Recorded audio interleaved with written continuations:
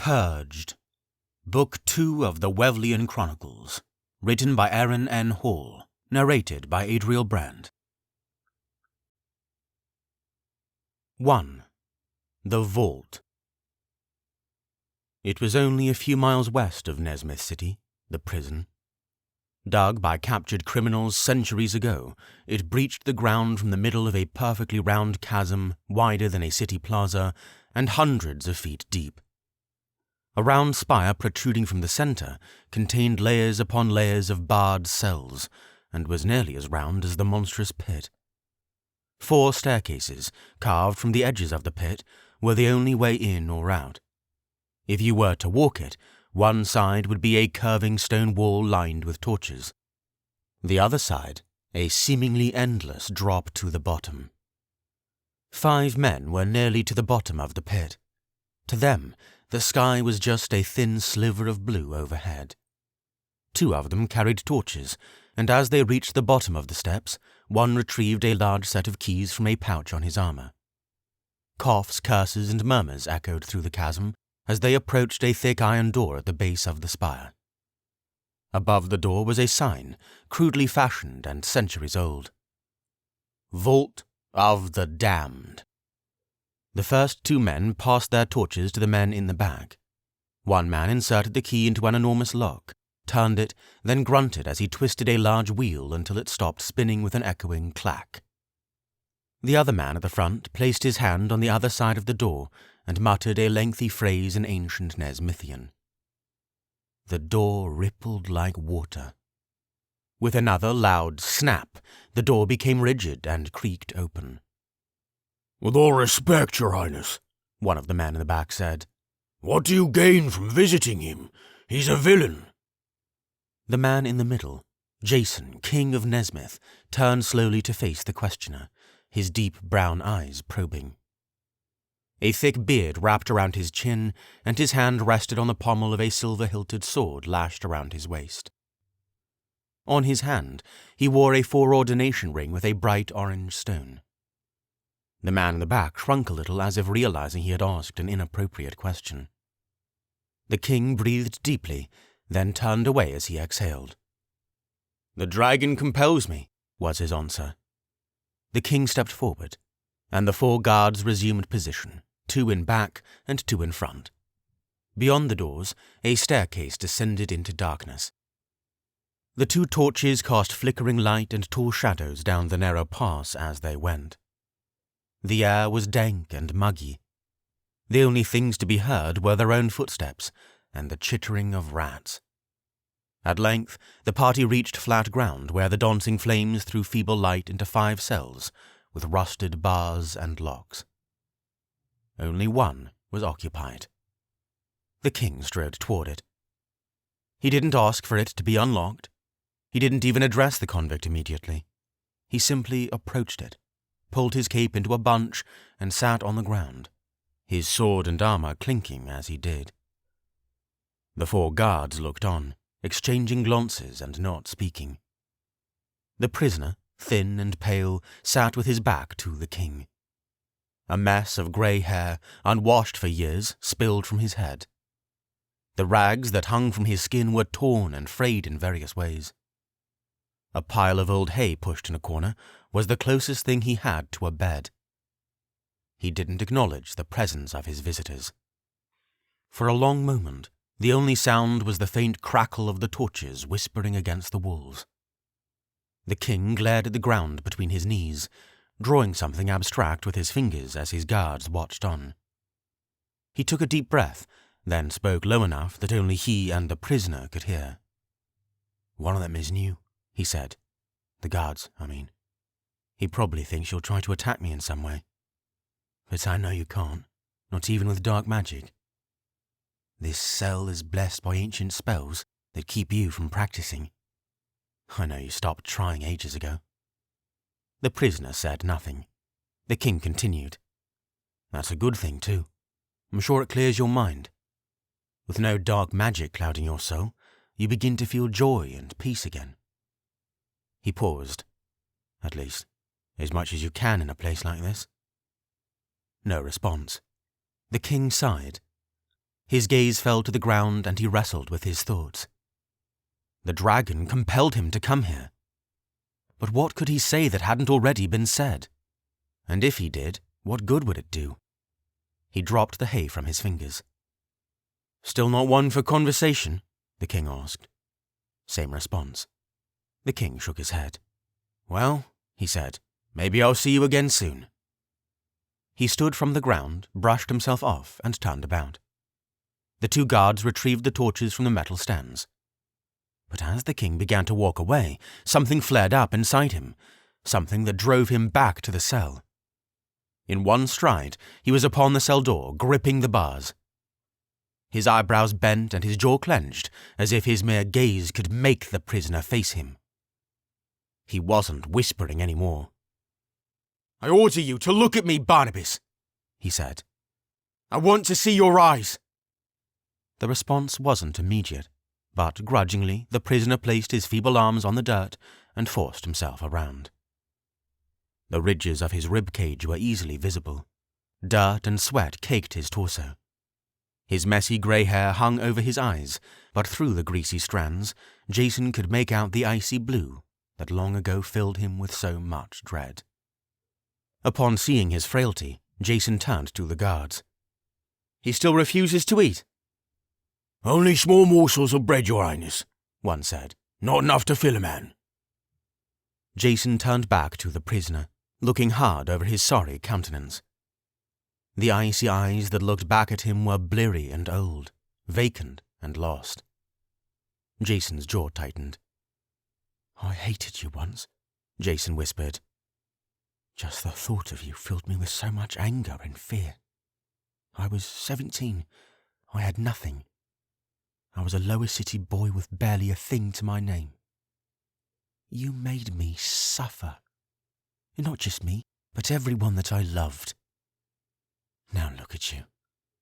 The holy dragon exacted vengeance upon you and your wicked rule through me. And yet..." Jason stooped down, putting his eyes level with Barnabas's.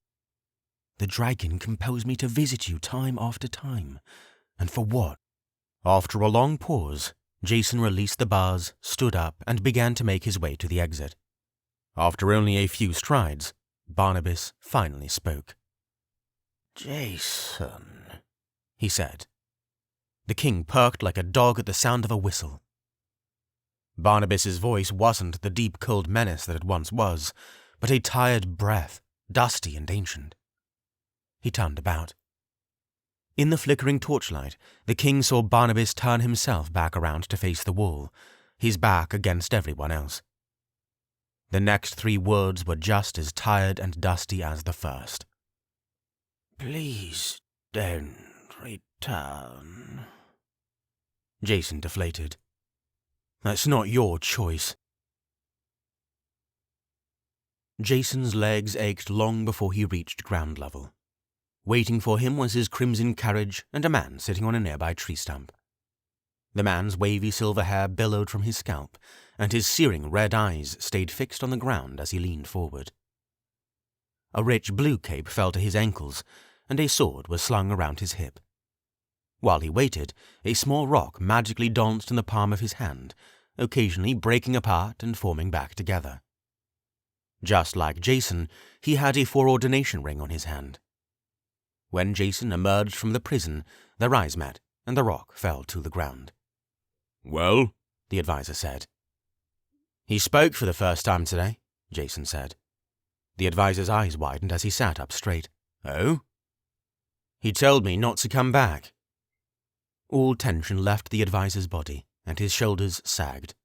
As he shook his head, he said, "I've told you time and time again." "Now visiting Barnabas is pointless," Jason said as he strode toward the carriage. "I understand how you feel, Nardiel. I still haven't forgiven him either. I haven't forgotten what he's done. But I keep feeling the dragon's pressings to visit him." "Jason," Nardiel said seriously as he joined the king's stride. "This is such a small matter, a distraction if anything. Are you sure it is the sacred dragon that gives you these feelings? This feels like an improper use of your time." Jason climbed into the carriage and sat down. I'm sure of it. At least I think I am. It's hard to tell. That I can certainly understand.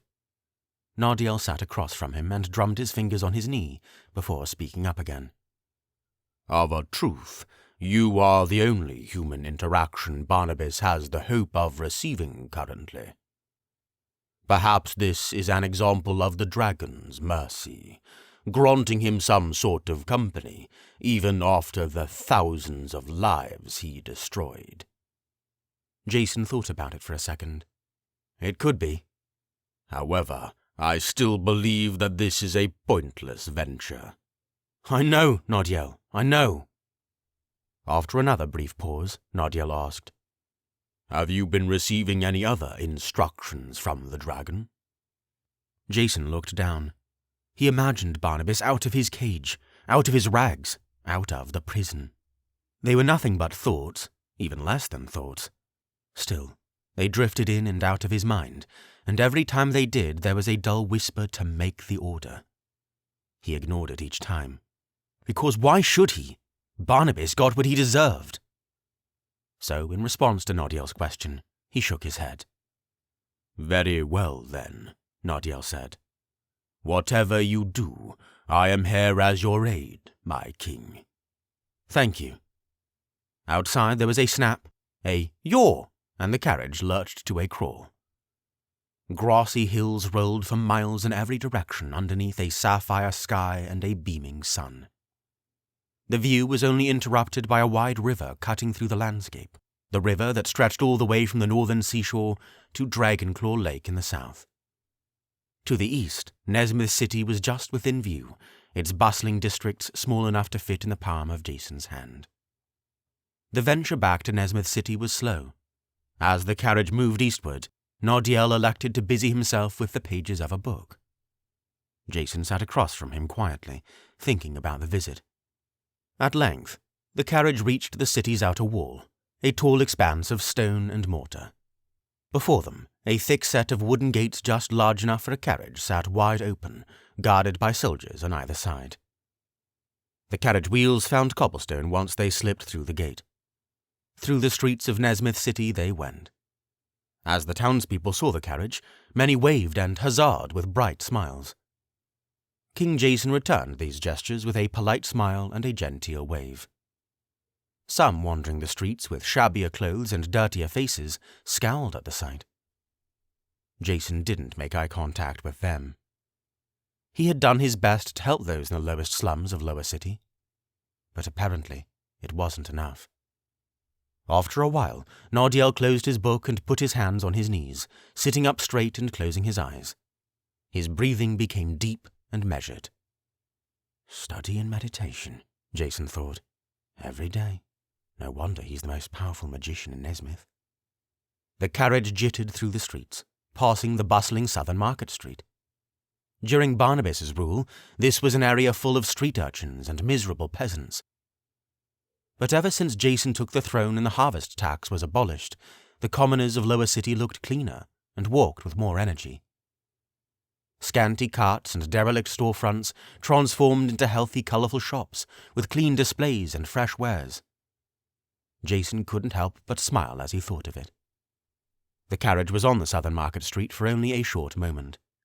Then it turned onto the posh northern market street, where aristocrats and noblemen did most of their shopping. The people walked about, girded in fine apparel, past storefronts ornamented with lavish materials. During Jason's commoner days, he never found himself venturing here. It was laughable to think a Lower City boy could afford so much as an apple on the northern market street. After a short venture on that street, the carriage turned north, ascending through Upper City. The mansions that lined the winding uphill streets were extravagant, surrounded by gates and boasting perfectly manicured gardens. Again, Nardiel and Jason barely spoke.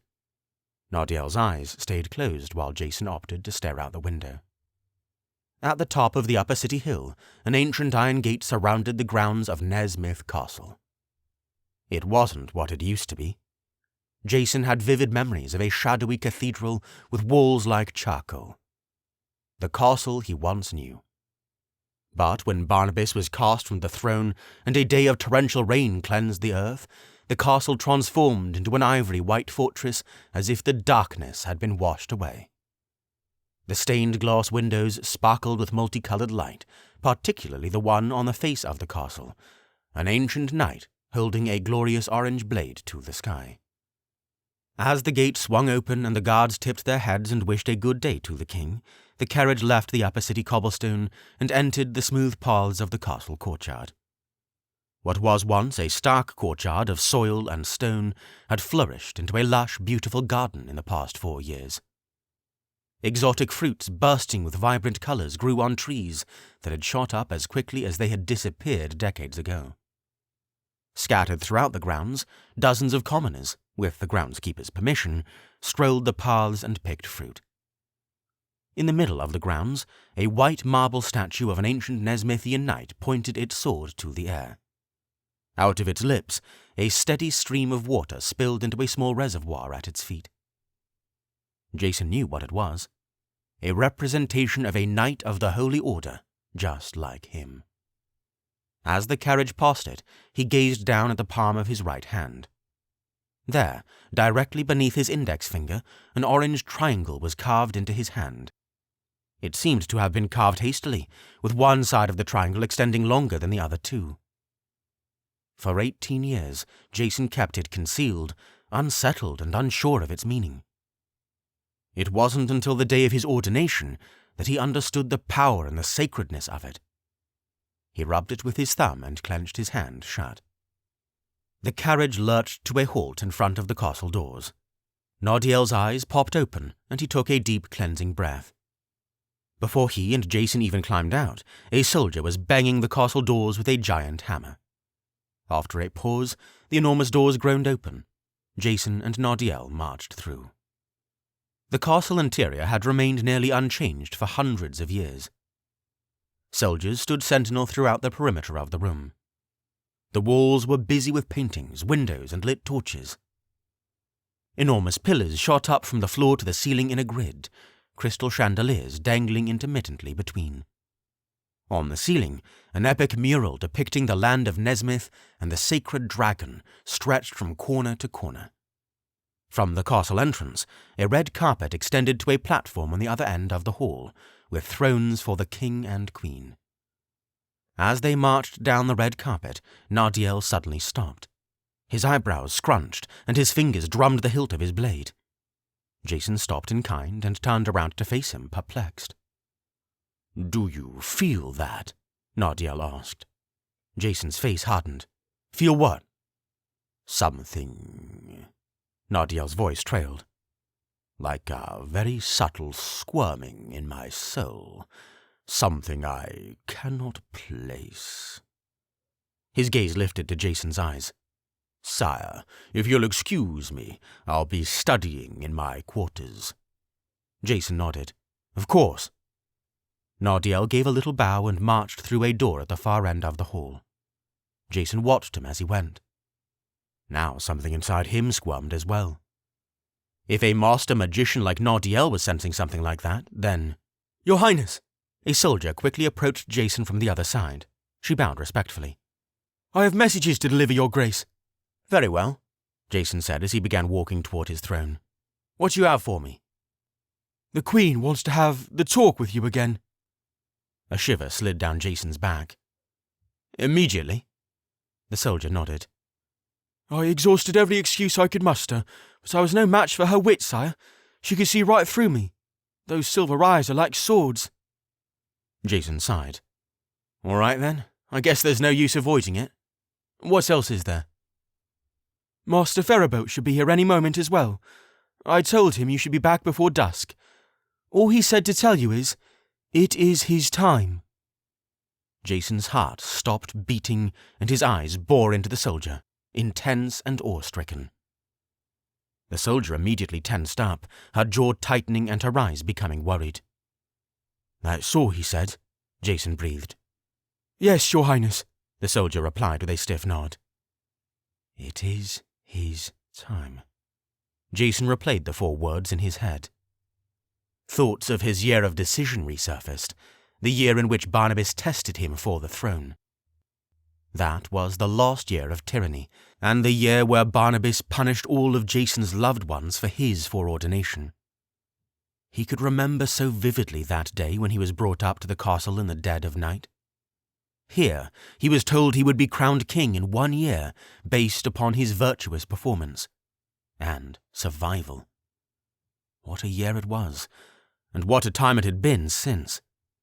Jason quickly brought himself back to reality. "Is that all?" he said. "Yes, sire." "Where is my wife?" "Last I saw her, she was painting in the courtyard." Jason thanked the soldier for her service and excused himself from the hall. Through a door and down a corridor, he reached the exit to the outer courtyard. All the while, he tried to control his breathing and march firm while he straightened his armor. He pushed the door open, and sunlight spilled onto him. There she was, Queen Sarayan, facing the brilliant hills that rolled endlessly northward. Her back was to him, shrouding her face behind a curtain of golden blonde hair. Her figure was covered by a flowing white dress that reached her ankles and elbows. However, she wore no shoes, leaving her bare feet on the courtyard stone. In front of her, an easel propped up a white canvas, which had become splotched with greens, yellows, and blues. Even in a painting smock, Jason couldn't help but think about how beautiful she was. He could fully appreciate the moment if he weren't so nervous. "Haven't you already painted these hills before?" he said as he strolled up to her. She turned around. Her perfect lips pulled into a smile, accentuating her dimples and the splash of freckles around her nose. She sneered and she said, "Sometimes you need to repeat some things to get the desired effect, like conversations with your husband, for example." Jason shriveled and sat on the edge of a garden box not far from her. He picked an angle where he could see her eyes, even though they barely left her canvas. A small tray of paints was propped up on her right side. The front of her dress was stained with a vast assortment of colors. "It's interesting to me that you chose a white dress to be your painting dress," he said. "The colors are much brighter and more visible when you spill." "Exactly." Might as well cut to the chase, he thought. "One of the soldiers said you wanted to talk to me." "One of the soldiers was right." "Darling, we've talked about this so many times before." "And here we are again." "What is different this time?" "Hopefully, this is the time you actually listen." "I've always listened. I just don't agree," Jason said. "Sarayan, I don't think now is the right time to have a child. We're both still too young." "Jason, my mother was 20 when she had me," Sarayan replied without looking off her canvas. "We're both 22. It's not uncommon for people our age to start having children." "What about a king and a queen?" At that, Sarayan tore her eyes from her painting and jabbed a paintbrush in Jason's direction. "That kind of thinking is dangerous. Don't put yourself above those you serve. It breeds corruption. We're all commoners in the dragon's eyes." "I think I know a little bit more about being a commoner than you do," Jason said with a raised eyebrow. "Is the son of a lower city printer more common than a daughter of a Nezmythian captain?" "Don't get distracted," Sarayan said firmly. "We're talking about having children, Jason." "Right," Jason said. "What about the kingdom then? Would I be first a king or a father?" "I don't know, but you're not going to be replaced anytime soon. There is no use waiting to start the next part of our married lives. You could be king until we're old and grey for all we know." For once, Sarayan set her brush on the tray. She turned about and faced her husband with one hand on her hip. She wasn't angry. Instead, her eyebrows were slightly furrowed and her cheeks were stiff. "You're scared. You're scared, aren't you? You don't think you're ready to be a father?" Jason sat up straight, his voice raised as a splash of indignation. "I'm not scared. Why would a king be scared of having a baby?" "I really don't know." Sarayan's face softened and she shook her head. "You truly are a wonderful person. I think you would be a marvelous father. You know that the dragon helps us in times of need. You know that better than most." To this, Jason had no reply.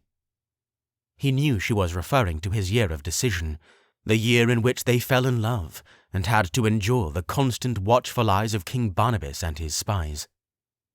Divine intervention was the only way Jason could have survived that year, being a poor boy from Lower City.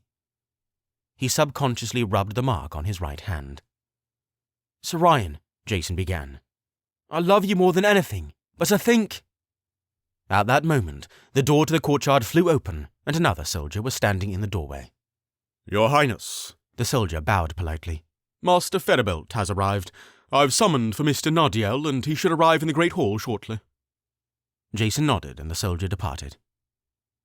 Queen Sir Ryan's shoulders sagged, and she picked up her brush again. "Go on. I'm sure it's important." Jason didn't get up right away. He gazed upon her, his eyes searching. Dejection was riddled across her face, and she seemed to be trying to push down the hopelessness and tender frustration she had been feeling with every brushstroke. At length, Jason stood up, left her a gentle kiss on the cheek, and slipped back into the castle. 2. The Message. As Master Ferrabelt tilted his head upward to admire the mural painted across the castle ceiling, the torchlight reflected off his bald head and round spectacles. He strolled around, his feet lifting lightly off the carpet as his hands clasped behind his back. The movement accentuated his round belly, even under his flowing orange robes. Nardiel was at his usual spot by the throne, standing on the side opposite of the Queen's seat. He didn't say anything, but tapped his toes in an impatient rhythm. His face was hard, twisted by a variety of thoughts. He and Master Ferrabelt had already exchanged their pleasantries. A door unlatched on the side of the hall, and Jason made his way through. Both he and Master Ferrabelt bowed as he entered.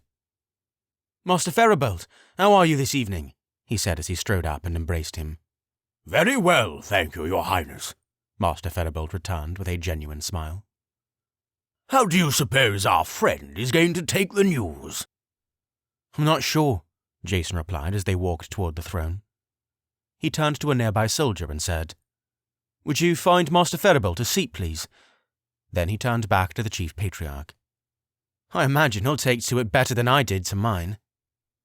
"Yes, you won't plot to destroy him during the next year, so I would assume so," Master Ferrabelt said with a wink. Jason grinned, but as he passed by Nardiel to sit in his throne, he couldn't help but notice Nardiel's intensity. His tapping toe and his stoic gaze never stopped. Jason frowned. "Are you okay, Nardiel? I know we only got to work together for a short time."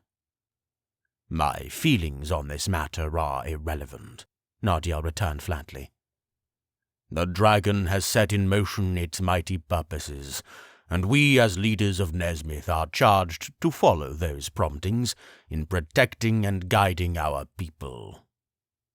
Jason sat in his throne and let out a muffled sigh. When he looked to Master Ferrabelt, the Chief Patriarch gave him a subtle, helpless shrug.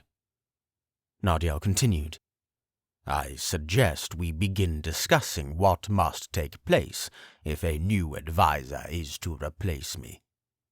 There is no reason to prolong the purpose for this gathering. Shall we begin?"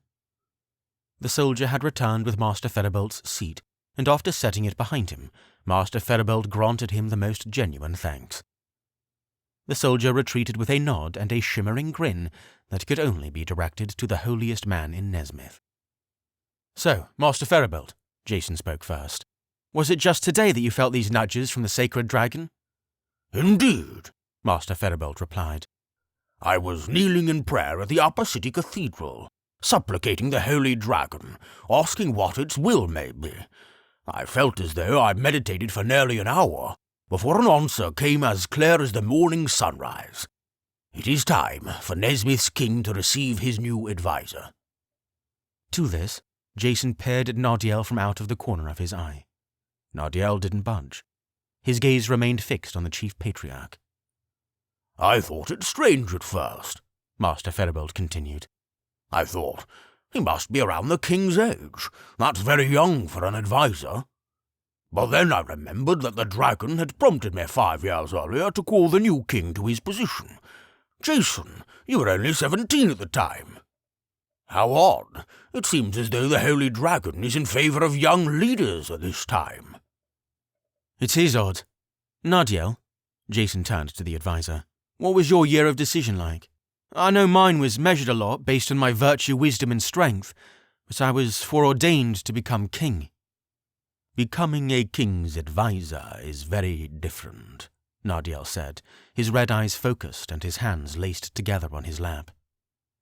The ordination ceremony at the conclusion of the year is essentially unchanged. The foreordained's worthiness is measured by the chief patriarch's observations, my own, and the oracle stones. So, we'll need to retrieve the oracle stone before he arrives tonight, Jason confirmed. He turned to a nearby soldier and gave him a nod, signalling the order. The soldier nodded in return and marched away. Yes, Nadiel said. But you, Jason, were simply measured by your effort to become a better man for the throne. You grew in wisdom, virtue, and strength upon your own accord. That is also true of an advisor. He must do these things, but this is not all. He must be nothing less than an impeccable scholar. He must be well-versed in history, economics, geography, magical arts, and so forth. That includes ancient Nezmythian. How will he be tutored in the next year? Master Ferabelt asked. I took it upon myself during Jason's year of decision, but I'll admit it was a little presumptuous to do so. You were the only protection I had from a king that constantly sought my life, so I think your actions were justified, Jason said. Nadiel shifted and said, Custom dictates that I take it upon myself to teach the boy. It is recommended that my lessons with him should be a daily occurrence. If he's supposed to learn all of those things within the year, that seems necessary, Jason said. During my year of decision, I met with Master Ferabelt weekly just to learn ancient Nezmythian, and I still wasn't close to fluent by the end of the year. Nadiel nodded. As I understand, he is an expert in physical combat, but seldomly uses magic outside of Ajeroki. How is his knowledge on the things I had mentioned earlier, history and economics? The question was directed to Jason, who replied, He runs his own shop on the lower Market Street, so he has a slightly better understanding of economics than most. As for history, only as much as the common man. I see, Nadiel said. Well, is there anything you gentlemen think we need to address further? Jason and Master Ferabelt agreed in the negative. It was decided that they would fetch him tonight. You fetched me in the blue coach at the beginning of my year of decision, Jason said to Nadiel. Is it customary that I fetch him in my red coach? It matters not, Nadiel shook his head. But I know you would like to. With that, he grinned at the king genuinely. Jason couldn't help but return the gesture. He placed his hand on Nadiel's shoulder, which was noticeably above his own. It has been an honor to work and serve with you, he said. And I'm grateful that I'll still have you for at least one more year. Nezmyth will forever be grateful for your service. Nadiel continued to grin, but his eyes lost their gleam with Jason's comment. The king squeezed his shoulder in reassurance, and it was that moment that a soldier marched up to his side. Your coach is ready, Your Majesty, he said. Good, Jason replied. Let's pay a little visit to Terran, son of Gulaf the stonemason. He's got a very big year ahead of him. With that, Jason and the soldier started toward the main doors. Jason blindly followed the red carpet as he walked, thinking about the honor it would be to serve as king and advisor with his best friend. Memories of sparring, playing music, and laughing as young boys danced in his mind. It seemed as though the memories they had already forged together were just a dull fraction of what their future held. However, something stopped him. In an instant, a chill fell over him like a blanket. His fingers and face went cold, making him shudder and gasp. The feeling didn't go away. Do you feel that? Nartikis called from halfway down the hall. Yes, Jason said. I do as well, Master Featherbolt said. It's just as I felt earlier, Nartikis said. But much stronger. Jason turned about and faced the two of them. Concern was riddled across their faces. Nartikis' red eyes, burning and serious, were fixed on the doors. His hand was on the hilt of his sword, his shoulders back. Something is coming, he said. I can sense it. I'm not certain, but it can't be far. He and Jason both ripped their blades from their sheaths in unison. Master Featherbolt merely stood, waiting, his eyes locked on the door. The dark feeling hadn't dissipated in the slightest, but only grew in intensity as the moments stretched on. With each passing second, the air grew colder. Your Highness! A soldier scurried into the hall, panting and clutching some parchment. He slid to a halt in front of Jason. Sir, he began. 3 messengers have somehow infiltrated the castle grounds and are waiting by the doors. They've requested an audience with you immediately. All of them are heavily armed, but they aren't doing anything. Nartikis marched up to Jason, his eyes fierce. They made it past the outer gates. Jason clutched his sword tighter. Yes, sir, the soldier continued. They just appeared out of nothing. The soldiers were ready to fight them, but the messengers didn't draw their weapons. They said their only purpose is to deliver a message. Then why the weapons at all? Nartikis asked flatly. At this, the soldier had no answer. Jason, Nartikis, and Master Featherbolt all exchanged hard looks. Messengers never stopped by in the evening, and the cold rush that had befallen all their hearts was unmistakable. However, everyone's weapons were drawn. There were only 3 messengers, and the castle hall was lined with some of the most able-bodied soldiers in the kingdom. Jason turned back to a soldier and said, Fine, let them enter. The soldier nodded and scurried away again. After a long moment, 3 great knocks were given, and a small group of soldiers heaved the ancient doors open. They groaned mightily as they swung open inch by inch, pouring the crisp evening air into the castle. A shiver shot down Jason's back. The sun was fading over the horizon, so little daylight spilled into the hall. It was hard to discern the figures of their intruders, but as they sauntered down the red carpet, their silhouettes cleared. The sight of them made his palms sweat.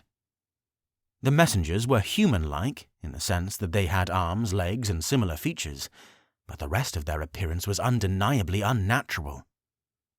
Grey, oily skin covered their grotesquely muscular bodies, and their eyes and ears stuck into their skulls as if they were half melted.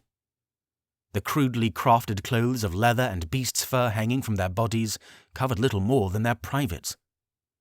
And each messenger carried a small armory on their person, swords, axes, and spears across their backs, and daggers in their boots. As they came closer, they leered at the 3 Nezmythian leaders. The one in front sneered at the king as he stopped only a few paces away from him. It was then that Jason noticed their teeth, an eroding yellowish grey, coated with saliva. Jason held his ground, blade still drawn, while the chilling cold enveloped him. The 3 creatures bowed. Greetings, Jason, King of Nezmyth. The first had a voice like stone. Who are you? Jason replied firmly. And how did you make it to the castle doors without detection? We come bearing a message, the first said, from His Majesty, King Nartikis of Unbuntye. We have no dealings with the kingdom of Unbuntye, Nartikis shot. Now it seems you will, the beast sneered once more. The beast held up a folded-up piece of parchment and extended it to Jason. With his eyes still fixed on the beast, Jason snatched up the parchment and unfolded it. The message was very short, written with thick black ink. To the foreordained king of Nezmyth, Jason. We are in need of your aid. Our kingdom suffers, while Nezmyth enjoys plenty. I would be honored to host you while we negotiate a means for trade. Please arrive as soon as possible. My people are in great need. Nartikis, born king of Unbuntye. Beneath the signature, the seal of Unbuntye was stamped in black wax. Jason stole another look at King Nartikis' servants.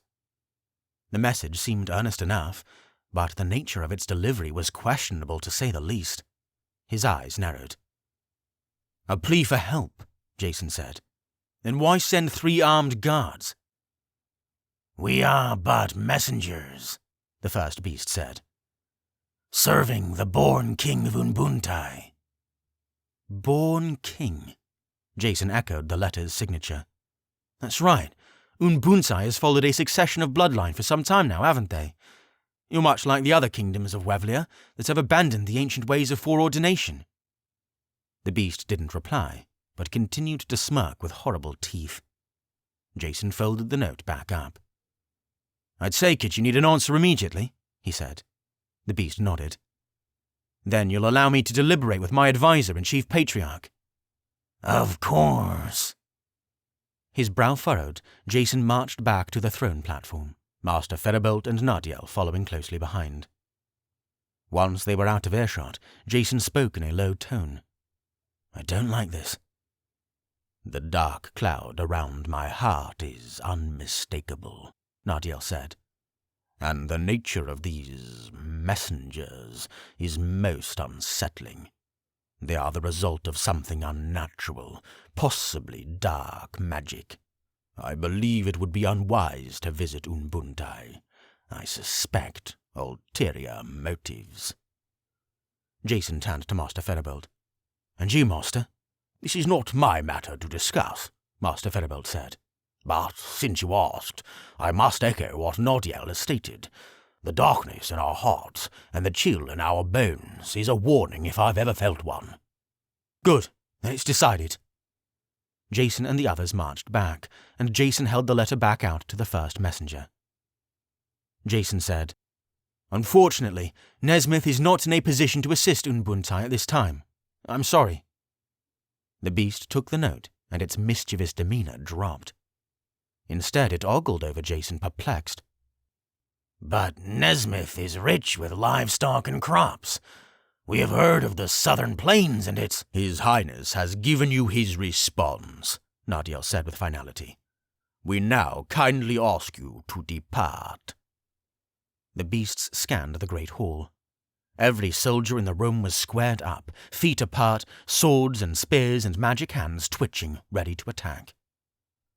The messengers pensively closed their smouldering eyes, then bowed and lifted their heads one more time. Very well, the beast said. We shall go. Nardiel and Jason covertly exchanged glances. The beasts turned about and began to saunter toward the giant doors. After just a few steps, the leading beast stopped. It turned its head toward the Nezmythian rulers and spoke softly. The children of Unbuntye starve, the beast purred. Our crops scorch in the sun, and our livestock rot in the fields. Is this the life you curse us to? We had heard much of the goodness and mercy of King Jason. It appears we were misinformed. With that, the beasts continued their march. Jason's body was consumed with the chill, but he felt his heart sink. Is this the legacy he was choosing to leave? To so quickly dismiss the ruler of another kingdom's honest plea? His face was hard as the gears in his mind turned. He pictured it, the starving Unbuntye children in a kingdom depleted of resources. Could it be true? If it were, those lost lives would be on him. On that thought, Jason thrust his sword back into its sheath. Nardiel looked on in cautious curiosity, but his curiosity quickly changed to dismay when Jason stepped forward. Wait, Jason called to the messengers. The soldiers were beginning to pull open the massive doors at the end of the hall. As they continued to pull, the beasts turned around. Jason ignored their unnatural eyes and horrible teeth. When he reached them, he put the palm of his hand on the pommel of his sword. He asked, How far is it to the capital of Unbuntye? 4 days by carriage, the beast replied. Jason looked back at his friends. Master Feribolt's face was dark, and Nardiel's was still bristling and tense. The advisor slowly shook his head. Jason turned back to the messenger. "I'll leave tomorrow morning," Jason said. "I'll order bags of seeds and grains and bring it with my caravan. I don't want Unbuntye to suffer. You can tell King Nartikis that." The beast grinned, and the glint returned to its eye. "Very well, Your Highness. The kingdom of Unbuntye thanks you." Without another word, the 3 beasts strode out of the hall. Once they were through, soldiers pushed the massive doors shut.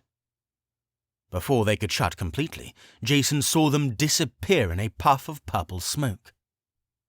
When they disappeared, warmth gradually returned to his body. The soldiers in the great hall relaxed their shoulders and sheathed their weapons. Jason frowned. "What were those things?" he said. "Have you ever seen them before?" "No," Nardiel said sternly, his eyes boring to Jason. "You directly disregarded my counsel once again." "What if they were telling the truth?" Jason said. "What if Unbuntye is suffering?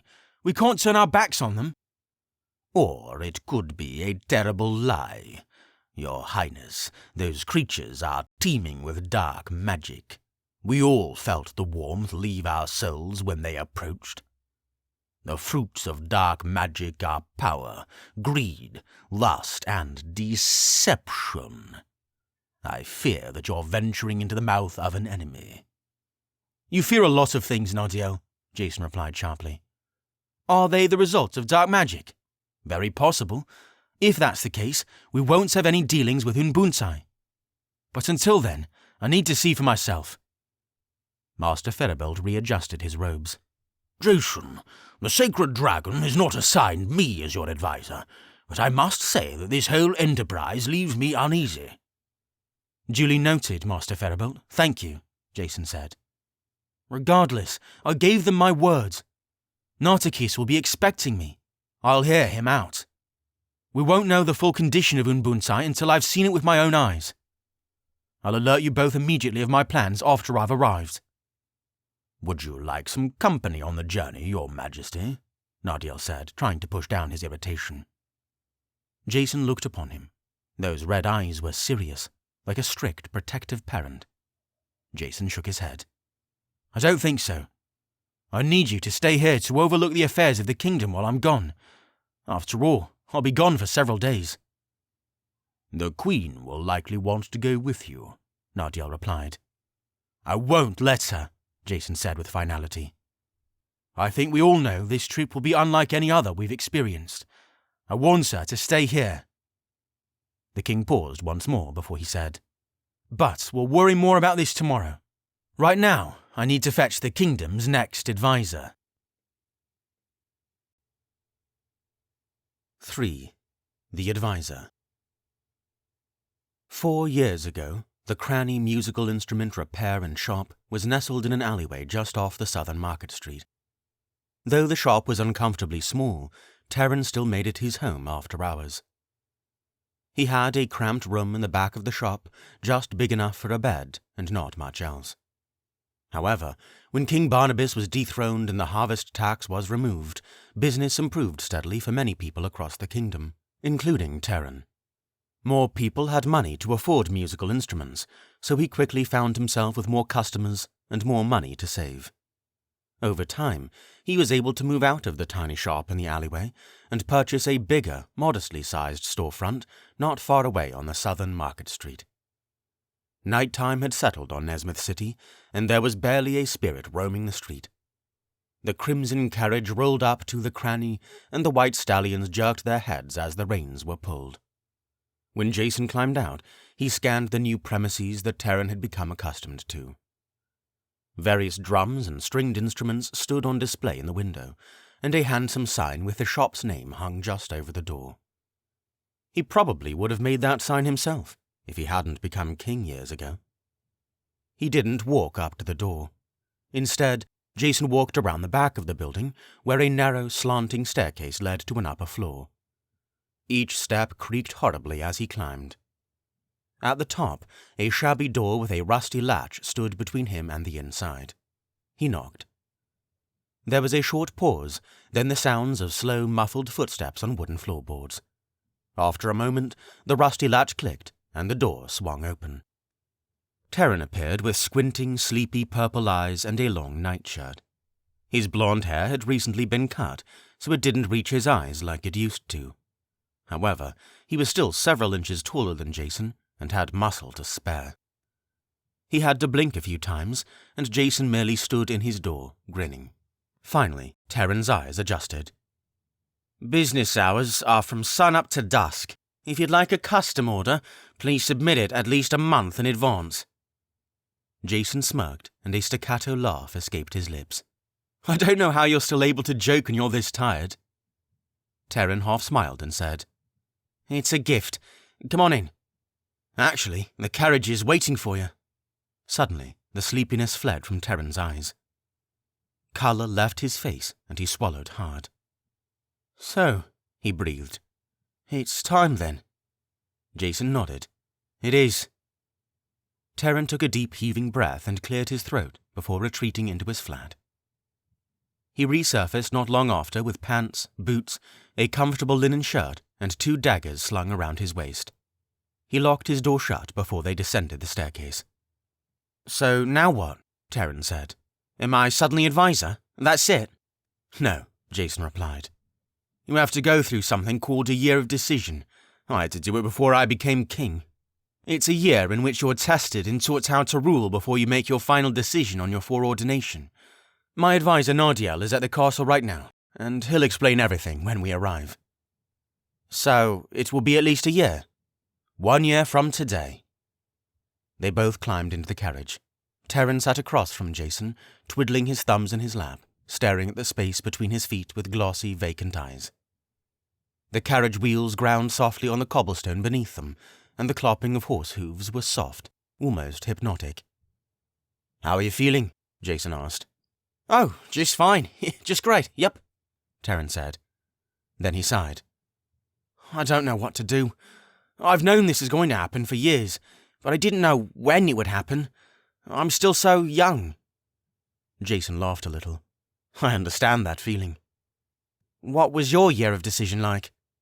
"It was all-consuming, terrifying. I spent all my time and energy trying to better myself for the throne. Meeting with Master Ferribolt every week was a great help. I never could have made it without him."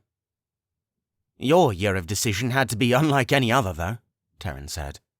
"With that murderous madman Barnabas and everything, it's amazing he didn't kill you." "Dragon knows he tried," Jason replied. "But Nardiel and the dragon protected me from afar. You have a lot to learn in the coming year, but I know the dragon will help you too." "But I'm not allowed to talk about it, right?" Terran said. "No," Jason said. "But it's mostly for your benefit. Imagine every aristocrat trying to befriend you because of your new position. You'd have a legion of new friends that would want to associate with you just because of your title. You don't need that burden upon you." Terran hummed and nodded. They sat in silence for some time. The once tawdry shops on the southern Market Street turned to the fancy and intricate storefronts of the northern Market Street. All the while, Terran kept rubbing his hands between his knees and staring at the floor. Suddenly he asked, "You're the only Nezmythian ruler that's married, aren't you? Master Ferribolt and Nardiel don't have wives." Taken aback, Jason replied, "That's true." "Why?" "Master Ferribolt was married, but she passed 5 or 6 years ago," Jason said. "Nardiel has never been married, though. I would tell you the story, but I don't think that's my place. I'm sure he'll tell you eventually." "I thought it was strongly recommended that a foreordained ruler be married." "It is," Jason replied, "but not necessary. It's all in the dragon's plan." They sat in silence for a bit longer. The carriage turned toward Upper City, climbing up the hill that led toward the castle. Handsome, symmetrical houses of brick and stone stood in the moonlight. Lit street torches threw a dancing orange glow onto the ascending cobblestone. As the carriage tottered closer to the castle, Jason couldn't help but think of the recent events in the Great Hall. "We had a strange happening at the castle just before I came to get you," Jason said. "The royal chef undercooked your beef?" Terran said. No maids to rub your feet? Jason would have loved to laugh, but couldn't. We had a few visitors, 3 messengers from Unbuntye on behalf of their king, Nartikis. He wants my presence immediately, because he says Unbuntye is struggling to survive. That doesn't seem too strange. But the messengers were beastly things. They looked like humans, but with grey skin and misplaced eyes and ears. When they entered, all of us felt cold, like the warmth of our bodies just left us. I could even see my breath. At this, Terran shivered and his hands subconsciously went to his daggers. You didn't hear them cast a spell of any sort? No. We think they may be the result of Tepnoedema. Tepnoedema, Terran repeated. Ancient Nezmythian for dark magic. Terran's gaze dropped. I didn't know something like that even existed. Good, Jason said. We try to keep it that way. It's powerful, but seductive and evil. If everyone knew about it, the kingdom would probably fall into chaos. He looked out the window. I plan on leaving tomorrow. I'm not sure what this trip will hold, but I'm going with a legion of guards. Terran, I've never seen those creatures before. I felt it. The darkness that was within them. I hope I'm wrong about all of this. Terran swallowed and he let out a shaky sigh. Jason half smiled and said, I suppose this is what you get to look forward to for the next year. Terran sat in a chair not far from the throne platform, his knees together and his hands on his thighs. The past several minutes had gone quickly for him. He entered the great hall trying desperately to breathe evenly and keep a temperate composure. Master Feribolt magically procured a chair and Terran sat in it. Nardiel rehearsed all the details for his year of decision. Then he brought the oracle stone. When Nardiel placed the oracle stone in Terran's hands, Terran took it like it was made of priceless porcelain. Jason knew that he couldn't break that stone if he tried, but it was still amusing to see him handle it so carefully. The smoke inside the glassy orb stirred at Terran's touch, and after a moment, the smoke swirled vigorously and began to change colour. As it was first a neutral grey, but in Terran's hands it became a soft, glimmering yellow. It reminded Jason of the colour it was during his ordination ceremony years ago. The oracle stone measures the purity of your heart, Nardiel told Terran as he paced several feet away. It will be black if you have completely surrendered yourself to darkness, or white if your heart is completely unspotted and pure. It looks as though you have a very healthy spirit. Thank you, sir, Terran said. I supplicate the dragon at the cathedral weekly. That is good. What did you make of your foreordination when you received your blessing of fate? Terran scratched his neck. I didn't know what to think. I didn't understand why the dragon would want me to be an advisor, but I wished in my heart that my time wouldn't come until after Barnabas was gone. The last few words were hard and heated. Understandably so, Nardiel said. But if the dragon had called you to fulfill your foreordination at that time, would you have done it? Terran thought about it for a second, then nodded the faintest nod. Yes. That word came out with particular venom. Jason knew that Terran was thinking of his mother, who, if it weren't for Barnabas, wouldn't be living in a faraway village for the incurably insane. She was taken many years ago and thrown in prison, accused of speaking ill of the king. When she was released, she had such frequent flashbacks of her prison beatings that she couldn't live among average people. They sent her to Loonley Village to live with others like her. Terran's hatred for King Barnabas had been alive and well ever since. For the next year, Nardiel said, you will meet with me every day, so I can tutor you in preparation for your position. You'll become well-versed in the arts, literature, mathematics, economics, history, magical arts, and ancient Nezmythian. It is imperative that you acquire a formidable knowledge of these things in order to properly advise your friend. After all, a king is nothing without his advisor. Jason smirked. Maybe Nardiel was patting himself on the back for saying that, but it wasn't far from the truth. "Every day?" Terran repeated. "But I'm already loaded with so much work.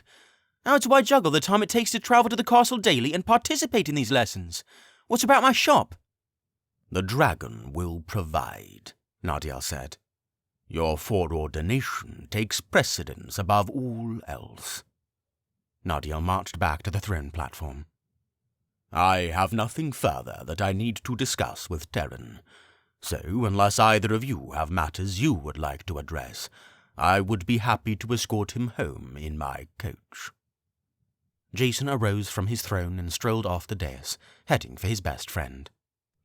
He took Terran in the Nezmythian grasp of brotherhood, looked him firmly in the eyes, and said, "You'll be an excellent advisor. The next year will be difficult, but if I can wear this cape, you can too." Terran smiled sheepishly. Everyone at the throne platform exchanged their pleasantries. Then Terran and Nartikis made their way down the red carpet. The doors at the head of the hall opened and closed in their usual manner, and Jason knew that Terran and Nartikis were on their way back to the southern Market Street. Interestingly, Master Ferrabelt lingered, even though it was much later than he preferred to stay awake. He stood by the throne platform, his hands clasped behind his back, admiring the mural on the ceiling once again. Then he turned to Jason and smiled like a wise and patient father. Jason knew that look all too well. He had been on the receiving end of that gaze dozens of times before, particularly during his year of decision. "This must bring back memories for you." Jason slumped down and propped his head in his hand. His eyes felt heavy and his bones ached. "It sure does," he responded. "Many visits to your mansion, in which you taught me the ancient language and the dangers of dark magic. I told Terran that I wouldn't be in this throne without you." "You learned much, and you grew significantly," Master Ferrabelt said. "You were humble. You had faith. You were willing to rise to your responsibility and take the throne, despite your fear. Your story is truly remarkable." Jason squinted just a little. "You know, usually you precede some sort of criticism with compliments." Master Ferrabelt's belly bounced as he chortled. "I know. You find yourself short of surprises once you reach my age." He paused. "Jason, I worry for you occasionally." "How so?" "You came in and began to rebuild a crumbling kingdom. You've seen much success. You're beloved by your people, and you judge righteously. It's clear that the people of Nezmyth are much happier now than they were years ago." But I'm afraid a seedling of pride has been growing inside you, and I fear that it is because of your success." Jason tilted his head. "Explain." "Your disregard to your advisor's counsel today was an example, among other things," Master Ferrabelt said. "It's impossible to be perfectly humble as king. With legions of soldiers at your every beck and call, it can be difficult to hear dissenting views when you're surrounded by so many that tell you yes. You seem to do more and listen less than you did when you took the throne years ago." "I've learned a lot since then." "True, but considering yourself wise leaves little room for wisdom at all." A spark of anger lit up Jason's chest. As quickly as it appeared, it faded. His hands tightened and then loosened. "I understand, Master Ferrabelt," Jason said. "Could we continue this conversation another time?" "Of course. I apologize." Master Ferrabelt bowed respectfully. "I do hope you know my words come from a place of love. I'm so grateful to have you as my king. I just worry, that's all." Jason smiled benevolently. "And I'm grateful for you, truly." He got up from his throne, stepped off the dais, and gave Master Ferrabelt a hug. They exchanged their farewells before they exited the great hall. Dragging his feet, Jason ascended through several hallways and staircases that led to the castle's master bedroom. As he went, soldiers nodded to him and wished him a good night. He hardly noticed them. His mind was occupied on Master Feribolt's recent words. Had he become too prideful and overconfident? Perhaps, but compared to Barnabas, no. Jason was a perfect angel in comparison. Right now, maybe that's all that mattered. He opened the door to his quarters as quietly as he could and latched it shut. Across the room, in their large four-poster bed, Queen Sarayan slept. Her golden blonde hair spilled over her pillow and onto the sheets. Jason untied his cape and hung it on a hook by the door, then proceeded to slip off his armor and put on his night clothes soundlessly. The stone floor was cold against his bare feet, and he walked on tiptoes toward the bed. He slipped under the covers, being careful not to disturb the queen. She stirred, not reaching the threshold of waking, and exhaled a deep, peaceful breath. Jason fell asleep quickly. In his dreams, he saw warriors with oily grey skin. 4. The Forest. When Jason exited the castle the next day, he found several servants already packing things into a supply carriage. His red carriage waited for him not far away, his driver leaning back in his seat smoking a pipe and looking as pleasant as ever. He tipped his hat to the king as he passed. Among the carriages, nearly 100 soldiers stood armed and ready for march. Spring was slowly creeping into summer, and the sun had a fresh golden tint as it rose over the eastern mountains. The chill of the morning was bracing, and Jason's arms sprouted into goosebumps as he marched across the castle grounds. Plants and trees swayed in the breeze as he walked by, almost as if they were bowing to him. Nardiel was outside overseeing the packing affairs, arms folded, watching the servants like an unimpressed supervisor. His blue cape wafted around his ankles and shuddered in the early morning breeze. Jason walked up beside him, adjusting his own cape. When he stopped, he placed his hand on the hilt of his sword. Nardiel spotted him out of the corner of his eye. "Good morning, Your Highness." "I don't feel good about this," Jason said. "Nor do I. Yet here we are." "I'm just looking forward to getting it over with," Jason said. "I feel better having all these guards come along. How was Terran on the trip home last night?" "As well as can be expected," Nardiel replied. "Very nervous, very unsure of himself, just like another young man who was tested not long ago." "He'll be all right. Better than me, I would say. He's a hard worker, one of the hardest I know, and I know he'll put in a valiant effort." "His heart is pure, too," they heard from behind. They turned and discovered that Master Feribolt had suddenly appeared on the edge of a garden box not a dozen paces away. His legs were crossed, and his hands sat laced on top of one knee. Overall, he looked very pleased. "I listened to the dragon's whispers as we talked last night," Master Feribolt continued. "Terran is, of course, very unsure of himself, but he's ready and willing to do whatever he can for the kingdom.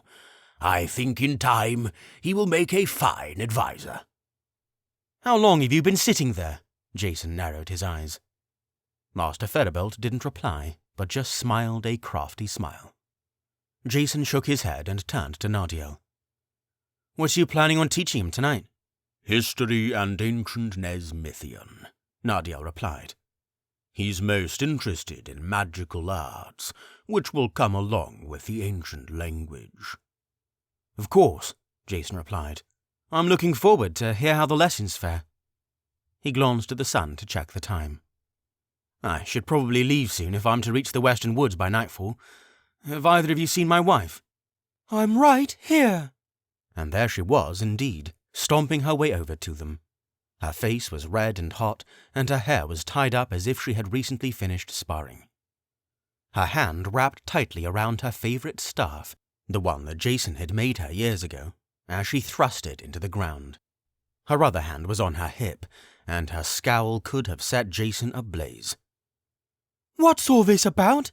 she half yelled, motioning to the caravan. "Excuse us," Nardiel said to the king while shooting a glance at Queen Sarayan. Master Feribolt, do you mind?" "Certainly not." Master Ferrabelt slid off his perch. They both scurried away without looking back at whatever storm was brewing. Jason gazed into those burning silver eyes and tried to remain collected. "Sir Ryan, my love," he said calmly, "I meant to tell you, but when I came in last night you were asleep, and when I awoke you were already out." 8 days at least, she said, leaning in. That's what they told me, Jason. 8 days. The entire castle knew before I did. Where are you going? Unbuntye. Why? Unbuntye is struggling, or at least the king claims it is. I don't know. Jason sighed. I'm going to Unbuntye to measure their affairs. If they need help, we have carriages packed with supplies, and we'll send more later. If there are ulterior motives, we'll have a large battalion of soldiers at the ready. I'm going with you, she said. No, you're not, Jason returned with just as much finality. Jason! Sir Ryan, I don't have a good feeling about this trip, Jason said. I need you here, in Nezmyth. What if, dragon forbid, something were to happen to me? You're my inheritor, so you'd be left to rule the kingdom. Please, stay. If you have a bad feeling about this trip, why are you going at all? That could be a warning. Just stay home. I gave them my word. My mind wouldn't rest if I didn't at least see for myself. Sir Ryan huffed and threw her staff over her shoulder. Your mind, of course. Well then. She dropped her staff, letting it clatter to the ground. Gracefully, she stretched out her hands and gave a theatrical bow, her matted hair hanging down her face. Her voice was unmistakably sarcastic. Forgive me, Your Excellency. I only wanted but a morsel of your time. Stop, Jason glowered. Sir Ryan scooped up her staff, flipped around, and said, Happy travels, without so much as looking at him as she stormed away. Sir Ryan, Jason whined. It was no use. The conversation was over. The 100 soldiers that lingered by the carriages watched the Queen saunter away spitefully before the castle doors opened and closed behind her. Then all eyes were on Jason. He clenched his jaw and breathed deep, trying not to think about how red his face probably was. Now that the storm was over, Nodiel crept over to Jason. He cleared his throat and said, Your Highness, the carriages are fully stocked now. Jason breathed deep, looking up at the sky, then at Nodiel. Well then, he said, no use wasting time. I'll see you in 8 or 9 days. When the carriage reached the western gate, a small battalion of soldiers hurriedly opened the doors. The carriage bustled through, but not without engaging the distasteful glares of shoddy-looking townspeople.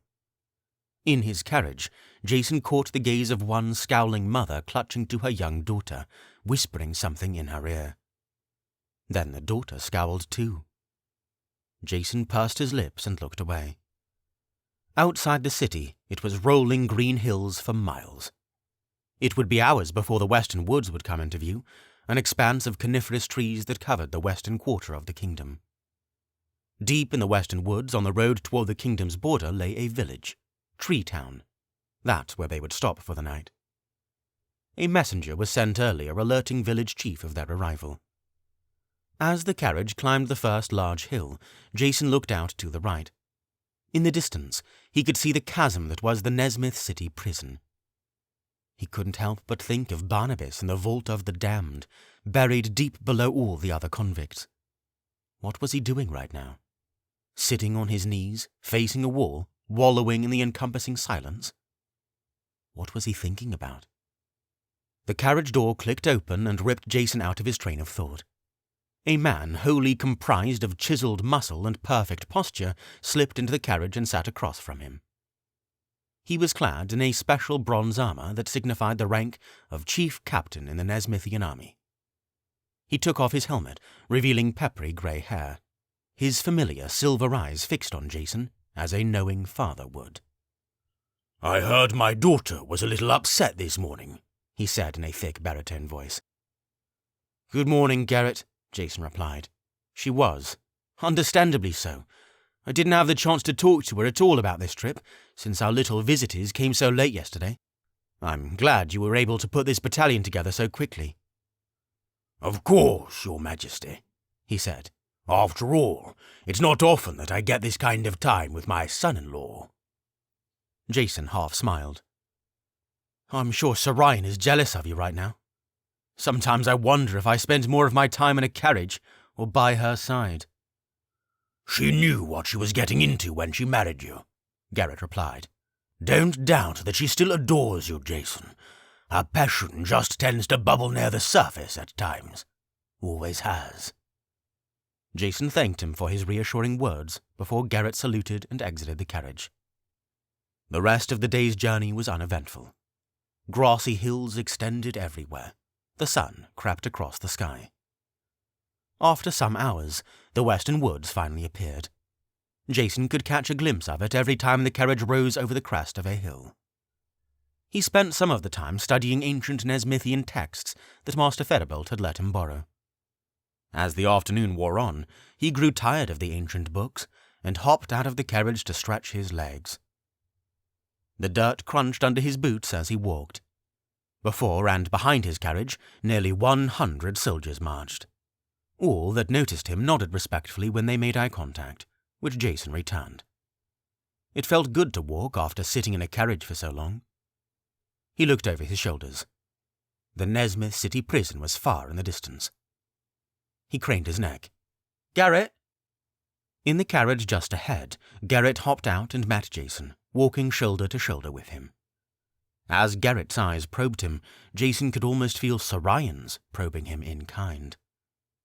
"Garrett, do you think I'm a good king?" Visibly taken aback, Garrett scoffed and said, "Of course I believe you're a good king. What's caused your confidence to falter?" "A list of things," Jason sighed.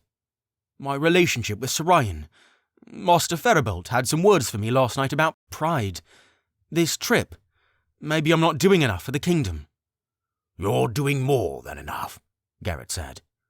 "The kingdom is prospering now more than it has in decades. Remember, Your Highness, I had to serve under Barnabas for years. He killed people or threw them in prison at the drop of a hat, and I had to carry out those orders. It was terrible. Now that you're king, I can sleep well once again. You're a blessing to Nezmyth, and I trust your judgment completely." Jason grinned. As Garrett said it, the knot inside him loosened. Nezmyth had been prospering greatly in the years since Jason took the throne. Poverty had decreased dramatically. The people seemed much happier. The prisons weren't full anymore. His decisions and decrees had brought peace and plenty. Maybe Master Ferribolt was just overreacting. Jason thanked Garrett, and they both clambered back into their individual carriages. But thoughts of Barnabas still trickled through Jason's mind. Dusk fell over Nezmyth before the carriage creeped into the western woods. Tall conifers towered over the road and became more dense as they ventured deeper into the forest. The warm sunlight gave way to the coolness of shade, and sweet pine needles tickled Jason's nose. A sign was posted beside the road. "Tree Town, 4 miles. Western Bridge, Unbuntye, 23 miles. Perfect, Jason thought. We'll be there just before nightfall. As they ventured, the sounds of animals became more frequent and varied. In the distance, Jason spotted deer on multiple occasions, and he noticed a fox poke its head out of a hole and look at him before embarking in search of a meal. Old yellow pine needles were strewn everywhere, and the soft brown soil was quiet under the carriage wheels. "Your Highness!" he heard a soldier call. "To your right!" He sounded more excited than alarmed. Jason thrust his head out the window just in time to see it. A bear-sized, hairy, lumbering brown mass hurrying away at the sight of the caravan. At first glance, it appeared to be headless, but before it disappeared, Jason realized its face was part of its torso. It had only 3 fingers on its massive hands and thick, bare feet. It was tough to tell where exactly it disappeared to, but nonetheless it was gone with surprising speed. "Lampy," one of the soldiers called. "The guardian of the Western Woods. What is it doing so close to Tree Town and the forest's edge? It obviously wanted to see the king, Garrett called with a cheerful air. Jason grinned. He was sure the ancient creature was out there watching him. As the caravan crawled by, he winked. The only reply was the distant rustle of a pine branch. Through the trees, the stars began to populate the sky as the sun retired. Chirping crickets began to creak in chorus all around them, as the cool night air drifted through the trees. After a while, the caravan could hear sounds of hollering men, clanking metal, and crying babies. Lights flickered between the trees as the dark blanket of night enveloped them. The road opened into a large clearing nearly a mile in diameter. A quaint, handsome sign indicated the obvious. They had reached Tree Town. Wooden cabins of various sizes packed in tight for the entire area of the clearing. Near the entrance, 2 guards clad in bear fur and toting axes of considerable size stood by the road. As they both saw the royal caravan, one pulled out a horn and blew. The sound echoed through the trees. Instantly, voices sprouted through town. The king is in town! King Jason is here! Come out! The king is coming! Like bees swarming in a hive, the people of Tree Town gathered to the main road to greet the caravan. Jason returned the waves and cheers with his own tired wave and smile. The caravan pulled into the center of town, where the main road opened up to a wide circular plaza. In the middle of the plaza, a stone well stood with its bucket drawn to the top, clearly the town's main water supply. The caravan pulled into a circle and lurched to a stop. The applause didn't stop when Jason hopped out. He continued to wave and grin as he thought, "I'll never get used to this." It was then that he noticed 2 women approaching him. The first was massive and garbed in the skins of what had to be a half-dozen different woodland creatures. Like the men guarding the city, she herself had a large axe slung across her back. Her beady black eyes accompanied a smile and laugh that could shake the earth, and her hands were as close to a giant's as Jason had ever seen. The second woman was Jason's height. She had shaved her dark hair on the sides and pulled the rest into a tight ponytail. Everything about her seemed strong and dense, from her wide shoulders to her thighs. Despite her strength, the glosses on her nose and the parchment in her hand made her appearance radiate intelligence as well as strength. The first woman lifted her giant arms and with a booming voice said, "Long live Jason, foreordained king of Nezmyth!" The people of Tree Town cheered. With that, the woman continued to lumber jovially over to Jason with a robust laugh. She threw her arms out and scooped Jason up in a bear hug. The town looked on with delight as the woman nearly broke Jason in half. When she released him, he inhaled sharply and coughed. Chief Batu, Jason said, still coughing. Thank you for making arrangements for us on such short notice. I apologize for any intrusion. No apologies necessary, Your Highness, Chief Batu replied. Adria is ever prepared for such things. Her face beamed as she motioned to the woman beside her. Adria nodded and shook Jason's hand firmly. I hope your venture through the woods was peaceful. Very, thank you, Jason replied. Come, Chief Batu said. The trip from Nezmyth City's a full day's journey. I'm sure you're exhausted. Let us feed you some supper. Come. Chief Batu and Adria led Jason to the village chief's cabin. Meanwhile, the battalion of soldiers took their stations throughout town, and the people returned to their homes. Garrett and 2 soldiers followed behind Jason a few paces, but said nothing.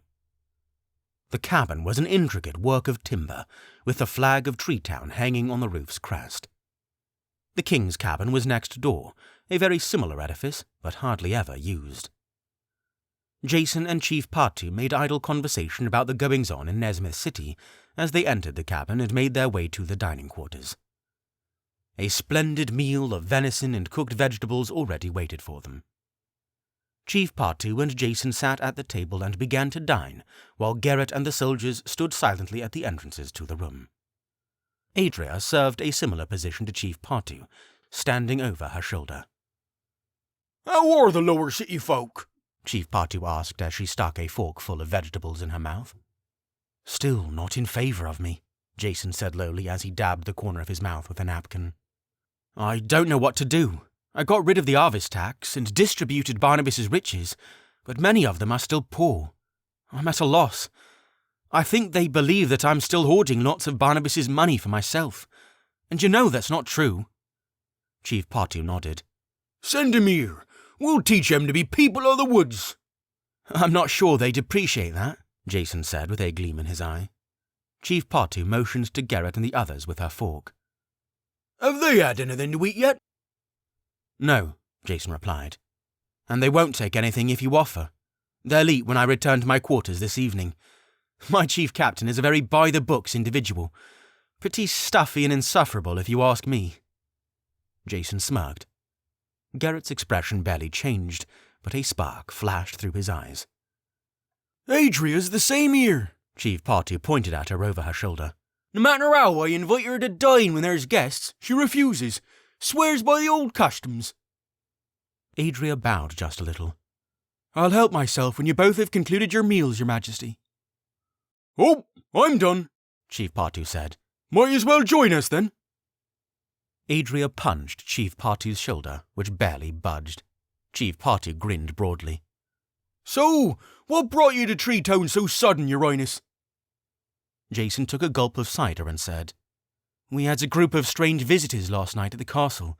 3 men, at least I think they were men. They had a dark feeling to them that made the warmth leave our bodies. My advisor and the chief patriarch felt it too. They were messengers from Nartikis, king of Unbuntye. He said their kingdom is suffering and is in need of supplies. I'm travelling to see for myself.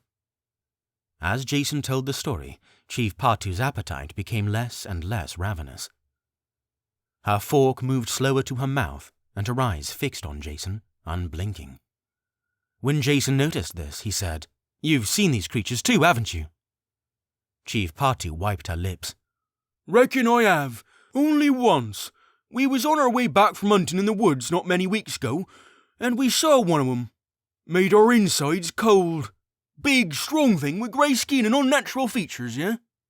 Something just didn't sit right when I saw it. As soon as it realised I saw it, poof, gone. In purple smoke? Chief Patu nodded. Across the room, Adria and Garrett traded glances. Jason put down his fork. So strange. What are they doing in the western woods? I dunno, but Your Highness, Chief Patu said, these woods have been strange lately, like they feel something we don't.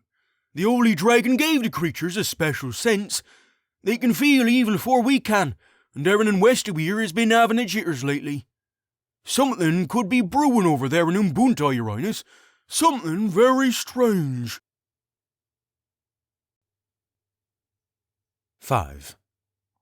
The Capital. Chief Patu and Adria made sure Jason and the guards had a hearty breakfast of sausage, eggs, and potatoes before they left town. They also contributed a considerable amount of dried meat and tree seeds to the supply carriages. The people of Tree Town cheered and waved all the way to town's edge. But the forest didn't greet them warmly as they continued their westward journey. Chief Patu was right. The farther west they travelled, the jumpier and more anxious the animals became. The few rabbits and foxes Jason spotted looked around suspiciously and darted away as if something were prickling their senses. Even the way the trees rustled was unsettling. Jason stuck his head out the carriage window and beckoned Garrett inside. Once Garrett joined him, he asked, "What did you think about what Chief Patu said last night?" I think she's right, Garrett said with serious eyes. These woods seem to be fighting a dark force settling on them. I feel it as well. It's unnerving. We should reach the edge of the kingdom by nightfall, right? Yes, Garrett replied. The western bridge is the only way between Nezmyth and Unbuntye, and this is the only road that connects to it. Jason paused. I hope that's not a problem for us later. Throughout the day, Jason continued to study the ancient Nezmythian text, sleep, and stare out to the forest. Morning turned to afternoon, and afternoon turned to dusk. Jason's legs ached from so much sitting, and he pushed out his arms in a mighty stretch. A sign alerted them that they would be approaching the western bridge in 2 miles. Jason exhaled a shaky breath when he saw it. In no time they had reached the western bridge, a feat of engineering pioneered by the people of Nezmyth and Unbuntye long ago. It was constructed entirely of stone, several 100 feet long and wide enough to squeeze 4 carriages side by side. Beneath it, a chasm stretched down thousands of feet, where a raging river curved through the canyon like a snake. Jason could hear the currents hiss from the bridge. Before the carriage left the soil, Garrett left his carriage and joined Jason. As the wheels rolled onto the stone, Jason couldn't help but realize that this was the first time he had left Nezmyth's borders. And from the trip so far, he hoped it would be his last. The uneasy feeling that resided in the westernmost part of the western woods didn't subside as they crossed into the realm of King Nartikis. The other side of the bridge was also accompanied by a forest, or at least it used to be. Bare tree stumps stretched on for miles, scattered among an expanse of parched, cracked soil. The carriage creaked along a narrow road that clearly hadn't been used in years. Every soldier tensed as they looked about the wasteland. Jason looked back at his own kingdom. Across the expanse, the western woods were rich with growth. But dead ahead, stark destruction. "They've chopped down every single one," Jason said. "How does a kingdom get that desperate for lumber?"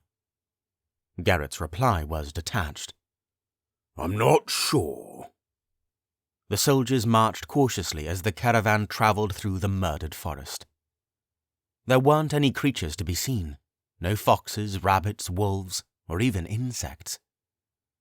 The only trace of life came from the wind, and even then it had an unwelcome bite to it. Jason shivered in response. His thumb traced the hilt of his sword. Nightfall was upon them long before they reached any village, and truthfully, their first find was hardly a village at all. It was more of a large collection of makeshift tents, rounded together in a small cluster beside the main road. The inhabitants perked up as they watched the caravan pull along. Their filthy, sunken faces and milky, tired eyes, the faces of vagabonds and drifters, were curious, but not inviting. Jason frowned when he saw them. "Definitely no room to lodge tonight, but maybe we can help." He ordered the carriage to stop. As it did, 100 soldiers ceased their march, and Jason hopped out. The villagers ogled at the caravan, awestruck. Jason scanned their faces as he walked toward them. He locked eyes with one, a woman, presumably in her mid-30s, wearing a dirty grey bonnet around her head. She stared at Jason with wonder and fear as he approached. "Hello," Jason said softly, bowing to her slightly. "My name is Jason, King of Nezmyth. I'm on my way to the kingdom's capital for a meeting with King Nartikis. Tell me, what's happened here? How long has it been like this?" Jason motioned to the destruction that surrounded them. Her skin went even more pale. The forest is gone, sir. Started not 2 years ago. King Nartikis, the mighty and great, commanded the forest be chopped and burned, sir." Jason's face scrunched. "The whole forest? For what purpose?" The woman swallowed hard. Her eyes darted to the side. Jason furrowed his eyebrows, looking back at Garrett, who had his hand on his sword. "For what purpose?" Jason asked again. "Turn back!" An elderly voice piped up from the crowd. Everyone stiffened, and all eyes focused on an old woman nestled in a creaky chair a dozen yards away. The wrinkles on her face compressed into a scowl as she gazed upon Jason. Jason returned the gaze with just as much perplexity as heat. Someone edged up to the old lady and held her hand to soothe her, but the old lady's gaze held firm. "Nartikis is a snake," the old woman raved. "He is vermin, filth. He killed the forest. He—" "Gran," the woman next to her stroked her hand more lovingly. "Gran, it's okay." Jason kept his eyes locked on the sight and his hand on his sword. As he continued scanning the crowd, he said, "Nartikis has requested that Nezmyth provide aid to Unbuntye. We have provisions in the caravan. I'm happy to impart some to you, though I must save some for whatever purposes Nartikis has." The village exhaled a collective sigh of relief and gratitude. Then everyone lined up to gather what could be shared. Soldiers handed out portions of grain, wheat, cheese, and dried meat. The villagers immediately went to work making bread and tearing into whatever food was already prepared. When they had what was given to them, they seemed to forget that the king of Nezmyth was in their midst. And on that note, Jason made his way back to the carriage. As he went, Garrett walked with him. "Garrett, do you think that was an omen?" Jason said. The old woman? "Yes." The way she was handled, I might have to question her sanity," Garrett replied. "Maybe we should turn back," Jason thought out loud. "Everything about this trip has been dark, like a constant shadow. I feel the cold getting stronger the closer we get to the kingdom's castle. This could be a mistake." Garrett stood up straight. "Your order is my duty, my king, whatever you wish." Jason stopped and surveyed the villagers one more time. From how eager they were to take their provisions, it's clear that they were struggling. It was probably like that all over the kingdom as well. Jason's caravan was armed with 100 soldiers. He was protected. And Unbuntye obviously needed help. "We've already come this far," Jason resolved. "We move forward. But I'll be grateful when we leave this dragon-forsaken place." The next 2 days involved long hours of nothing. They left the remnants of what was once a forest in a day's journey, and after that, it was all wasteland. The caravan and the red carriage were nothing but a splotch moving across bleak, grassless, treeless plains. Occasionally, they would pass through other communities of derelict people with dirty faces, wearing dingy rags and walking with hunches in their backs. Without fail, they would gaze at the red carriage and the caravan as if it were something incredibly curious, even magical. Jason and the others stopped as briefly as they could to distribute supplies, and the people of Unbuntye always accepted the offer hungrily. Jason was eating an apple and reading through more of the ancient Nezmythian text when Garrett let himself into his carriage. "We see the capital of Unbuntye on the distance," he said as he closed the door. "How long until we'll be there?" 1 hour, maybe 2. "Very well." "Your Highness," Garrett began slowly. "The kingdom of Nezmyth is a beautiful place. I would say the most beautiful kingdom in Wevlian. All of it lives and radiates because of a noble king that rules with love and integrity." "Please don't patronize me, Garrett." "But this," Garrett's tone instantly changed. "This kingdom is forsaken. I have been to Unbuntye on only a few occasions many years ago, and it was never like this. This is a wasteland. I think this said something of King Nartikis' character." "I suspect the same," Jason said. "I'll be watchful," Garrett said. "I would admonish you to do the same." He motioned to the sword by Jason's hip. Garrett returned to his own carriage, and Jason couldn't focus on reading after that. He stuck his head out the window only for a moment, but in the distance he could see walls around what had to be a city. He tried to picture King Nartikis, the man that allowed his kingdom to fall into such decay, even more so than Barnabas ever did. What kind of king is this? He wondered. He destroyed an entire forest, and every subject looks like some of the poorest of Lower City. What's happened here? At long last, they reached the gates of the capital. A stone wall stretched for miles around the perimeter of the city, which seemed to be significantly smaller than Nezmyth City. The walls were charcoal black, with tall, ugly spikes protruding from the top that reached dozens of feet high. The caravan didn't have to stop on its way through the gate. A battalion of massive grey men, the same kinds of messengers that visited the castle, hoisted the massive wooden doors open. The doors themselves, however, were falling apart. Full of pockmarks and holes, they barely clung onto giant rusty hinges and squealed horribly as they swung open. The great creatures by the gates leered at the caravan as it passed through the gates. Their sickly yellow teeth gleamed in the dim sunlight, and Jason couldn't help but grimace in return. He suddenly felt chilly again, like he did at the castle when those beasts first arrived. He brushed the goosebumps that sprouted on his arms. The inside of the Unbuntye capital was the same as the villages they had passed. Signs of civilization remained, like the ruins of old houses and storefronts. The citizens had clearly done their best to create makeshift shelters from these remains, but most relied on bits of canvas and wood to create huts and tents. All of them stared as Jason's caravan rolled through. What Jason found most unsettling was the mixture of massive grey beasts to humans. The ratio was almost 1-to-1. The humans were unarmed, filthy and derelict, while the beasts travelled in pairs, scantily clad in animal fur and heavily armed. The townspeople didn't make eye contact with any of them, and often scurried away from them like abused dogs escaping their tormentors. It's like Barnabas's reign, Jason thought, but worse. One by one, grey beasts began walking with the caravan on their way to the castle. Jason looked around, his hand resting on the hilt of his sword, his face hard. The beasts continued to assemble like flies gathering around a carcass. He met the gaze of one, which sneered at him before flipping its head back and looking forward. Jason clenched his jaw and held the hilt tighter. The castle wasn't far inside the city walls.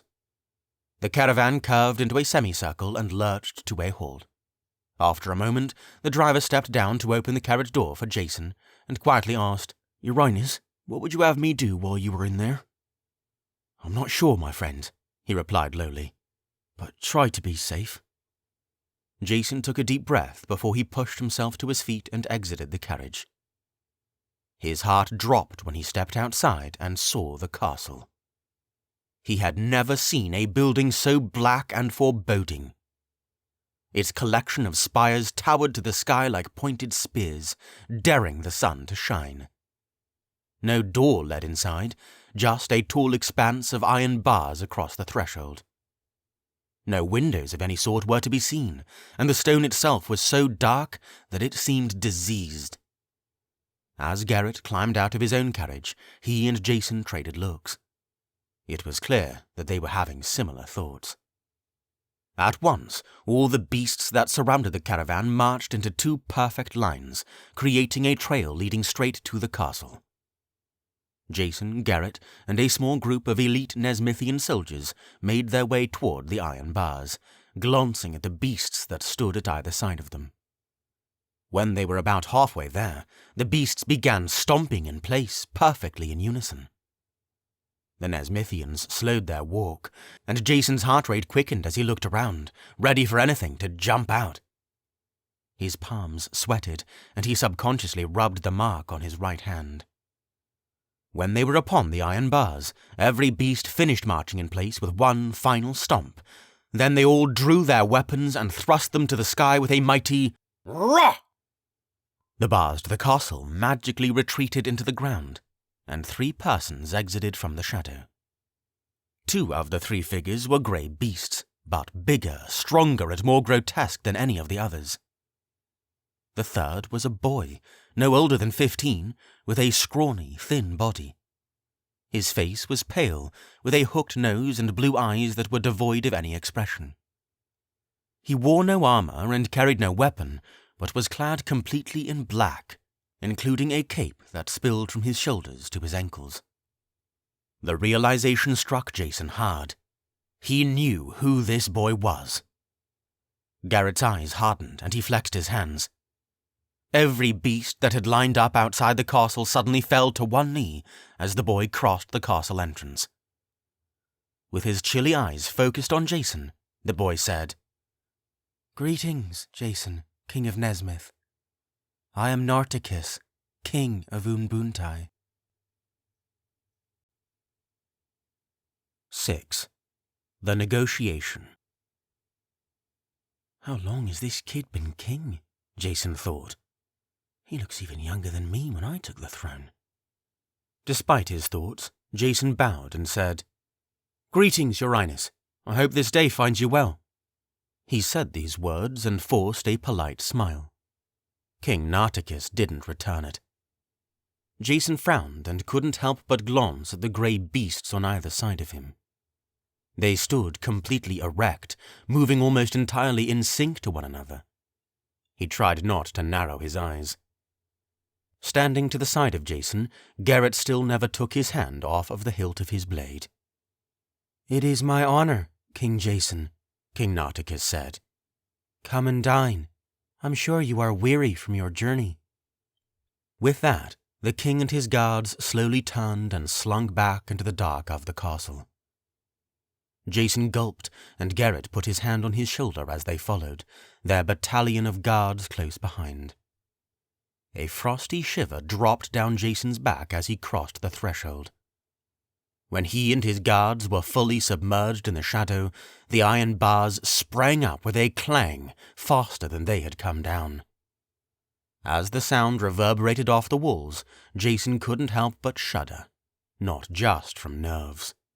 The temperature in the castle was noticeably colder than outside. The hallway they found themselves in was hardly lit. Garrett charged a Cherokee in his right hand and held it there, allowing it to emit a little white light throughout the hall. Jason scrunched his nose. A smell hung in the air that was unbecoming of a royal edifice.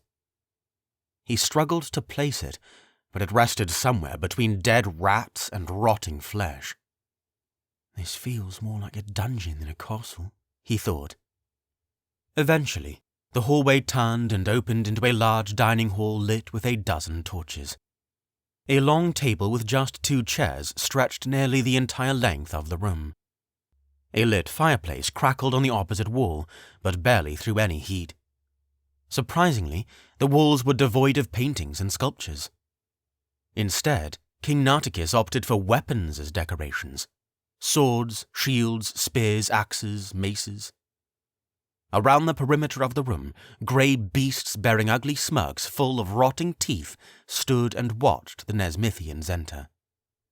One beast approached them, holding out its hands and grunting, "You won't need your weapons while you dine." Garrett tensed, his eyes scanning the room. But this was the only move he made.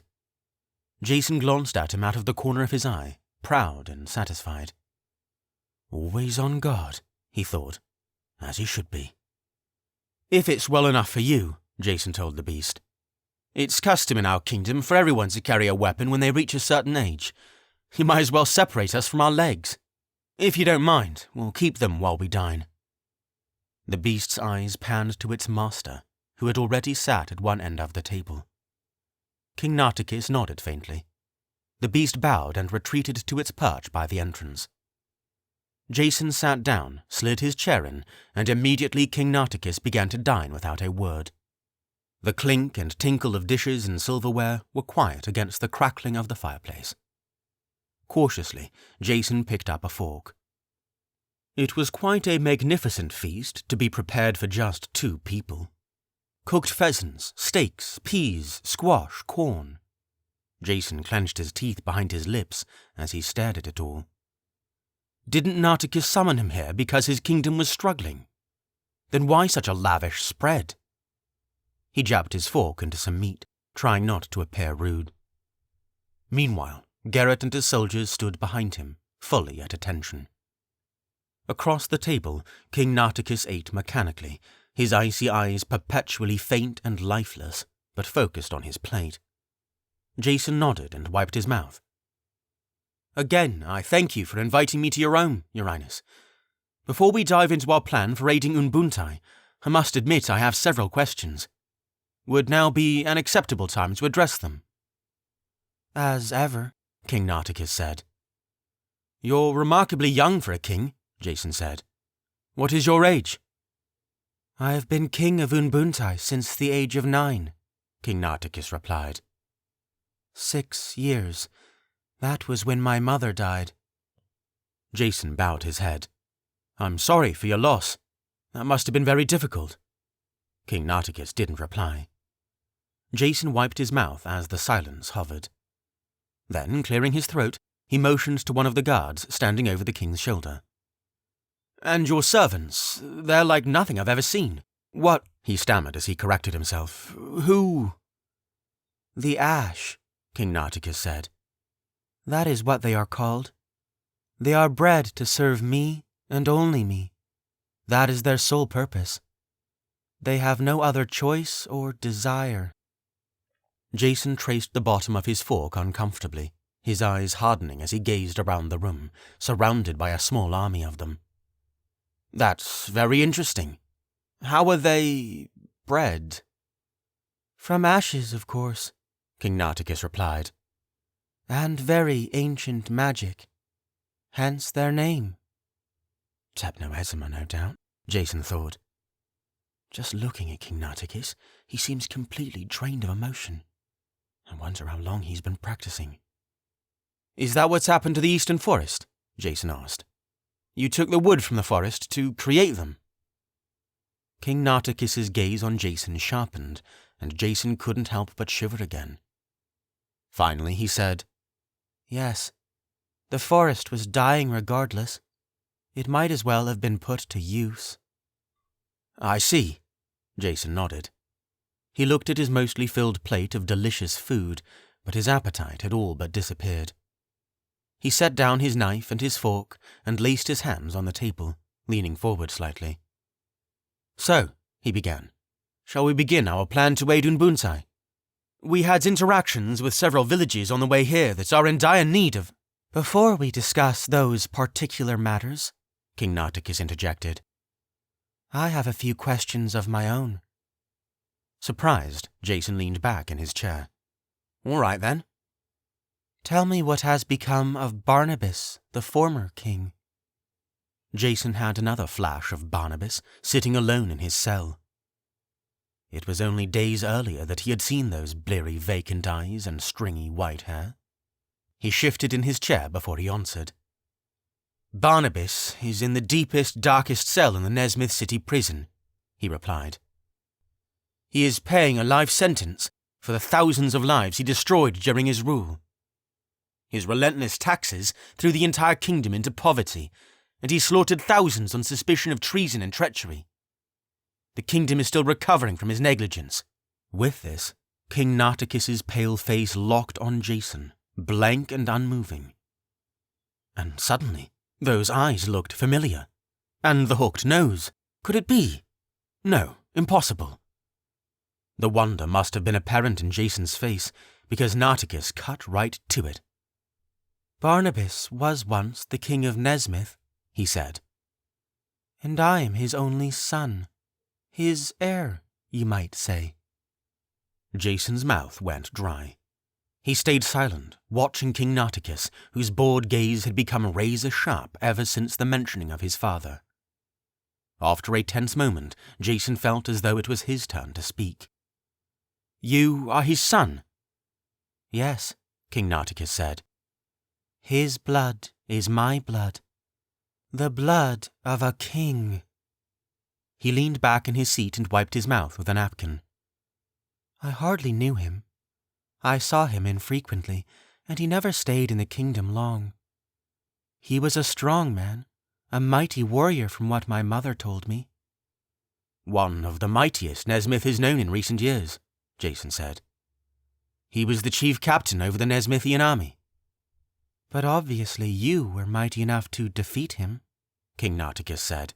"You must be quite a warrior yourself. Have you studied the arts of war much, Your Highness?" "I've studied the history of our kingdom, which includes many wars from the past, but I don't consider myself a warrior by any means," Jason said, thinking of the mark on his right hand. For the first time, King Nartikis' mouth twitched into a half-smile. "Nezmyth is a beautiful kingdom. Do you not fear those who would wish to take it from you?" "I suppose I would if I knew any," Jason said. "But Nezmyth is a peaceful kingdom. We have no enemies." "Why does everyone carry a weapon in a peaceful kingdom?" "It's a matter of custom. along with battle training from an early age. Everyone is required to do it for a short number of years. It's what we've been doing for centuries.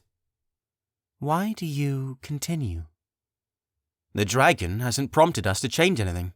Interesting, King Nartikis said curiously. He took a sip from his goblet. I have visited many parts of Nezmyth, you know. Jason's eyebrows furrowed. Really? I never heard anything of your excursions. I don't believe we'd had the pleasure of hosting any Wevlian royalty in many years. I do not seek to draw attention to myself, King Nartikis replied after taking another sip from his goblet. Why do you suppose that is? Your lack of visitors, I mean. Our culture is so deeply rooted in the old ways, Jason said. We still believe the Holy Dragon rules over us, and I believe that repels a lot of people living in other kingdoms. They see it as old-fashioned. Another half-smile from King Nartikis. There was nothing comforting about it. I fancy all parts of Nezmyth. It teems with life. I am particularly fond of the western woods. Jason forced a smile. King Nartikis's familiar eyes flashed, and his chair creaked as he leaned forward. The tone of cordiality he had been producing was fading, and the cold, bleary emptiness of his countenance was returning. On the matter of the aid Unbuntye requires of Nezmyth, he began. This is my proposal. Unbuntye is starving. We have run out of resources. Crops scarcely grow, lakes and rivers are drying up, but Nezmyth is rich and abundant in all things. It is rich with life from the trees, the animals, the people. Jason found himself nervously stroking his fork again. The ash standing around the perimeter in the room stirred excitedly, as if they knew exactly what Nartikis was building up to. Sinister smiles were slashed across their faces. I hope you will forgive me for misleading you, Your Highness, King Nartikis said. But in truth, I do not desire aid from Nezmyth. I desire Nezmyth itself. Unbuntye follows a royal succession based on bloodline. Barnabas was my father and is no longer king, so it should come as no shock to you that I consider myself the rightful king of Nezmyth. The kingdom belongs to me. Jason's blood turned to ice, and his mouth went dry again. The ash were becoming antsier. Their fingers twitched by their sides, and some of them rose and fell on the balls of their feet. Jason's hand found the hilt of his sword. The army of ash I have raised in recent years is insurmountable, King Nartikis continued. Resistance is suicide. I plan to send them into Nezmyth to take control immediately. I do not wish to spill quality blood, so you have two choices. You can stand back as I march through your kingdom and take it, or you can die. Choose now. Regardless, Nezmyth is mine. At this, the ash were on the brink of eruption. For some reason, the mention of violence shot an excited buzz through the lot of them. King Nartikis continued to glare at Jason with stoic indifference, awaiting his response. Across the table, Jason couldn't believe what he was hearing. Nartikis's cordial veneer had dropped completely. He was the direct offspring of Barnabas, something he didn't know existed, and he had concocted an entire army of dark warriors for the sole purpose of taking over his kingdom. Every other problem he worried about seemed small and insignificant now. A massacre awaited Nezmyth. Jason stammered, quickly trying to process everything King Nartikis had said. Nartikis, please. We can help your kingdom rebuild. We can provide you resources and training. There is no need for You misunderstand me, King Nartikis said, his voice rising. Nezmyth is mine, Jason. The only death that will occur is to all those who will oppose me. Now, will you stand aside or die? This was it. The ash grunted as they held in excited whoops and hollers. Behind him, Garrett's hand was already wrapped around the hilt of his sword, ready to strike. The soldiers accompanying them stood with their feet apart in like fashion. Jason took a deep breath. With the mark on his hand resting on the pommel of his sword, he looked King Nartikis squarely in the eye. Nartikis, I must warn you. If you attempt any sort of invasion of Nezmyth, the dragon will defend it. And ultimately, that is a force you cannot conquer. You may have success for a time, but it will not last. You must reconsider. King Nartikis' shoulders drooped. He reached for his goblet, brought it to his lips, drained it, then dropped cup with a loud clang on the plate below. Jason watched without blinking as the king stood from his chair and turned to exit the dining hall. The king may have finished his meal, but the ash were looking as hungry as ever. King Nartikis reached the door to exit the room, but didn't pull the latch. Instead, he turned about to face everyone, then uttered 3 words. Kill them all. 7. The Escape.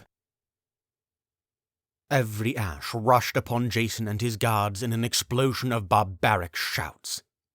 Jason and Garrett ripped their swords from their sheaths and brandished them, hearts pounding. Garrett fired several well-aimed Jairokis at advancing ash, hitting each one squarely in the head. Necks snapped and ash toppled to the floor, their swords and spears clanging on the ground. Jason followed suit, hurling Jairokis, most not hitting with near the accuracy of Garrett. He shouted, Mola Iloda Mata! And his blade burst into flames. It didn't deter the ash in the slightest. They advanced like a swarm of angry bees, murder flashing in their terrible red eyes. I've never truly killed anyone before, Jason thought. Is today that day? As he thought these things, another thought instantly replied, calmly and firmly as the wind, These are born of fire and darkness. Feel no remorse. Jason bared his teeth and gripped his flaming sword tighter. With shouts and whoops, Jason tore through the ash. As his fiery blade ripped through their flesh, no blood spilled from their bodies. Instead, black ashes flew into the air in dusty clouds. Limbs fell and the beasts kept coming, determined to kill. Whack! A beast kicked Jason to the floor. The king, staring down the end of a jagged black sword, landed hard on his back, the beast's foot on top of him. The beast pulled back, ready to strike, but Jason launched a beam into its chest that sent it howling in pain, burning and melting its torso. It finally fell backward, convulsing. But more ash were coming, and Jason was still on his back. Thinking quickly, he did a series of quick gestures and shouted in ancient Nezmythian. Just in time, a flame shield shot out from his body, pushing the ash back and setting their bodies ablaze. Jason stammered to his feet. The smell of burned, rotting flesh filled the air. Several feet away, Garrett was fending off the army of ash better than Jason was. Half of the Nezmythian guards had already fallen, their blood pooling on the black stone floor. Jason jerked his head to King Nartikis, still standing by the door, eyeing the spectacle with his hands behind his back. His jaw tightened, and he thought, should I attack? He's corrupted by dark magic. I can't change his mind now. If he lives, he'll be determined to take over Nezmyth. Thousands will die. It's either him or thousands of my people. Jason charged and launched another burning beam, this one directed at King Nartikis. The beam sailed across the room, but Nartikis held out his hand and deflected it, exploding a nearby wall into bits of stone and dust. Seeing that Jason was determined to attack, King Nartikis flicked his hands from out of his cape and snapped his fingers. Instantly, Jason's flame shield extinguished. His heart sank. King Nartikis held out 2 fists, and in a flash of purple smoke, 2 black swords shot out from his grip. He shot across the room toward Jason, his feet flying just inches above the ground. With the fraction of time Jason had, he remembered something important. The mark on his hand, what it represented. The power that awaited him if he simply called for it. Silently, he did. As soon as King Nartikis was upon him, their blades met with a mighty clang. But Jason's blade was the blade of Nezmyth. Its heavenly orange steel glowed fiercely in the darkness, and his hand was wrapped around a hilt of the finest silver. Around the crossguard, an inanimate dragon snarled. Jason's body burst into flame. Black swirling marks sprouted on his arms and hands. His eyes turned a shimmering orange along with his hair and beard. When he exhaled, thick smoke billowed from his mouth.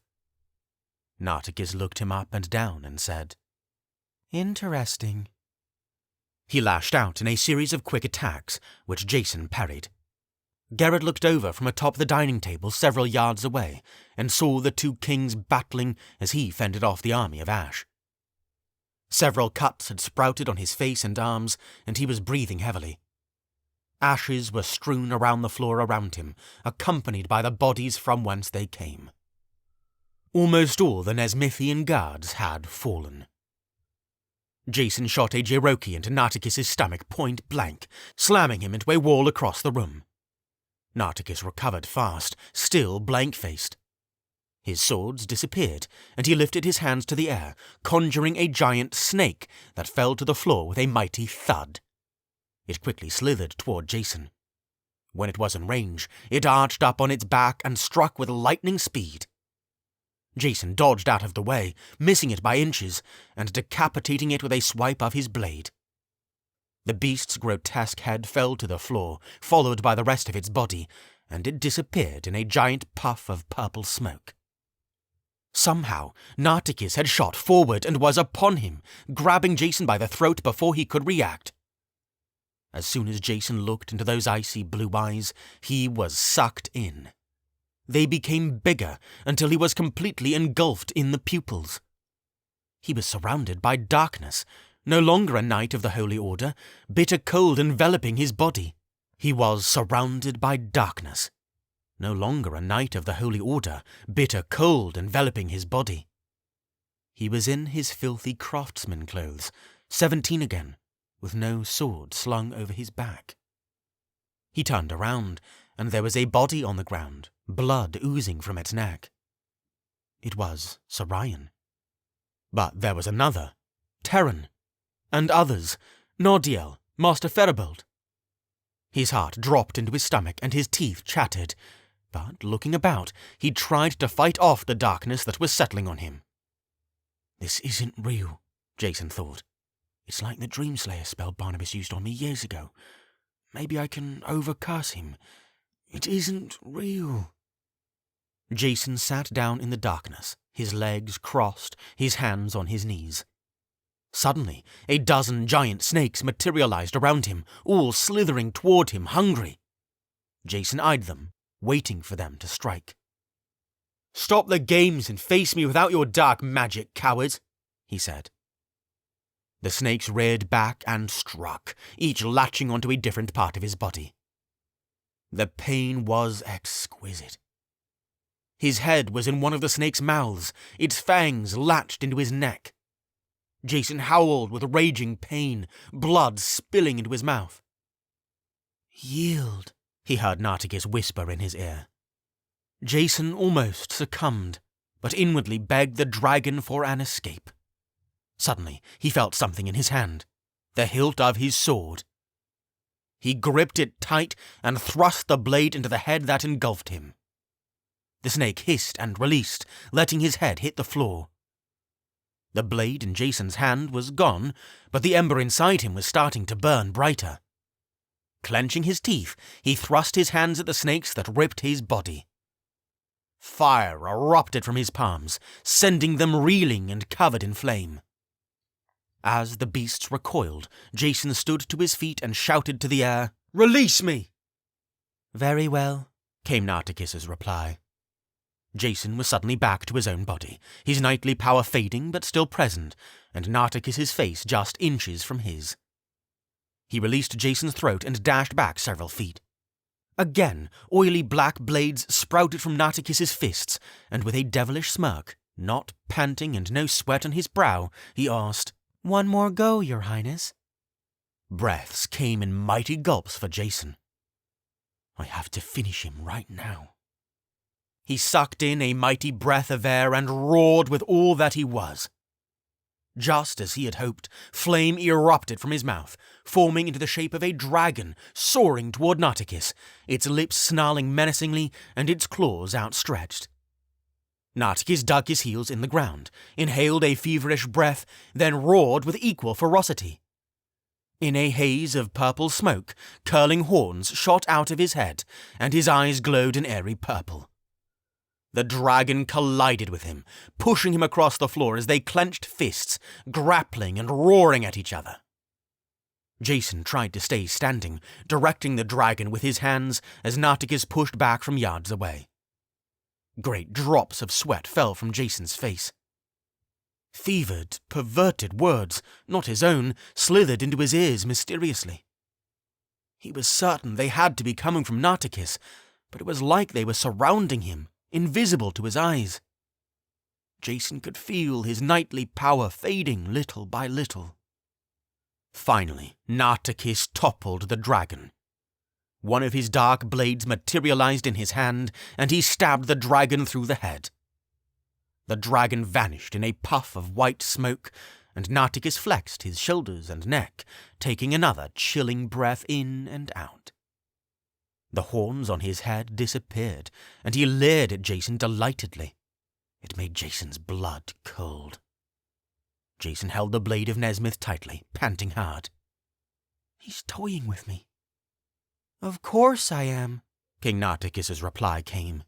"Your magic is so limited, even with the pathetic help of your dragon. I am still deciding whether to end you now or keep sparring with you for sport. It has been much too long since I have had such a spirited opponent." Jason swallowed. It was no use. Even as a knight of the Holy Order, King Nartikis's power surpassed his. If he stayed here and tried to battle, he and Geralt would both die. Then King Nartikis would be free to run over Nezmyth. There was only one option. Jason tried to act on it before King Nartikis could read his thoughts. Jason threw out his hand and furiously thought of the most intense, paralyzing curse he could muster.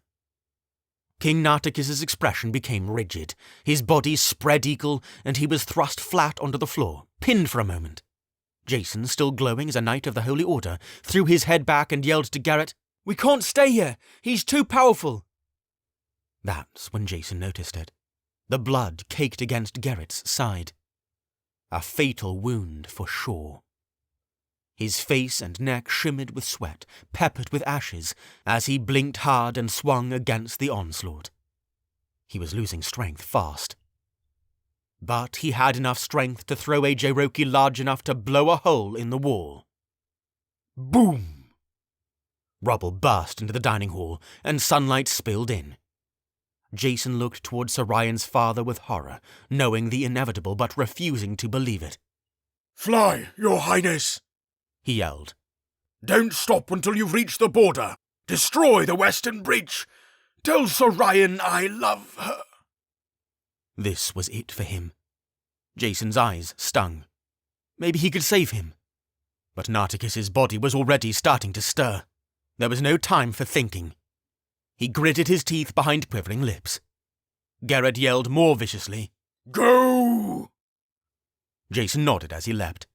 As his body careened toward the hole, he thought of Geralt and held out his arm. Geralt reached up to take Jason's hand.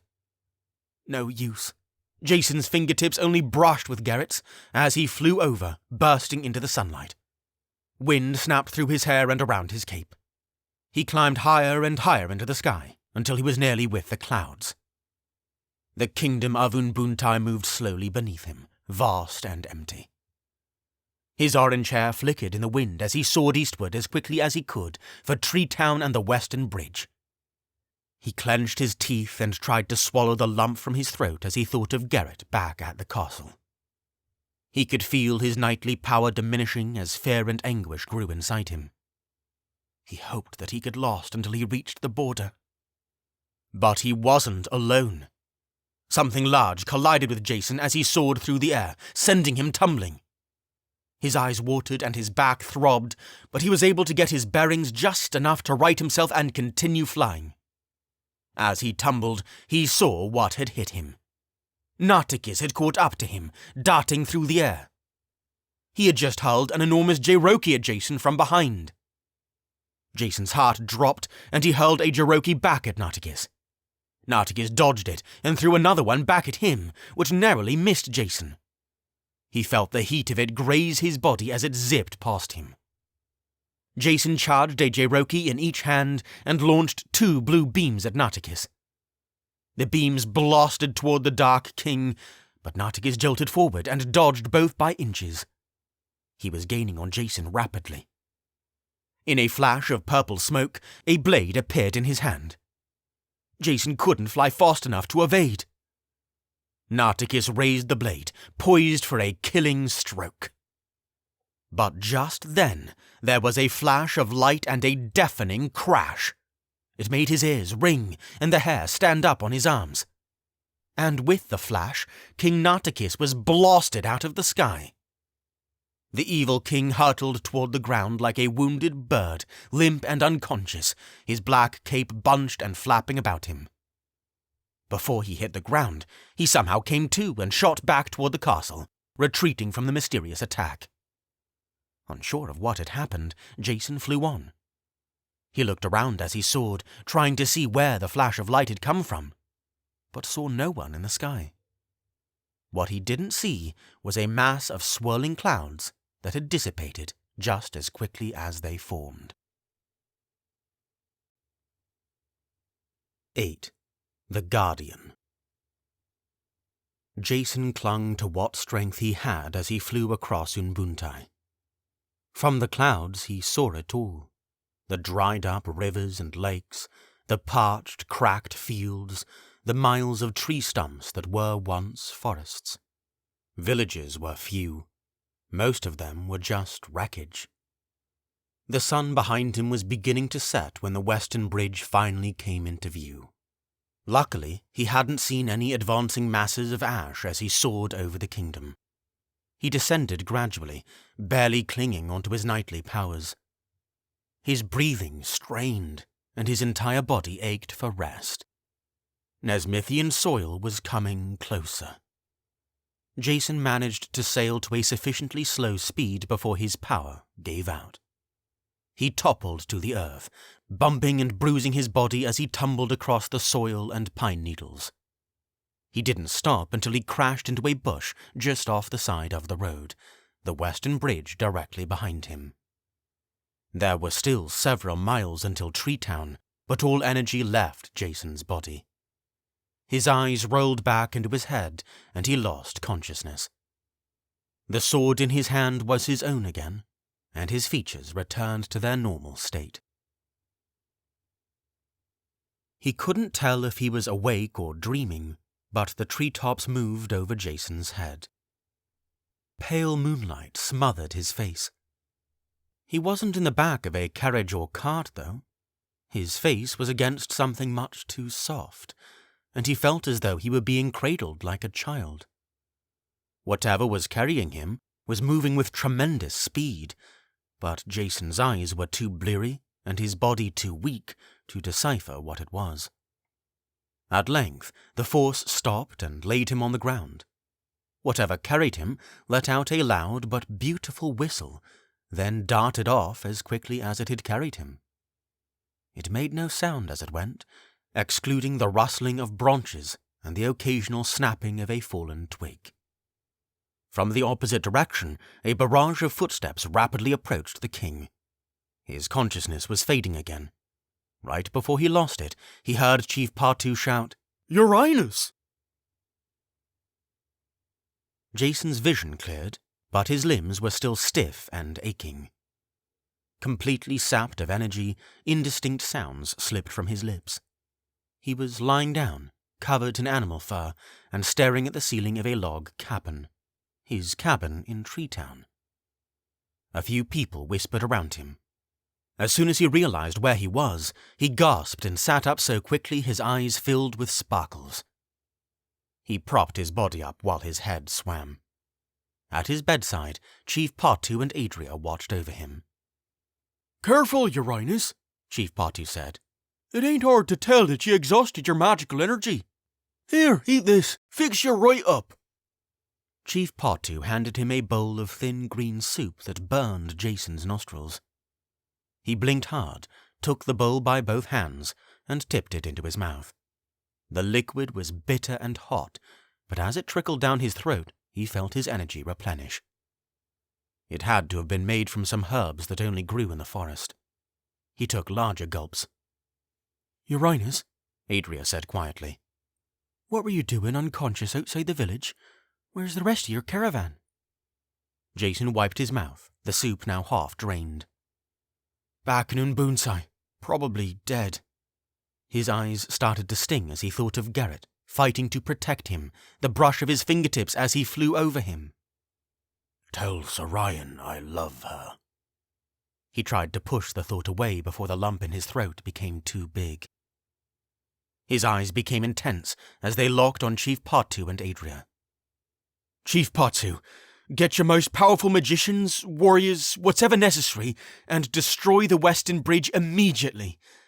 King Nartikis has conjured an army of creatures known as the Ash, those grey warriors you've seen before, and plans to take over Nezmyth by force. He'll kill anyone who resists him." Chief Partu's shoulders became square and rigid. Then she clenched her teeth like an angry bear. Without hesitation, she stood her chair and bellowed, "You heard the king! Assemble our mightiest! We need the Western Bridge at the bottom of the ravine, now!" A couple of messengers scurried out of the cabin.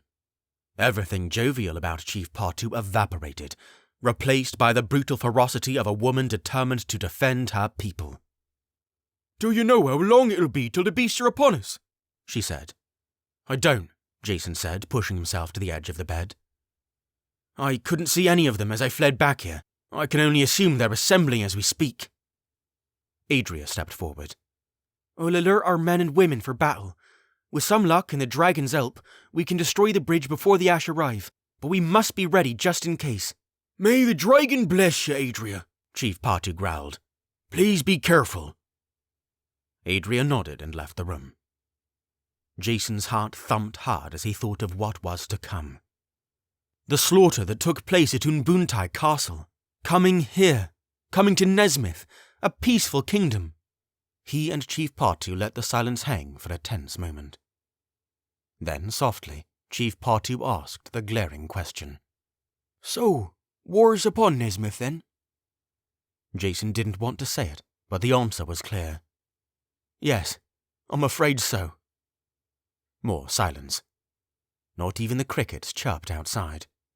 Revived, Jason quickly strapped on his armor and slung his sword around his waist. "Your Highness," Chief Partu said seriously, "we can handle things out here in the forest. We can destroy the bridge before the Ash arrive. Ride back to the castle and let the rest of the kingdom know what we're facing. I'll send you with my fastest carriage and a couple of brash men to guard you. We'll keep you informed with messenger rocks at the ready." Jason frowned and said, "I can't leave you the night before battle." "Your Highness, I insist," Chief Partu said. "The kingdom needs you. Ride." Jason battled within himself at Chief Partu's words.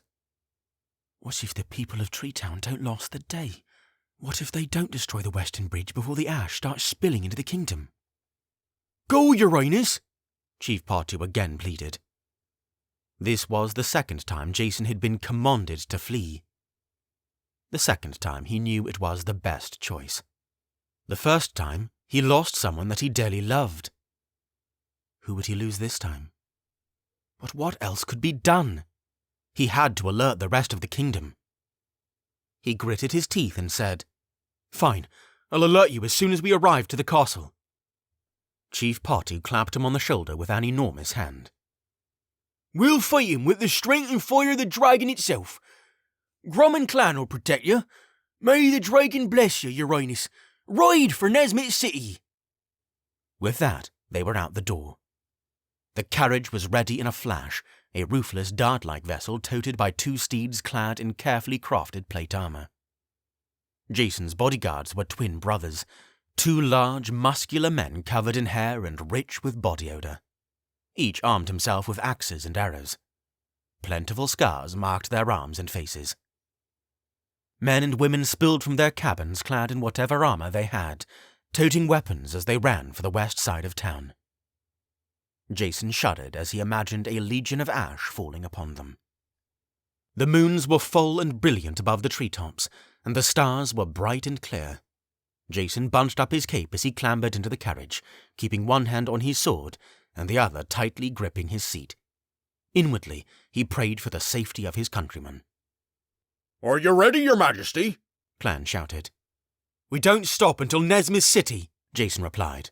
"Hold tight, Your Highness," Grum said. Snap! The horses whinnied as they broke into a sprint, tearing through the village and breaking into the forest. The echoing shouts of battle preparations became more and more faint as they flew. Now all they could hear were the jittering creaks of the carriage and the barrage of horses' hooves. Jason craned his neck about and watched the flickering candlelight of Treetown vanish through the trees. The cool breeze drifting through the conifers brought little comfort. No animals were out to make a sound. Either they were all sleeping, or they could feel the darkness that was quickly approaching. "Maybe I came back soon enough," he thought. "Maybe we can get the Western Bridge destroyed before any of the ash arrive." "Your Highness," Clan said as he turned about in his seat. "at this speed, we can reach the castle in just a few hours. These horses are bred for endurance." "The sooner the better," Jason called back. "We can't risk any—" Whoosh! Something whisked by Jason's face, something long and rigid. Jason's head flipped about to see an arrow lodged in a tree, the feathers in its end still quivering. He felt another one fly just behind his head. And suddenly, the forest was cold. "They're here!" Jason yelled as he ripped his sword from its sheath. Instantly, Clan shouted an ancient phrase and thrust out his hands. A shell of shimmering transparent blue enveloped the carriage. As arrows collided with it, they bounced off as if it were metal. "It'll withstand the arrows for a time, Your Highness." "How long?" Jason yelled in reply. "Hopefully long enough for us to outrun him. He can only take the blows for so long." Grum snapped the reins and shouted again. The horses whinnied. Arrows continued to rebound off the blue shell, and Jason's grip remained tight on his sword. Around the carriage, bursts of purple smoke lit up the air as ash materialized. Some of them were dangerously close. Boom!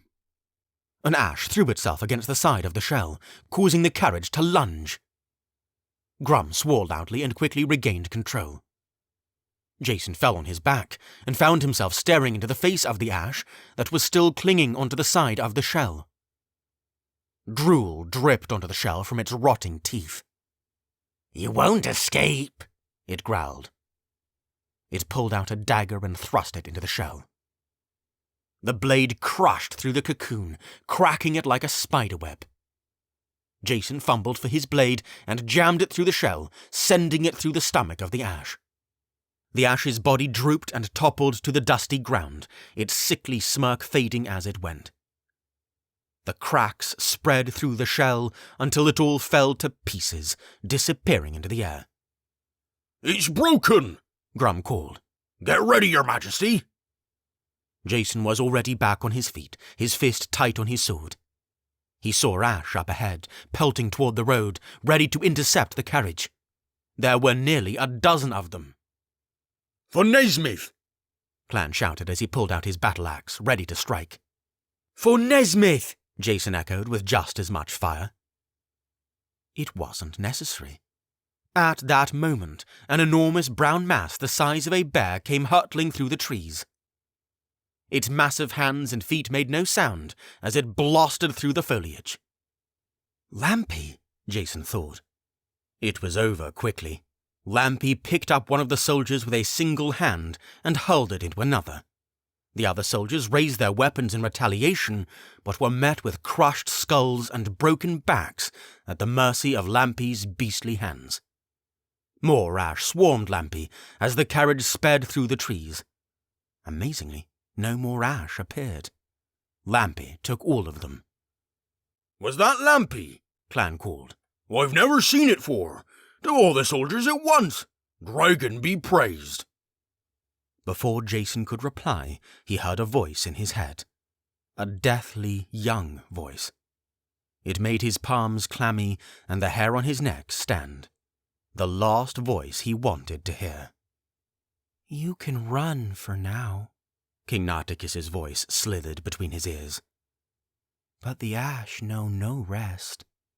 You will die, along with all those who stand beside you.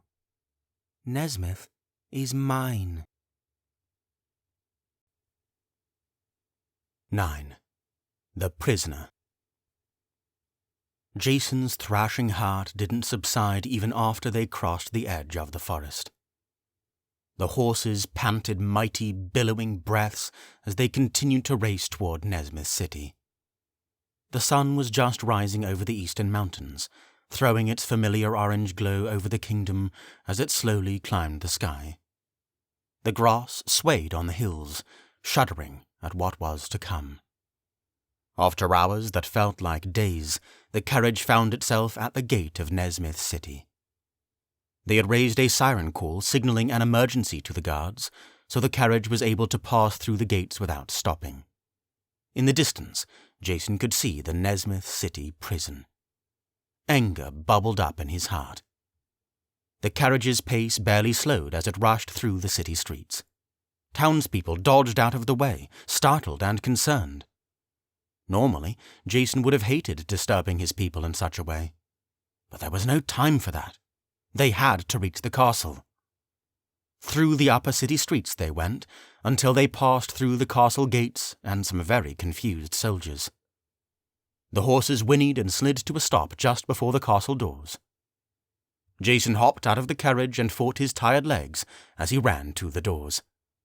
The guards at the gate stared at him, stiff and confused. Your Highness, one started to say. Open the doors, Jason commanded. The soldier swallowed and scooped up his hammer. 3 knocks and the doors creaked open. Jason bolted through the doors as soon as there was a crack wide enough for his body. The soldiers guarding the perimeter of the Great Hall turned and gazed at him with the same worry and concern as the gate soldiers. Morning sunlight spilled through the stained glass windows, but they brought no warmth. Nardiel was standing near the throne, conversing with Sarayan, who was doing more yelling than talking. She was wearing her sparring attire, and her face was red and sweaty, just as Jason left her days before.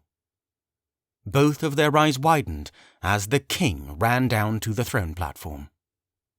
Jason, what happened? Sarayan said. Jason threw his arms around her, holding on to the version of her that didn't know that her father was dead. He closed his eyes, trying to soak in that moment. This startled her. She hugged him back after some confused hesitation. You're back early, Nardiel said without an ounce of brightness. Jason, what happened over there? Many things. Too many things. Barnabas had a son who is now the king of the bordering kingdom. That king is launching an attack to take over our homeland. Gerrit is dead. Treetown has been overrun, and all of Nezmyth is ignorant of the danger that awaits it. After a tense pause, Sarayan unwrapped herself from Jason's embrace and asked the horrible question. Jason, what's wrong? Where is my father? When Jason peered into those silver eyes, he saw Gerrit's. Flashes of his last battle resurfaced in his mind. Gerrit's face, coated with sweat and blood and dust, his teeth baring at him, commanding him to flee. 100 of Nezmyth's best soldiers had fought and died that hour, and Jason couldn't save any of them. With great effort, Jason forced out the words. He told me to escape. There were so many that attacked all at once. I'm so sorry, Sarayan. We tried, but he... All colour drained from Sarayan's face. She hovered backward, her eyes glassy, radiating with pain, still processing the words. Nardiel clenched his teeth and his eyes fell to the floor, before he covered his heart and closed his eyes, conveying a silent prayer. Sorian's body shook.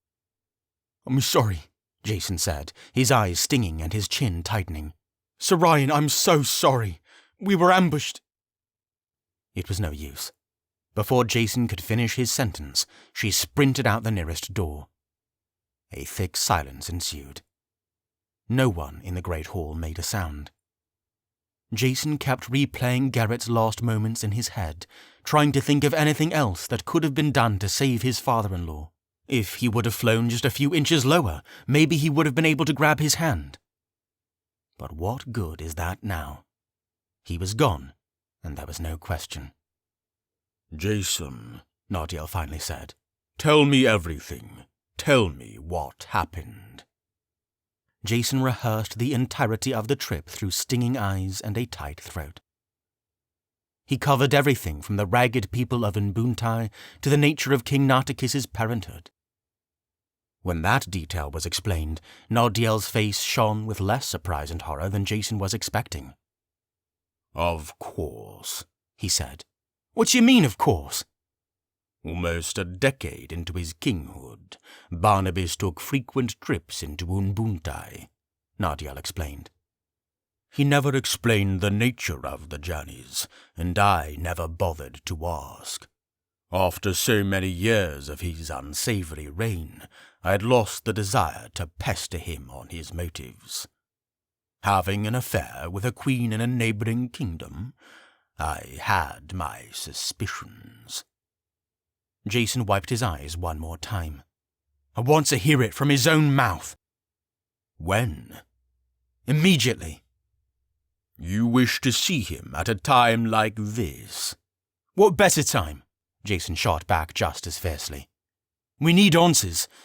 Perhaps he knows something about the ash as well. Nardiel was firmly silent for a moment before saying, Very well. I'll accompany you to the prison. No, stay here, Jason said. I need someone I trust at the castle in case any important messages arrive. But I'll be back soon enough. In the vault of the damned, a crusty and tired Barnabas lay down on a meagre pile of hay and watched a mouse scurry across the floor. The mouse ignored him, instead choosing to sniff for the human's latest droppings of breadcrumbs. Its stringy tail dragged across the dirt as it scampered about. Barnabas lifted his index finger, pointing it at the mouse. Slowly, a tiny ball of magic formed on the tip. He could feel the heat radiating from it, and its tiny grey light gave off just as much light as a candle. When it reached the size of a pea, he shot it at the mouse. He missed by nearly a foot. Startled, the mouse fled to a nearby hole, abandoning its bounty of breadcrumbs. Barnabas sighed. Suddenly, he heard the door ripple and open from above. He sat up and turned himself against the wall. Only one person would have the audacity to visit him, and he had already visited him only days ago. Had it been days? The hours were difficult to track down here. The steps came down the staircase faster than usual. Rushed. What could be the hurry? He wasn't going anywhere. The cells began to illuminate with the flickering orange light of torch fire. Barnabas had to blink to let his eyes adjust. It was then that he heard footsteps crunch on the dirt behind him. "Get up," he heard Jason say. Barnabas didn't move. I said, get up! Jason bellowed. Finally, Barnabas attempted to push himself up, leaning on the wall to keep his balance. His knees quaked beneath him, and he coughed. "War is upon us, Barnabas," Jason said loudly. "Thanks to your son." With this, Barnabas perked up. He almost turned completely around. Nartikis? "Yes, Nartikis," Jason hollered. "He considers himself the rightful heir. He's created an entire army of Ash soldiers to take over the kingdom. And they're rare. I need you to tell me everything there is to know about him." Barnabas still wouldn't look Jason in the eye, but instead shook his head. "I hardly know him," he said. You know more about him than we do, Jason said. Tell me about Unbuntye, about his mother. Anything. I need all the information you can give me. After a shaky breath, Barnabas forced himself to turn around. He held a pair of rusty prison bars to keep his balance, but still wouldn't look Jason in the eye. After another shaky breath, he asked, "What is Unbuntye like now?" "Ruins," Jason answered. "The entire kingdom is a wasteland. The castle is dark and loathsome. Everyone is starving." "It wasn't always like that." Barnabas's voice was dusty as he leaned his head against the bars. Unbuntye was much like Nezmyth last I was there. That was many years ago. Green hills, forests, rivers, lakes, quite beautiful, but not as beautiful as Nezmyth. "Tell me about Nartikis and the Queen."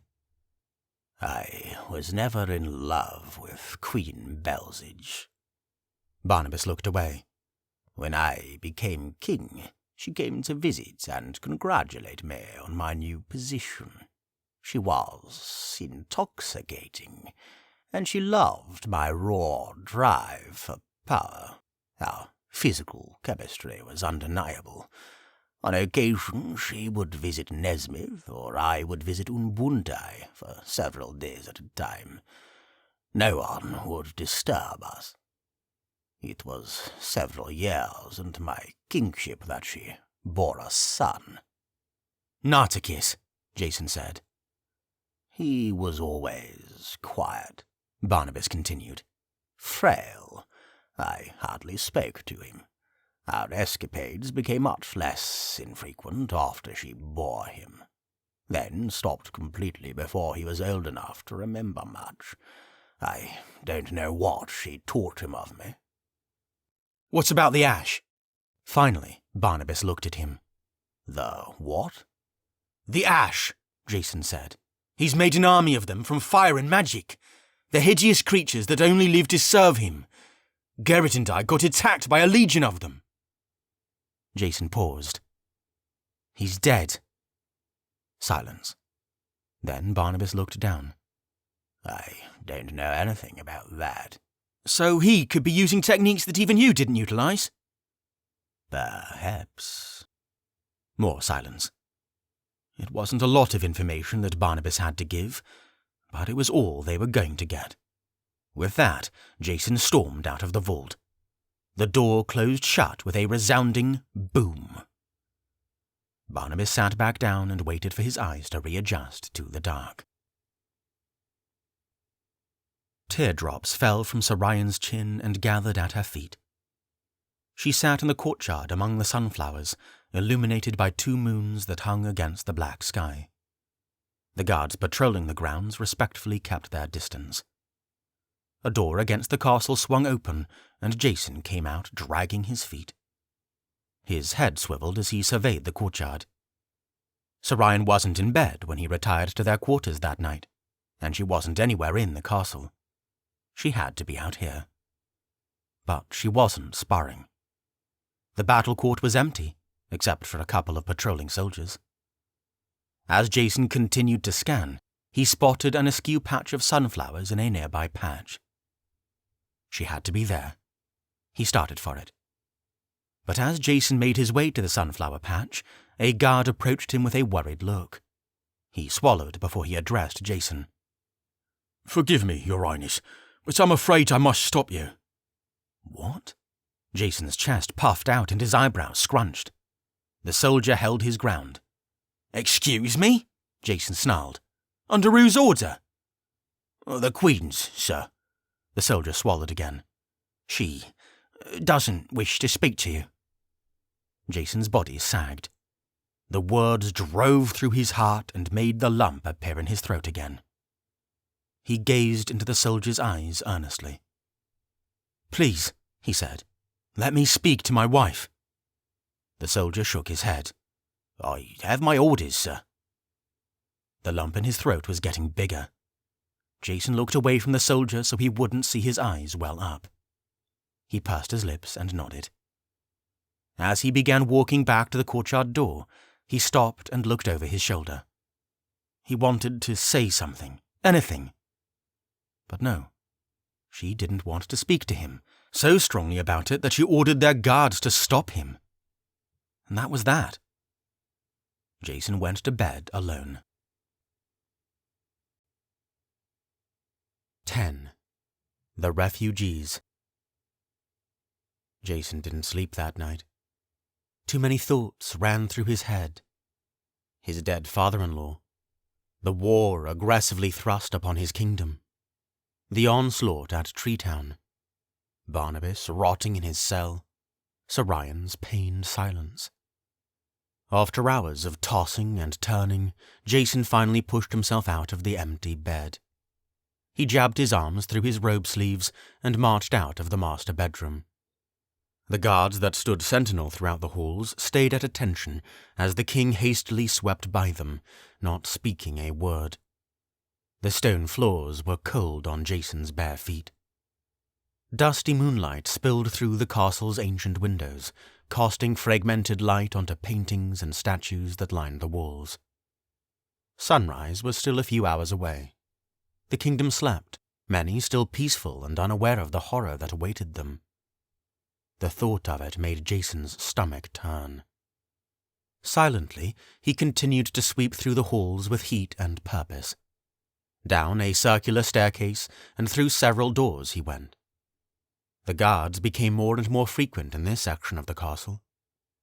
None of them spoke to him, but they nodded as he marched by. Finally, the king reached a wide double door with a massive golden emblem of the dragon gleaming on its surface. He gazed into the dragon's eyes for just a moment, taking note of the power, might, and majesty they emulated. Then he put his hands on the doors and pushed them open. The room on the other side wasn't too large or too small, 10 paces long and 10 paces wide. Its grey stone walls and floor were no different than the rest of the castle. No furniture was in the room, except for a granite pedestal protruding from the centre of the floor. On that pedestal, a glossy orb filled with swirling grey smoke rested, emanating a strange energy. The Reader of Souls. The conduit to the sacred dragon. The Oracle Stone. But Jason wasn't the only one in the room. Nardiel was already on his knees, his eyes closed and his hands on his lap, facing the Oracle Stone. He popped one eye open and turned his head as he heard the door open behind him. Even without getting a better look, he knew who it was. "It seems as though you're sleeping as well as the rest of us," Nardiel said. Jason sighed. Sir Ryan is still distraught. I don't know what to say to her. Jason paused for a moment, then continued. I need to talk with a dragon. At this comment, Nardiel arose to his feet. He brushed the dust from his knees and turned to face his king. As he moved his feet toward the door, he placed his hand on Jason's shoulder. "I hope you have more luck than I," he said quietly. "Nothing. I feel as though I've supplicated myself for hours without so much as a whisper. The dragon has been silent to me tonight." We must be patient, Jason said. I don't think the sacred dragon will allow Nezmyth to fall to ruin. Nardiel said, "I do hope you're correct." With that, he strode out of the room. Jason took a deep breath and knelt where Nardiel was just moments ago. He put his hands on his knees, closed his eyes, and took in another deep breath. In, out. When he opened his eyes, his gaze was fixed squarely on the Oracle Stone. The grey clouds continued to swirl and billow inside its glossy spherical housing. Jason spoke to it, but thought of the dragon. Sacred dragon, he began. War has befallen Nezmyth. A terrible force of the likes I've never seen before. The opposition is evil in its purest form, even stronger than what Barnabas once was. And Nezmyth is the lost kingdom that still holds to the ancient ways, your ways. Please, protect us. What must we do? Nothing happened. Then his insides began to glow. His head swam, not uncomfortably, but like the gentle moments that exist right before you drift off to sleep. The stone walls around him melted away as a white light grew brighter and brighter around him, shrouding everything in the room except for the oracle stone. Within moments, Jason appeared to be kneeling in endless white, with nothing around except for the floating oracle stone. He stood up, getting his bearings for his surroundings. All was quiet.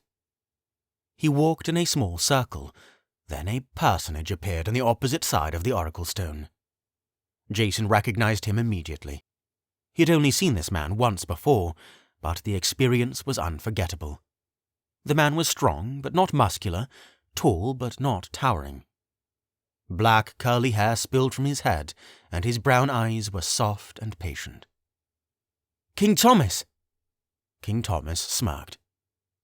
"This is your first time having a revelation like this, isn't it?" "It is," Jason said as he continued to look around. "I just wish it weren't under such circumstances." "So, war is upon Nezmyth, is it?" Jason nodded. "I must admit, I never had to deal with war while I was king," King Thomas said, his hands clasped behind his back. "But I held close relationships with people that did, and they taught me much." Jason thought of Barnabas in his cell. Then he tore his mind away from it. "Your thoughts have been on Barnabas lately," King Thomas said as he walked up to the oracle stone, never taking his eyes off Jason. Jason frowned in response. "Of course they have. His son is waging war on us."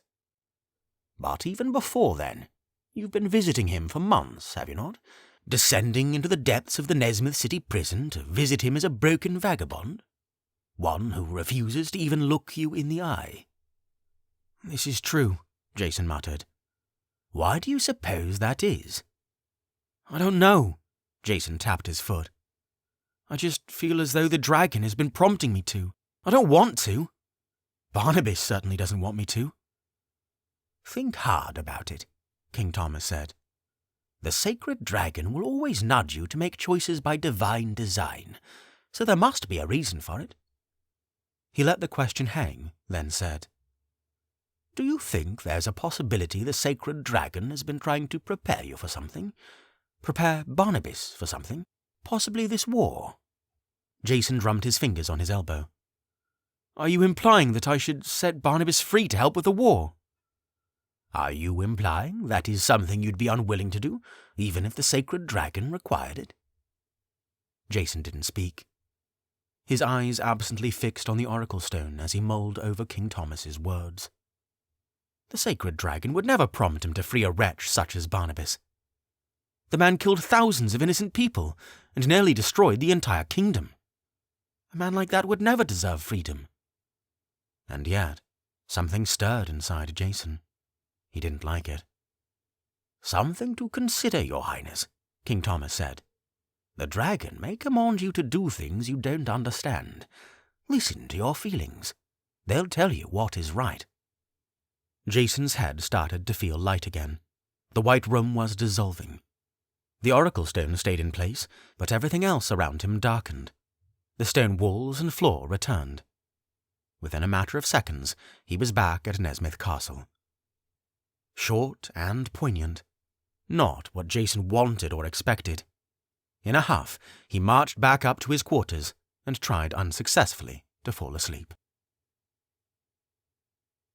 "Treetown is overrun as far as I know," Jason said. He, Nodiel, Master Feribolt, Terran, and Sarian all gathered around a table placed squarely in the middle of the great hall. On the table, a map of Nezmyth stretched from corner to corner. The map detailed major roads and rivers that connected all the kingdom and included all landmarks and villages. Nezmyth was separated into 4 major regions: the western woods, northern seashore, eastern mountains, and the southern plains. Nezmyth City was in the center of it all. Small flags were pinned into different dots on the map representing Nezmyth's villages. A red flag was placed on top of Treetown. Every other major village had a blue flag on top. "Are we certain Treetown is overrun?" Nodiel said. Jason nodded. "There's no doubt in my mind. The Ash were chasing us miles out of town. We wouldn't have escaped if Lampy didn't attack them." "Lampy?" Terran asked in awe. Sir Ryan jabbed a finger at Port Gala, the city on the northern seashore. "If Nartikis is smart, this is where he'll send the Ash army next. The great Nezmyth River that starts at Port Gala feeds most of Nezmyth its water, and that river is used for transportation too. Once they take Port Gala, taking the rest of Nezmyth would be easy for them." "Is Port Gala protected?" Terran asked with a twinge of worry. Port Gala is walled off in a way very similar to Nezmyth City, Nardiel replied. The stone walls surrounding it are over 30 feet high, not remarkably tall, but they'll still give some protection from the onslaught. Besides, the army must work its way through the rest of the western woods and Fort Abernath before it can reach Port Gala. "That is, of course, assuming that it is even King Nartikis's plan," Jason said darkly. Nardiel paused. "Yes." Suddenly, 3 booms echoed from the castle door. The doors pulled open, and a soldier popped into the doorway, panting. Everyone turned to look. "Your Highness," the soldier began, "survivors from Treetown are approaching the city." No one hesitated. They abandoned the table and map. Nardiel and Master Feribolt marched for the entrance as they commanded Nardiel's carriage to be prepared. Sir Ryan ordered for food to be cooked and for dining tables to be laid out in the great hall. Terran stood back, a little bewildered and lost as his friends hurried about. Jason turned to the messenger that arrived at the entrance. "I'll go out to meet them as they enter the city. Bring them back here and make sure they're well fed and clothed. These people have just lost everything." "Of course, sir." Nardiel's and Jason's carriages were ready within minutes. Terran rode with Nardiel, while Master Feribolt and Sir Ryan joined Jason in his carriage. The carriages galloped through the Nezmyth city streets, while the drivers blew on brass horns to warn people of their coming. City-goers split to the edges of the street as the caravan blew past. Jason cleared his throat as he stole a glance at Sir Ryan. "Darling, how are you feeling this morning?" She didn't reply. Jason sighed through his nose. Suddenly, the carriages skidded to a halt just after the southern market street. They must have reached the survivors. Sir Ryan threw the door open and jumped out of the carriage before Jason could. He followed closely behind. What he saw made his heart drop. There were only a few dozen of them, and they looked terrible. Faces with sunken red eyes, feet that shuffled across the cobblestone, aimless and lost. Every single one of them had at least one bloody bandage somewhere. On top of it all, they were covered head to toe with soot, ashes, and sweat. Jason tried to keep his voice from quivering as he spoke. "Where is Chief Patu?" he called to the crowd. "Here, Your Highness," a weathered voice replied. There she was, in a handcart being towed by 3 people. The handcart creaked horribly as the giant chief forced herself into a sitting position. Her jolly nature was completely gone, and one of her arms was in a sling, and half of her head was bandaged up. The animal skins that she wore as armor were torn and cut in several spots, stained with blood. Chief Patu grimaced and inhaled sharply through her teeth. She tried to scoot herself forward to climb out of the handcart. "No!" Jason dashed forward to stop her. "Stop right there. Keep resting. You can tell us everything at the castle." He looked around, then said, "Where's Adria?" Chief Patu clenched her mighty jaw, pursed her lips together, and shook her head. 2 villagers crowded her and rubbed her arms as she tried not to weep. Jason's throat tightened. He took another look around. Everyone from the castle was standing outside of the carriages, fear and sadness written across their faces. "Is this just a taste of what's to come?" Jason thought. He tried to push the thought out of his head. "Get all the children in the carriages. We can walk with the rest of you. You, guards over there, come push this handcart. As for you, send for more carriages and some healers. Let's bring these people to the castle as quickly as possible." Not much was said as they trudged through the city. The carriages came and went with hasty succession, taking loads of Treetown refugees with them.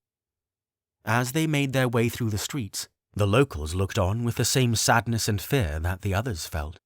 Several rushed into their homes to rummage around their belongings, then returned carrying loads of food, blankets, and clothing. The refugees accepted all these gratefully, and often with tears and hugs. At length, the refugees arrived at the castle. Jason and his friends arrived last.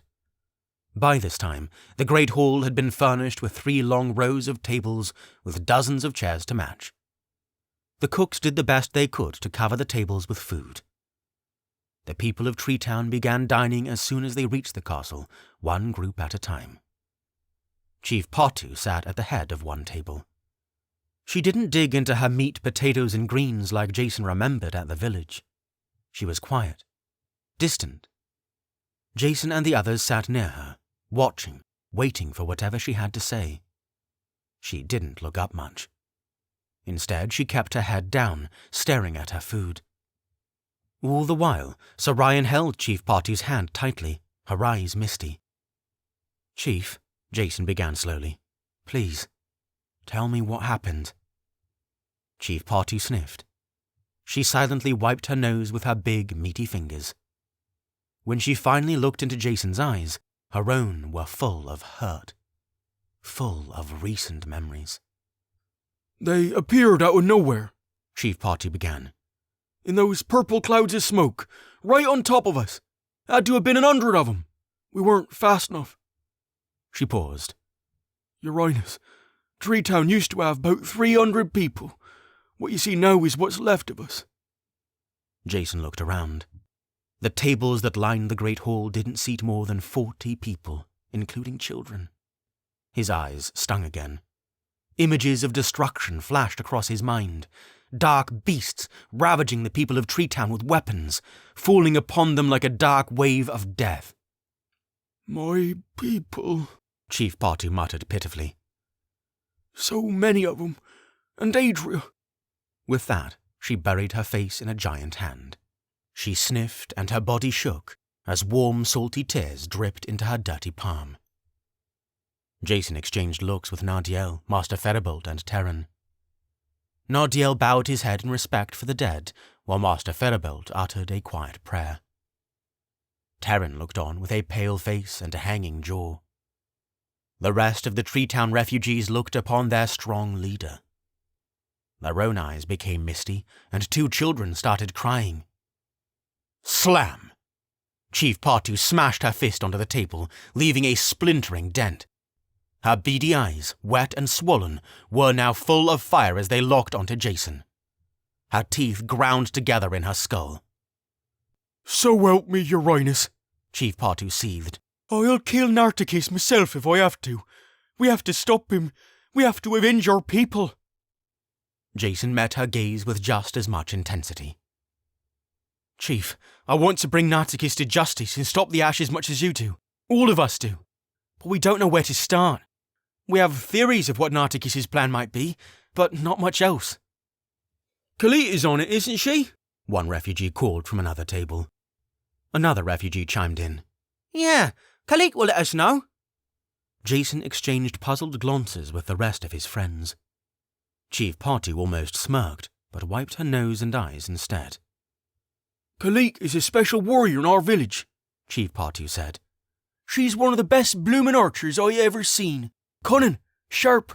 Most importantly, she moves like a fox in the dark." She paused. "Just after you left, Your Highness, I called for Khalid and gave her a special task. Hide. Make yourself invisible. Listen to what the enemy has in store and send us word." "She's amazing." One refugee stood from his chair. "She can jump from tree to tree without breaking the softest branch. And I once saw her shoot an apple off a cart at 100 yards. "Khalid is incredible," a Treetown youth piped up. Chief Patu nodded. "She's got a pet hawk named Justice. The bird's always with her. It's trained to deliver messages over long distances. While Khalid is hiding in the trees, she'll send us messages with the bird, letting us know anything she hears from the enemy. That'll teach us their plans." Jason exchanged glances with his friends again, this time with a spark of hope. "It appears as though we'll know the enemy's plans after all," Nartiel said with a hint of confidence. Thank the dragon, Master Ferribald said half to himself. The Western Bridge was destroyed? Jason asked Chief Partu. Chief Partu shook her head. Dunno. Our town's best magicians managed to be on their way before the ash arrived. I hope to the dragon that they got the bridge destroyed. They have no way of communicating with us, though. If they did, they came back to Tree Town to find it in ruin. They might even be dead. Wait, Terran said. But if the ash suddenly appeared, what difference does it make if the Western Bridge got destroyed or not? Transporting a living thing takes a great deal of magic, Nartiel said with his arms folded. It likely took a great toll on Nartikis to transport enough ash to Tree Town.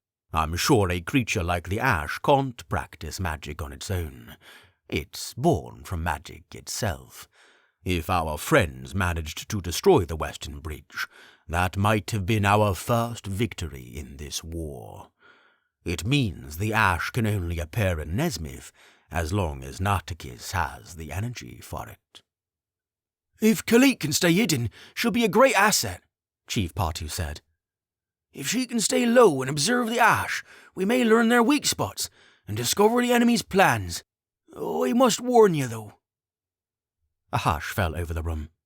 Chief Partu leaned over the table again, and the tone of her voice got as serious as ever.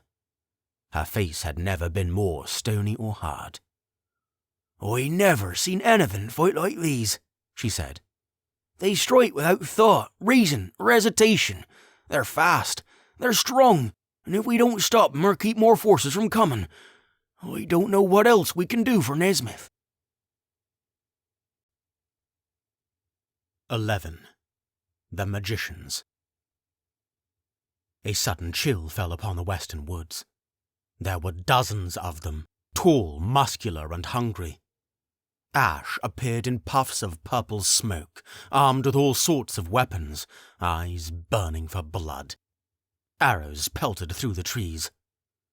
Growls and hisses sounded as their bare feet stamped across the forest floor. They shouted at each other, their target clear and moving fast. 3 horses sprinted down the western woods road. In the dark, the horses' breaths billowed like smoke against the cold the ash brought.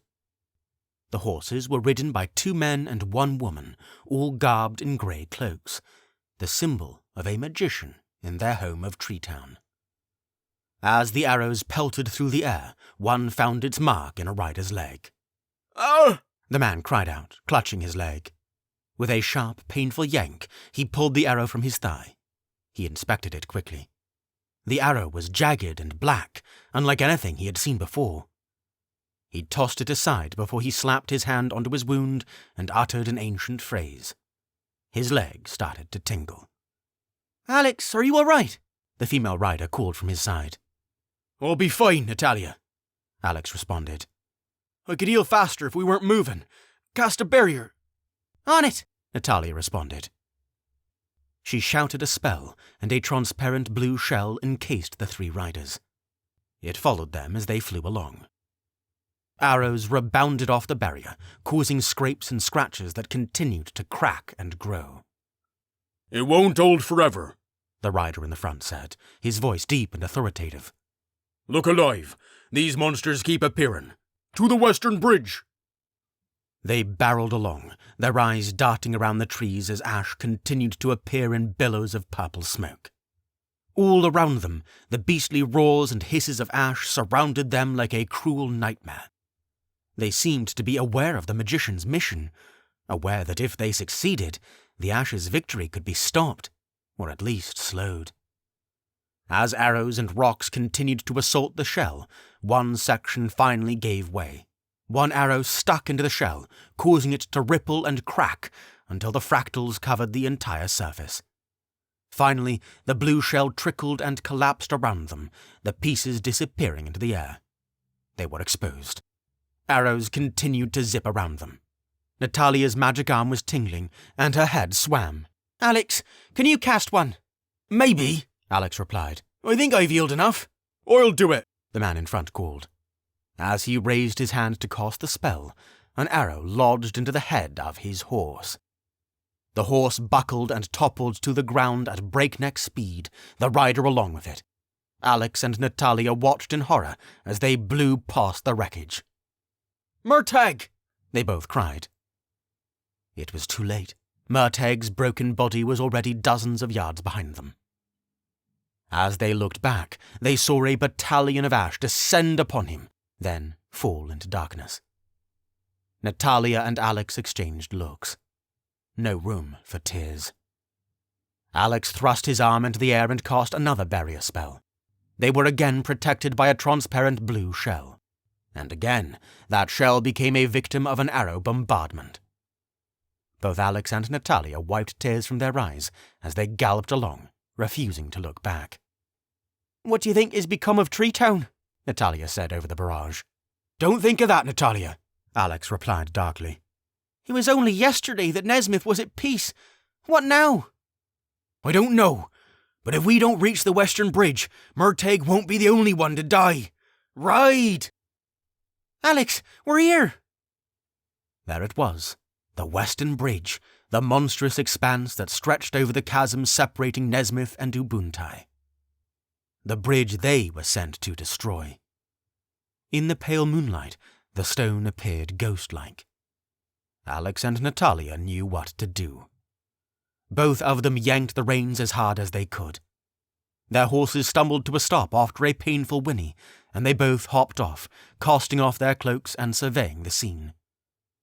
The bridge was hundreds of feet long. Destroying it would be no minor feat. And behind them, an army of ash was approaching. "Natalia," Alex said softly.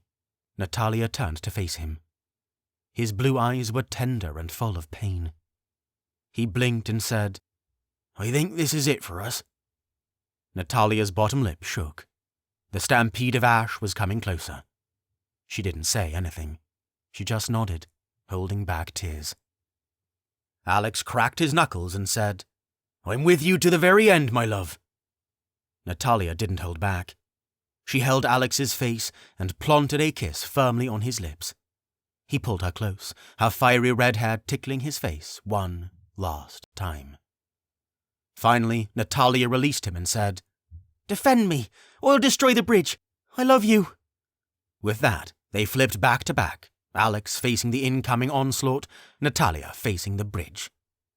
Alex planted his feet apart, keenly aware of his bleeding leg. He stuck out his arms and swirled them in a calculated pattern, muttering under his breath. From the ground, 2 embers sparked and burned and grew. After a few seconds, each ember had grown into an individual firehound, burning, snarling and hungry to sink its teeth into whatever was coming. They barked angrily, sparks falling to the ground by their paws. With another swish of his arms, Alex cast a barrier to protect him and Natalia. A flat wall of transparent blue. Natalia lifted her arms with her palms down, feeling the reverberations in the ground. Her heart and soul connected with the living things around her. In her spirit, she could feel each stone of the Western Bridge, each very large and thousands of years old. Her eyebrows bent. "It's so big," she said despairingly. "I don't think I can do it." "Yes, you can," Alex shouted. "I know you can. The dragon will give you strength." He paused. "They're here." And they were. Dozens upon dozens of ash, their weapons raised to the air as they howled girthy cries of bloodlust, descended upon the 2 magicians. Both firehounds took off, darting across the ground and barking with fury. They were quick, dashing through feet, dodging sword swipes and spear jabs. They bit through the jugulars of several and distracted many others, but it wasn't enough. Alex lifted both palms vertical and blasted the front ranks with rays of scorching blue beams. They took it hard and toppled to the ground, but more ash trampled the bodies of the fallen and rushed. Meanwhile, Natalia bared her teeth and grunted as her arms trembled in the air.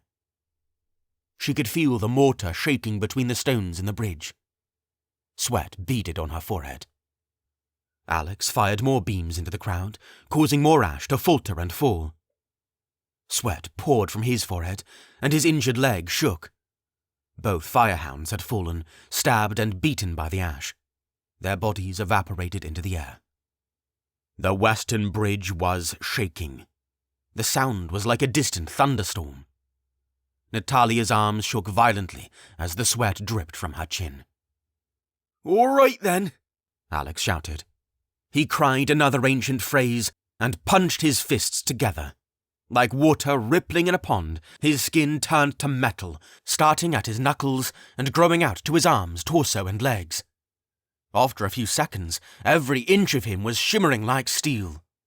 He clapped his hands with a mighty clang. As he pulled them apart, a fiery orange broadsword grew out from his right hand.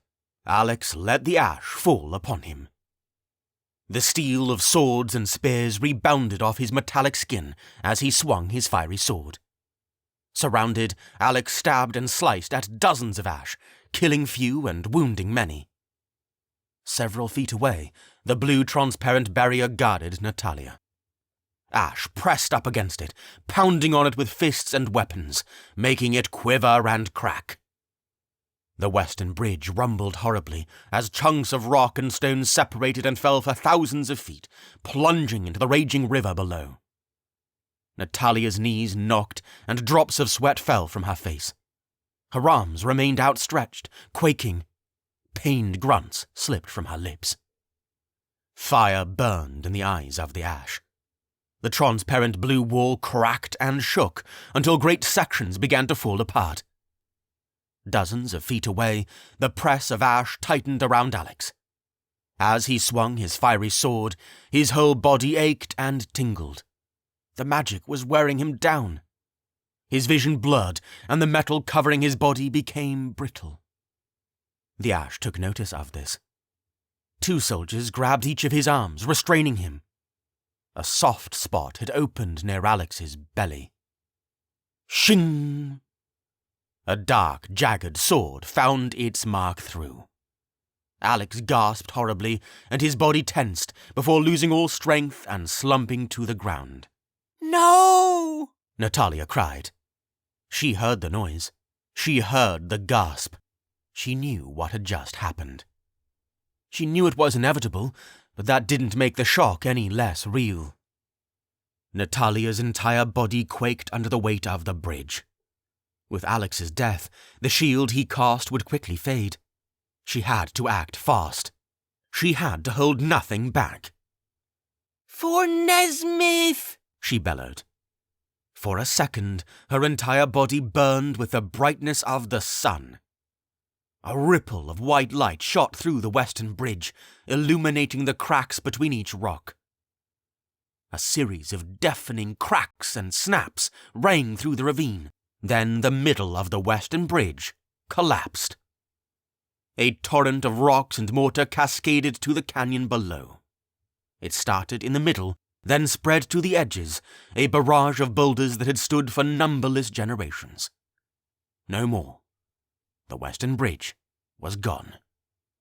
Natalia looked on it with satisfaction, completely exhausted. She couldn't stand. She fell to her knees, teetering on the brink of consciousness, her entire body tingling horribly. The mission was complete. This was a victory for Nezmyth. She was about to collapse, but an ash blade ripped through her before she could even close her eyes. As she crumpled to the ground, ash gathered around her overlooking the ravine. One spat on her body before peering over the edge of the cliff. "Master will not be pleased," one soldier said, its voice harsh and worn. "No," the other beast replied. "but this is a small thing. That pathetic town in the woods will fall within hours, and there we will begin." The beast paused to give its comrades a nefarious grin. "The seed has been planted, and it is us." The jail cell. The long, frail, pale body. The mess of tattered grey hair. The dark, dancing torchlight illuminating it all. Barnabas turned about slowly to face him. As soon as Jason felt those icy blue eyes upon him, he heard a voice. "Listen to your feelings." Jason gasped. He jolted up in bed, breathing hard, a thin layer of sweat covering his whole body. The image of Barnabas alone in his cell was still branded on his mind. Those chilling eyes lingered on him, waiting for what was supposed to happen next. Jason looked next to him. Serine was gone again. Moonlight spilled into their bedroom as it hung over a dark Nezmyth sky dotted with stars. He threw the covers off his legs. He couldn't take the burning in his mind any longer. He shoved his arms through his robe and burst out the door into the hallway, marching quickly. Everything happened in a flash. His coach was assembled, Nardiel and Terran were fetched, and everyone met at Master Feribolt's mansion in Upper City. The three of them were escorted into the study, where books lined the walls from top to bottom, and a fire crackled in the fireplace a dozen feet away. A mahogany desk was pressed into the corner, and a bare rug snarled at the men's feet. There would still be a couple of hours before dawn, so the tall windows had curtains drawn over them. All of them sat in a circle, seated in plush armchairs not far from the fireplace. Nardiel blinked the sleep out of his eyes, while Terran rubbed his own. Master Feribolt was sleepy as well, but barely swayed in his chair. Jason sat tight and alert, however, sleep having fled his eyes nearly an hour ago.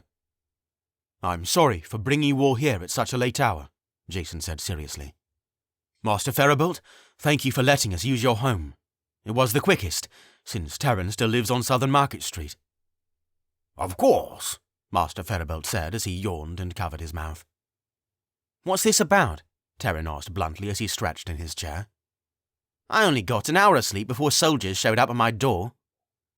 "Up late reading your assignments?" Nardiel asked. Terran let out a hefty sigh. "Yes, sir. All 12 volumes." "Excellent," Jason said. "It's about Barnabas." The tone in the room shifted immediately. Both Nardiel's and Terran's eyes hardened. Master Feribolt leaned forward in his seat, intrigued. "Oh?" Master Feribolt said. "What about him?" Jason dug his hands into his hair and scratched his head, then pushed himself out of his chair and paced the floor. The crackle of the fireplace would normally be soothing, but not tonight. Every pair of eyes was on him. "I had a vision recently through the Oracle Stone," Jason said. "I spoke to the spirit of King Thomas. He told me I might have been prompted to visit Barnabas for some divine purpose, as if he has a role in this war. For the last few months, the feelings have been quiet, but for the past couple of days, they've been undeniably strong." "Feelings about Barnabas?" Terran quizzed, his eyebrows creased. "What does that mean?" Nardiel's jaw tightened, and his head dipped. Terran looked on with his mouth agape. Master Feribolt waited with his hands in his lap. Jason rubbed his face before gazing upon his friends. He took a deep breath. I think I'm supposed to set him free." Silence. No one exchanged looks. They just ogled at Jason with a mix of confusion, concern, and disgust. Everyone except Master Feribolt. He frowned in a way that wasn't dissatisfied, but thoughtful and contemplative. He stroked his chin and stared at the floor. Terran said breathlessly, "You can't be serious." "Do you honestly think I joke about something like this?" Jason said severely. "I have as much reason to hate him as anyone else in this room. But these feelings are so strong that I can barely sleep anymore. There is something that we need from him. I don't know what it is, but there must be something." Nardiel didn't look at Jason. He asked, "Have you thought about the repercussions this would have across the kingdom?" He paused. "The effects of his tyranny are still fresh in the minds of the people. Nezmyth has entered a war, and the people need to have as much confidence in you as possible. You are their leader, their king." Another pause. Jason, once word got out that you set Barnabas free, the people would lose their confidence in you. And this is a time where you must have their full support. Nothing about this seems wise." Jason brushed his arms. "I know. It seems insane. But what can I do? I've been getting these feelings and I can't deny them." Another long silence. Jason paced with his arms folded, staring at his feet with every step. It felt like a knot had tied itself in his chest, tense and unyielding. Meanwhile, Terran's purple eyes could have burned a hole in the bare rug at his feet. Nartiel rubbed his face in his hands, and Master Feribolt stayed contemplative and unmoving. "My advice would be that prolonging the dragon's counsel will surely be unwise," Master Feribolt said. "Spoken like a true patriarch," Nartiel said half bitterly. Master Feribolt ignored him.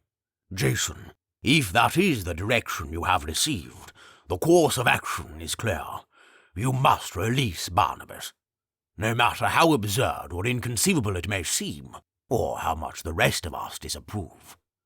But you are the dragon's ordained king of Nezmyth, so you must make the final decision." Jason didn't reply. He continued to pace. The tension in the deepest parts of Lower City was still strong against him. The poorest of the poor had remained destitute even after he became king and removed the harvest tax.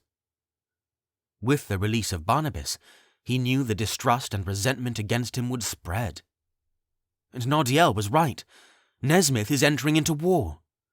Is this the ideal time to make a drastic decision like freeing Barnabas? What do the people need right now? Jason stroked his chin some more. Then he looked up. "I think I have a solution," he said. "I'll free Barnabas, but not right away." No one responded. They waited for Jason to continue. "We'll fight this war with all that we have. Snuff out the forces of the Ash and bring Nartikis to his knees. Imprison him just like we did Barnabas. Then Barnabas will be a free man. The war that is on our doorstep seems to me to be a much higher priority than the life of one treacherous man. This way we put the people of Nezmyth first, and still follow the dragon's commands of freeing the former king. What say you?" "Agreed," Nardiel said quickly. "I trust you, Jason," Terran said. Everyone looked to Master Feribolt. His arms were folded and his eyes half closed behind his round spectacles. He took a deep breath and gazed deeply into Jason's eyes. The tone of his voice was resigned. "You are the king, Jason," Master Feribolt said. "Choose what you feel is right. I'll be in full support of your decision." "Good," Jason said with finality. "Then we're in agreement." He stopped, then said, "Everyone get some rest. Move forward. Fight with all we are. Good night." With that, everyone exchanged their goodbyes before they departed and returned home. During the carriage ride back to the castle, the knot in Jason's chest didn't subside. He couldn't help but remember the words of King Thomas just one night ago. "Listen to your feelings." Even as he lay in bed, he tried to push those words out of mind. He still didn't sleep much that night.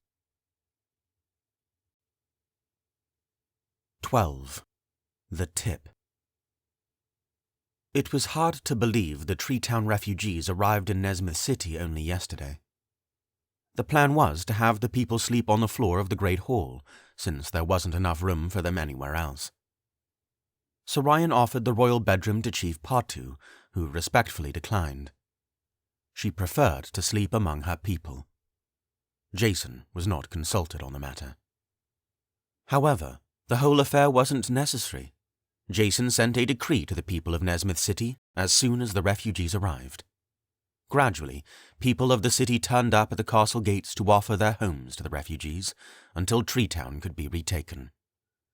Some of these even came bearing blankets, baskets of food, and extra clothing. By the end of the day, not a single refugee was left at the castle. Every last one had a place to rest their head. The sight made Jason's heart swell. But the mood in Nezmyth City had shifted drastically in the last day. War was upon them, and the whisperings in the marketplace could not be denied. Who would be called to fight against the Ash? Why would Nartikis choose to go to war against Nezmyth now? Can the Ash be stopped? How many villages will they lay in waste before that happens? When Jason awoke to a sunrise grazing his face, he turned over in bed. The space next to him was empty yet again. He frowned. He got dressed and made his way down to the back courtyard. He skipped his traditional armor and instead went with an old shirt and pants, the kind of clothes he used to wear when he was a commoner. His bare feet clapped against the stone floors as he made his way downstairs and through hallways, passing several pairs of soldiers. The morning sun was bright and harsh as he pushed a set of double doors leading to the courtyard. The flowers and shrubs rustled in the springtime breeze, laid out in rows and patches organized by carved stone. In the middle of the courtyard, a large expanse was outlined as a sparring space. Currently, it was inhabited by none other than the Queen, swinging and jabbing her staff as she battled with 2 soldiers. Guards stood around the perimeter, watching intently. Jason wordlessly made his way to the spectacle. As he approached, Sir Ryan quickly dispatched 2 of the soldiers, knocking each of them to the ground. The guards around the perimeter clapped. One guard silently gave 2 bars to another, while the recipient smirked. Another guard marched out to the Queen to hand her a canteen full of water, which she drank from liberally. By this time, Jason had reached her. He said, "Watching you spar reminds me of when I first knew you, your battle class down by the market streets." Sir Ryan stopped drinking and wiped her mouth. She gave the canteen back to the soldier and glared at Jason coldly, then put her hand on her hip and leaned on her staff. 5 years, Jason, she said. I must have really lowered my standards to end up with you. The corner of her lip twitched upward, almost teasing a smile. I'm glad you did, Jason said. I don't know what I would be without you. He paused. Sir Ryan, I keep going over the battle in my head. I wish there was something more I could have... Don't, Sir Ryan interjected. Don't. Jason, I know he's gone. And I know you would have done something if you could.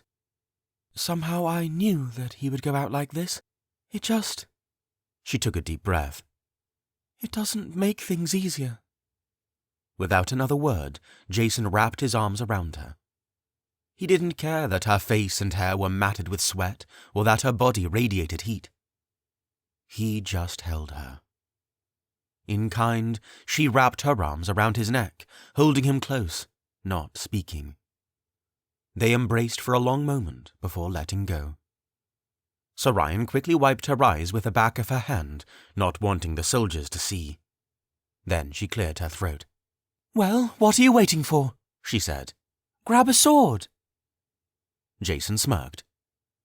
He walked back to the perimeter of the courtyard to grab a wooden sword, but a soldier bustled out and handed one to him. He made his way back to the center of the courtyard, where Sir Ryan was waiting for him. They faced each other. They bowed. Jason lunged. Sir Ryan backpedaled and parried each blow with ease, before she took a turn lunging at Jason. Likewise, he deflected each strike. They crossed their weapons and stared each other down from inches away. Do you know who I really blame for all of this? Sir Ryan said almost amiably.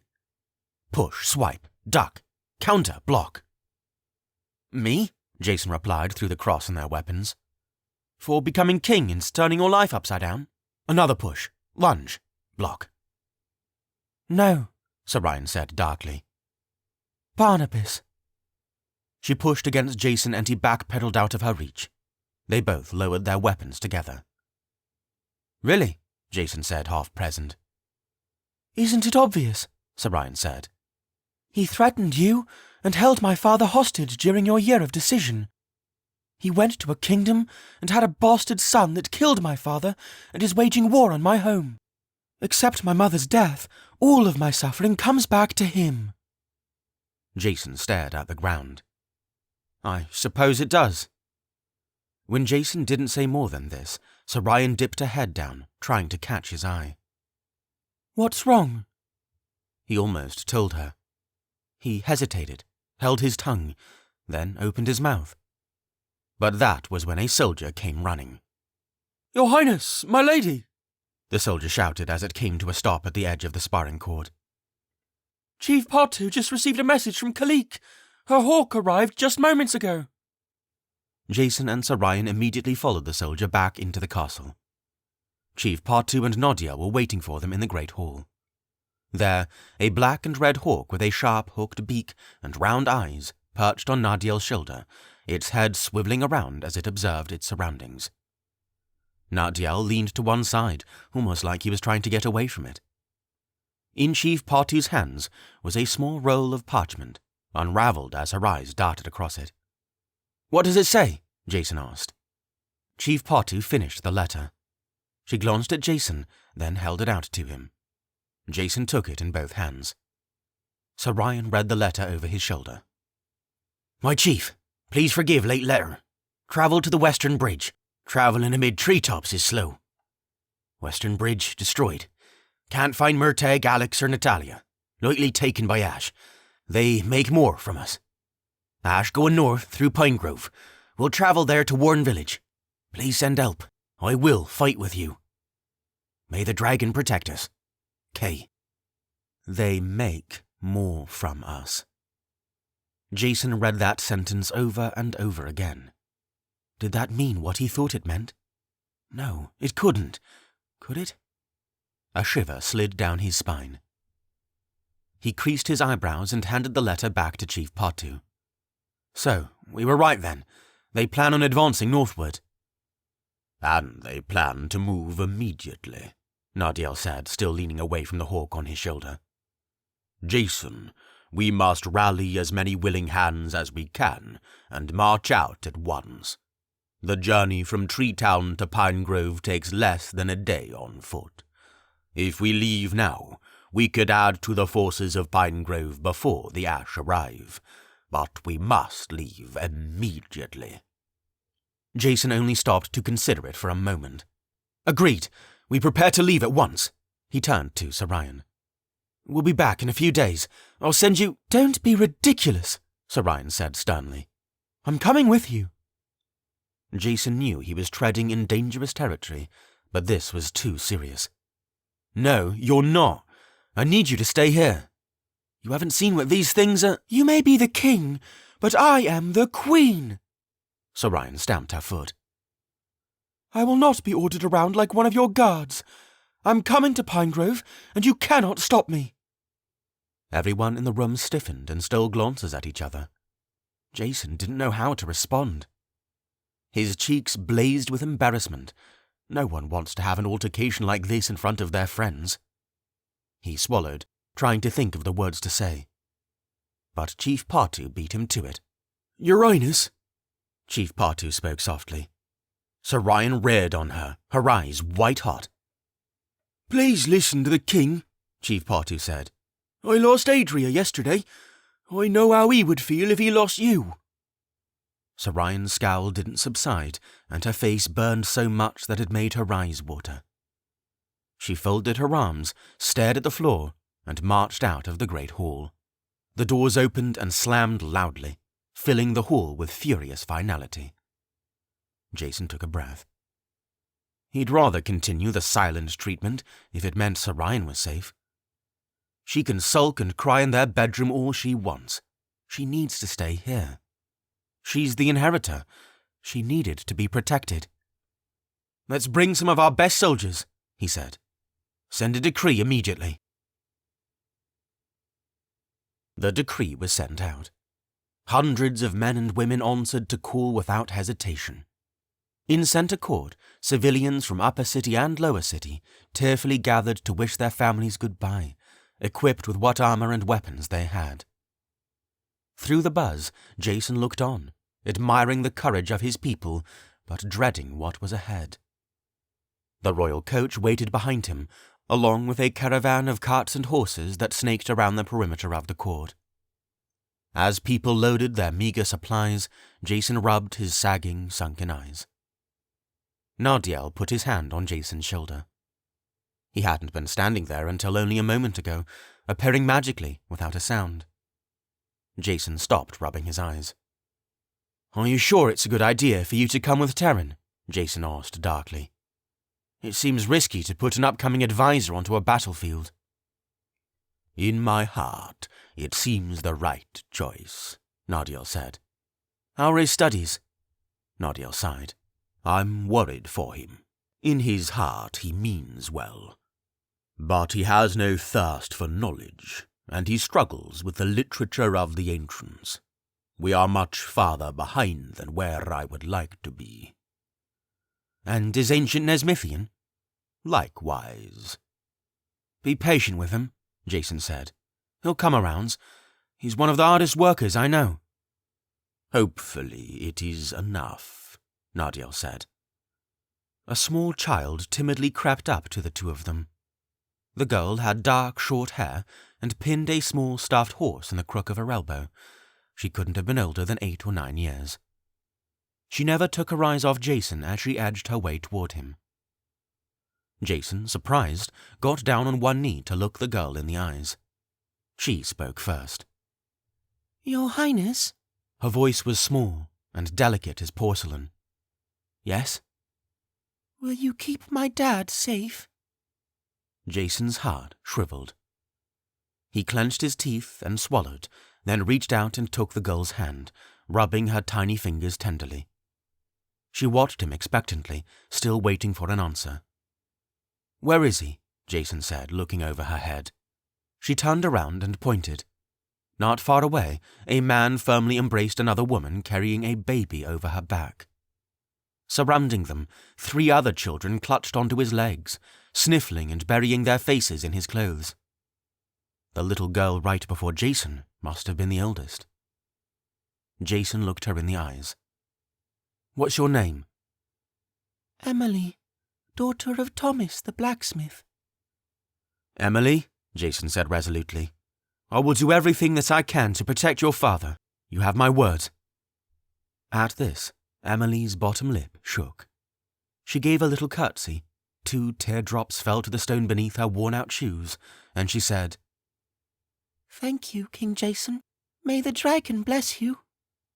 She darted away. Jason stood up. He watched young Emily throw her arms around her father one more time. Behind Jason, Nardiel was frowning. "Do you really believe you can protect that man's life when there are hundreds of men on a battlefield?" he said. Jason frowned in kind. "I gave her my word, so I'll do my best." "You're as reckless as you are kind." "There are worse things," Jason retorted. After a brief pause, Jason made the decision. "We should be off. Is Terran in the carriage?" "Yes." "Then let's not wait any longer." There was no speech, no banners of glory or rousing songs of victory. Jason and Nardiel slipped into the red carriage that led the way for the rest of the caravan. A long snake of horses and carts made its way through the Nezmyth city streets, heading for the western wall, comprised of hundreds of Nezmythian men and women armed with what they had. Husbands, wives, and children threw flowers in the streets as their loved ones rode by, their faces dripping with worry and sadness. Many of the children buried their sobbing faces into their mothers. Jason didn't look at any of them. He kept his head down, his eyes focused between his boots.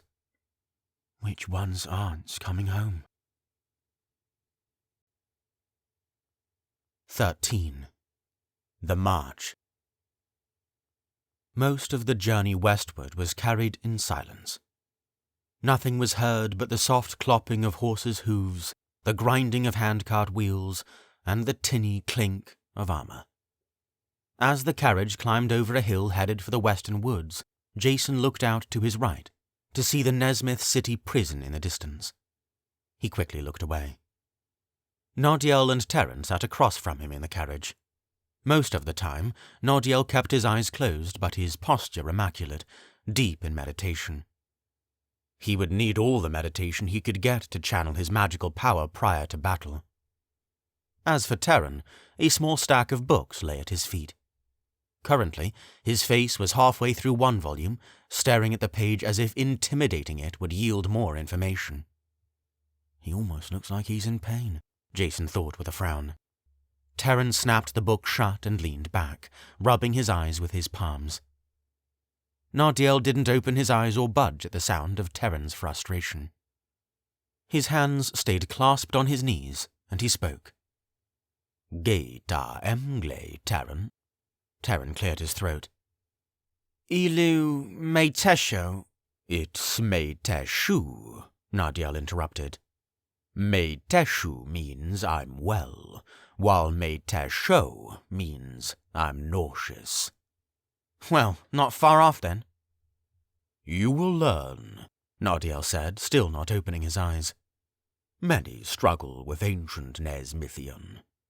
The rules of grammar and vocabulary may come across as a bit arbitrary and convoluted, but your mastery will come in due time.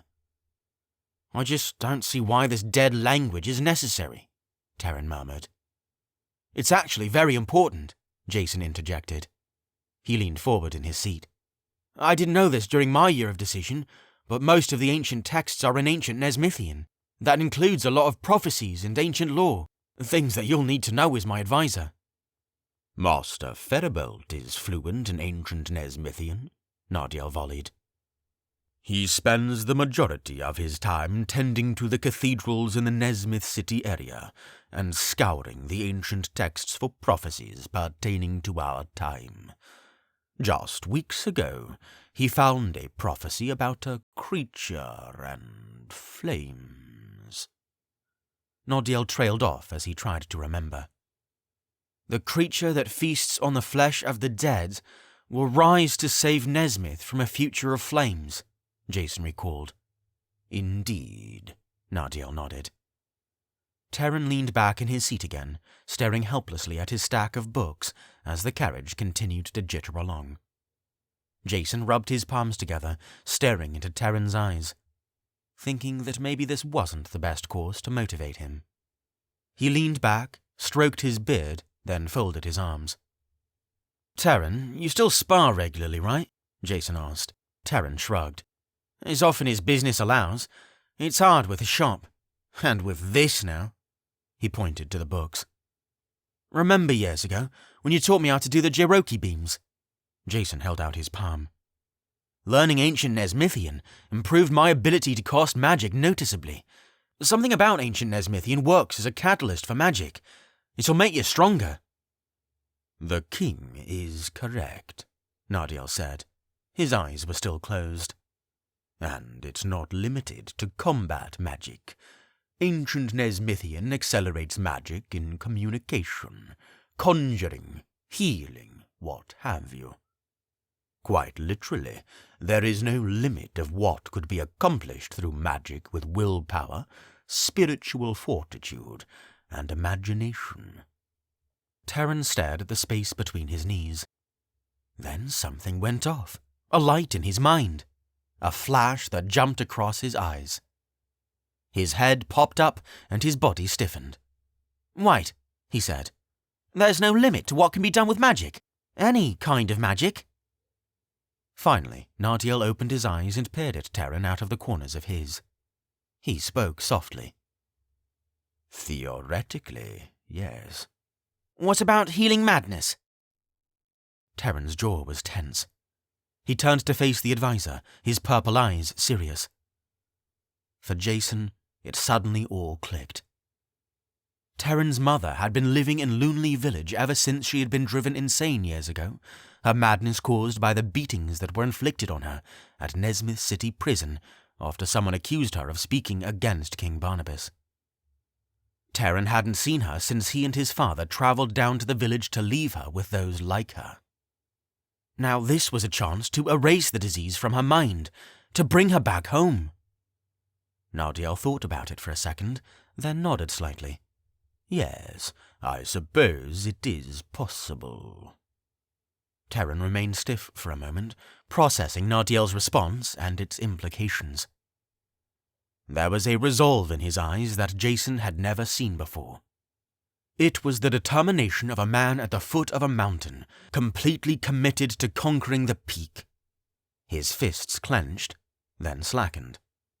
Then he snatched the book back up and continued to read. Jason smirked with satisfaction. Then his smile faded as he remembered why they were on the road. They had been sitting in the carriage for a few hours. He pushed himself to his feet. "I'm going to step out for a moment," he said. Terran was already engrossed in his book and didn't answer. Nardiel simply nodded. With that, Jason unlatched the door and slipped out. The pine needles didn't crunch under his boots. They had just crossed into the western woods. Conifers towered overhead, reaching toward the sky, which was red and orange with the setting sun. A chill whisked between the trees that made Jason's arms sprout into goosebumps. The gentle scent of pine sap welcomed Jason's nose, but something about the woods was off.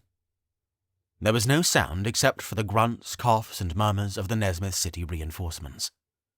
No birds chirping, no tree branches snapping, no scampering of foxes or rabbits or squirrels. Just eerie, tense silence.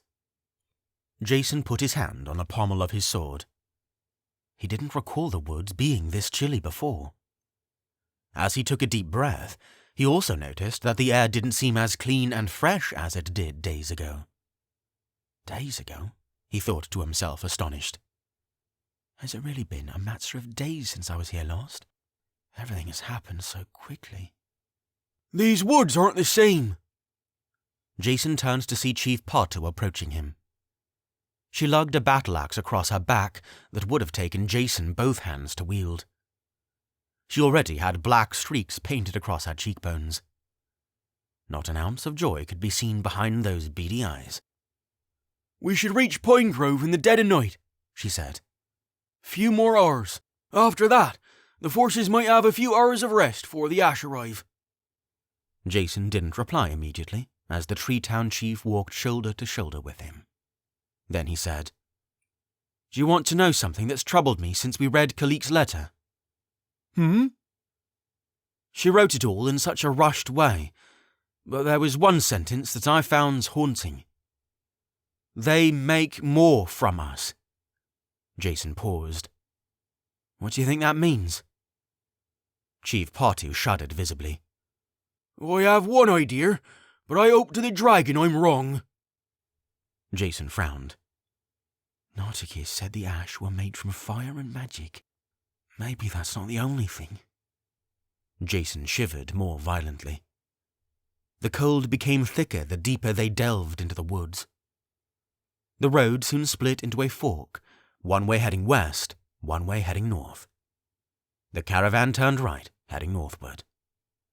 Every man and woman in the caravan clutched their weapons for the next 3 hours, squinting their eyes, peering into the dark. They couldn't know for sure if the ash were staying in Tree-Town.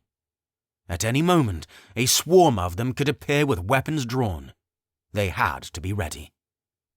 Jason climbed back into the carriage. When he shut the door behind him, Terran stirred.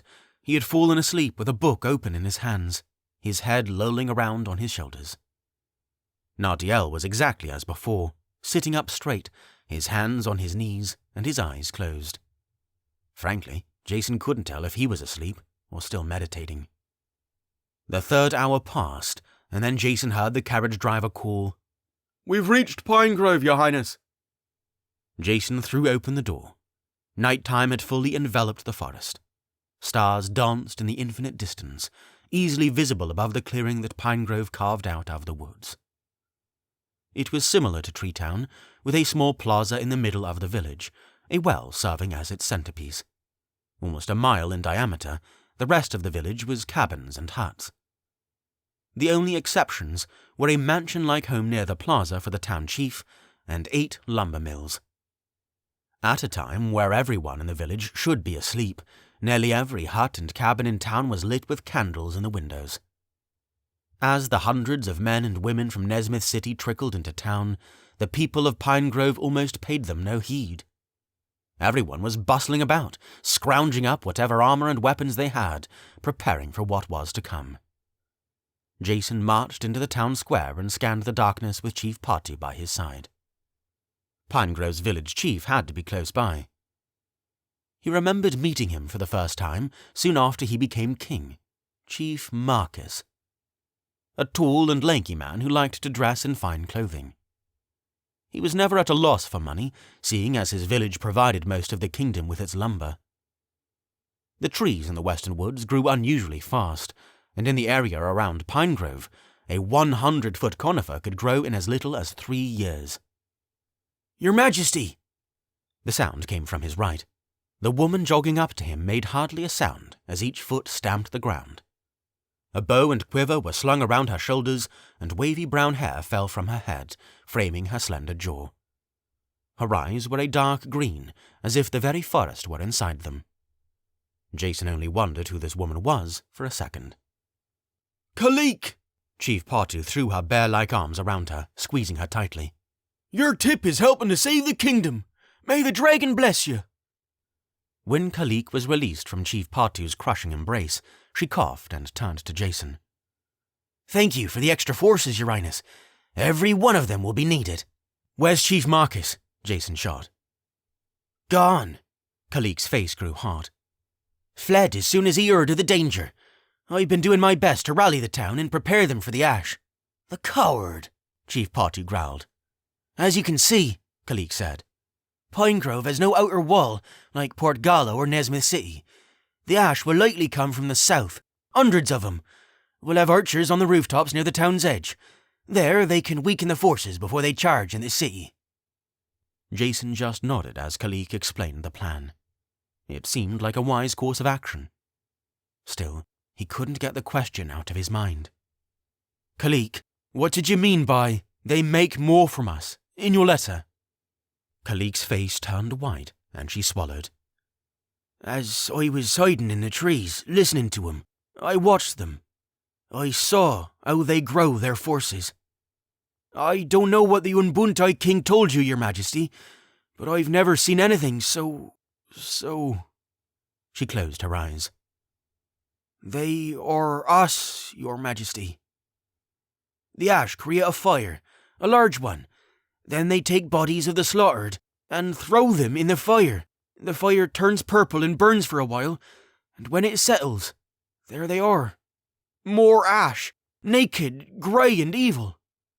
Kalik paused. "I'll never forget the faces of those thrown into those fires. All of them were people I knew. Many were my friends." "So you mean Adria might be—" Kalik clenched her teeth and nodded. Jason's blood turned to ice. Beside him, Chief Patu fell to her knees, gazing into Kalik's evergreen eyes, disbelieving the horror that was described. With a dangling jaw and wide eyes, Jason imagined the ash dragging the slaughtered bodies of his people through the dirt, only to be horrifically burned and transformed. He bowed his head, letting a tear fall to the soil by his boots.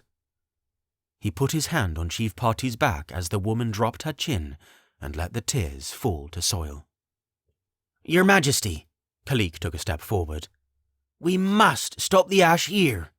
Every defeat Nezmyth sees will add to their forces. They grow and spread like a plague, like a disease. But I know we can defeat them. You and the sacred dragon can lead us to victory." "I swear by the dragon's fire that Tree Town will be avenged!" Chief Patu roared as she got to her feet. "Your Highness, you have my axe. We'll show Nartikis what the fire that burned the heart of Nezmyth. This war ends tonight!" Several people who scuttled by cheered at Chief Patu's bravado. "We'll find whatever food we can for the Nezmyth City troops," Kalik said, turning to Jason. "I'm sure we can find some bread to give them strength." Her voice suddenly got dark. "Unlike us, the ash have no need for rest. They move and attack with speed and hunger. We must kill every last one of them, or they will take Pinegrove like they did Tree Town." "Your Highness," She put her hand on Jason's shoulder again. This war ends tonight. Jason couldn't think of anything meaningful to say, so all he said was, "Thank you. Let's show them the fire of Nezmyth." With that, Chief Partu and Kalik ran off to join the rest of the forces on the south side of town. As more forces from Nezmyth City marched quickly to join them, Jason looked up to the sky. The endless black looked the same as it always had, like before the time Gerrit was dead, or before Nartikis vowed to take over Nezmyth. But somewhere in that infinite cosmos, the sacred dragon looked down upon Nezmyth, the last standing kingdom that clung to the ancient ways. Dragon, help us, Jason thought. Then he thought of a wispy old man, alone in a prison dozens of miles away, and he pushed the thought from his mind. 14. The Onslaught. The people of Nezmyth worked tirelessly for the next few hours, creating a crude barricade on the south side of town. They felled trees and stacked them into a shabby wall that acted more like a fence, reaching only shoulders height, hardly any real protection from the ash. If nothing else, they hoped its presence would give the rooftop archers a better chance to thin the first wave. Those that weren't fighting were ordered to hide in the homes on the north end of town and arm themselves with whatever they could. Just past those homes on the northern border, carriages and horses waited, ready for an escape. Women and children scrounged up shields, swords, knives, whatever they could use if the ash broke through their doors and windows. Inside, they huddled in corners and held each other, nervous and shaking. Jason marched up and down the barricade and counted the forces. He lost count somewhere around 500. And how many people lived in Pinegrove? Almost 1,000. Behind the barricade, Terran and Nardiel stood beside each other. Nardiel's eyes were closed and focused as he listened and felt his surroundings, still meditating. Both his hands wrapped around the hilt of his sword, point stuck in the ground. Terran, wearing the armor of a royal guard, ground his teeth together and felt at the daggers slung by his hips. He never took his eyes off the quiet woods stretching southward. Jason peered to a large tree that towered higher than the others just out of town. He knew that Kalik was perched in the top of that tree, watching. She told Jason that justice would call loudly when the Ash army was approaching. Everyone shuffled their tired feet as they crowded the barricade. As Jason marched by, they all nodded in respect. Jason kept his hand on his sword. One person caught Jason's eye, a familiar face from Center Court, Emily's father. He looked like a shorter version of Terran. He had the strong arms of a blacksmith, greasy blonde hair, and an angular jaw. He nodded at Jason just like all the others as he walked by. He was perplexed when Jason stopped in front of him. "You," Jason said. "Your daughter spoke to me before you left. It's Thomas, isn't it?" Thomas cleared his throat and said, "Yes, Your Majesty." "That's a noble name." "Thank you, Your Majesty."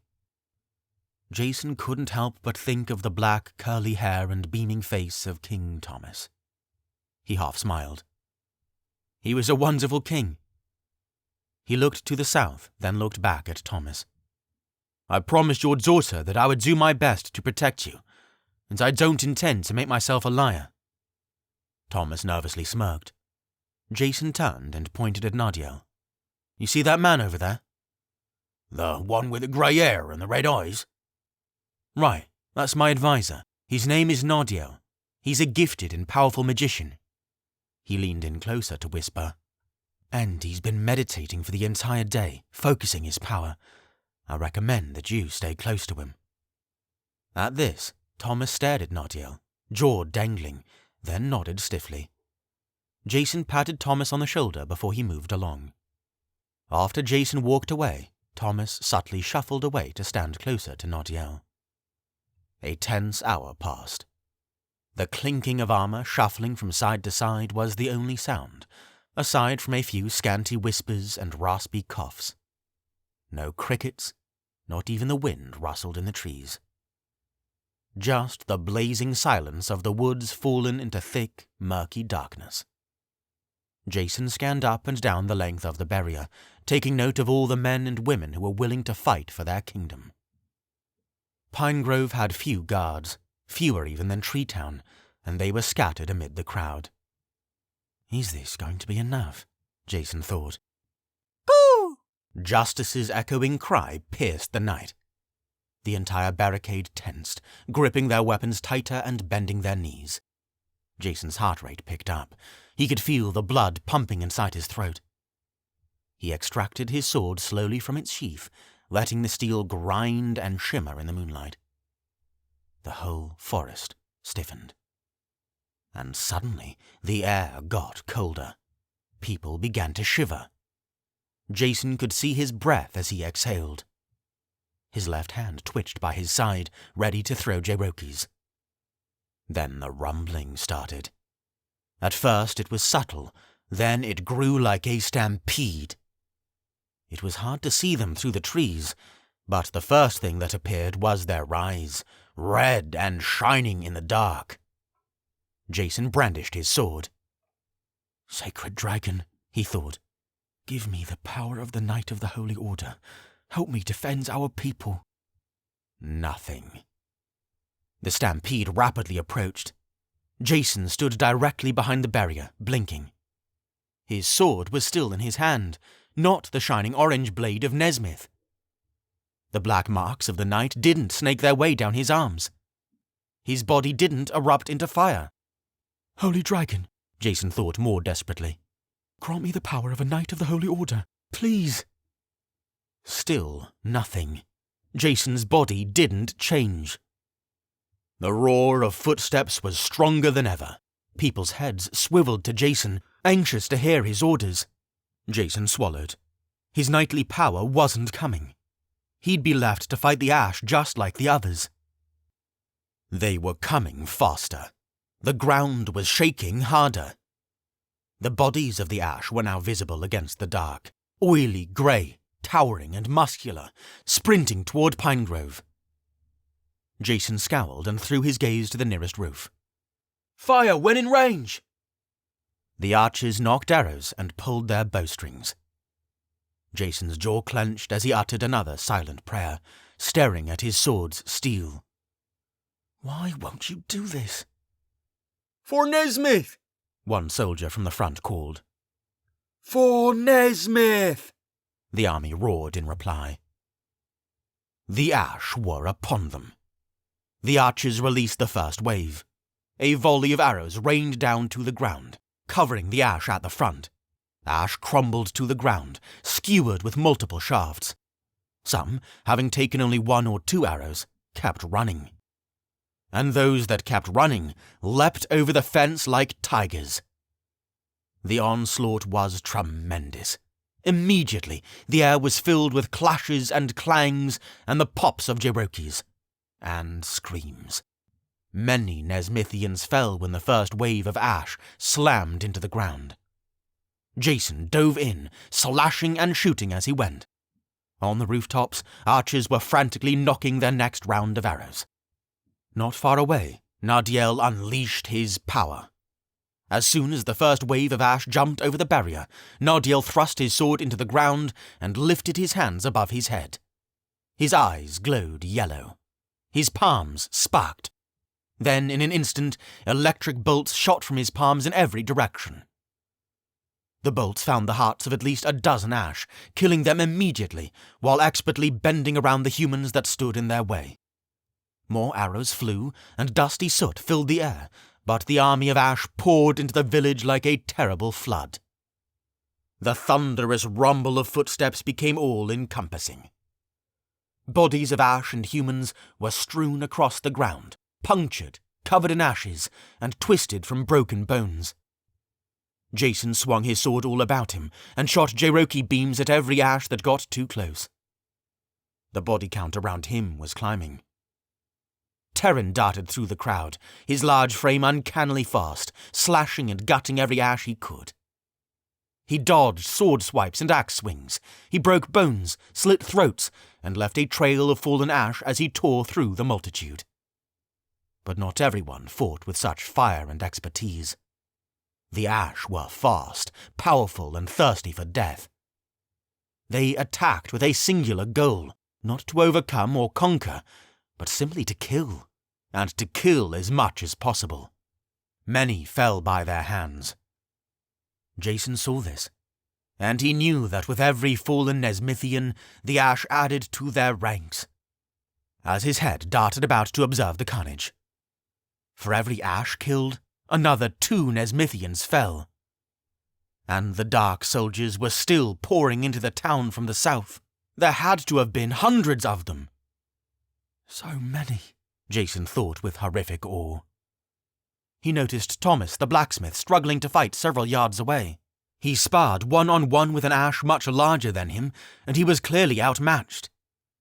Jason dug in his feet and darted toward him. At that moment, Thomas was knocked to the ground.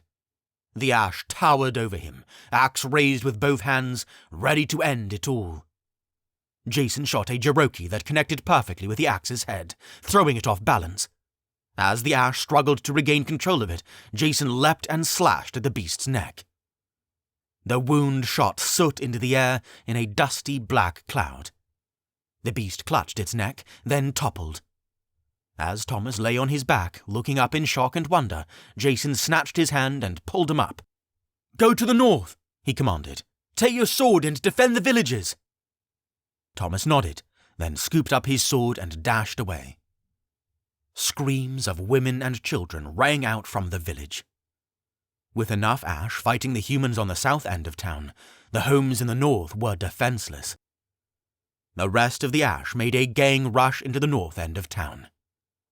They passed up the homes on the south side altogether, as if aware that they were empty.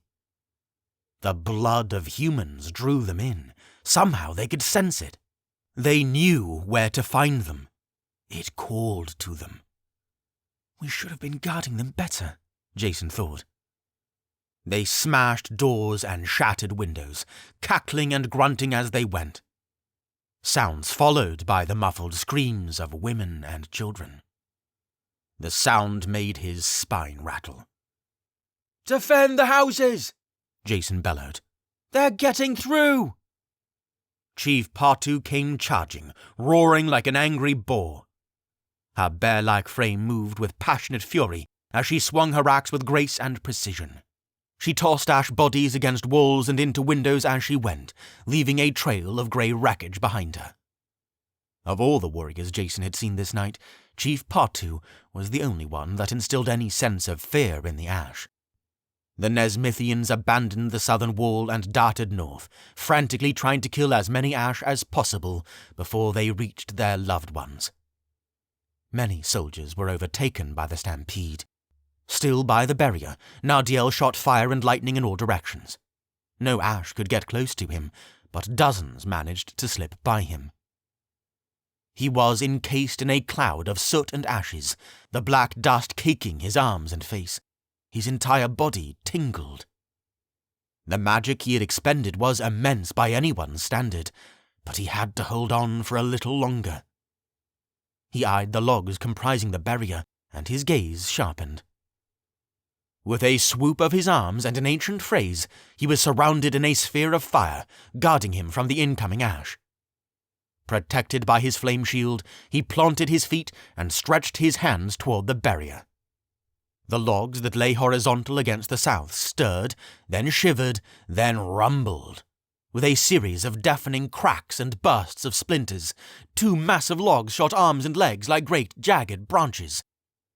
The 2 logs pushed themselves up to their wooden feet in a great swoop, turning and bounding into town. Each step boomed against the night, and as they went, they swung their mighty arms at the ash, hurling them dozens of feet into the air, breaking bones and smashing skulls. Nardiel smirked, his head swimming, but his smile quickly dropped. He wasn't far from the king. Jason! Jason decapitated an ash, then flipped around to face Nardiel. There was a long cut beneath one of his eyes, and his hair was matted. His chest rose and fell with each breath. The ranks are falling. We must retreat. Jason knew it. It was impossible to deny. As he cast his eyes about, he saw the fallen bodies of dozens and dozens of Nezmythians. Their arms and legs lay in haphazard, unnatural ways, and blood soaked into the dirt beneath them.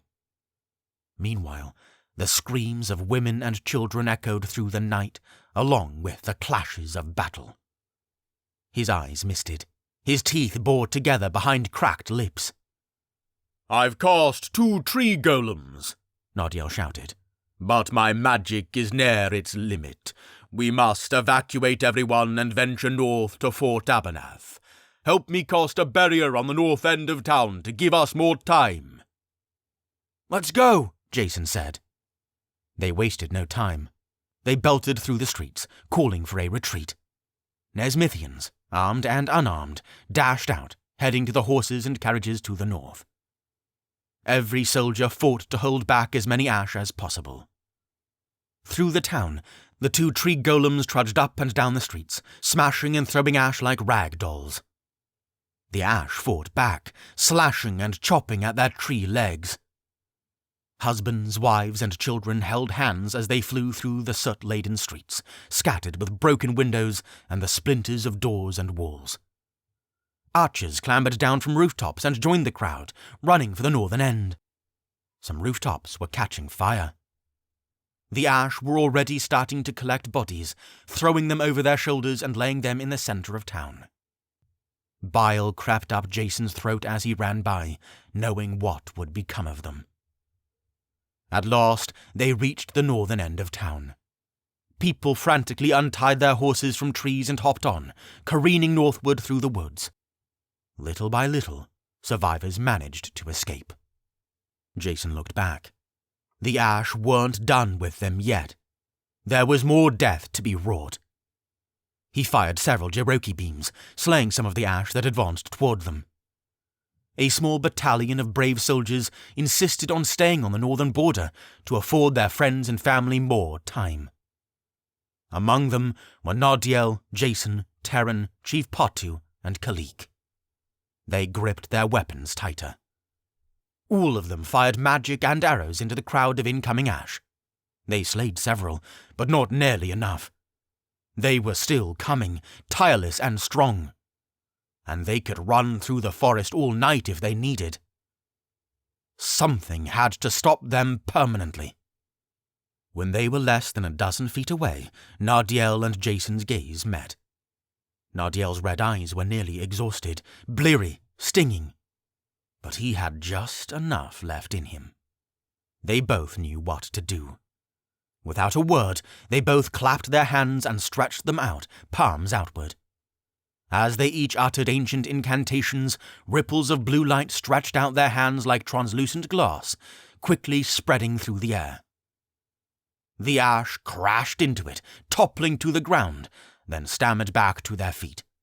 They raged at the barrier with their axes and swords, but it was spreading too quickly. They couldn't get through. Satisfied, Jason and the others backed away. To his side, Nardiel's knees quaked, and he collapsed. Terran caught him and draped his arm over his shoulders. In the near distance, the 2 tree golems toppled in the middle of town, and smoke began to rise. A second fire was building. The jeer and cackles of ash could be heard. "That ought to hold them for a while," a soldier to Jason's right said. Jason's stinging eyes popped.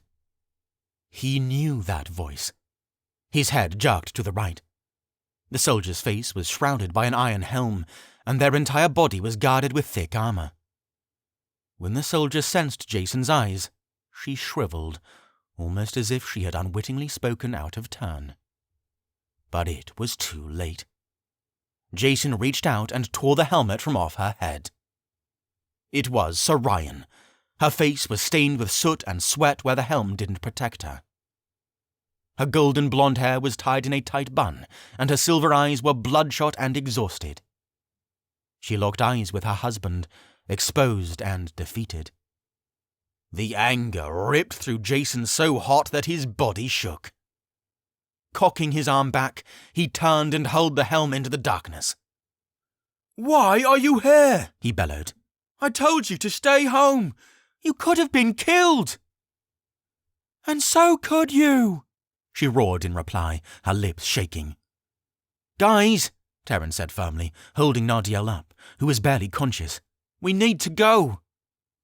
He didn't let his eyes off the ash that stood around the edge of the blue barrier. They snarled and smirked at the Nezmythians' pathetic state. Wordlessly, the crew turned about and retreated to the remaining carriages.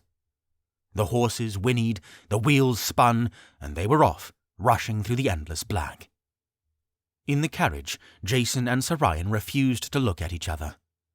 Jason propped his head on his hand and looked out the window as the carriage sped through the trees. He couldn't look back at the remains of Pinegrove. It had fallen. As they retreated to Fort Abernathy, he knew that the Ash were building a fire to cremate those who had died. He knew that those bodies would be bent on their destruction in the next battle. And that thought made his stomach churn. And another thought came to his mind. The thought that had been plaguing him for days. The long, pale, slim body. The wispy and grimy white hair. The hooked nose and icy blue eyes peering out at him. He was the key. Jason didn't know why, but he was the key to winning this war. Somehow he knew it. The words of King Thomas now beat into his mind like a war drum. Listen to your feelings. "Jason." Nardiel sat next to him in the jostling carriage, barely clinging onto consciousness.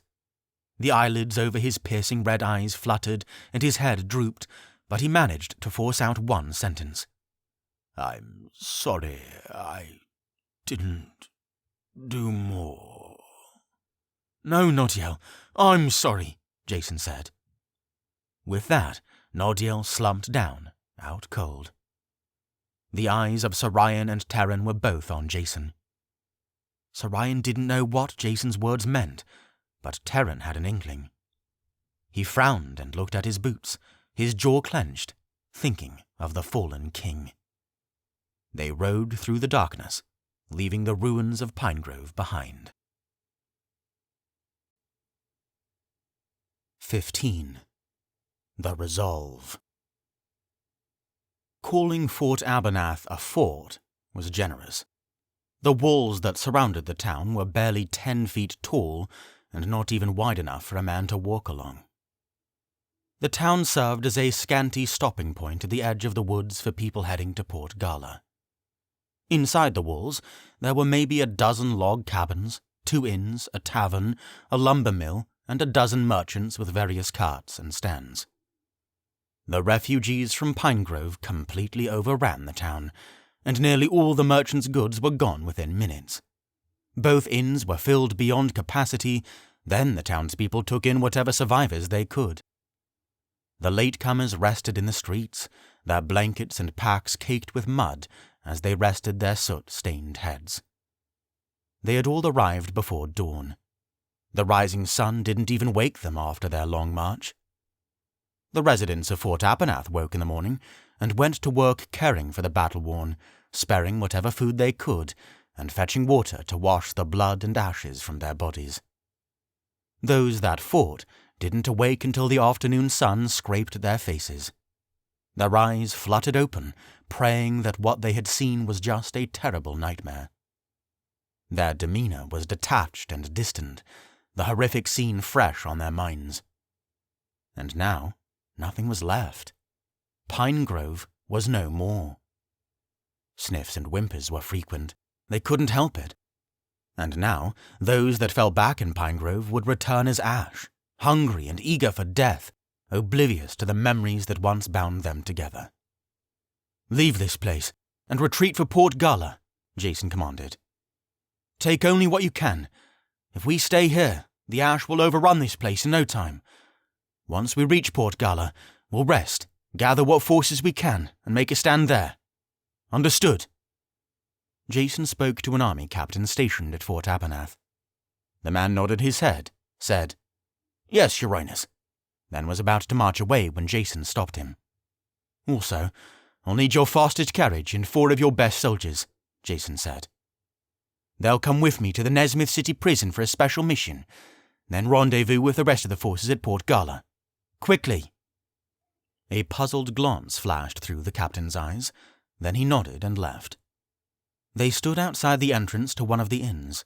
As soon as Jason was done speaking, he pulled the door open and trudged inside. Sunlight poured in from murky windows, illuminating the dust in the air. The floorboards creaked, and there should have been a roaring fire in the middle of the inn, but there wasn't.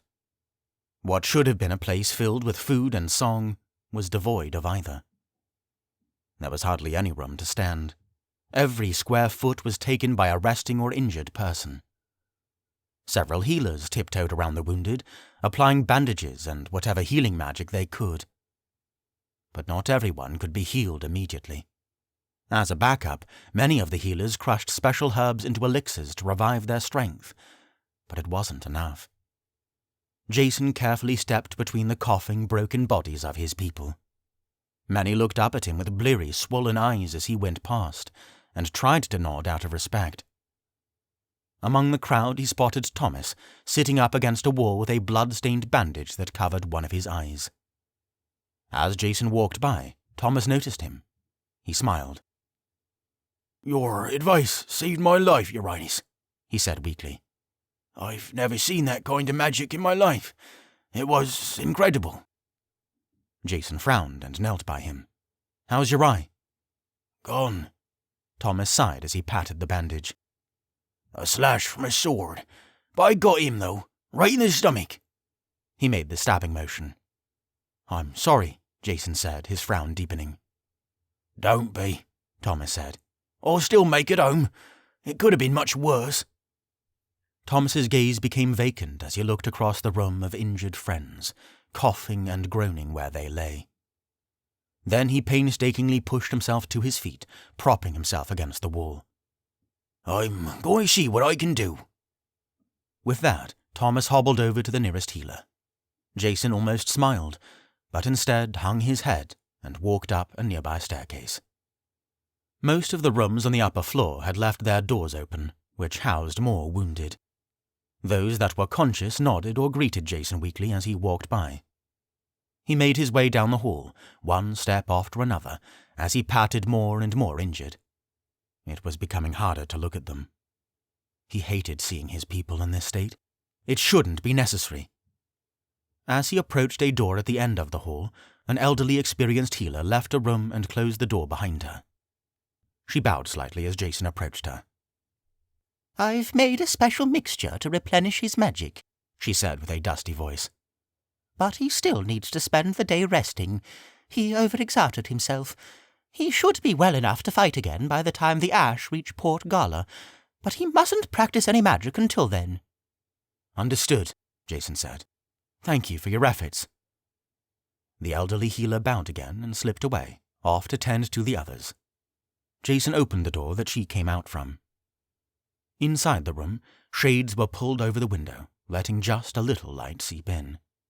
A bed was pushed into the corner of the room, the sheets removed, leaving only a thin pad suspended by a web of tightly pulled rope. Nardiel lay on that pad, hands resting on his chest, feet outstretched, face pointed to the ceiling. As Jason closed the door behind him, Nardiel's face tilted to the door ever so slightly, his eyes opening just a sliver. "How are the others?" His voice was raspy and exhausted. Jason pulled a creaky wooden chair next to the bed and squatted down. Devastated. We lost half of Pinegrove back there. So essentially the Ash's army is doubled. Nardiel's nose scrunched and his eyes closed as a burdened sigh left his nostrils. "Jason, why didn't you call upon your knightly power last night?" Jason looked down.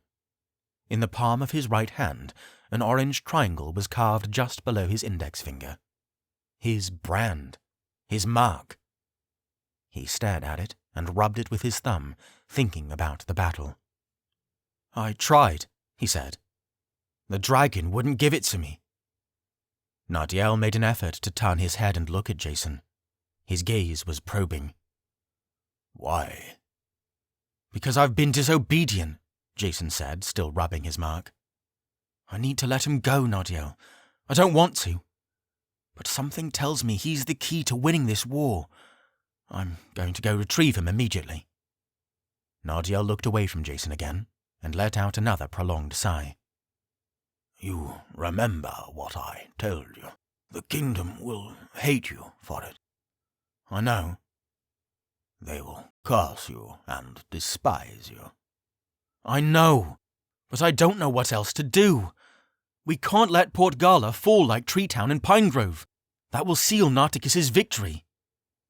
Nadiel paused, then said, Then it appears your course of action is clear. He reached out a feeble arm with an open palm. May the dragon bless you, Jason. Be safe. Jason took Nadiel's hand and clasped it tightly. I'll see you in Port Gala. There we will make our next stand. May the dragon bless you, Nadiel. Jason released Nadiel's hand, and Nadiel brought it back on his chest to rest. He took a deep breath and let out another exhausted sigh. Jason exited the room and made his way down the hall as the boards creaked underneath his scuffed and muddied boots. After a minute, he walked down the stairs and through the crowded dining hall, eventually pushing the door open to the afternoon sun. As the inn door slammed behind him, a personage stood before him that made Jason's blood freeze. Every inch of his body was garbed in black, including the cape that cascaded to his ankles. The pale skin, the vacant expression. Above everything, his eyes were the worst. Those cold eyes tore right through him. Nartikis. Jason's hand immediately shot for his sword. You could try, Nartikis mused. But what you see before you is a projection of my true self. Your blade would merely phase through me. Jason clenched his teeth and let his hand fall to his side. So, you send your filthy monsters to do your dirty work? Refuse to lead from the front? It is more effective, Nartikis responded flatly. Something you clearly do not understand. From my understanding, my small group of Ash have managed to ravage 2 Nezmithian towns with no problem. Nartikis looked around, observing the injured Nezmithians that limped around Fort Abernath. How many more do you think will die because of you? Because of me? Jason advanced on Nartikis to where their noses were only inches apart. Your nerve! Don't feed me those lies! This is your doing and nothing less. Wrong, Nartikis replied unfazed. I gave you the chance to step down peacefully, but you refused. Now look. And this is only the start, Your Highness. How many more thousands will lay waste because of your stubborn pride, your desire for power? Jason couldn't believe what he was hearing. Stubborn pride? Desire for power? Everything in his body wanted to reach out and strangle Nartikis' scrawny pale neck. He was the cause of all this suffering, all this madness. To pin it on Jason for refusing to step down from his foreordained responsibility was ludicrous. We'll crush your forces in time, Jason seethed. You have yet to see the dragon's might. The dragon's might, Nartikis repeated, almost smiling. Am I supposed to be frightened? This dragon won't even let you use the same powers you faced me with. To this, Jason had no response. Absently, his thumb stroked the birthmark on his right hand. Nartikis' eyes flashed. His tone became almost a purr, and Jason could feel his mind getting foggy. The sounds of Fort Abernath died down, and Nartikis' voice reverberated inside his head. But it is not too late. Step down now, Jason, and I will call off the ash. Your people will be safe, and I will rule rightfully as Nezmyth's king. Do it for your people. Jason's eyes were half closed, and his head continued to swim in some strange, dreamy haze. He felt like sleeping. Most of all, he felt compliant and complacent. Why not? He thought. I can stop all this death. Maybe it really is my fault. Maybe I can end all the suffering right now. Maybe I can... Jason! It was Sorian. As soon as she called his name, his head jolted out of whatever trance he was put under. Jason clenched his teeth again, his eyes bearing into Nartikis's pale, emotionless face one more time. Leave me! Nartikis gave a gentle bow, and his projection faded. Gone. The people in town went about their business, completely unaware of Dark King's projection. Maybe Nartikis had made it so only Jason could see it. It made Jason's eyebrows crease. Finally, Sorian trudged up to him. The soot and blood had been washed from her face, but she was still mostly dressed in her armor. She frowned as she approached him. Hey, we need to talk. Not right now, Jason said, marching toward the stable where his carriage was prepared. Yes, right now. Where are you going? To the prison. Why? Sorian! Jason flipped out to face her. He had to stop himself from shouting. You shouldn't be here. You see what the ash did? Half of Pinegrove is now dead, and they'll come back as ash to fight us at Port Gala. His voice fell to a whisper. Do you want to become one of them? Is that why you're here? Sorian's bottom lip shook, but her eyes were tougher than steel. She advanced on Jason even more, their faces just inches apart. Her hands shook, and she tried not to bare her teeth as she talked. No, I'll tell you why I'm here, she hissed. My father is dead. My kingdom is under attack. And now the one man left in my life is throwing himself into the jaws of death. And during all this, he expects me to stay home like a sweet little cabin maid? She scoffed. That's why I'm here. You don't get to choose whether I stay home or not. I'm staying here, and I'm fighting. Nothing is going to change that. I am the queen, and you will not give me orders. Do you understand? Jason was silent. He swallowed, looked at his feet, then sighed. I don't want to lose you. He shuffled his feet. Not like we lost Garrett. Sorian took his chin and lifted his eyes to hers. Even if you did, this wouldn't be the end for us, remember? We're melded together for eternity. She gave his cheek a playful slap. Besides, I'm a much better fighter than you. If either of us is going to die, it's definitely going to be you. Jason half smiled. I love you, even when I can't stand you. I feel the same. We must be insane. You might think I am before too long, Jason said. His smile faded as he squeezed her hand with finality. I'll see you in Port Gala. 16. The Retrieval. In the Vault of the Damned, Barnabas couldn't tell if it was night or day. Everything was darkness. It always was. The single flickering torch in the room's center was the only light, and even then, the guards didn't light it every day, only when they felt like it. But Barnabas's eyes adjusted to the dark. He had become completely nocturnal for all he knew. A rat scurried through one of the cells on the other side of the vault, number 15. Or maybe he was seeing number 4 again. The tail was similar. From across the room, he pointed his finger and charged a small Cherokee the size of a pea, letting its grey light dance in the darkness. He scooted up to the bars and put his hands between 2 rungs, then flicked the tiny ball of magic at the rat several yards away. He missed. The rat sped off in the opposite direction. Barnabas sighed through flaked lips, blowing some of the stringy hair out of his eyes. His long fingernails scratched his thin, hairy legs that protruded from his burlap covering. Boom! Creak! Barnabas's head popped up. The opening of the vault door sounded just as quick and urgent as it did days ago. Light trickled down the staircase, and Barnabas had to squint his eyes to keep them from hurting. The sound of boots clomping on the staircase was rapid, and within seconds, King Jason was standing before Barnabas with 4 guards behind him.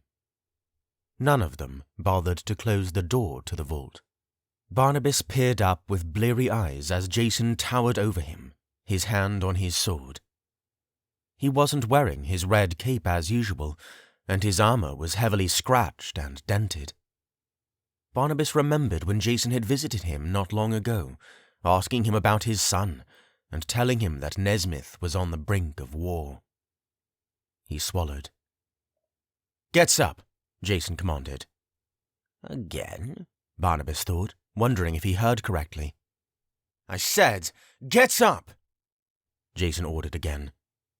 Startled by the heat in Jason's voice, Barnabas latched his hands onto 2 bars and forced himself to his feet. His knees quivered as they strained to carry the weight of his body. Finally, he stood completely vertical, holding onto the bars for support, and Jason shot an order to a nearby guard. "Unlock it!" Barnabas's eyes grew wide. Sir, One guard replied timidly. when you became king, you ordered us to throw away the key. Jason paused, then looked at the lock. "How old are these locks?" Hundreds of years, sir. "Good." Without hesitation, Jason lifted his arm and shot a steady blue beam of magic. It erupted from his palm with a loud pop, causing Barnabas to stumble backward and fall on his backside to avoid the blast. Pale blue light plastered the walls, and heat emanated from Jason's hand. After a few seconds, Jason ceased, leaving nothing but a hole of molten metal where the lock once was. The door creaked open on its own accord. "Come on," Jason said. With hesitation that came only from intimidation and amazement, Barnabas pushed himself to his feet again. His back hunched over, and he kept his eyes on the ground as he forced each foot forward. He stopped just outside the cell door, directly in front of Jason, still clinging to the bars for support. Wordlessly, Jason grabbed his arm. His whole hand wrapped completely around his bicep. He pulled Barnabas out until 2 soldiers snatched him by the arms, holding him up and marching him along. His bare feet slipped quietly across the stone floor as they escorted him toward the staircase. Up they went, 1 step at a time, as Jason led the pack. Finally, they emerged into the light. Barnabas had to completely close his eyes. The sunlight was too strong. He would open them a squint at a time, then close them again, trying to readjust. As his eyes became accustomed, he noticed that the sky was beginning to tinge with red and orange. It was sunset. Boom! The door to the vault slammed shut behind them. And with that, they ascended the long circular climb to the surface. Behind him, 2 soldiers followed, glaring at him intensely. Barnabas couldn't help but look around confusedly, squinting his eyes and baring his yellowed teeth. Where are you taking me? He asked. "To be with the others, fighting for our survival," Jason said flatly. Barnabas bowed his head. To die? Jason frowned. "That will be for the dragon to decide." As they ascended, they passed dozens of cells with other prisoners. The prisoners had seen King Jason descend somewhere down to the depths before.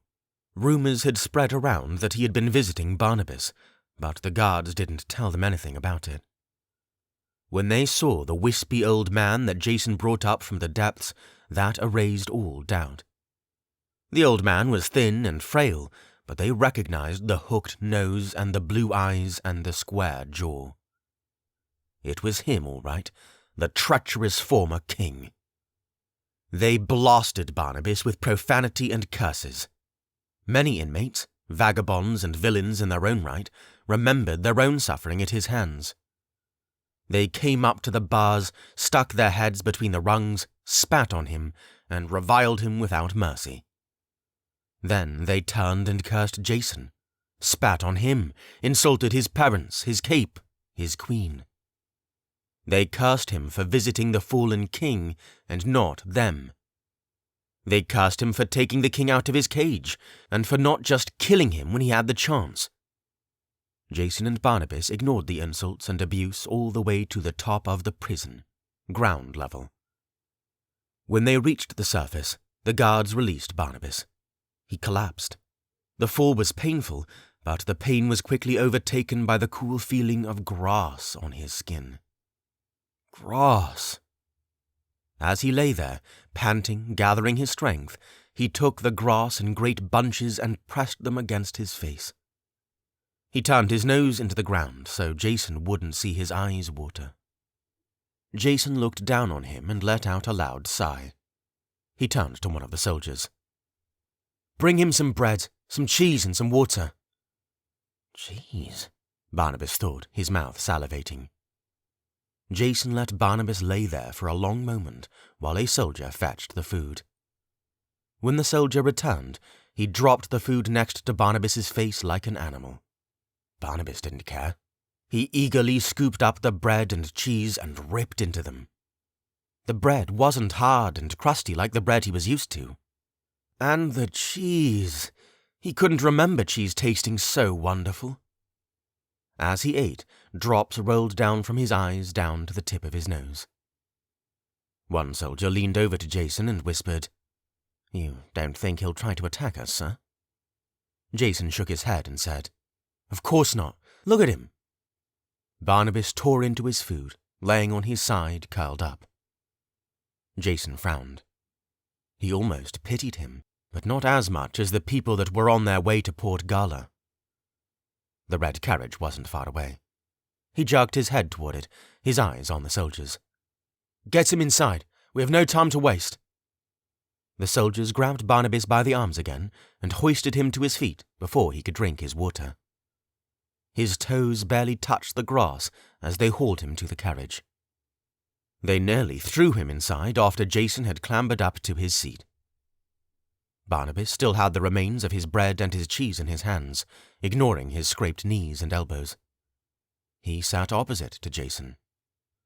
Then the soldiers filled up the carriage, sitting side by side with Jason and the former king. The carriage shuddered, and they were off. As the carriage shook and jostled, heading north on the dirt path, a wave of exhaustion hit Jason. He had barely slept in 2 days. He had fought through the Battle of Pine Grove, and now he had fulfilled his errand in retrieving Barnabas from the Vault of the Damned. Barnabas licked his fingers while Jason squinted at him, arms folded. "I want you to understand 2 things, Barnabas, and I want there to be no mistake." Barnabas paused, saying nothing, and nervously glanced into Jason's eyes. "1," Jason said, "you are a free man, but that doesn't mean that you are forgiven of your crimes. Until this war is over, you'll be guarded by a team of highly trained soldiers day and night. You won't do anything without their permission or without their watch. And when the war is over, you may very well go back to your cell. That's still being decided." Barnabas said nothing. Jason continued. "2nd, I want you to know that I don't want you here. You and I both know you deserve to rot down in that prison where you belong. But the dragon has compelled me to set you free, so you can thank it for your freedom. You play some sort of piece in winning this war, but until we figure out exactly what that is, you will play the role of a diligent and humble soldier.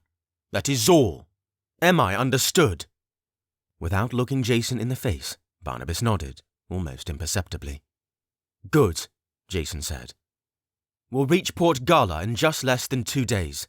There, you'll suit up and prepare to fight with everyone else.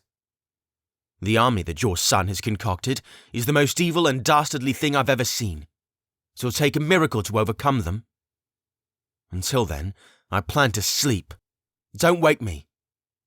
With that, Jason leaned his head back and quickly dozed off. The occasional jerking and grinding of the carriage didn't disturb him. The knot in his chest was gone. The tension inside him had dissipated. Meanwhile, Barnabas kept his gaze fixed on the spot between his filthy bare feet, trying to ignore the searing glares of the soldiers surrounding him. "Sire, wake up!" It took great effort for Jason to pull his eyes open. Sleeping in a moving carriage is not comparable to sleeping on the feather mattress back at the castle.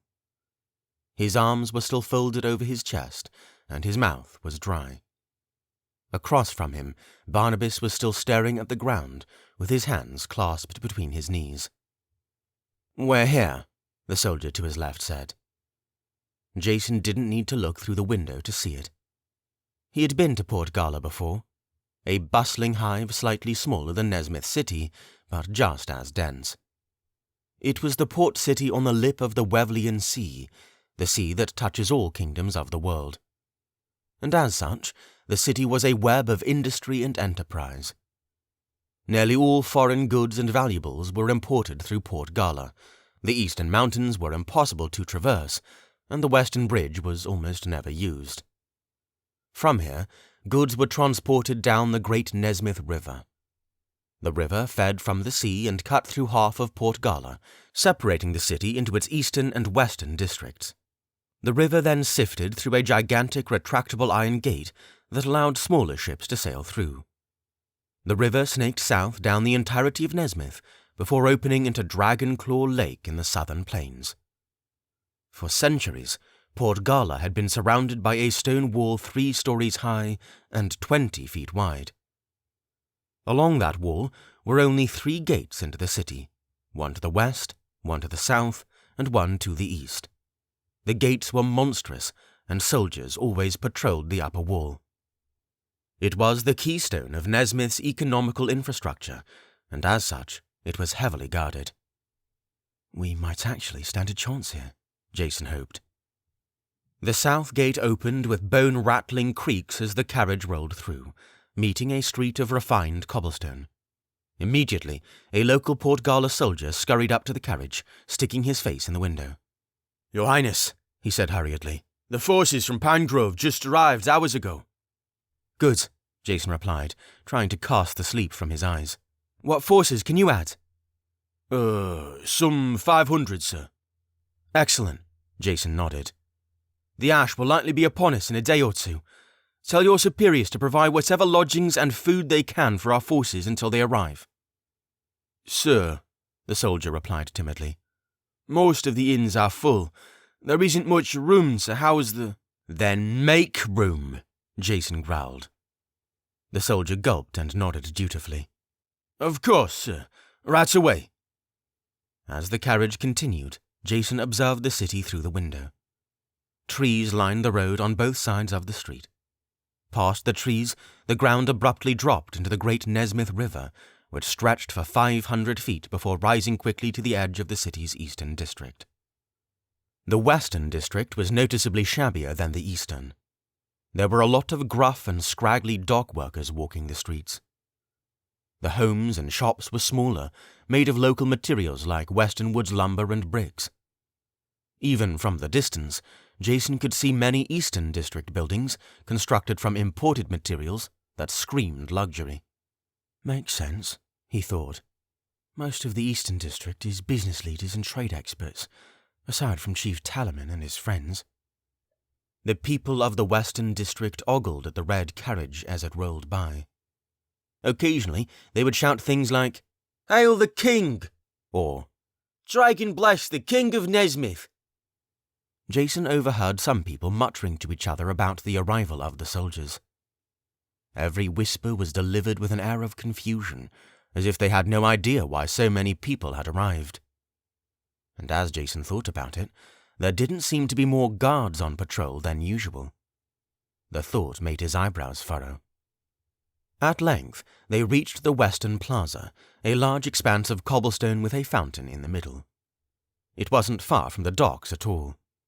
The plaza was surrounded by shops and inns, and peppered with street merchants selling fish, foreign fruits, jewels, and clothing, at least those that were too cheap to sell on the east side of town.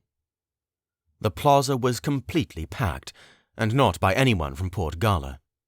Those who packed the plaza were the survivors of Pine Grove, the same ones Jason had left behind at Fort Abernath. Many of the survivors stared intently at the sight of the red carriage. They had heard rumors of the king's errand, but no one could confirm the reason. The carriage slowed to a stop. The horses whinnied. Before Jason hopped out, he shot a look at Barnabas and ordered, "Stay here. You two guard him."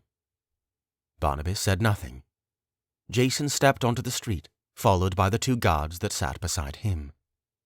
He looked around, breathing in the salty sea air and hearing the seagulls caw in the distance. As he marched toward the crowd, many of the people nodded and greeted him reverently. From among the crowd, Nardiel, Chief Partu, and Kalik emerged. Nardiel's red eyes were flashing and serious, even more so than usual. Kalik and Chief Partu's expressions were similar. Jason could see Chief Partu grinding her teeth behind closed lips. Even Justice, perched on Kalik's shoulder, seemed displeased about something. Jason was the first to speak. "The soldier at the gates told me there wouldn't be much room for the survivors before battle." "It seems as though Port Gala is ill-prepared at every turn," Kalik replied, as she tightened her jaw and drummed her elbows. It was then that Nardiel noticed someone approaching nearby, coming from the eastern docks. Whoever it was made the corners of his mouth pull into a frown. Jason pointed his eyebrows in kind and turned around. When he saw who it was, he muttered, "Why am I not surprised?" A man with sun-kissed skin and dark eyes quickly approached. Luxurious silk robes covered him from his neck to his ankles, and gold rings glinted on his fingers as he rubbed his hands together. Gold necklaces and chains jingled on him with every step.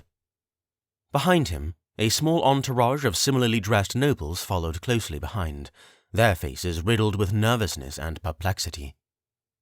"Your Highness, my king!" The man reached out his hands to shake Jason's. "If I may have a word with you in private." Jason skipped the handshake and invaded the chief's space, his nostrils flaring and his face just inches away. "You got the decree, Chief Talaman. I know you did." Talaman held his hands up defensively. "Sire, I'm sure you're under a lot of stress." Jason snatched him by the collar. He leaned in to whisper, despite Talaman's wild and frightened eyes. "They have no idea, do they? This whole city is absolutely oblivious to the state of the war we're in, aren't they?" Suddenly, the fear left Talaman's eyes. His hands shot up, grabbed Jason's, and yanked them free of his collar. The action surprised even Jason. "What am I supposed to do?" Talaman hissed. "Port Gala is the economic backbone of Nezmyth. What would happen if the neighbouring kingdoms caught wind of our current state? The imports would stop. Trade in the city would slide to a halt. People would be without work, struggling." "Some skipped imports are the last of our worries right now," Jason said venomously. "The Ash are likely on their way here as we speak." "And whose fault is that?" Talaman's eyes narrowed. "From what I hear, the enemy's forces started out very small. Why was it that you could not stop them, in your infinite strength and wisdom, Your Highness?" He had gone too far. Talaman knew it as soon as he said it. His whole body shrunk as he saw the fire flare up behind Jason's eyes. Behind Jason, Nardiel bristled at the sound of the insult. Chief Partu's hands flexed at her side. Jason was quiet, then said, "Talaman, you are no longer chief of Port Gala. You are relinquished of your duties with shame and dishonor." Talaman's entourage had been silent up until this point, but now they were speechless.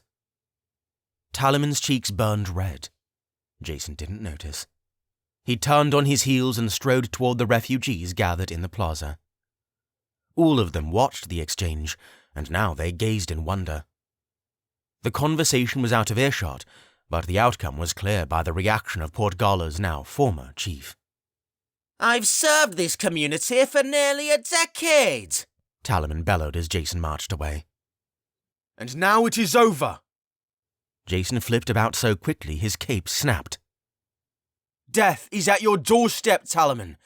There will be no money left to spend when the Ash have laid waste to Port Gala and all of Nezmyth. You have failed in your pivotal duty of defending Nezmyth's most influential keep. With that, you are irrevocably discharged without honour. Talaman's whole body shook.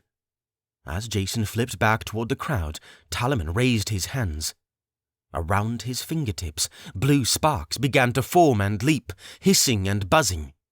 His eyes were locked on Jason's back. Jason's guards noticed and dug their feet in, charging spells of their own, but Nardiel was the fastest. He threw out his arm, and instantly, with sickening cracks, each of Talaman's forearms snapped into right angles.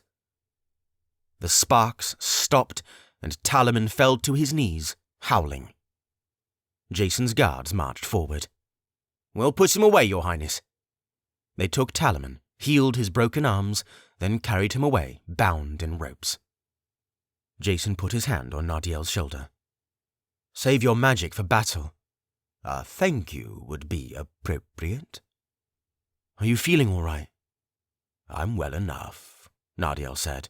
He sighed. I will be after another day or two of rest. He motioned toward the red carriage. How is he? A shell of what he once was. He hardly spoke. Is he in any condition for battle? Definitely not. This doesn't help us. Who is this you speak of? Kalik asked curiously.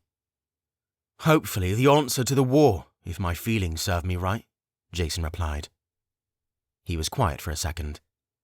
Then he said, Where is Terran and my wife? Both helping the wounded, Chief Partu said. With that, Jason strode toward the crowd. People nodded as he passed by. They all looked as awful as they did when he last saw them. 2 days' march hadn't done them any favors. Bandages were getting dirty and red, and their faces were still unwashed. Members of the crowd directed Jason to Terran and Sarayan. He found them just a few paces apart, using healing spells and changing bandages. Terran looked over his shoulder and noticed Jason approaching. He sat up straighter. Sarayan didn't notice. Jason put his hand on her shoulder. Sarayan. She recognized his voice. She quickly finished dressing the wound, stood up, and embraced him. Where did you go? I had to go get someone. Someone who should help us win this war. Who? Sarayan said as she unwrapped herself from his arms. 17. The Blessing. Like a frail, hibernating rodent emerging from a cave, Barnabas crept out of the carriage. The 2 soldiers guarding him stayed an arm's length away. Everyone was there to see when the sunlight hit his face. He blinked his pale blue eyes painfully and kept his face to the ground. Sarayan's entire body shook. A dozen emotions flashed across her eyes, ranging from shock to confusion to anger. She spun toward her husband. Why is he here? She roared. Jason swallowed. The dragon kept pressing my mind that Barnabas is going to help us win this war. I'm not happy about it either. Win the war? Jason, look at him! She threw both her arms in Barnabas's direction. As usual, Barnabas didn't say anything, but kept his eyes on the ground between his dirty, bare feet. Dozens of yards away, townspeople started to whisper and mutter.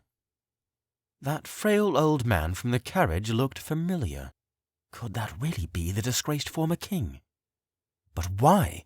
Would King Jason really release him? Your Highness, Kalik said quietly, if the rumors are true, the former king put you through so much before you took the throne. Did you know he was going to do this? Sarayan spat at Nardiel. Nardiel paused before he said, I made the king aware of my feelings concerning the matter. It did as much good as it's ever done. What's all the commotion? Master Ferribolt mysteriously appeared in their midst. Jason jolted when he heard his voice just a few feet away. His orange robes flowed down to his ankles, and his round spectacles glistened in the sunlight, illuminating the smudges he hadn't cleaned off. Although startled, seeing him at the eve of a battle was strangely comforting. "Master Ferribolt," Terran said. "When did you get here?" "Just now," he said brightly. He nodded his head toward Barnabas. "Is that who I think it is?" When Barnabas lifted his eyes to the Chief Patriarch, he shrunk even more. Master Ferribolt strode up to the prisoner. Barnabas stayed still and frail like a starved street dog. The Chief Patriarch reached with a gentle hand and placed it on the prisoner's shoulder, then bent down to look him in the eye. Timidly, Barnabas returned the gaze. Master Ferribolt smiled. "You've had much to think about, haven't you?" he whispered. Master Ferribolt placed his other hand on the rope binding Barnabas's wrists together. As if done by invisible hands, the ropes unraveled and fell to the ground. Barnabas rubbed his sore wrists, which were red and swollen. Master Ferribolt turned to the group. "My friend and I are going to go on a brief walk," he said. "Just the two of us. Your Highness, if you don't mind, I would like you to call off your soldiers for a brief time, so Barnabas and I may speak privately." Every eye was suddenly on Jason. He didn't like the idea of leaving Barnabas unguarded for any period of time, but his trust for the Chief Patriarch outweighed his apprehension. Besides, the likelihood of Barnabas overpowering the Chief Patriarch was low. He couldn't even overpower a child like this. He nodded. "Thank you," Master Ferribolt said. "Let us walk to the pier, shall we? It's been years since you've seen the sea."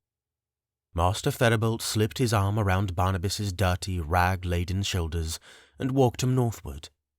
As they strolled, Barnabas kept his face down, and Master Ferribolt made chit-chat that became harder and harder to hear.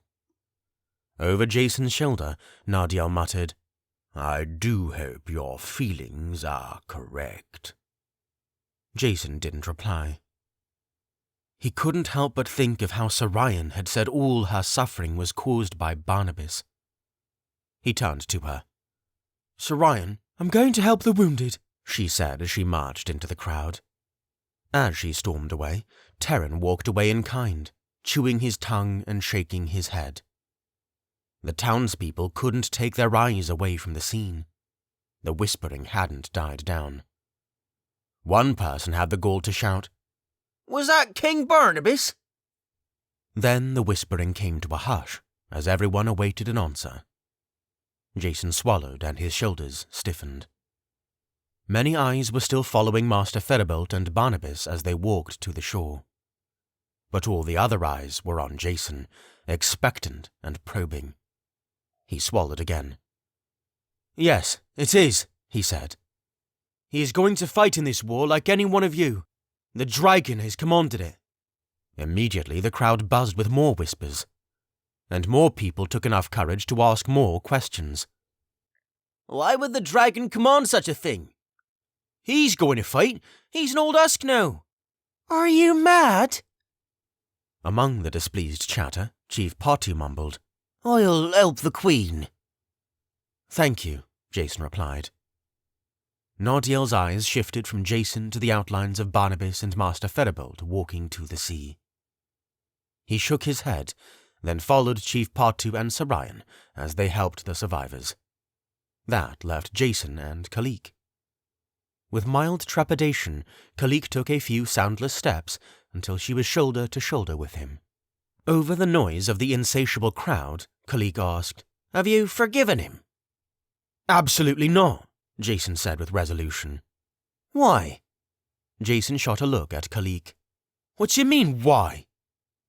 "Forgive me, Your Highness," Kalik replied, dipping her chin as she watched Master Ferribolt and Barnabas walk off.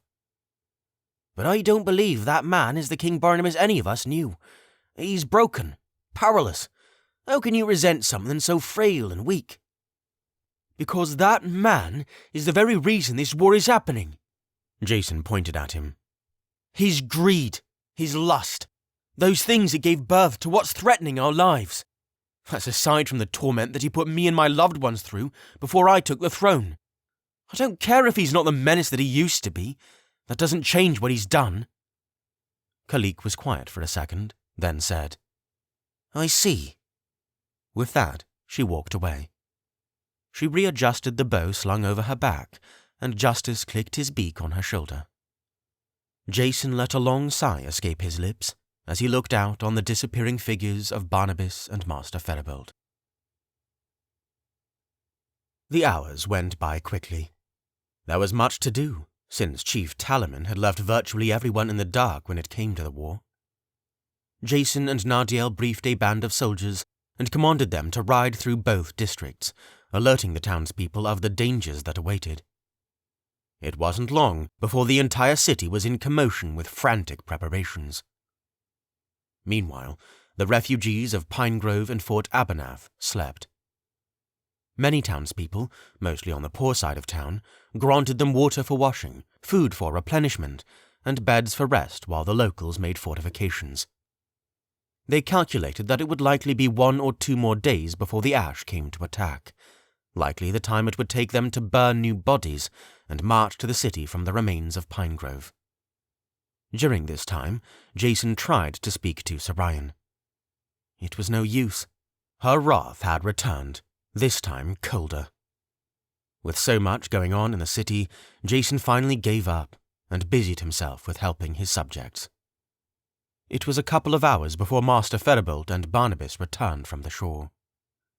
Jason and Nardiel were outside one of the larger inns at the outskirts of the Western Plaza, their posture straightened and their attention locked on the Chief Patriarch and the fallen king. Master Feribolt was bright as ever.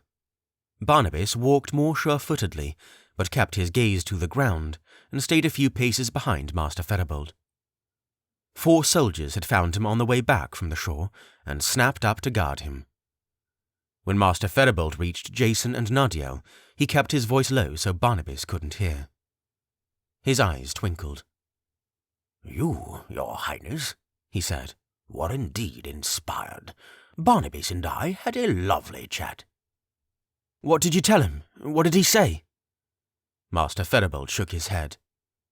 "That is between him, I, and the sacred dragon. What I will tell you is that he's going to be fine." "It's not him I'm worried about," Jason said lowly. Master Feribolt turned to Barnabas. "My friend, is there anything you need at this time?" Barnabas shuffled his feet, then looked up between the strings in his hair. "Meat." Jason frowned. "Meat?" Barnabas nodded. "Lots." Master Feribolt smiled and turned toward the guards. "Not only that, but give him a bath and bring him some new clothes."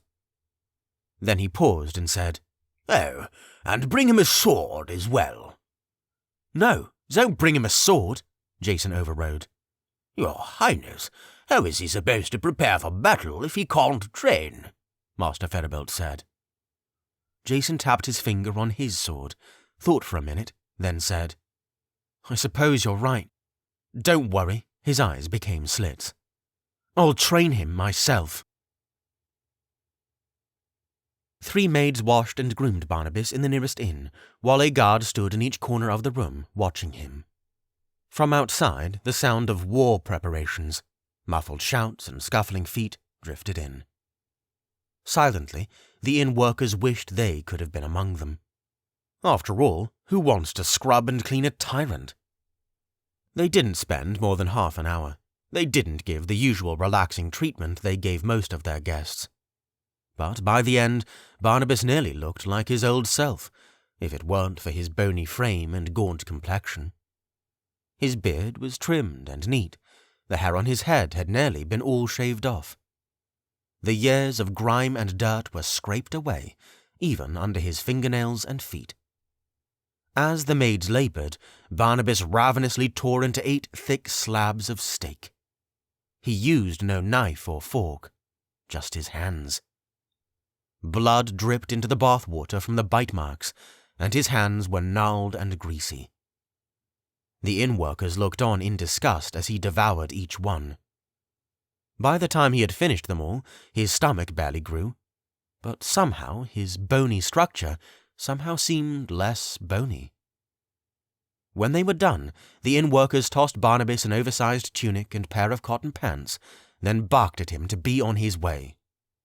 Barnabas obliged as his guards led him out of the room. They escorted Barnabas to a nearby combat gym not a quarter-mile away. As they went, the hurried townspeople shot him venomous stares and curses as they ran by. Barnabas said nothing. Instead, he absorbed them like a sponge, fully aware of what he was. The guards pushed open the gym doors, and the stench of leather and sweat hit them all. The entirety of the floor was mapped out into 4 separate sparring mats, each teeming with people brushing up on their skills before battle. Around each mat, dozens of people gathered, waiting their turns with wooden practice weapons and leather armor. One of the mats had the more spectators than the others. It was occupied by King Jason and a few of his friends. As Barnabas and the soldiers walked in, they untied Barnabas's wrists, and someone thrust a wooden sword into his hand. He took it. Practice weapons were heavier than he remembered. The soldiers surrounding him fastened leather practice armor around his torso, shoulders, arms, and legs. The cracking of wooden weapons died down, along with the chatter. In a matter of moments, everyone's eyes were on Barnabas like vengeful daggers. Barnabas didn't look at anyone, let alone speak. Once he was prepped for sparring, the soldiers led him to the mat where Jason stood, their clinking armor the only noise in the gym. Jason, Terran, and Sarian looked on as Barnabas approached. Terran took a deep breath. Sarian's grip on her staff tightened. The soldiers left Barnabas's side and spread themselves to the 4 corners of the combat mat. Everyone in the gym dropped what they were doing and migrated over to the mat, surrounding it completely, eager to see what would unfold. Barnabas's bleary eyes stayed on the ground as he stiffly went over and stood at the side opposite of Jason, holding the sword by his side. Sarian and Terran had taken their place among the crowd. Jason looked Barnabas up and down. Somehow his body had filled out a little since his bath and shave, but he was still nowhere near the beast that he was 4 years ago. The broad shoulders and thick muscle were gone. The menacing black cape was nowhere to be seen. Instead, there stood a frail, broken man with ill-fitting leather armor and a wooden sword. "The last time you picked up a weapon was against me," Jason said. Everyone held their breath. Barnabas didn't speak. "And what have you learned since that day?" Jason pursued. Barnabas still didn't open his mouth. "My strength is multiplied since then," Jason said. "I hope you're ready." "Wait!" Everyone turned.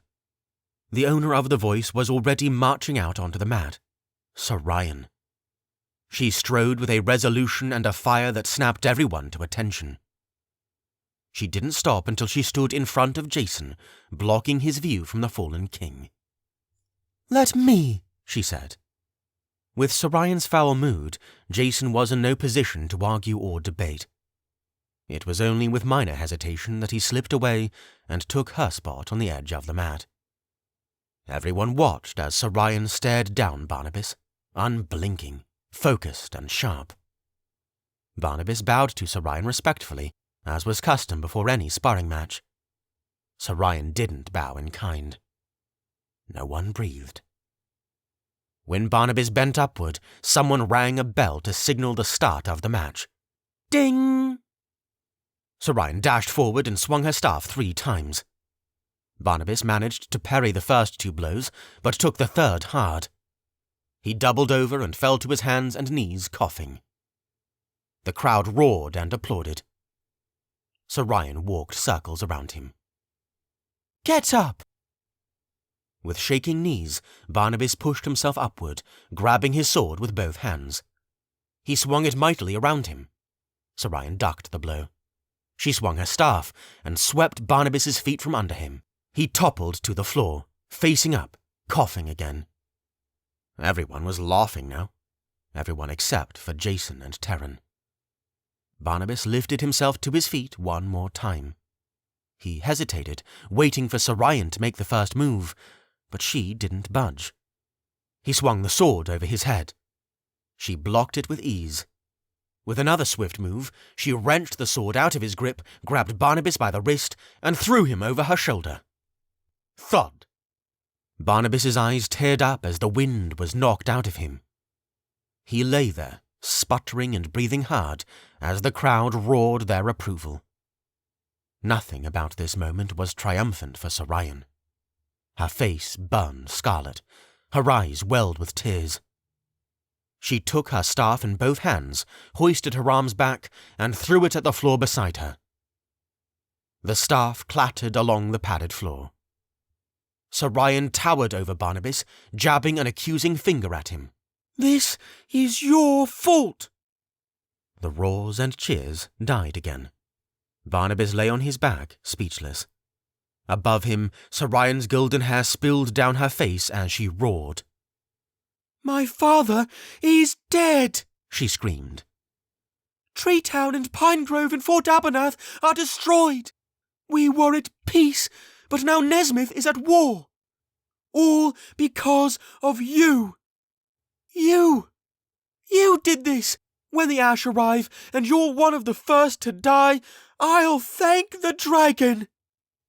She spat on him, and Barnabas flinched. Her teeth ground together. She wiped her eyes, scooped up her staff, and stormed off before the tears could flow freely. The locals made a path for her as she darted out of the combat gym. The silence still hung, even after they heard the doors slam shut. Like tar receding, the locals slowly shuffled back to the different combat mats, shaking their heads and muttering under their breath. Jason tried to ignore the dozens of people that stole looks at him. Beside him, Terran turned to him and whispered, "You still sure you did the right thing?" Then he slipped through the crowd. Among it all, Barnabas sat up quietly, propping up his body with skinny arms. His gaze turned to Jason out of the corner of his eye. The darkness across his face almost made Jason feel sorry. Kalik was right.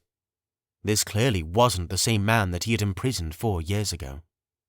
He was broken. How could this weak old man be expected to fight? Regardless, the absurdity of it was irrelevant.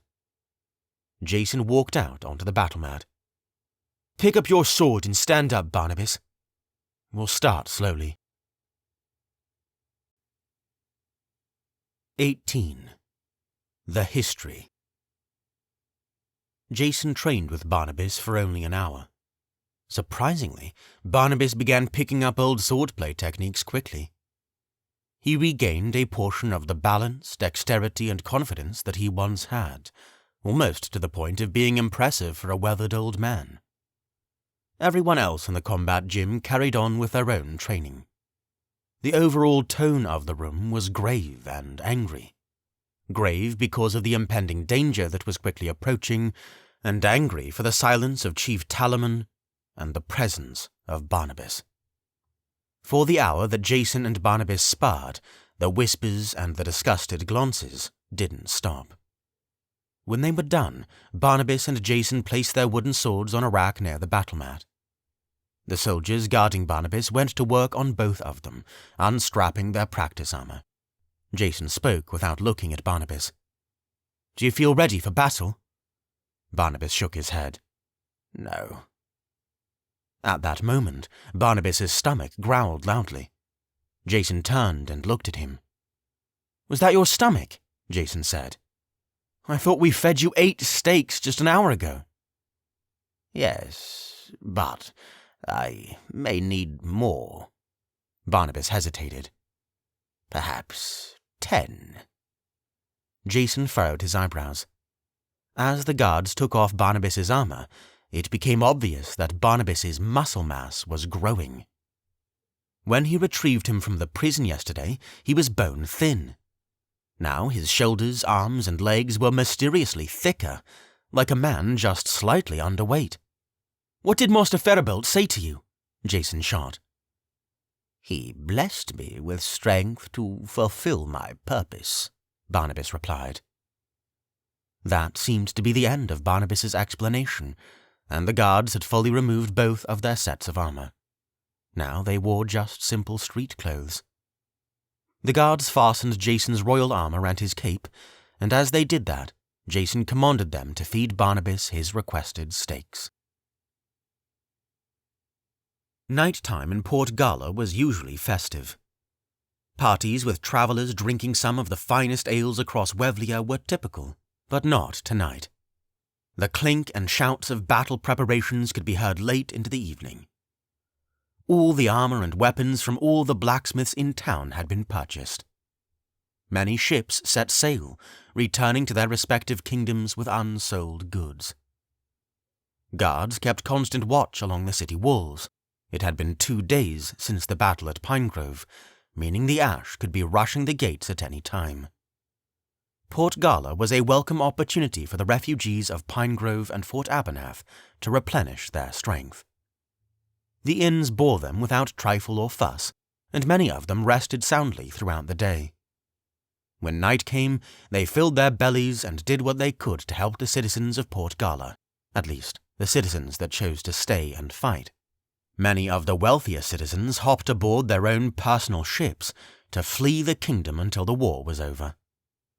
One of the more extravagant inns in the Eastern District volunteered to house the king and his friends, even non-royalty such as Terran, Chief Patu, and Kalik. The building was constructed with granite and fine woods, and featured the artwork of many prominent painters and sculptors from across Nezmyth.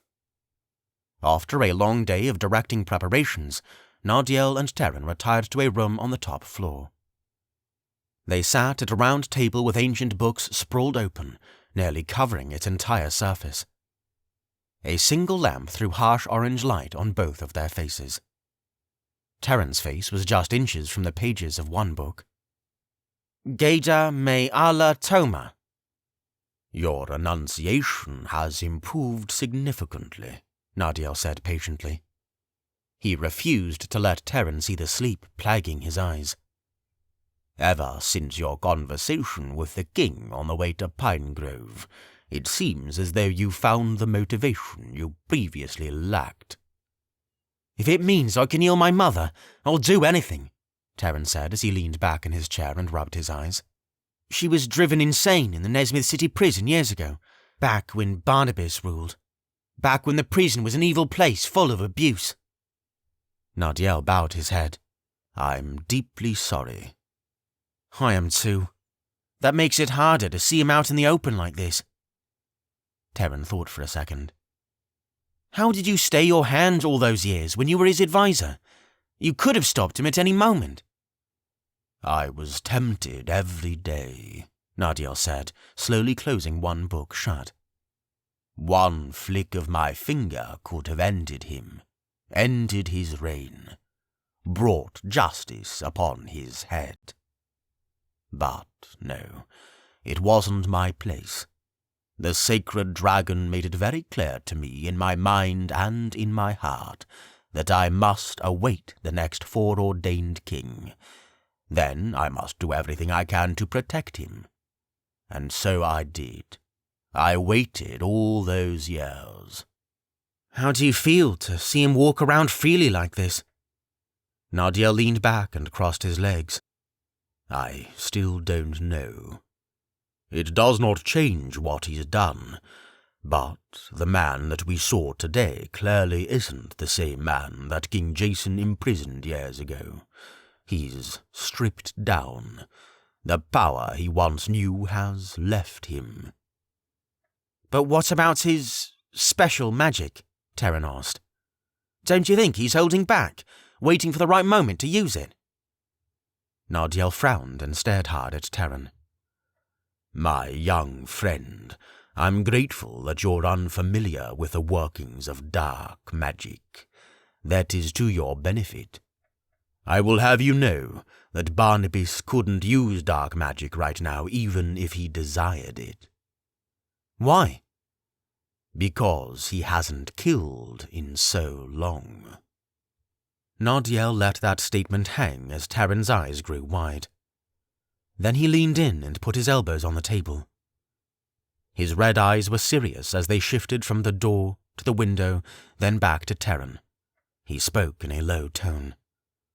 "Be careful about the information I'm about to share with you. The royalty of Nezmyth has worked very hard for very long to rid the workings of dark magic from existence. If dark magic became commonplace, it would prove the destruction of our society as we know it. It will be one of your responsibilities as advisor to fight against and destroy it. Do you understand?" Tarren gulped and nodded. Nadiel continued. "Barnabas cannot exercise Tepno-Edema because the powers of dark magic are predicated upon the death that you inflict. And that goes for any source of life, trees, animals, humans. When you kill, it fills a dark reservoir in your heart. From that reservoir, you can draw to use Tepno-Edema." "But why not use normal magic then?" Tarren said, his eyebrows bent. "Normal magic is just as powerful as dark magic. You're walking proof of that." "This is true, Tarren, but I've had a lifetime of study and discipline. Dark magic is seductively easy to master. Not only that, standard magic renders no euphoric feelings upon use. As a matter of fact, it can be downright exhausting. Tepno-Edema does offer that euphoria. Even a simple task like throwing a dark Cherokee can give you a small rush of pleasure. The larger the spell, the larger the stimulation. You begin to crave it. Your body and your soul need it, and that will lead you to kill more, and to practice more Tepno-Edema. Thus begins a vicious cycle, and you'll become a shell of what you once were. Very powerful and fearsome, but hollow and sad." "Barnabas is a shell of what he once was right now," Tarren said bitterly. "In a different way. Tepno-Edema deprives you of what positive emotions you have. Your capacity to love, to be patient and kind, are instead replaced with fear, greed, and lust.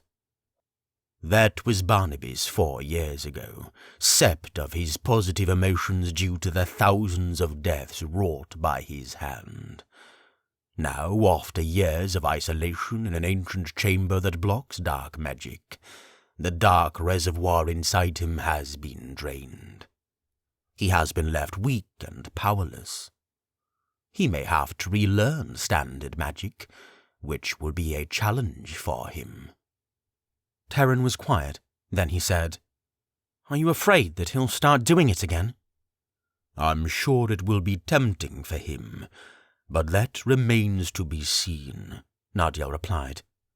"I'm sure 4 years in isolation has given him chance to clear his mind. He has literally and figuratively left the dark cave and stepped into the light. It would be hard to imagine him wanting to return." Tarren was quiet for another long moment, letting everything he heard sink in. He drummed his fingers on the book in front of him. Then he said, "I heard Barnabas used to be a great man." "He was." "What do you think pushed him to start using dark magic?" With that, Nadiel's eyes fell. He pulled open the book that he had previously closed. "Perhaps you should ask him yourself sometime. Now, recite to me again your ancient Nezmythian." 19. The Wait. 2 days went by. The ash still hadn't arrived. Since they were expecting a speedy attack, Port Gala had been fortified significantly in those 2 days. The anti-ship cannons on the north shore were moved along the southern wall. Double the guards patrolled the wall day and night, keeping wary and watchful eyes on the southwest. But nothing stirred over the grassy plains that separated them and the forest. As such, a blanket of tension covered Port Gala. By now, anyone living outside the kingdom had already escaped, and what ships were left?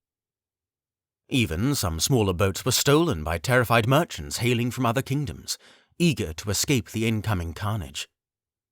All that was left were those that loved Nezmyth as much as their own lives. Jason sat at a large table in his suite, his elbows propping his head up. Under the table, his knees bounced up and down. He tapped his hands on his knuckles just underneath his chin. Why haven't they attacked already? He wondered.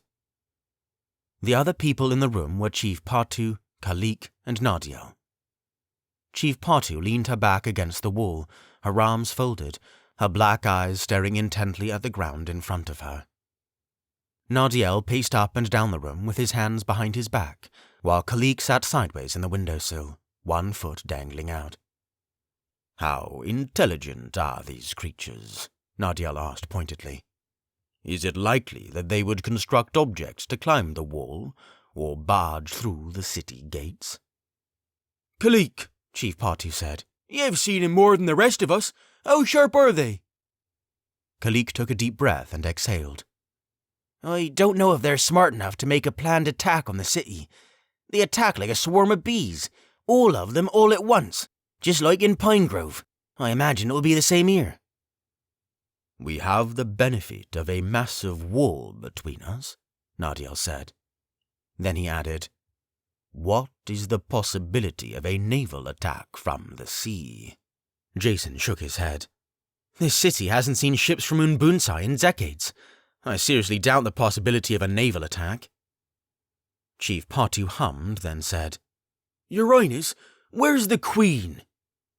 Jason shrugged. "Probably sparring. She's been avoiding me since I brought Barnabas here. I think she's still adjusting." "As we all are," Nardiel said. The sounds of clomping footsteps rushed closer and closer from outside the room.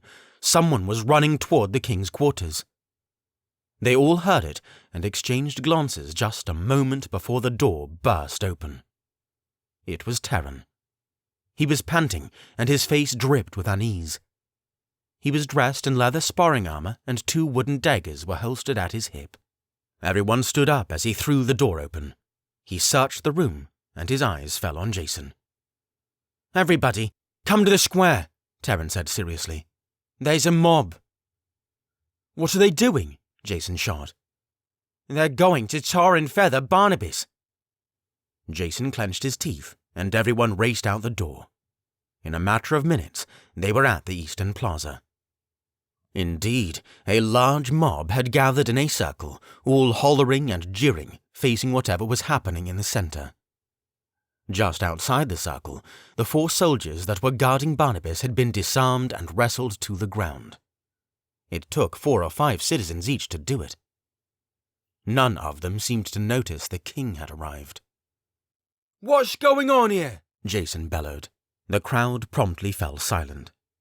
As they turned and saw the king, dressed in royal armor, armed, with fists trembling at his sides, their faces reverted to those of scolded children. The mob released the armed guards, who jumped to their feet and grabbed their weapons. But they didn't retaliate. They just watched. The people in the circle sagged their shoulders, and they shuffled out of the way, forming a corridor from the edge of the circle to the very center.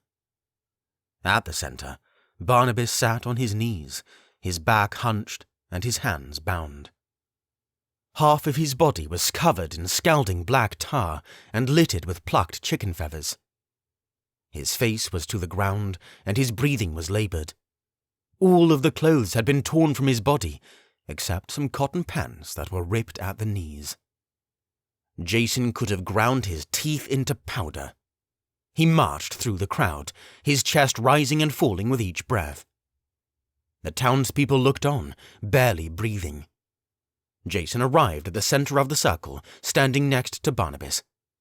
He crouched down, then held Barnabas's chin in his hand. Those icy blue eyes held no ounce of resentment or anger or bitterness. Instead, they seemed resigned to a deserved fate. Jason stood back up, turning about, observing the crowd. No one looked at him. They looked anywhere else, just not in his eyes. Who led this? Jason continued to roar like a lion. Answer me! I did. Jason veered around to face the man. There was nothing special about him. A pudgy frame, dark hair, and a beard that needed trimming. His eyes were nervous, but he tried to overpower his unease with stony confidence. His hands twitched apprehensively at his side. Where do you get the audacity? Jason shouted. Where do you? The man shot back. He swallowed as he looked around. We trusted you, King Jason. We trusted you to lead us into war. So why is he here? Why does he walk among us? He pointed to the tar-smeared Barnabas just a few feet away. Don't you remember his rule? His soldiers killed my son in front of me. The man's eyes stung and his jaw quivered. And that's something I'll never forgive. I thought I could trust you to be wise. I thought we all could. But I was wrong. Down with King Jason. The man leaned forward and spat in Jason's direction. Several in the crowd gasped. Jason's friends watched from outside the mob, fuming with anger, but waiting to see Jason's reaction. Jason felt the wad of saliva slap his cheek as flecks of spit showered him. He didn't flinch. He closed his eyes, his teeth still grinding together, and lifted his hand to smear the warm, sticky projectile from his face. As he cleared the disrespect from his cheek and beard, he flicked it to the ground. His eyes met the stranger's, and he glared with a white-hot stare. No one said a word. Then Jason said, "Remove him." Immediately, some soldiers swept forward and snatched up the man by the underarms, dragging him away. Jason's gaze circled the crowd again. "Anyone else?" No one replied. Gradually, the mob dispersed, leaving Barnabas alone on the cobblestone. The shuffle of footsteps evaporated as the mob drew farther apart. Jason stayed close to Barnabas, but his friends stayed several paces away, still watching. Jason bent down again. The tar covering half of Barnabas's body had nearly cooled. He knelt there with glossy eyes, staring at the ground like a ghost. Jason touched his fingers to the tar and plucked some of the feathers off, dropping them on the ground. "You didn't even fight back, did you?" Jason asked. Barnabas didn't move. No words, not even a shake of the head. Jason looked back to the soldiers that were guarding him. "Take him and make sure he gets cleaned up. He's still going to fight." Neither Jason nor his friends were there when two maids scraped the tar from Barnabas's skin. They weren't there to see the winces or hear the groans. They weren't there when broken feathers were littered across the floor. It was just Barnabas, the two maids, and his guards perched in the corners of the room. Dusty sunlight spilled into the room. The wooden floors creaked with every step as the maids drew warm, soapy bath water to clean Barnabas of the last remnants of tar. As he settled into the bath, he winced. The warm water should have been delightful, but on raw skin, it stung. The maids dipped rags in the soapy water and scraped the residue of abuse from Barnabas's body. After several quiet minutes, filled with no sound but the creaking of the floorboards and the sloshing of the bath water, one of the maids spoke up. "You've gotten thicker the last few days," she said. Barnabas looked at her out of the corner of his eye. She still wasn't really looking at him. He hadn't wanted to make chit-chat with anyone as of late, and certainly not when he was sitting naked in a porcelain tub. He didn't answer for a long moment. "Yes," he finally said. "What have you been doing in Port Gala? I'm sure the king has you doing something." Again, Barnabas took his time to reply. "I train." The second maid didn't chime in, but slid a disapproving glare at the other. The first maid paid no heed. She hummed in recognition. "Must be working, I'd say," she continued. "You were naught but bones and skin when you came, and now you're almost filled out proper." Barnabas had noticed it. He still wasn't as strong as he was when he had the throne, but his recent growth had been astonishing, if not miraculous. When he wasn't training, he was stuffing his face with meat, bread, cheese, and milk. And when he was training, it was non-stop, endless running and sparring. Somehow he had the energy for it. The bath was done. One of the maids released a valve that drained the bath water into a pipe that ran across the floor and out of the building. They ordered Barnabas to stand up, and he complied. They dried him with the soft towels, and although they were luxurious, the fibres were still prickly and coarse on his raw skin. He stepped out of the bath, and the maids dressed him in commoner clothing. "All done," the kind maid said as she brushed Barnabas's shoulders. Barnabas tried to clear the dust from his throat.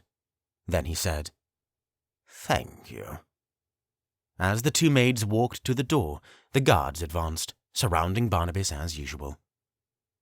Before the kind maid walked out the door, she turned around. Her eyes were dark and soft.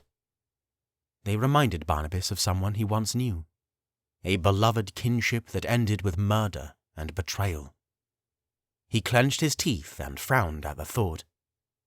"I've forgiven you," the maid said. Suddenly, a pang in Barnabas's chest grew. "Forgiven me?" The next thing he said was the easiest to say. "Why?" "Because bitterness is poison," the maid replied. "I felt it sting every day. You never did. So I'll let go." She grinned and her dark eyes twinkled. With that, she closed the door behind her. A small lump had formed in Barnabas's throat, but he couldn't let the guards see. He was thankful for the woman, but he also pitied her. Bitterness is a fuel, Barnabas thought. If only she knew. Stars filled the sky over Port Gala. Guards marched up and down the city walls, their eyes fixed on the south. The cannons were loaded, the torches were lit. But nothing stirred on the horizon. Back in his quarters, Jason gazed upon the city. Through the glass, he counted the flickering candles dancing in the windowsills as he stroked his beard and let his mind mull over a multitude of thoughts. Most of his thoughts centered around Barnabas. Did I make a mistake? Additionally, why hadn't the ash attacked already? Surely they've had enough time to burn the victims of Pinegrove and charge to the city. That should have happened days ago. What's taking so long? And what of his lost power, his ability to transform into a Knight of the Holy Order?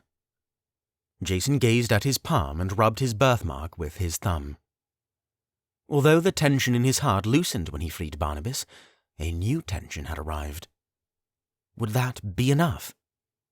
Could he even call upon his power again in the next battle? What would happen if he couldn't? And above it all, the crowd gathered at the Eastern Plaza today, tarring and feathering Barnabas. This was how his kingdom thought of him now. He freed Barnabas, the withered remains of a treacherous and powerful king.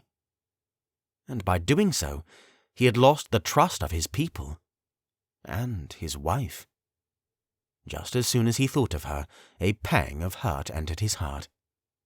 The silence, the coldness, the silver eyes filled with hurt and resentment. As if on cue, the sound of footsteps came outside the door. The doors swung open, and Sarayan marched in, clad from head to toe in leather sparring armor. Her staff, constructed of golden oak, rested on her shoulder. She crossed the room and leaned it by her side of the bed. Then she began unstrapping her armor, revealing her street clothes underneath. Jason largely ignored all of this. He knew she wouldn't want to speak with him, so he opted not to pursue it.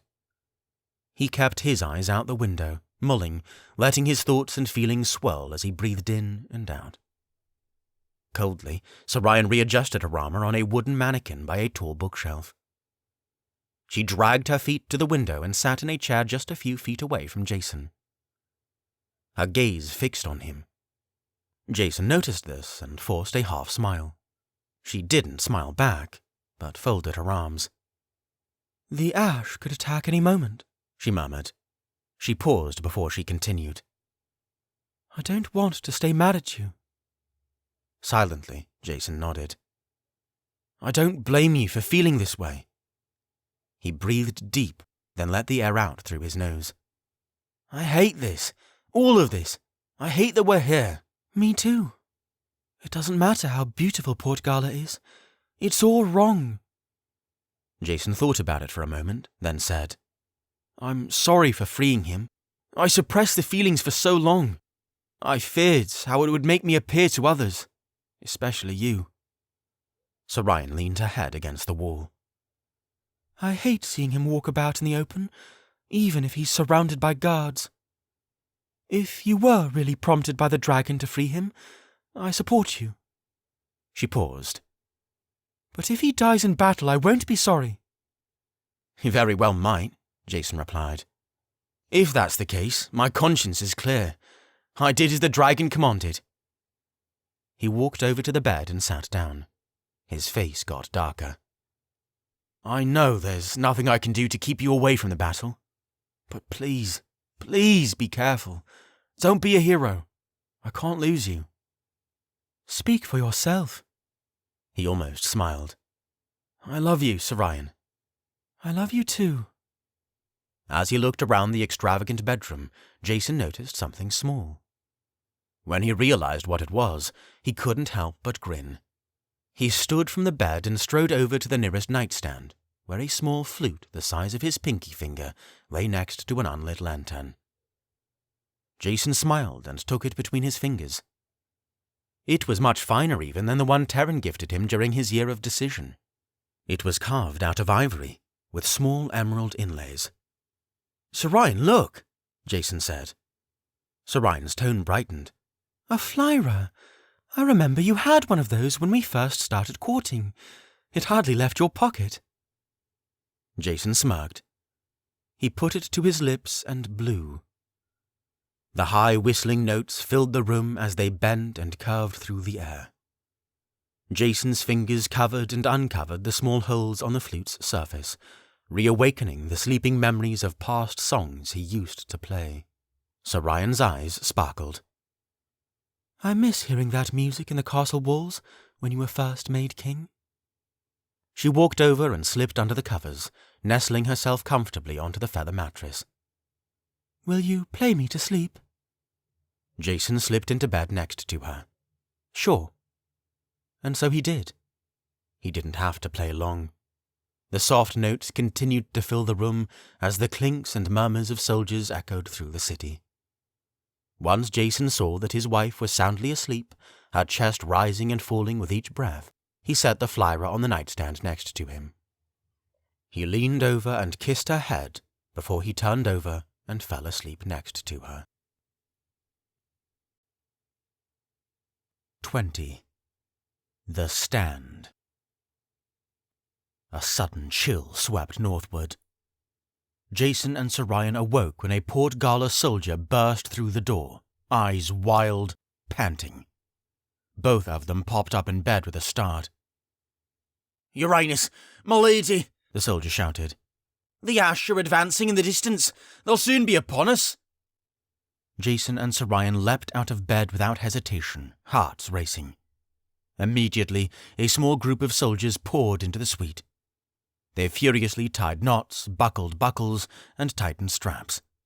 Within minutes, Sorian and Jason were dressed for battle and marching down the hall. "How many are there?"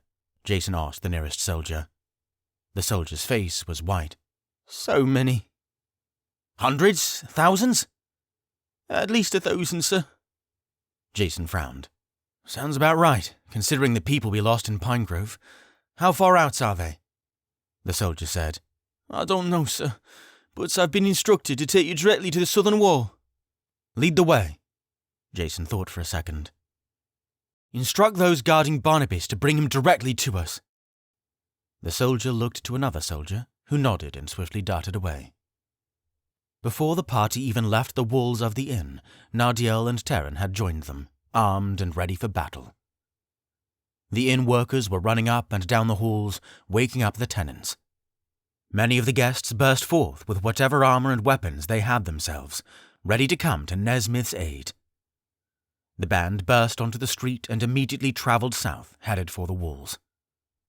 The streets filled with people belting for the south wall, armed with whatever they could scrape up. As the crowd flew through the spider web of streets, Jason, Sarayan, Terran, and Nardiel made no chatter. Khalik and Chief Partu should be on their way to the gates, Jason thought.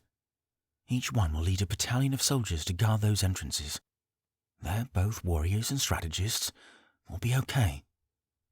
Through the decorated streets of the Eastern District they went. The nobles that came out to battle had much finer armor and weapons than the people they saw in the Western District, but from what Jason could see, the aristocrats and nobles weren't as represented. As they climbed the stairs to the massive southern walls, Jason noticed it was filling with people garbed in second-hand, unpolished armaments. Townspeople separated themselves as they noticed the royal party ascending the steps. Many shouted, "Make way for the king!" or "The king approaches!" Jason and the others climbed and climbed until they stood at the brim of the southern wall, overlooking the plains that stretched for miles. What they saw made their blood freeze.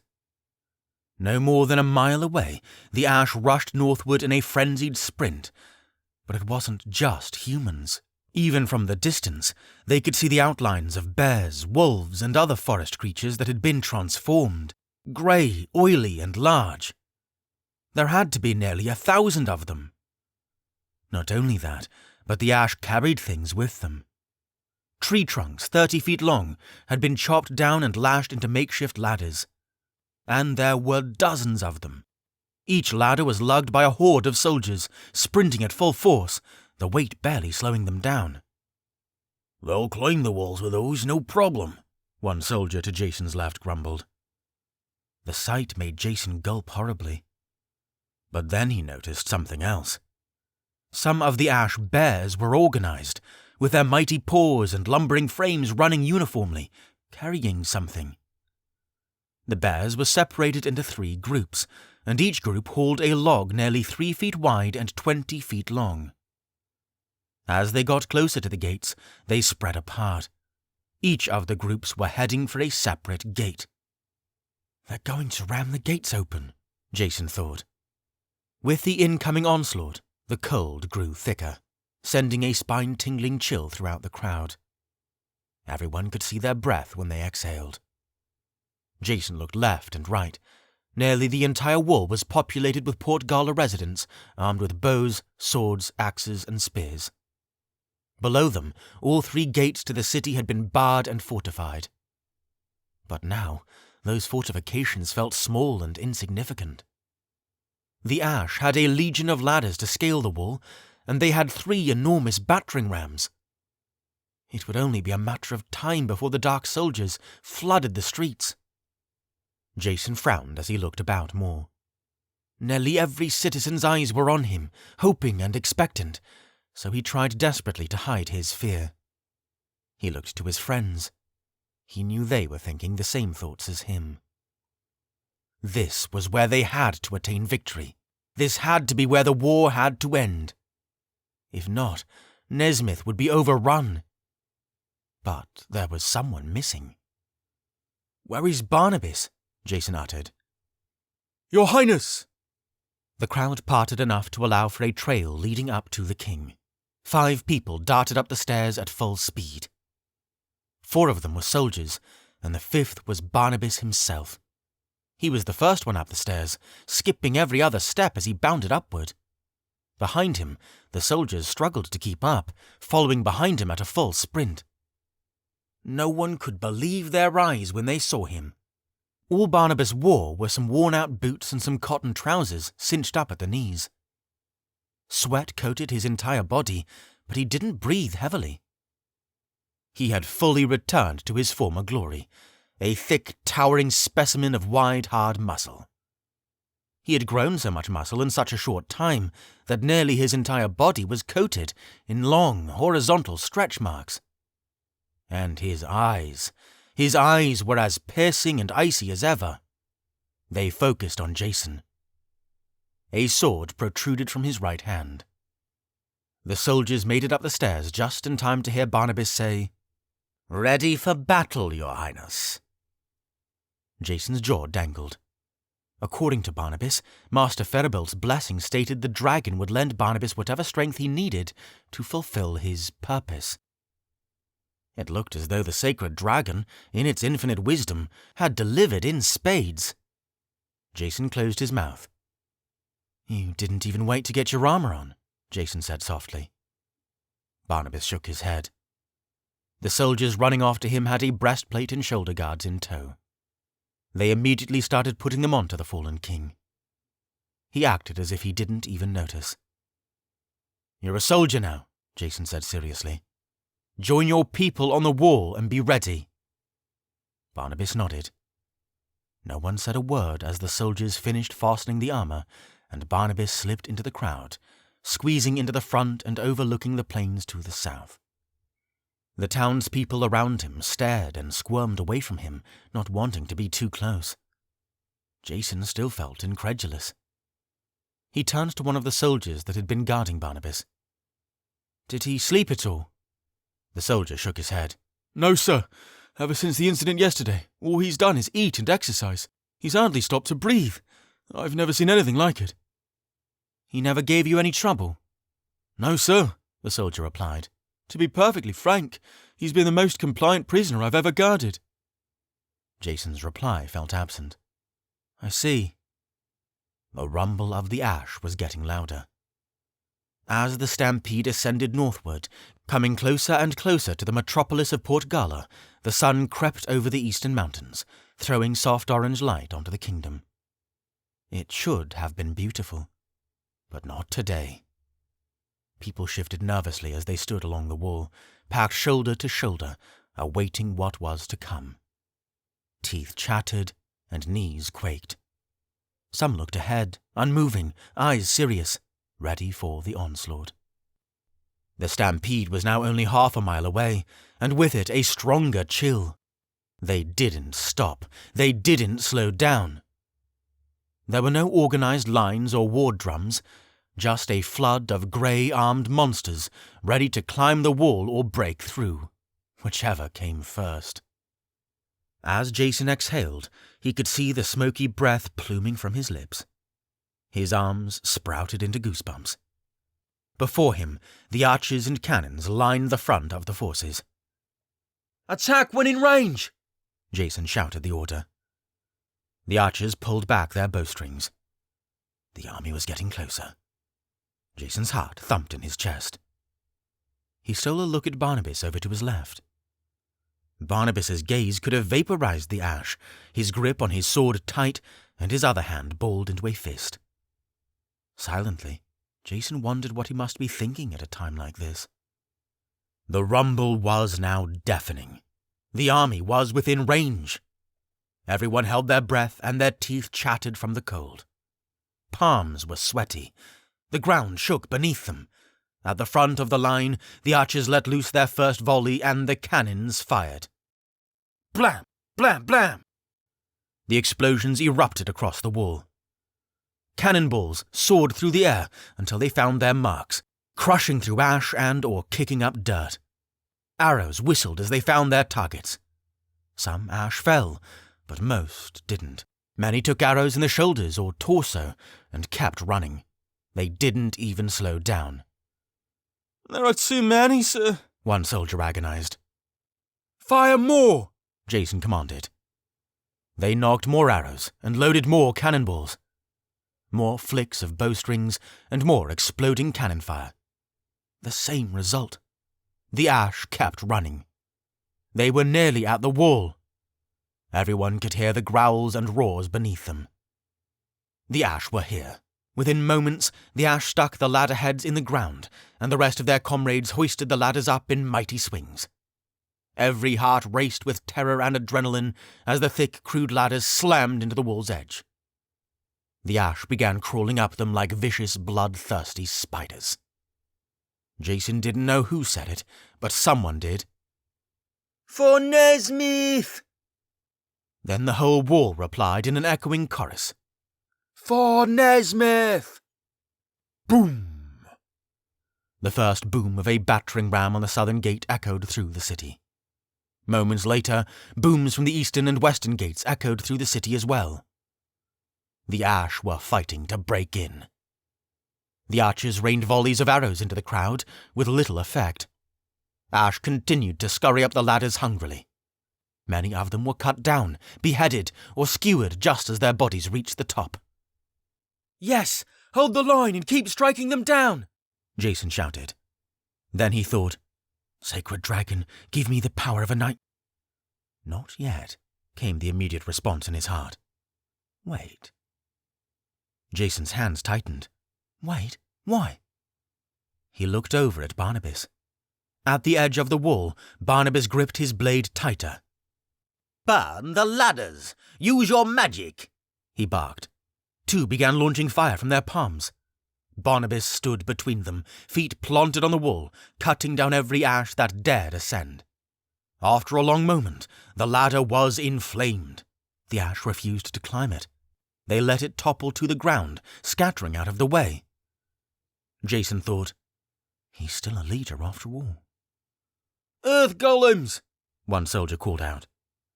Beneath the ash, several hundred yards away from the wall, the earth trembled and shook.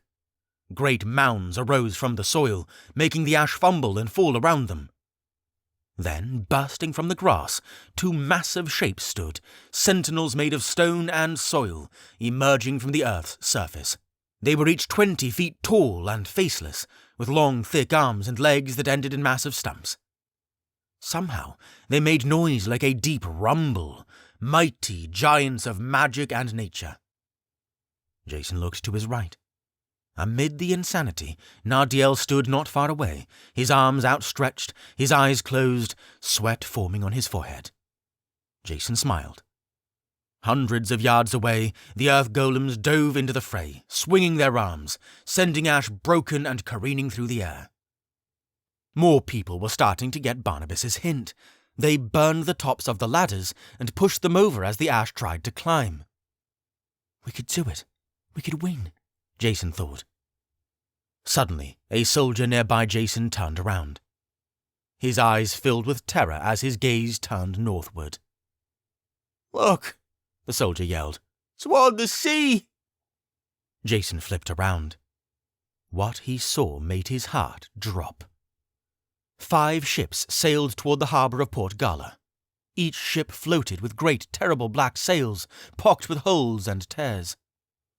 The bodies were constructed of an oily black wood that appeared diseased. And even from the distance, it was clear to see that each ship was packed tightly with hundreds of ash. Within minutes, they would reach the city. No, Jason thought. We moved our anti-ship cannons to the southern wall, and we're barely staying them off as it is. Once those ships land, there will be nothing stopping the ash from overrunning the city and killing everything here. He paused. Could I destroy them all with my knightly powers? Is it possible? Who would lead the army then? The ships were edging closer to the harbour. The clock was ticking. Annihilation was on Nezmyth's doorstep. Once the ash took over Port Gala, there would be nothing stopping them from destroying all of Nezmyth.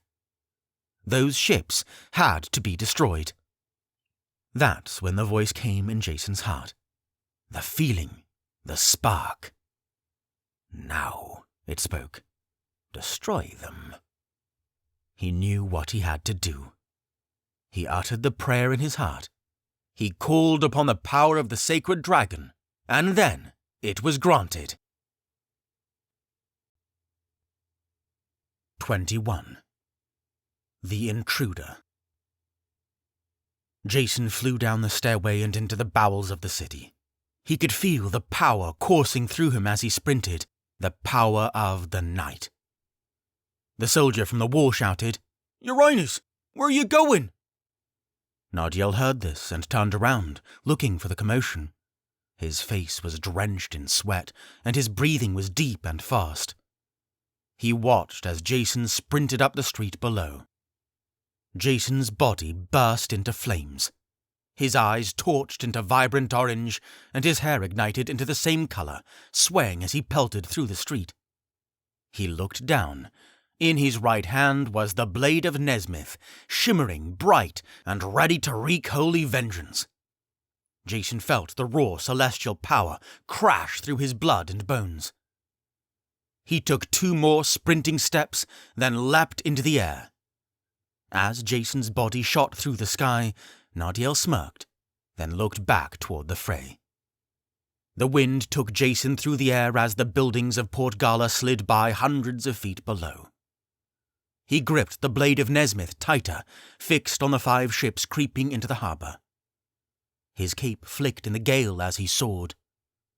There were hundreds of ash in those ships, packed shoulder to shoulder and armed for a massacre. As he got closer, their volume was undeniable. How do I fight every single ash on these ships? Jason thought. Then it hit him. Maybe I don't. He let go of the blade of Nezmyth, and it disappeared in a puff of white smoke.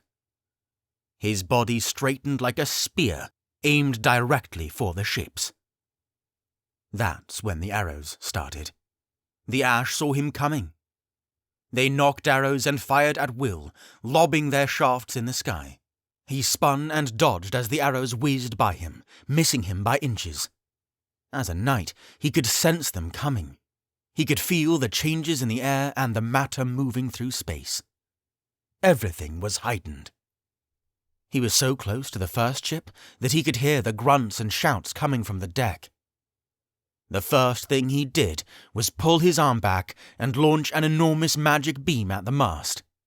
It connected with the base, sending out an explosion of splinters and wood, skewering the nearby ash with broken bits.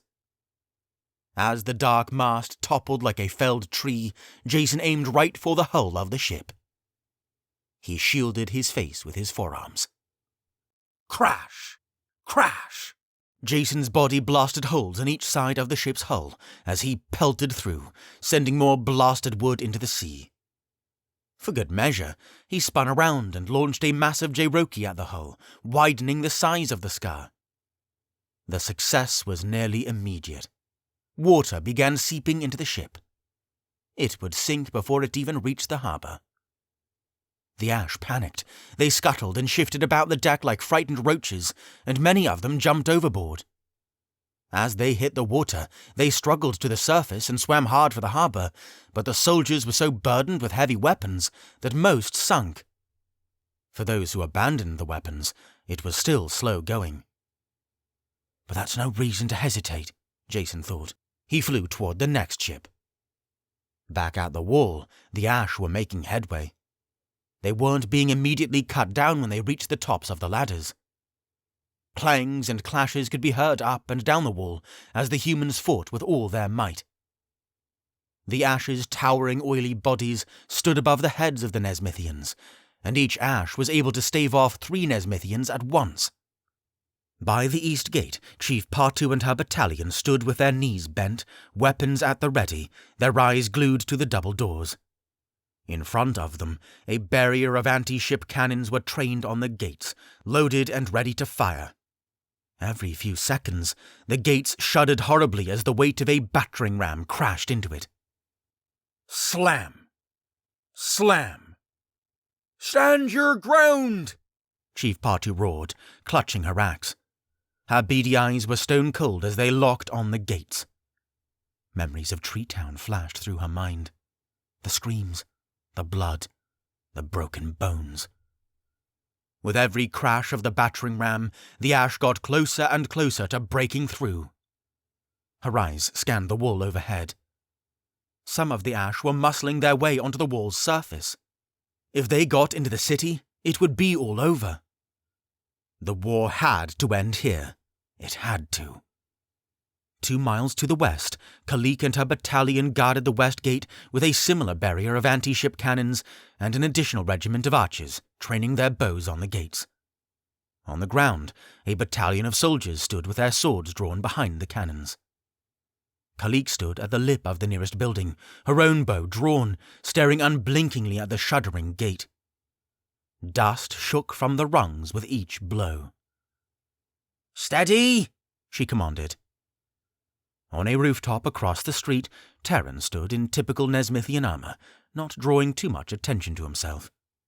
His daggers were at his side, but he'd do his best not to use them today.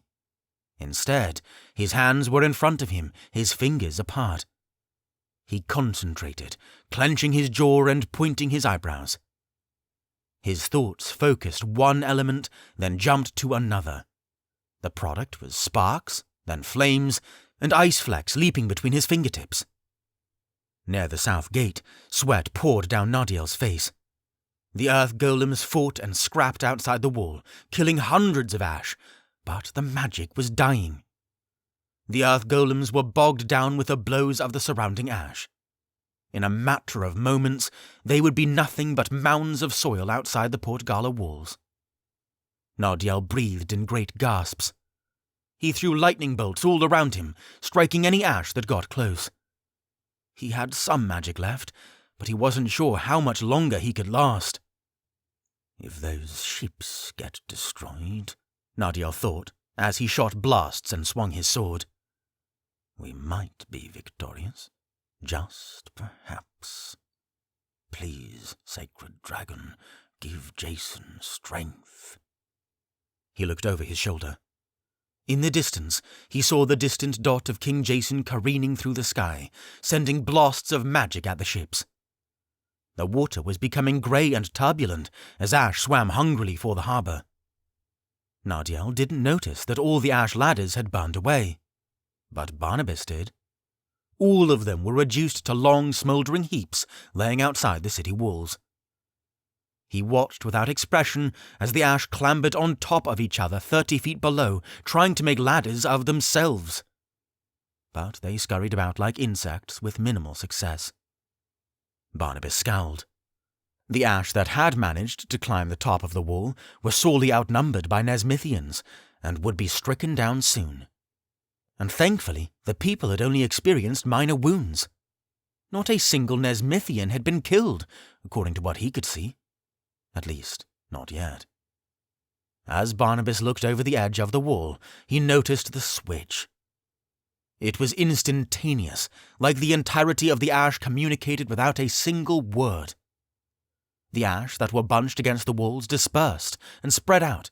They sprinted away in 3 directions, forming 3 large bodies of soldiers. They followed the edge of the wall. Barnabas knew what they were doing, and he knew they needed to act quickly. They're heading for the gates! Barnabas flipped around and roared. Get to the gates! Get to the gates! All the soldiers nearby flipped on their heels. The stairways heading to ground level became congested. The stampede dispersed as they reached the ground, and Barnabas stood back to make sure every ash on the wall was killed. Through the scuffle, Barnabas locked eyes with Nadiel. He was standing only 50 feet away, casting healing spells at injured soldiers and shooting lightning at whatever ash remained on the wall. When Barnabas felt those red eyes on him, he remembered the fear that coursed through him back when he was king. Knowing that this man was so much more powerful than he, even with his use of dark magic. Silently, he was grateful they were on the same side this time. Nadiel nodded. Barnabas nodded back. Together, they peeled down the stairs among the other soldiers. How is your magic? Barnabas asked. Sufficient, Nadiel responded. Can you cast barriers behind every gate? You can only cast barriers on areas you can see, Nadiel said as they reached ground level. I can't see all gates at once. Barnabas frowned. They'll break through. We'll be overrun. Our greatest hope is fighting over the Wevlian Sea, Nadiel said as he cocked his head to the north. That's when Barnabas looked. His eyes popped as he saw Jason careening through the air. He counted 6 ships just outside the harbour of Port Gala. Currently, only 2 ships weren't sinking. Over the sea, Jason crashed through another hull of an ash ship. He tossed another couple of Cherokees. The ship began to sink, casting more and more ash into the sea. His arms and face were coated with cuts and splinters. He pulled an arrow stuck in his thigh and dismissively tossed it before he went hurtling toward another ship. He breathed hard. Even in his heightened state, he was getting tired. He had to at least destroy the ships. But what would stop all the ash with swimming into the harbour anyway? Some of them from the first ships were getting uncomfortably close. He shot for the last ship through another barrage of arrows and exploded the mast as he blasted a hole through the ship. It was sinking. All 6 ships were destroyed. Now the ash slashed out the water, swimming furiously for the harbour. Jason's head felt light as he pulled 3 arrows from his shoulders and arms. He felt himself falter in the air. He had to get to shore. He straightened his body and shot for land, the wind flicking at his torn cape. As he flew, he saw scores of his people running for the 3 gates, moving like a horde of ants through the streets. He frowned. Did the ash not climb the walls? Why? Jason came to a halt at the harbour. The air carried him neatly down to the ground, his boots just inches away from the water's edge. The closest ash was still hundreds of yards offshore, but they swam with a blind fury that was frightening. For nearly a mile, the waters to the north were white and turbulent, with thrashing grey limbs. Breathing came in great breaths as his heart thumped in his chest. Jason looked down at the birthmark on his right hand, the triangle on his palm just beneath his index finger. He frowned. His knightly power wasn't dissipating, which means there was still some work to do. But what? He thought out loud. Don't you remember your escape from Unbuntye? A voice came in his head. Call the elements. That's right. He remembered it. As King Nartikis shot toward him in the air, a burst of something shot him out of the sky. Could he call that at will? Right now? Not knowing what else to do, Jason raised his hand to the sky. He didn't know how or why, but he could feel the particles in the air, every drop of rain, every bird. He made a swirling motion with his hands. Above Port Gala, storm clouds began to churn. Soldiers on the ground stopped to watch as the sun hid behind a swirling mass of dark clouds. Jason could feel it all in his arms and chest. Electricity was forming. He didn't breathe, not knowing how much of the power was in him. That's when he felt it. The charge. As if the clouds had reached their peak power. The spark ignited in his chest. He clenched his teeth. For a fraction of a second, his eyes glowed electric blue. Then the blast came. Crash! It was mighty and sudden, deafening. 7 white lightning bolts shot from the clouds, aimed directly for the water just outside the city. Sparks leapt from the seared bodies of ash as they convulsed along the water's surface. As quickly as the storm clouds formed, they melted away, revealing an azure sky. In their wake, a mile-long emblem of death floated in the water. The water was no longer turbulent with the waves of crashing limbs. It was still and coated with an ugly grey. Thousands of ash floated face down and lifeless among a layer of dust and soot. Jason made a pushing motion with his arms. With it, the water circulated. Gurgling swells twirled under the surface, pushing the surface casualties away from the city. It was slow at first, but in time the current picked up. The bodies of the ash and the wreckage of the sunken ships were carried out to the open sea.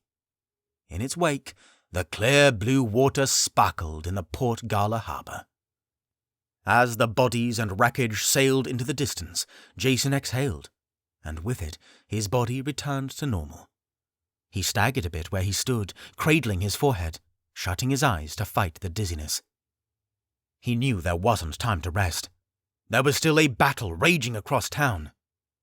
The Ash didn't manage to climb the walls, but he could hear the booms of battering rams slamming into the city gates. He had to move. He picked up his feet and sprinted southward. Boom! At the east gate, Chief Partu turned to Sarayan. Do you think it's enough to hold him? Her face nodded toward the gate. Another resounding boom came from the gates as they shuddered again. Sarayan's head, shrouded by an iron helm, swiveled on her shoulders. There had to have been 200 or 300 soldiers here inside the gates, weapons drawn, bodies armoured, and teeth chattering. She frowned and shook her head. Boom!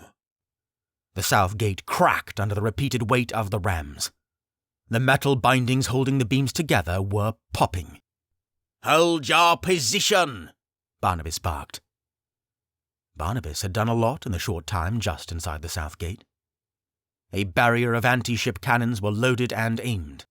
Behind the cannons, Barnabas had rearranged the soldiers strategically, shields and spears in the front, swords behind, archers in the rear. On nearby rooftops, archers were poised with their bows aimed at the gates. They planned on sending volleys in turns, providing a near-constant rain of arrows. Boom! The battering ram finally broke through. Just below the rung, broken chunks of wood fell onto the street. The snarling grey faces and red eyes of forest creatures filled the holes as their jaws snapped and salivated. The soldiers gulped, gripping their weapons with sweating hands as they awaited the onslaught. Boom! The hole grew bigger. Ash stuck their hands through, frantically feeling around for the rung that kept the gate sealed shut. They could feel it. Their hands snapped at it hungrily, only pulling out right before the battering ram sailed into the door one final time. Crash! The gate buckled. They were through. The battering ram dropped to the ground with a mighty boom, and the Ash flooded into the city. Every last one of them were armed, wild, and sprinting. Their roars and growls rebounded off the buildings. fire! Barnabas roared. Cannon fire tore through the air. Bursts of flame erupted from their mouths as cannonballs belted through the street. The burning of black powder filled the nostrils of everyone nearby, and at the gates the cannonballs ripped through the bodies of incoming Ash. Black soot leapt into the air, filling the sky with dust as their maimed bodies fell onto the cobblestone. Through the clouds and dust, more Ash blindly trampled the bodies of the fallen. As the cannons were frantically loaded at the front line, the archers released a volley of arrows that rained death on the incoming Ash. Through the rain of arrows, more Ash fell among their comrades. Very few broke through. At the east gate, the Ash finally broke through and rushed in. The cannons fired haphazardly. No archers on nearby rooftops provided any rain of arrows, as the Ash poured into the streets. The Nezmythians shouted battle cries and barbaric roars as the Ash fell upon them. Carnage ensued. All was madness, as the sounds of clanging swords and ripping flesh filled every ear. At the west gate, it was a similar story. The cannon fire and arrows alleviated more of the danger for the Nezmythians, but the uncoordinated defensive allowed much of the Ash to slip through to fight the defences on foot. Swords were drawn and shields were splintered as the Ash poured in. Kalik never missed as she fired arrows from the rooftops. Even Terran, with his arms outstretched, found success as he brought pillars of fire and lightning down on the Ash forces. But the force of it all! With every spell he conducted, more perspiration formed on his brow, and his chest heaved as if a bear sat on it. His head swam. After casting several deadly spells for nearly a minute, he fell to one knee, huffing and clutching his head. How does he do so much? He thought of Nardiel, bewildered. To the north, Jason sprinted toward the wall. It wasn't far now. He could see the incoming Ash breaking through the south gate, but they couldn't get far due to the cannon fire and archers. He couldn't see the west and east gates, but he knew that those were where Terran and Sarayan would be fighting. Silently he prayed for their safety. Barnabas's eyes were stone as they locked onto the gates. The Ash were now struggling to climb over the mound of dead that rested just inside the gate. The Nezmythians aimed the cannons upward to get better trajectories on the climbing forces. The archers continued to rain arrows. Each group of soldiers listened for Barnabas's orders as they released their attacks in sequence. When any Ash broke through the line, soldiers with swords and shields were quick to snuff them out. It was methodical, calculated. Then another turn. Another silent shot of communication. As if a switch were turned, all the Ash forces abandoned their pursuit. They turned about, sprinting with just as much zeal and energy away from Port Gala. They were retreating. All across Port Gala, the Nezmythians couldn't believe it. The Ash swung their weapons and roared with rage, but as their forces were cut down, they turned on a coin and bolted toward the gates. The clangs and crashes of weapons ceased, replaced only by the stampede of footsteps heading southward, away from the Nezmythians and out of the city. "Victory!" one soldier yelled. "Victory!" The other soldiers began to jeer and celebrate the Ash's stampede. But at the east gate, Sir Ryan and Chief Patu exchanged worried looks. If the Ash escaped, it wouldn't take much for them to create more. Each and every one of them had to be destroyed, or the war would only continue. "Don't let him escape!" Chief Patu bellowed at the soldiers. "Cut him down! Fight!" It was no use. The soldiers were already celebrating so loudly that even Chief Patu's voice was drowned out. She and Sir Ryan gave each other looks again, defeated and worried. Jason finally came to a stop as he reached the wreckage just inside the south gates. The air made him cough. It was thick with the stale scent of black powder. An enormous pile of dead ash rested just inside the wall, soot scattered among the broken remains. None of the Nezmythians seemed to notice him approach. They were all on the wall, looking out to the south, jeering and celebrating their hard-earned victory. Jason smiled. He couldn't help it. They're gone. We won. Enjoy it now. It will not last. He knew that voice. There he was, standing on his left not a yard away. The projection of King Nartikis was fixed on the celebration. His vacant blue eyes reeked with disinterest inside his pasty white complexion. Jason's jaw clenched. "I told you the dragon would defend us, and it did. Your forces are defeated." "Regrouping," Nartikis corrected. "You and these people are fools to revel in a victory marred with the sting of inevitability. You know that the ash will continue to grow and spread like wildfire." His head nodded to the crowd. "They clearly do not." He's right, Jason thought bitterly. "We've sent word of your armies to every village in the kingdom. All of them have been making fortifications." "And when they discover the futility of such measures, I will revel in their anguish," Nartikis said. He turned. "My offer still stands. I do not wish to rule a crippled kingdom. Grant me the throne, and I call off the ash. You can stop this death now, Jason. Make the wise choice." "You're barbaric and savage," Jason seethed. "And I'd rather die than see Nezmyth in your hands." "Then so it shall be." Suddenly he vanished. Jason kept staring to his left, even after Nartikis disappeared. He clenched his jaw again, letting Nartikis's words echo through his mind. The sting of inevitability. How do we exterminate a force like this? He thought. The thought hung in his mind as he watched his people continue to celebrate. He exhaled through his nose, letting them revel in their ignorance for just a moment. It appears this war is far from over. 22. The Rejection. Port Gala spent the rest of the day removing ash remains from the streets. As the locals cleaned up the mangled, dusty bodies, they clapped each other on the backs, embraced, and counted themselves grateful to be alive.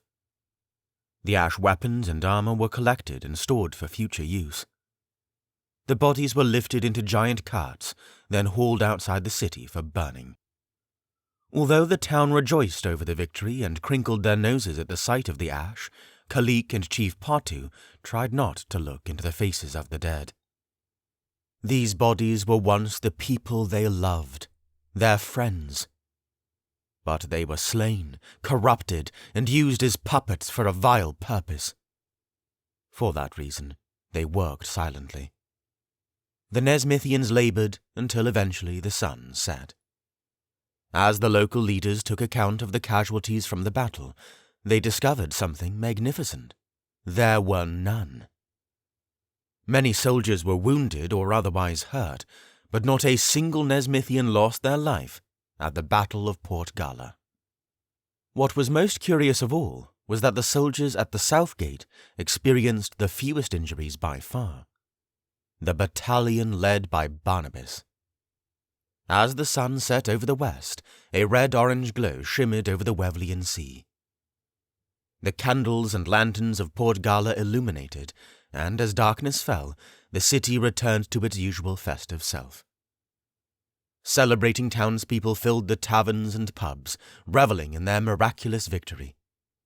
The dimly lit streets became abuzz with the dull noise of clinking glasses, singing, and dancing. In one particular tavern in the East District, several residents tried to cajole Jason and Sarayan into joining the festivities. They politely declined. The locals were disappointed, but weren't about to tease their royalty about it, so they let the king and queen leave, shouting, "Hail, King Jason!" and "Dragon bless the king and queen!" Jason and Sarayan began the short walk to their inn, side by side, wearing street clothes that were plastered with ashes. Their hands, forearms, and faces were also covered with soot from the day's labours. "Everyone is celebrating," Jason said. "If only they knew. We should have killed every last one of them today." Sarayan's tone was equally dark. "I don't think we can even consider this a victory. You know they'll be back again. It's inevitable." Jason didn't speak. "You know the worst part?" Sarayan asked. "This." She stopped and held out her fists, accentuating the dark dust that clung to her sweaty arms. It was all over her, from her neck down to her boots. Nearly every inch of her clothes. "I can't stop thinking about who is on me," Sarayan said. "Who from Treetown or Pinegrove? Whose children or fathers? Which of our people did I kill today?" He paused as she swallowed. "And they're not even anyone I know. But what about Chief Patu and Kalik?" She swallowed again. "Before the battle, Chief Patu told me she was worried she would see Adria's face in one of them." A shiver slid down Jason's back. He couldn't help but imagine himself fighting the onslaught through Chief Patu's eyes, having to fight the cremated, possessed bodies of those he once directly knew and loved. He imagined awaiting Sarayan's face in the army that was hungry to slay him. He shivered again and tried to force down the lump in his throat. "Let's get this washed off," he said hollowly. By now, they had reached the inn. They climbed to the top floor and made their way to their quarters. Down the hall, the door to Nadiel's flat was open. It was faint, but they could hear Terran eagerly talking to Nadiel about his use of magic during the battle. Nadiel congratulated him, but kept trying with little success to turn his attention back to ancient Nezmythian. "At least his lessons are coming along," Sarayan said. He and Sarayan found the washroom just down the hall, and both of them were quickly cleaned up by a small group of maids. They flushed out the dirty bathwater and dried off the royal couple, giving them both a set of fine sleeping garments.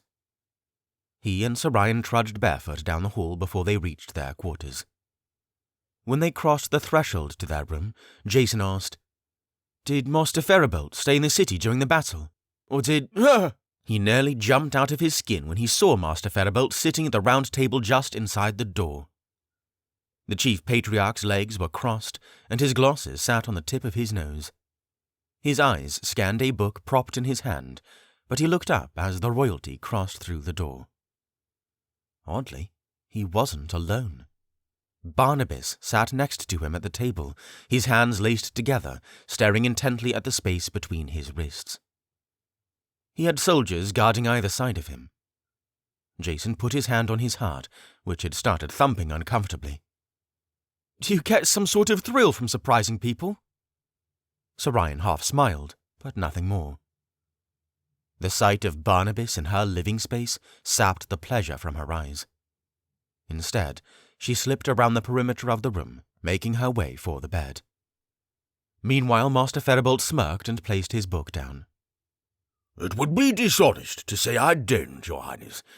It's an innocent thrill, though, is it not?" "Innocent or not, it won't be long before I order you as king to knock that off," Jason smirked in return. Then his smile dropped. "I hope you stayed safe during the battle today." "You and I both know that my tether to the sacred dragon gives me a host of magical techniques," Master Feribolt said. "But, as a spiritual leader, I lean away from those techniques suited for combat. Yes, Jason, I stayed away from the battle today. From what I heard, our friend Barnabas did an exceptional job of defending the south gate." "Everyone did an excellent job," Jason said as he glared at Barnabas. "Chief Partu and Sorian, Kalik and Terran. But yes, Barnabas's strategic placement of the soldiers led to minimum injuries." He paused. "Why is he here?" "He has a request." Jason's eyebrows bent. "Seems presumptuous for a prisoner to request anything from his king, doesn't it?" "I want to go after them," Barnabas said flatly. He didn't look up. He hardly moved. His eyes stayed locked on his clasped hands. Cautiously, Jason pulled up a chair opposite of Barnabas and nestled into it. "You want to pursue the remnants of the ash that got away?" Jason echoed. Barnabas nodded. "By yourself?" "He would need a battalion of soldiers to accompany him," Master Feribolt added. "Regardless," Jason said, "all we know is that they're probably going back to the western woods. We don't know where their next target is. It would essentially be a wild goose chase. Do you have any sort of tracking skills? Hunting skills? Do you know how you'd survive in the woods while you pursued their trail?" Barnabas nodded. "I know enough." Jason rested his chin on his thumbs, thinking.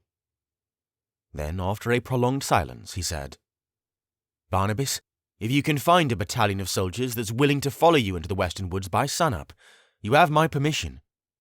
This doesn't change the fact that you'll be guarded constantly, but you'll be in command of as large of a squad as you can muster. Is that sufficient?" Finally, Barnabas looked in his eyes. He said, "Yes, Your Highness." "Good. Now leave." Barnabas stood from the table, gave a nod, and slipped out of the room, guarded by his usual soldiers. As the door shut, Jason waited to hear the distant clomps of footsteps before he spoke up again. He won't find anyone. "I wouldn't be so sure of that, Your Highness," Master Feribolt cocked an eyebrow. "He earned the trust of many residents today, particularly those who fought at the south gate. You may be surprised." "I doubt it, but time will tell." "Indeed. Until then," Master Feribolt leaned forward, "what do you plan to do?" Jason laced his hands together as he leaned forward, his eyes fixed on the grains in the wood. "I don't know. I have no idea where the Ash intend to go next. All we know is that we saw them retreat into the woods. They'll probably kill more animals to add to their forces. From there, I don't know. I just don't know." "If I may, Your Majesty." Jason nodded. "Did you not pray to the sacred dragon through the conduit of the oracle stone in your most recent time of need?" "Yes." "It seems as though Nezmyth may be in its most desperate strait yet. For this, I feel it would be wise to supplicate the sacred dragon in the most direct manner available." Master Feribolt took a breath.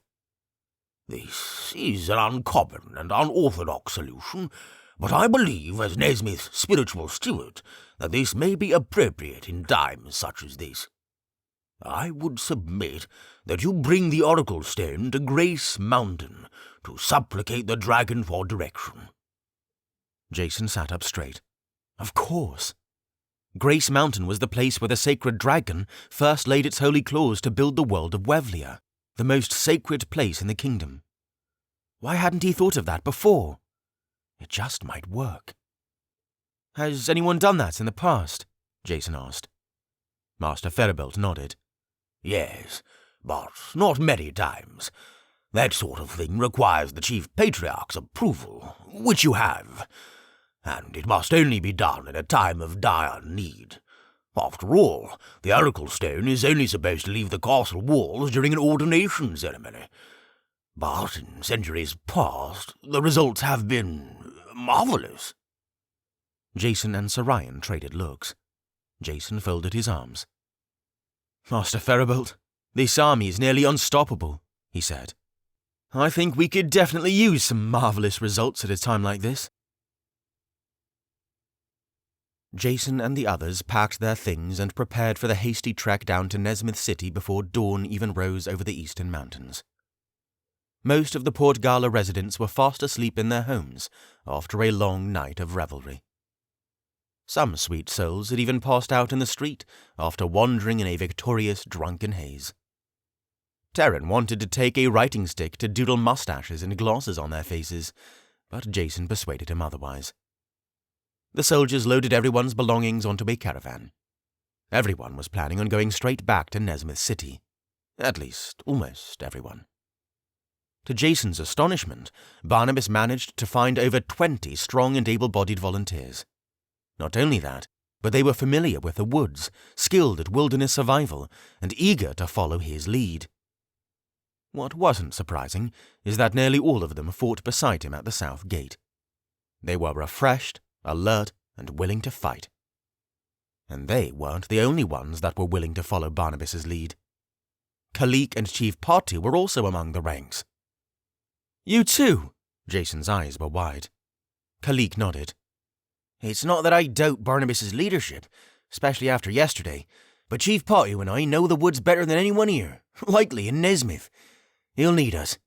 I can send messages to you through Justice, just as I did before. We have to know where the Ash are heading, and with every passing hour, they get further and further away." "We'll be fine, Your Majesty," Chief Patu said as she placed her massive hand on Kalik's shoulder. "We're people of the woods. We'll survive." Jason frowned, but knew they were right.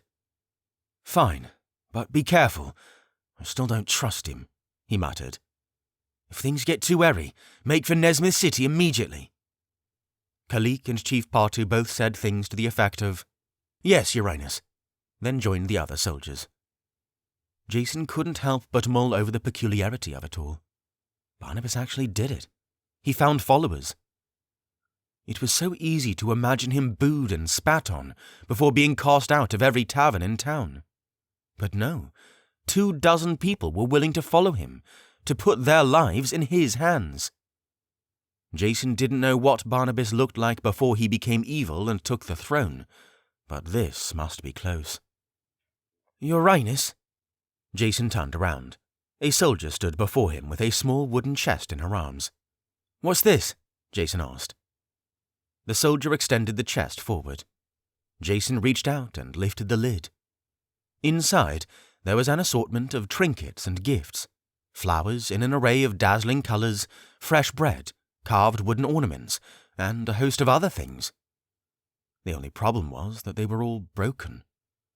Petals were torn from flowers, the trinket smashed, the bread crumbling, everything in disarray. "What were these for?" Jason asked, frowning. The soldier nodded toward Barnabas. "For him. Throughout the night, townspeople came by his room to give these to him. He was out recruiting soldiers, so we collected them and gave them to him when he came back. When he opened the box, he destroyed everything, while people were watching." Jason's cheeks burned. "Is that all?" "Yes, sir." "Thank you. I'll take those." Jason reached out and took the chest from the soldier. The soldier nodded to her king, then marched away. Jason lifted the lid to look once again upon the destroyed treasures. Anger bubbled inside him. He snapped the lid shut and turned toward the battalion, which was just about to march out of the city. Barnabas? Everyone turned and looked. When he made eye contact with Barnabas, he beckoned him over. Barnabas, guarded by his typical soldiers, marched over without hesitation. When he saw the wooden chest in Jason's arms, he scowled. Once Barnabas was only a few feet away, Jason let him have it. "The people of Port Gala gave you some lovely treasures," he said. "You should have been grateful." Barnabas said nothing. "I'm making sure that we take the remnants of them back to Nezmyth City," Jason continued. "The next time your former subjects bestow gifts upon you, I expect you to accept them more gracefully. Do you understand?" At this, Barnabas's eyes got harder, but he still said nothing. Jason let that order hang in the air before he slowly turned on his heels and made his way to the carriage. He didn't get far. Jason? Jason stopped in his tracks and flipped about, nearly making his cape snap. Around him, Barnabas's guards glared at him, surprised at the audacity to address the king by his given name. As soon as Barnabas realized he had Jason's attention, he asked, "When is it acceptable to reward a monster?" Jason advanced on him until their noses were just inches away. It didn't matter that Barnabas was several inches taller than him. The heat radiated from Jason's face. "1," Jason stuck a finger in the air. "You will refer to me as Your Highness, Your Majesty, or Sir. My name is for those close to me, which doesn't include you. Secondly, I believe that those monsters should be grateful for whatever kindness they receive, especially from a kingdom they nearly destroyed. I can throw you back in your cage like that." He snapped his fingers. "But I won't. Now go and end this war." With his square jaw clenched, Barnabas nodded curtly. "Yes, Your Majesty." Barnabas retreated to the head of his battalion, and in a matter of minutes they were galloping out of the city toward the western woods. They blasted through the gates, past the smouldering piles of burnt ash bodies that trickled thick grey smoke into the morning sky. Jason breathed in deeply. As he watched Barnabas and his battalion ride out of the city, he prayed that he wasn't making another mistake. 23. The Supplication. The trip back to Nezmyth City felt longer than just 2 days. They stopped to set up brief camps for breakfast and dinner on the first day. Their meals weren't lavish, but they were filling enough. As they packed their things and continued venturing south, Jason stole frequent glances at the western woods in the distance. Had Barnabas, Kalik, and Chief Patu found the Ash army again? If so, where were they going? Nodiel spent both days either resting or in meditation, hardly speaking a word. He carried himself more like an old man after the Battle of Port Gala, moving slowly, his eyes drooping. Meanwhile, Terran kept himself deep in his books. He seemed to have picked up enough of ancient Nezmythian to read old spellbooks with minimal frustration. Even when they stopped to eat, Terran scarcely stopped reading. When Jason would try to speak to him, his responses were short and lagging. The second day was more of the same. They ate breakfast and lunch and made it back to Nezmyth City before nightfall. Jason had never felt so thankful to see the city gates, but he wondered how well they would fare if the ash descended upon them. A legion of stonemasons was fortifying it the best that they could, but it looked like the progress was slow going. Would it be enough? The townspeople applauded and cheered when they saw the king's carriage return. The caravan snaked through the streets of Nezmyth City until they turned onto the northern market street, heading northward for the castle. By this time, darkness was falling, and the night lighters were out to ignite the street lanterns of Upper City. The caravan pulled into the castle grounds. The greenery swayed in the summer breeze, bidding a well return to the royal residence. The fountain of the night spewed water from its lips, filling the nearby air with the soft, trickling noise. The company piled out of their respective carriages as soldiers began unloading supplies. Nardiel and Master Ferribolt approached Jason from behind. Nardiel's blue cape billowed as his hand rested on the hilt of his sword. Master Ferribolt's orange robes shimmered slightly in the moonlight. Jason turned to face them both. "Would you like to wait until morning to visit Grace Mountain?" Nardiel asked. "No," Jason replied. "Good. We shall take my carriage." Master Ferribolt straightened his glasses. "I'll retrieve the Oracle Stone." He was only gone a matter of minutes. When he emerged from the castle, he carried the Oracle Stone in both hands, wrapped in a thick, brown cotton blanket. Even through the blanket, it was clear that the hue of the stone was a shimmering white, a symbol that the one handling it had a pure soul. The venture to Grace Mountain felt like ages. It was at the farthest edge of Eastern City, past the farmland that supplied the city with most of its food. The smells of livestock, corn, and wheat filled the clean summer air as the carriage jittered through the street. As they made their way through the district, children scampered out of their homes and dashed into the street, wanting nothing more than to touch the edge of a royal carriage. After all, it wasn't often that royalty passed through the farmland. Master Ferribolt leaned out to shake hands and smile, and he received smiles in return. Ahead of them, Grace Mountain loomed sacred and quiet against the night sky. Jason couldn't think of how slow the carriage was moving. In contrast, where were the Ash? What was their next target? Were Barnabas and the others catching up to them? That was assuming that they were still alive. Near the foot of Grace Mountain, a gated expanse of land stood to the left, with grass that swayed in the summer breeze. Nezmyth City Cemetery. Tall iron bars guarded the perimeter of the grounds, but no soldiers patrolled them. Jason remembered coming here during his year of decision, during a day when he was particularly discouraged. While he was there, he had ventured to the Court of Kings, the section where all Nezmithian kings were buried. He sighed.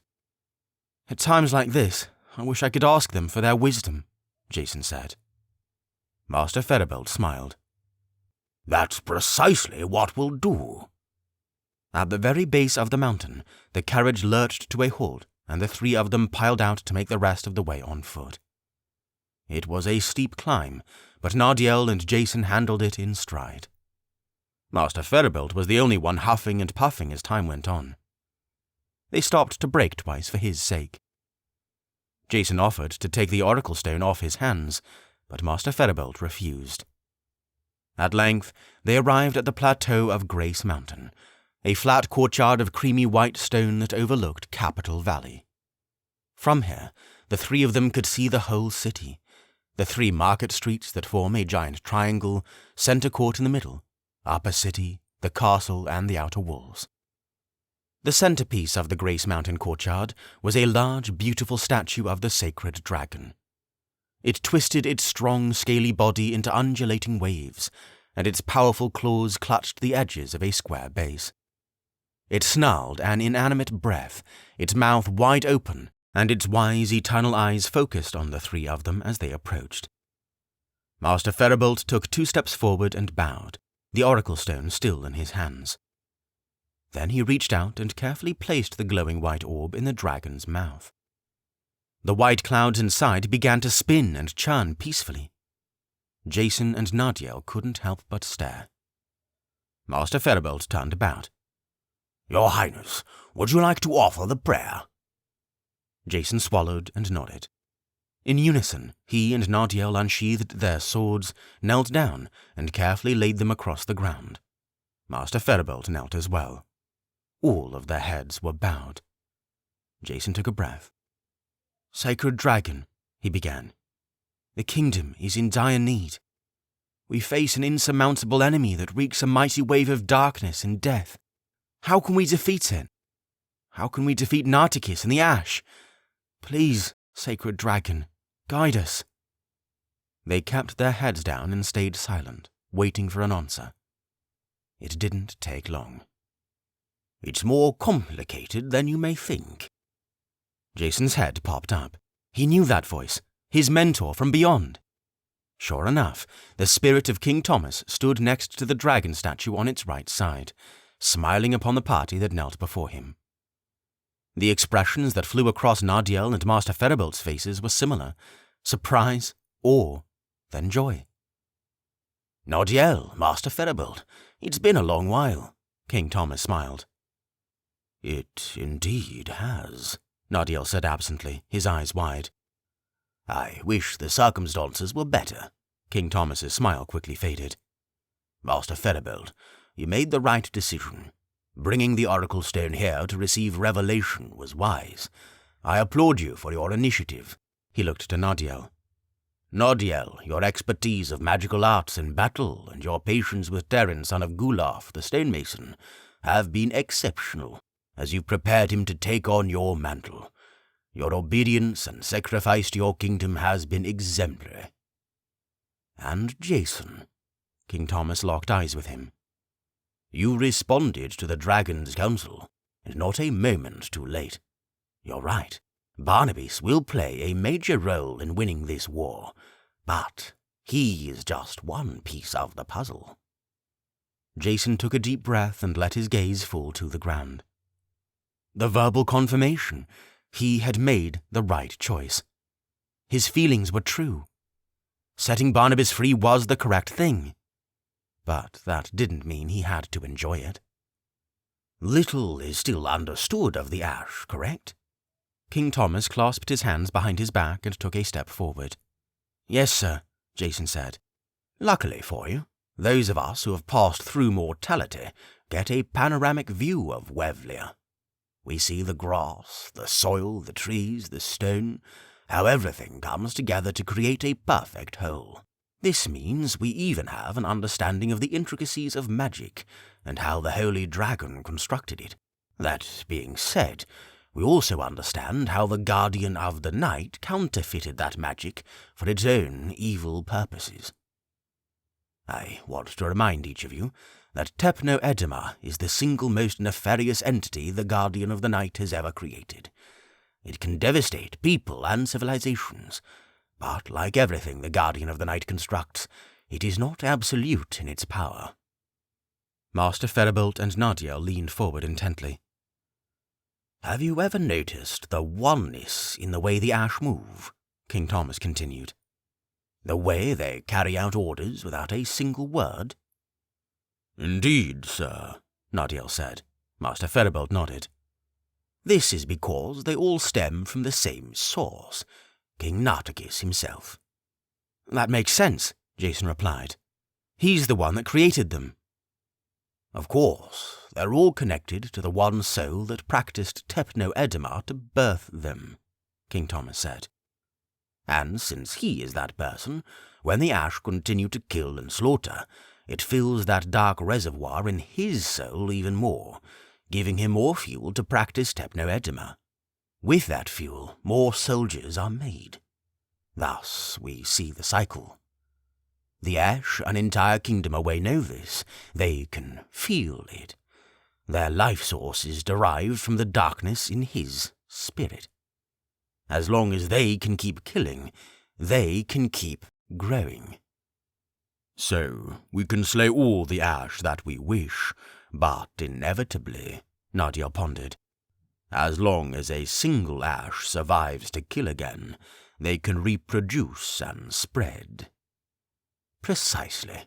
Are you willing to hunt down every single Ash in Nezmyth for the rest of your days, just to be sure they'll never rise again? At this, the three of them were silent.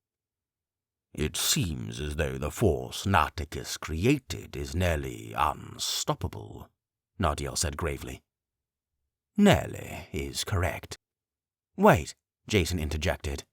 You said that all the Ash are connected to Nartikis directly. So if we killed him, would that destroy all the Ash in turn, since they live off his life force? King Thomas shook his head. No. They would still exist, Jason cried. Listen more closely, Your Highness, King Thomas said seriously. The practice of the Tepno-Edema is the tainting of the soul. When you've killed a man, all you've done is rip his soul from his mortal vessel. The soul carries on. Spirits still live and thrive, obviously. He motioned to himself. Additionally, when the soul is ripped from its mortal vessel, the state of the soul remains static, eternally evil or eternally good.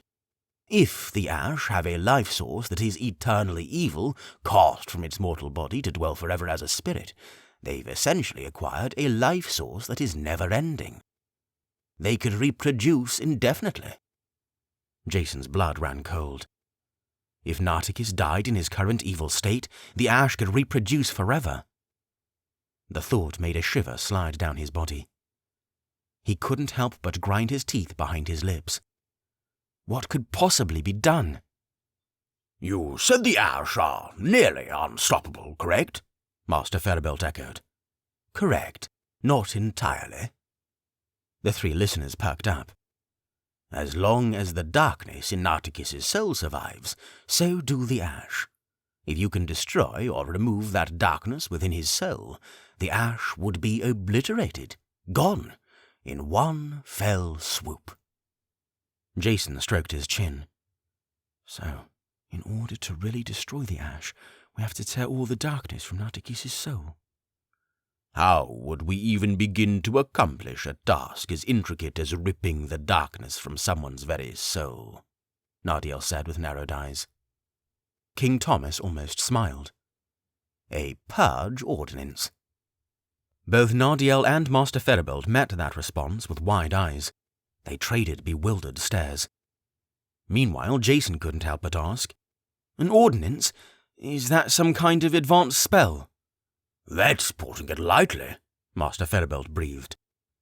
Jason, you're considerable enough in your spell casting, Nardiel said to the king. But performing an ordinance is far more complex and requires much more preparation, sometimes weeks, specific supplies, and multiple people. And this one is no different, King Thomas replied. At this, Nardiel stood up straighter than he had before. Jason couldn't help but think that something had bubbled to this moment for him, almost as if he had been prepared for this. He would have smiled if he weren't hanging on King Thomas's next words. There are several components to accurately conduct a purge ordinance, King Thomas said, pacing back and forth in front of the dragon sculpture. First and foremost, the ceremony must be carried out by 3 foreordained servants of the dragon. So, it could be a king, advisor, patriarch, chief patriarch, a blessing scribe, or a blessing bearer. Jason counted the positions on his fingers. It would be best if it were the king, the advisor, and the chief patriarch, King Thomas said. This ordinance is one of the most powerful of all ordinances, so it's fitting that the 3 individuals carrying it out are those foreordained to the highest positions in the kingdom. However, King Thomas looked hard at Master Ferabelt. I'm concerned for you, Master. The final stages of this ordinance involve facing Nartikis himself, and in your advanced years, I don't know if you would be the best candidate. Master Ferabelt bowed his head. I understand. Jason narrowed his eyes irritably. Who could possibly replace Master Ferabelt? He's a powerful magician and the purest person we all know. Your Highness, restrain yourself, Master Ferabelt implored gently. No one is doubting his purity, Your Majesty, King Thomas said. But the ordinance is physically taxing for everyone, and you'll have to face Nartikis to perform it properly. Though we all know Master Ferabelt is a skilled magician, he isn't skilled in combat magic. We must find an alternative. He turned to Nardiel. How is the boy? Nardiel perked up. He hasn't succeeded me yet. Doesn't matter. He's still foreordained as advisor. Jason considered the possibility of Terran performing this ordinance with them. The news would absolutely shock him. But he was the next best option. Nardiel said, He is a very capable warrior, learning intently about the magical arts ever since he heard that he may be able to cure his mother. And his skills have been growing since his year of decision commenced? Greatly. Then it appears as though the timing of his year of decision is impeccable, King Thomas said. Master Ferribolt, I must commend you once again for your reception to the dragon's wishes. Your spiritual attunement might have just saved the kingdom. Master Ferribolt smiled gratefully, then clasped his hands together and bowed his head. King Thomas continued. Next, the 3 foreordained servants must consciously and actively work on the purifying of their own souls. Each of you will rotate meeting nightly on the top of this mountain to be mentored by a spirit from your past. None of you are to share your experiences with each other on this mountain until the Purge Ordinance is successfully completed. Are you going to be my spirit mentor, King Thomas? Jason said. You won't know who your spirit mentor is until you arrive, King Thomas said.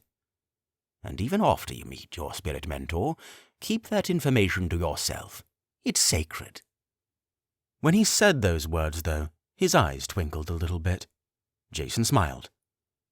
In the meantime, King Thomas continued, we'll need to collect 3 ingredients for a special potion. This potion must be drunk by all 3 foreordained servants at sunrise on the morning of the Purge Ordinance. The ingredients are blessed healing water, a springlight flower, and a dragon scale. A dragon scale? Jason echoed. Dragons have been extinct from Wevlian for thousands of years. The blessed healing water is easy. Any patriarch can bless a container of water to give it healing properties. The springlight flower is a little bit more difficult, since it only grows in small patches in the eastern mountains. But a dragon scale? Nadiel scratched his chin. It will be difficult locating one. Even the merchants of rare goods across Wevlian have difficulty unearthing such treasures. We're fortunate, however. Nezmyth was one of the lost kingdoms to have free roaming dragons, before they were all slain preceding the Dark Era. There must be someone who is willing to part with one. Probably for a massive sum, Jason said darkly. As king, you must have a large reserve of bars and blocks, do you not? Master Ferribolt inquired. Jason shrugged. I gave a lot of my wealth away when I became king so the kingdom could recover. Since then, I've tithed farmers, seamstresses, and other artisans to our needs. I never thought to reinstate any kind of tax. Nadiel sighed. Once you have all 3 ingredients, King Thomas continued, mix them together and wait 3 days for the potion to cure. On the morning of the Purge Ordinance, come together to pray for the cleansing of Nartikis' soul. Then consume the potion. You'll have until sundown to perform the ordinance. So, we must be absolutely certain Nartikis will be in a position to be purged the morning we take the potion, Nadiel said with furrowed eyebrows. He must be in person among us. Yes, it is the only way. And when we finally face him, Jason asked, what will we do then? King Thomas's eyes flashed. That is what you'll discover in your coming lessons. Each foreordained servant will play a different role, but each one is incredibly important. You will not discuss it with each other, but if you act with exactness the day of the ordinance, Nartikis will be purged of his darkness, and the ash will be destroyed. Jason stared at his boots and his sword that lay flat before them. As he stood there, processing everything that was just said, one missed detail jumped out in his mind. King Thomas, he began slowly, if I'm supposed to be here at Grace Mountain every 3rd day for my lessons, who will lead Nezmyth's army in battle? King Thomas smirked a knowing smirk. You feel the need to ask? Puzzled, Jason's eyes hopped to Master Ferribolt and Nadiel, back and forth. After an uncomfortable silence, it finally came to him. The realization hit him like a lightning bolt to the brain. Immediately his face got hot and his jaw clenched. He looked directly at King Thomas. Normally, he would hesitate to share his dissenting thoughts with his spiritual mentor, but this time he couldn't help himself. No, Jason said with finality. King Thomas's eyes narrowed. He replied with a tone that was calculated and controlled, but still fuming. Jason, Setting him free was bad enough, Jason protested. But having him lead our entire army? No, I won't allow it. He's killed thousands, including you. Think of how the people of Nezmyth would respond to that. He's still a criminal, and he's not fit for— And you're the one to make that judgment? King Thomas was shouting now. Nardiel and Master Ferrabelt shriveled a few steps away. Jason, let's talk about your judgment as of late, shall we? You betrayed the warning feelings of your heart and ventured to Unbunty's capital, resulting in the death of your father-in-law. You suppressed the impressions to freed Barnabas earlier, resulting in the destruction of Tree Town and Pine Grove, which added immensely to the Ash's forces. You've ignored Master Ferrabelt and Nardiel time and time again, instead trusting your own wisdom. Well, look where your wisdom has gotten you. And yet you still have the audacity to defy the sacred dragon's orders when the shadow of destruction stretches over you. It's time to wake up and see your quiet arrogance for what it is. It was like a wall fell over Jason. The words assailed him like holy verbal arrows. He knew it, and he knew everyone there knew it. In that moment, he stepped outside himself and looked inward. It was easy to take a broken kingdom and watch it mend itself with the right push. But he had taken too much of that credit upon himself, and he had ignored those that had supported him along the way. He couldn't help it. A lump grew in his throat and his eyes stung. He hung his head and stared at his boots again, not wanting King Thomas to see his face. The tears pushed through, and Jason fought hard to keep them back. As he stared at his boots, he saw another pair of boots come up and stand across from his. Out of his peripheral vision, Jason saw King Thomas place his hand on his shoulder. He couldn't feel it, but he knew it was there. King Thomas bent down to look him in the eye. The tone of his voice was soft and calm now. All that being said, King Thomas said, you have been the king Nezmyth needs. Unlike Barnabas years before, you really do love this people. The Holy Dragon has seen it. If you learn to let go and trust the wisdom of those around you, you'll be astounded at what can be done. Jason. It was Nardiel. Jason sniffled, still not looking up. Nardiel marched up to Jason, then knelt on one knee. Despite of our numerous disagreements, Nardiel said, I consider it an honor to serve Nezmyth alongside you. The Holy Dragon chose you well. That it did, Master Ferrabelt smiled. Jason still didn't reply. He didn't particularly feel like a great choice at this moment. His chest was in a knot, and the lump in his throat was still there. Without a word, he wiped his eyes with the back of his hand. Nardiel stood, and King Thomas stepped away. Gentlemen, this is all you need to know for tonight, King Thomas said. Take up your swords, leave this mountain, and remember the things that have been said. Nezmyth can win. Continue to search and listen for the instructions of the sacred dragon. Jason, you will be the first to be taught. Come here tomorrow night at sundown, and your teacher will be waiting for you. Don't worry about wearing your armor or cape. Dress as the commoner you once were. Farewell, my friends. May the dragon bless you all. With that, the personage of King Thomas faded. 24. The Whisper. Night had fully fallen upon the western woods, and a vast clearing teemed with a deathly chill despite the enormous bonfire that blazed in the center of it. Nearly 100 dark figures moved quickly and feverishly around the flare as they threw a host of different animals into the heat, including wolves, foxes, and bears. The dark figures muttered to each other as they went. They didn't slow down. They didn't grow tired. At the edge of a clearing, nestled on a tree branch dozens of feet in the air, Kalik watched the proceedings intensely. Justice was perched on her shoulder. She sighed. I could have sworn this was where Pine Grove once was, Justice, she said. Have they already torn it all down? Can they work that quickly? Justice clicked her beak. Kalik sighed again.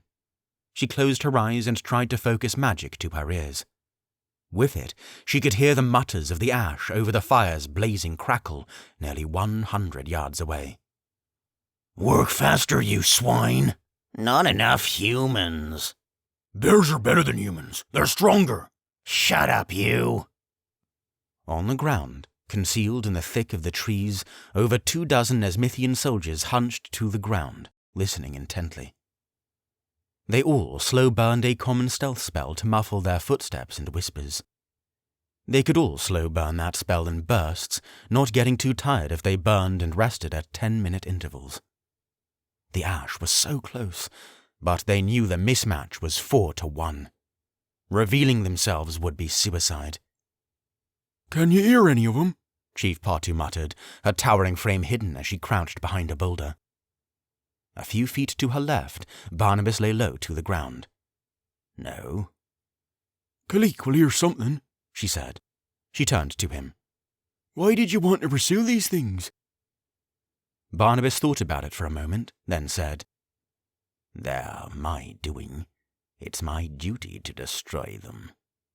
And redeem yourself? Barnabas scoffed. I'm far beyond the grasp of redemption. Then why are you really here? Barnabas didn't know how to answer the question, so he didn't. His icy eyes stayed focused on the ash congregating in the center of the clearing. He scanned his surroundings, taking in the trees, the brush, any signs of wildlife. They were outnumbered, but Nezmyth had conquered in battles similarly in the past. There had to be a way. What is it? Chief Patu could see the gears turning in Barnabas's mind. Whomp! Kalik suddenly leapt down and landed between the two of them. As soon as her feet touched ground, she shot her hand into her boot and procured a small piece of parchment. In her other boot, a writing stick. What did you hear? Barnabas shot. There's no mistaking it, Kalik said, frantically scribbling across the parchment. They plan to attack Port Gala again. They'll build up their forces in the woods for as long as it takes, then launch a second assault on the city. Could take several days. We can't wait that long. We must destroy them now. Chief Patu and Kalik both looked at Barnabas. Chief Patu frowned. What? Oh, there's 4 of them for every one of us, and they're stronger, faster. We just need to keep them moving, Barnabas said. When we allow them to nestle and stay in one place for long enough, they build a fire and make more. If we remain in the shadows and attack from the dark, they'll never get a sense of security. They'll move to a safer location, and we follow them. Then we can whittle them down over time until they're all destroyed. Kalik finished up the note and tied it to Justice's talon. Sounds exhausting. If it's what saves Nezmyth, so be it, Barnabas said. For now, I'll have our soldiers surround the north half of the clearing, climb into the trees and fire arrows at the ash. When the ash escape the barrage, it'll drive them south, away from Port Gala. Then we wait an hour before we track them and attack again. Chief Patu's eyes were stone, but she nodded, processing everything that Barnabas said. Kalik finished tying the note around Justice's talon and set the bird free. She flapped her mighty wings and rose quickly into the air, clearing the trees heading eastward. Kalik straightened the bow on her back. It sounds like as good a plan as any. It's better than just following them and letting them build their forces. Let's move. Kalik scurried to some other soldiers and passed along the orders. Then those soldiers told other soldiers. The orders rippled out until the whole camp, hidden and shrouded by stealth spells, knew the plan. They fanned out carefully, watching their every footstep. They climbed trees soundlessly, shifting from branch to branch as they ascended higher. Meanwhile, the ash continued to work, throwing more creatures into the fire. The smell of burning flesh and hair was pungent and filled the entire clearing. Many of the Nezmythians hiding in nearby trees scrunched their noses and tried to see through watery eyes. It was only a few minutes, but everyone in the battalion managed to ascend the trees, all except Chief Patu. Due to her size, she stayed on the ground, concealed behind the boulder, weapon in hand. Kalik and Barnabas were nearly 50 yards away from each other in the tops of different trees. Satisfied, hearts thumping and ready to act, Kalik released the signal. She pulled a small mirror from her pocket and tilted it carefully, making sure the moonlight would reflect to the tops of the trees. This light was seen by every soldier in the battalion, and when the twinkling moonlight reflected into their eyes, they knew to fire away. The first arrow whistled into the camp. It skewered one of the ash through the air, toppling it immediately, its body half consumed by the fire. The other ash around it jolted horribly, turning about in every which way, their weapons flashing in the moonlight. "Who's there? Show yourself!" More whistling arrows followed, puncturing chests, arms, and heads. The ash grunted and barked as they ran every which way. Their work ceased. It wasn't about throwing bodies on the fire anymore. It was about determining the direction of the assault. But it seemed to be coming from all around, at least every direction except south. One ash howled angrily and threw an axe wildly into the darkness. It found its mark in the tree trunk directly above Chief Partu. She gulped and tried not to breathe. A second later, an arrow found its mark between its eyes. The ash turned about wildly, watching comrades fall around them. After less than a minute of madness, the forces uniformly, resolutely acted. They all turned and fled, heading southward, abandoning the fire and their dead. The stampede shook the trees around them. Nezmythians clutched the branches in the treetops as the pine needles rustled around them. Sweating, their palms stained with sap, they listened for the receding sound of thundering footsteps, growing quieter as they traveled south. After a few more minutes, the Nezmythians climbed down from the trees, landing on the cold soil beneath them. The heat of the bonfire could be felt again. It was no longer shrouded by the dark chill of the ash. Barnabas and the rest of the battalion cautiously ventured into the clearing, melee weapons drawn, their eyes fixed on the remains of nearly 20 ash carcasses. As they trudged closer, they found that the bodies were indeed dead, none of them sprung up in any kind of surprise attack. They lay with hanging jaws and wide eyes, their bodies punctured with arrows. Archers pulled the arrows from their bodies and stored them back in their quivers. "It worked," Kalik said, half surprised. "We shouldn't wait too long," Chief Partu said. "Dragon knows how far they'll go before they stop." "Agreed." Barnabas sheathed his sword. "Search the bodies for whatever supplies we can carry." Father. The whisper was right next to Barnabas's ear, and it sent a cold chill down his spine. He tore his sword from his sheath and turned, ready to strike, but there was nobody there. Several nearby soldiers bristled and stared at him oddly. The hair on the back of his neck prickled, and Barnabas's eyes darted about the clearing, looking for anything. But the voice was gone, almost as if it had never happened. "Barnabas?" Kalik frowned. "What's wrong?" Barnabas didn't move. "I don't know." After a pause, he sheathed his sword again. "Let's get to work." 25. The Captain. Master Ferribolt retrieved the oracle stone from the dragon's mouth. Nardiel and Jason picked up their swords. But all the way down the mountain, the three of them remained quiet. It was mostly due to Jason. His heart was still racked with King Thomas's stinging rebuke. Every word played back in his mind like a cruel song. And he knew King Thomas was right about all of it. That was the worst part. The carriage started up and the horses trotted back toward the castle. The stars twinkled overhead, dotting the endless black sky with their specks of light. The warm summer air lingered, as if unaware of the danger that lay ahead. As the carriage crawled back to the castle, Jason stared at Nezmyth City Cemetery. "King Thomas was right," Jason finally said. "I've been arrogant." "Others have been far more arrogant," Nardiel said. "That's no excuse." "Jason, King Thomas only wants you to become the best king you can be," Master Ferribolt said, leaning forward as he sat across from him. "Don't become discouraged. This represents an opportunity for glorious change." Jason's eyes began stinging again. He was right. All those lives that have suffered because of me. Nardiel, you warned me not to go to Unbuntye, and I didn't listen. I felt for ages that Barnabas should be released, and I ignored it. Because I was so scared what my subjects would think of me. It was all pride.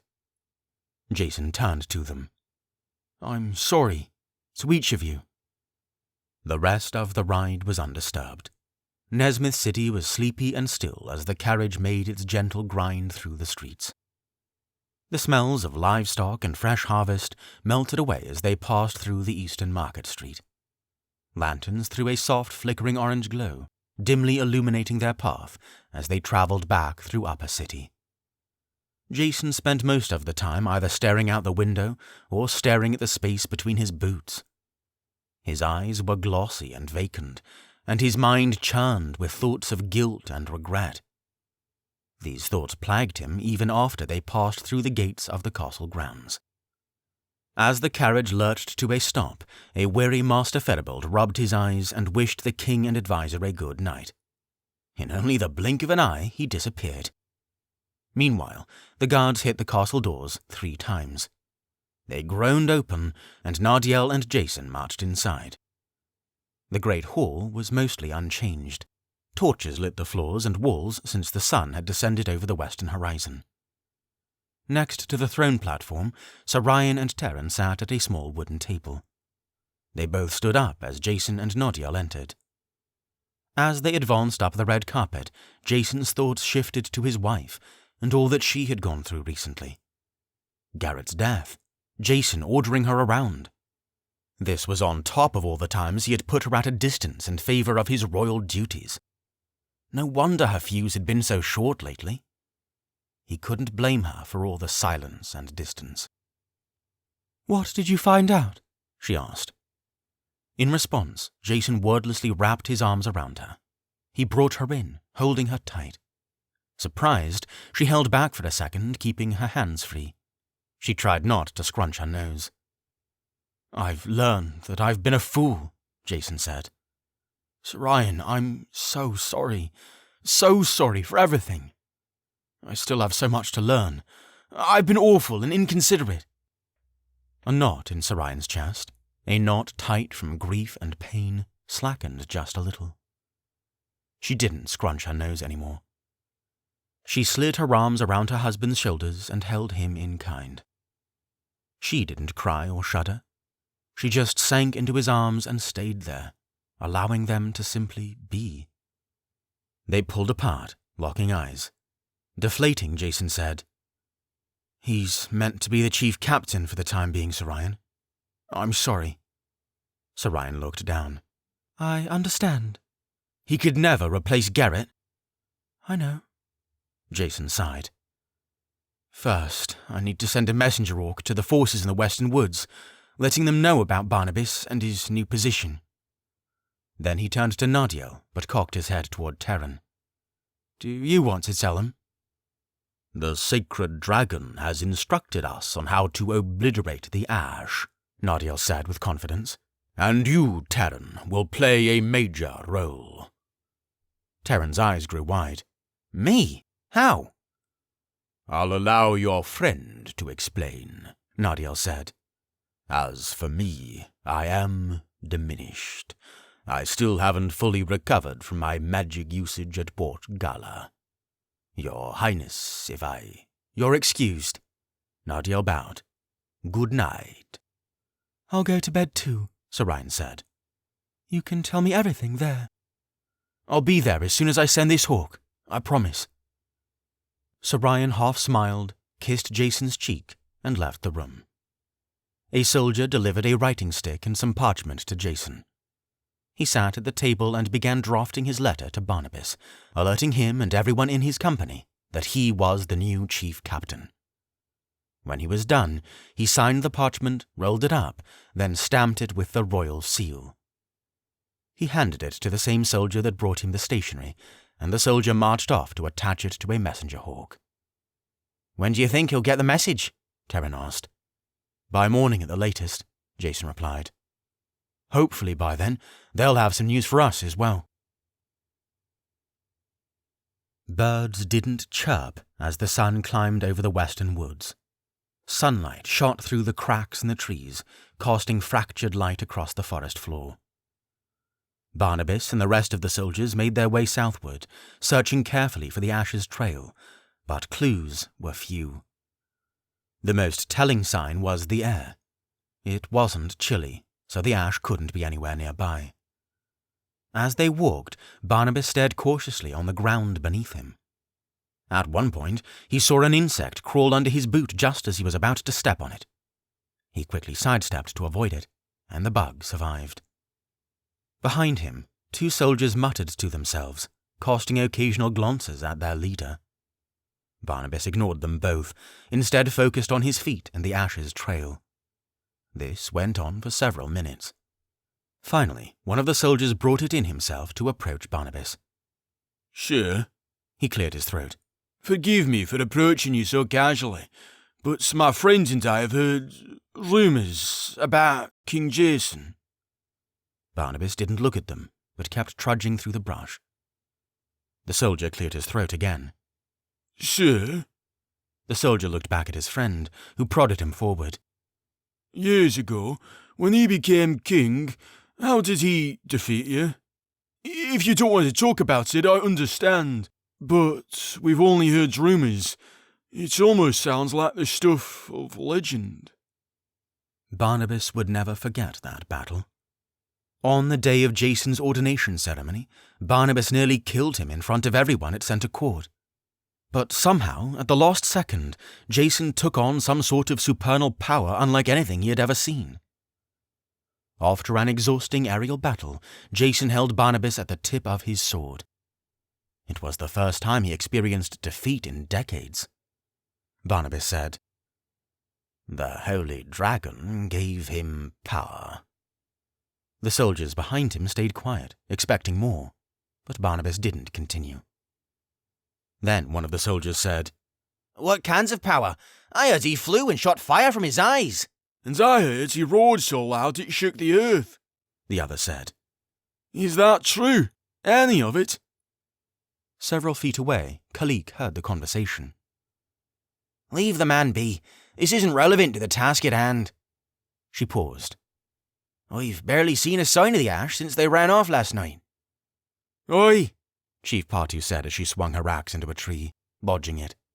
"the trail went cold hours ago." "Trey can help us if they know we're tracking them," Kalik muttered. Barnabas frowned. His eyes continued to scan the woods all about him. He hadn't felt the Ash's chill since they drove them out of the clearing hours ago. Since then, they hadn't seen a hint of wildlife. No bears, no wolves, nothing to hunt. The men and women in the company picked berries and fruit they found along the way to satiate their hunger, but it wasn't enough. A flap of great wings came rustling through the trees. Kalik didn't bother to hold her arm out. From the north, Justice cut through the branches and descended until she clamped her talons on her shoulder, resting comfortably. In her beak, she dangled a dead mouse. Kalik held up her hand to block it. "Don't swing that in my face, darling. Now that Port Gala has been warned, it's time to right King Jason." Oddly, the flapping of wings didn't stop when Justice landed. Everyone looked to the east. Another hawk was descending through the trees, dodging branches as it dove for the ground. Soldiers scattered as the hawk flapped its wing one last time, landing gracefully to the earth. Around its leg, another note was wrapped. It had the royal seal on it. Kalik cocked her head. "An hawk from the king?" She stooped down to untie the note, and as she did, Justice and her mouse stooped down as well. The second hawk eyed the dangling mouse hungrily. When Justice noticed, she flew into the branch of a nearby tree to enjoy her meal alone.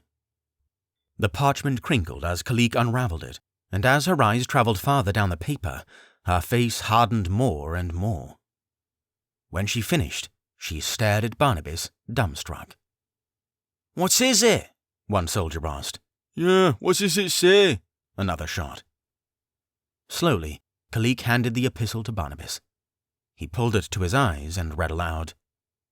"My friends, the sacred dragon has bestowed upon us great wisdom this evening. It is in full soundness of mind and resolution of soul that I appoint the former King Barnabas to the role of chief captain of the Nezmythian army. From now on, he will have primary jurisdiction over Nezmyth's armed forces, and he is no longer required to be guarded. Messenger hawks have been sent to every village across Nezmyth to alert them of this change. The hawk sent to you will now be Barnabas's personal messenger hawk to use for giving orders across the kingdom. His name is Artemis, and his favourite snack is mice. In the meanwhile, Nardiel and myself will remain in Nezmyth City to receive more sacred instructions on defeating the Ash. May the dragon bless us all. King Jason. Soldiers immediately started piping up. You can't be serious. He's lying. It's true, Khalik said forcefully, stepping toward the crowd. The letter had the royal seal. Barnabas is now chief captain, which, as I understand it, was the role that you held before you became king. So, Captain Barnabas... Another pause. What are your orders? Barnabas's head was swimming. Not 2 weeks ago he was captive in the darkest, loneliest cell in Nezmyth. Now his former rank was completely restored. He wasn't going to be guarded for the first time in years. Not only that, but he was to lead a kingdom during a time of war. His square jaw tightened, and he couldn't help but look around blankly, unsure of what to think or feel. Artemis, his new hawk, ogled up at him with beady eyes and snapped his beak. He stammered. I need to think for a moment. He straightened his back. I'll return shortly. At that, Barnabas turned around and marched away, trudging through the brush and soil. Khalik and Chief Party stole glances at each other. Khalik nodded, then soundlessly leapt into a tree, ascending the branches to watch Barnabas as he skulked away. Barnabas walked until he was out of sight and sound from the others. He began pacing back and forth. His hands rubbed together. He unsheathed his sword, looked at his reflection in the steel, and sheathed it again. The air pushing and pulling from his lungs was heavy. He swallowed. Captain, he muttered to himself. Captain? I haven't been captain in nearly 25 years. I was a prisoner. I still feel like a prisoner. In his pacing, he pulled his hand back, charged a Jiroki, and launched it at a nearby tree. The ball of grey light shot at lackluster speed, then dissipated as it connected with the tree, barely rustling its pine needles. Barnabas growled. He had practiced dark magic for so long before he entered isolation that he hardly remembered how to practice the normal way. He didn't notice the person behind him. Captain, quite a development indeed. The voice was like ice sliding down his neck. Barnabas drew his blade and turned. The figure that stood before him almost made him drop his sword. It was like looking at a younger version of himself. The blue eyes, the hooked nose, the pale skin. But this young man was easily a foot shorter than him. Regardless, he looked back at Barnabas without a glint of intimidation. The black cape girded about him was ornate, royal even. Barnabas knew who he was. "Hello, Father," Nartikis said. Barnabas had no words. His eyes stayed wide, staring his son in the face. He tightened the blade in his hand. "It appears as though you have been presented with a monumental opportunity," Nartikis purred. "Not 2 weeks ago you were rotting in prison, cast down from the throne. And now, King Jason in his astounding foolishness saw fit to grant you not only your freedom, but command of the entire Nezmythian army. I knew I acquired my cunning from you." Barnabas still couldn't speak. Words fled from him. Nartikis's eyes were his own. "Do you not see the opportunity in your circumstance?" Nartikis asked. "To regain the power you once had?" Of course I see it," Barnabas hissed. Then let me assist you, Nartikis sneered. Let us take back Nezmyth together. Barnabas didn't answer. After a silent moment, Nartikis bowed benevolently. I will give you time to consider it, he said. But know that I will be watching. Nartikis vanished in a puff of purple smoke. Not even a breeze whisked through the western woods. Barnabas stood for what felt like ages, stunned, suddenly paranoid. At last he marched back to the group. From up in the trees, Kalik saw Barnabas talking to himself, but no one else. Her eyebrows creased, then she hopped from branch to branch, reaching the company before Barnabas ever arrived. 26. The Instruction. The outcry following Barnabas's release was as expected. When the Nezmyth city guards announced to Centre Court the following morning that Barnabas had been appointed to chief captain, a mob of people immediately stormed up to the castle and demanded an explanation from the king. They drew their weapons and banged their fists on the castle doors, while the guards refused to let them enter. Jason and Sarayan awoke to the sounds of it. By the time they had gotten dressed, Nodiel had already spoken to them. Those were his words anyway. Jason suspected that his advisor was much more forceful and frightening than he led on. No one came to the castle about it for the rest of the day, but the castle guards were still much more wary of approaching commoners. That night, Jason climbed the trail to Grace Mountain by himself, dressed in commoner clothing as King Thomas requested. A warm summer breeze slipped up and over the mountain. The stars twinkled in the black heavens overhead. Among them, 2 brilliant moons reflected its light onto Nezmyth. The sleepy eastern mountains stood majestic and silent in the far distance, carving dark edges out of the horizon where the stars abruptly stopped. As he climbed, Jason's mind was awash with King Thomas's words from the previous night. King Thomas didn't confirm that he would be Jason's spiritual teacher for the Purge Ordinance, but he certainly alluded to it. The possibility of facing him again made Jason's climb all the more difficult. The plateau of Grace Mountain looked just as it did last night. He moved his feet across the smooth white stone until he reached the statue of the dragon. As he looked into the dragon's mighty inanimate face, he bowed his head and closed his eyes. He unsheathed his sword, set it on the ground, then took a large, cleansing breath. "I'm ready," Jason said. When he lifted his head and opened his eyes, sure enough, King Thomas was there, standing on the right side of the dragon, leaning with his arm against it. He half smiled. There was a hint of worry written across his face. "I hope you're not too disappointed," King Thomas said. "I'm not," Jason said. "You told me what I needed to hear, and I'm ready." King Thomas pursed his lips together, and he nodded. There was a twinkle in his eye, like that of a proud parent. "Thank you for your humility, Jason. A lesser man would be very bitter after the treatment I gave you yesterday." "I never said I wasn't bitter." Jason was smiling.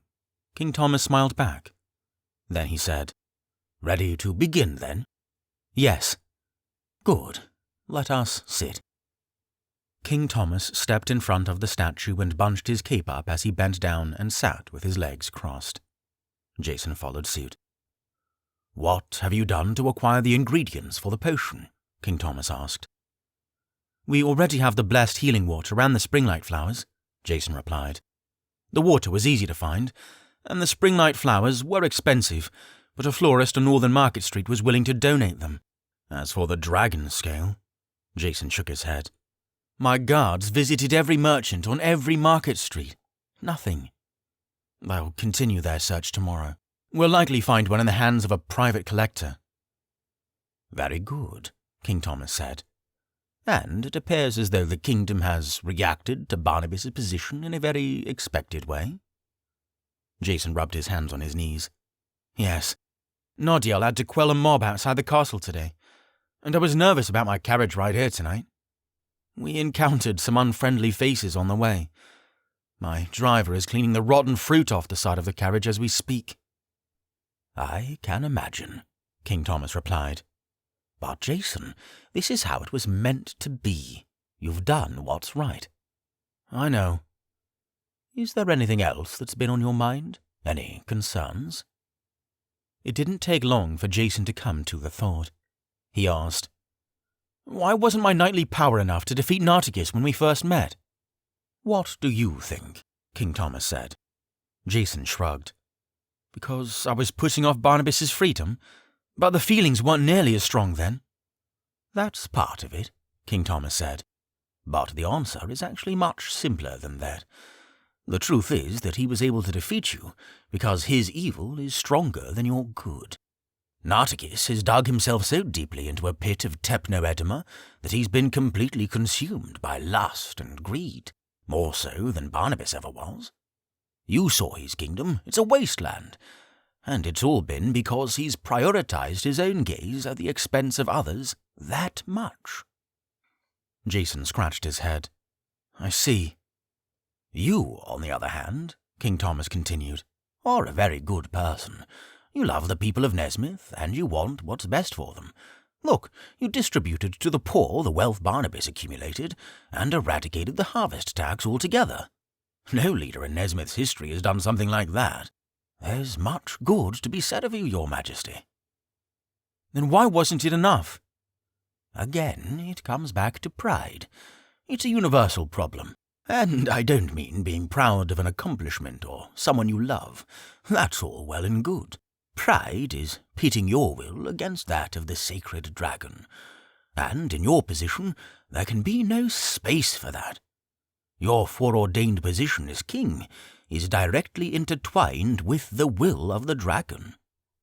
When you start putting aside the dragon's counsel and instead try to do things your way, it weakens your power." "Oh." Jason stared at the ground.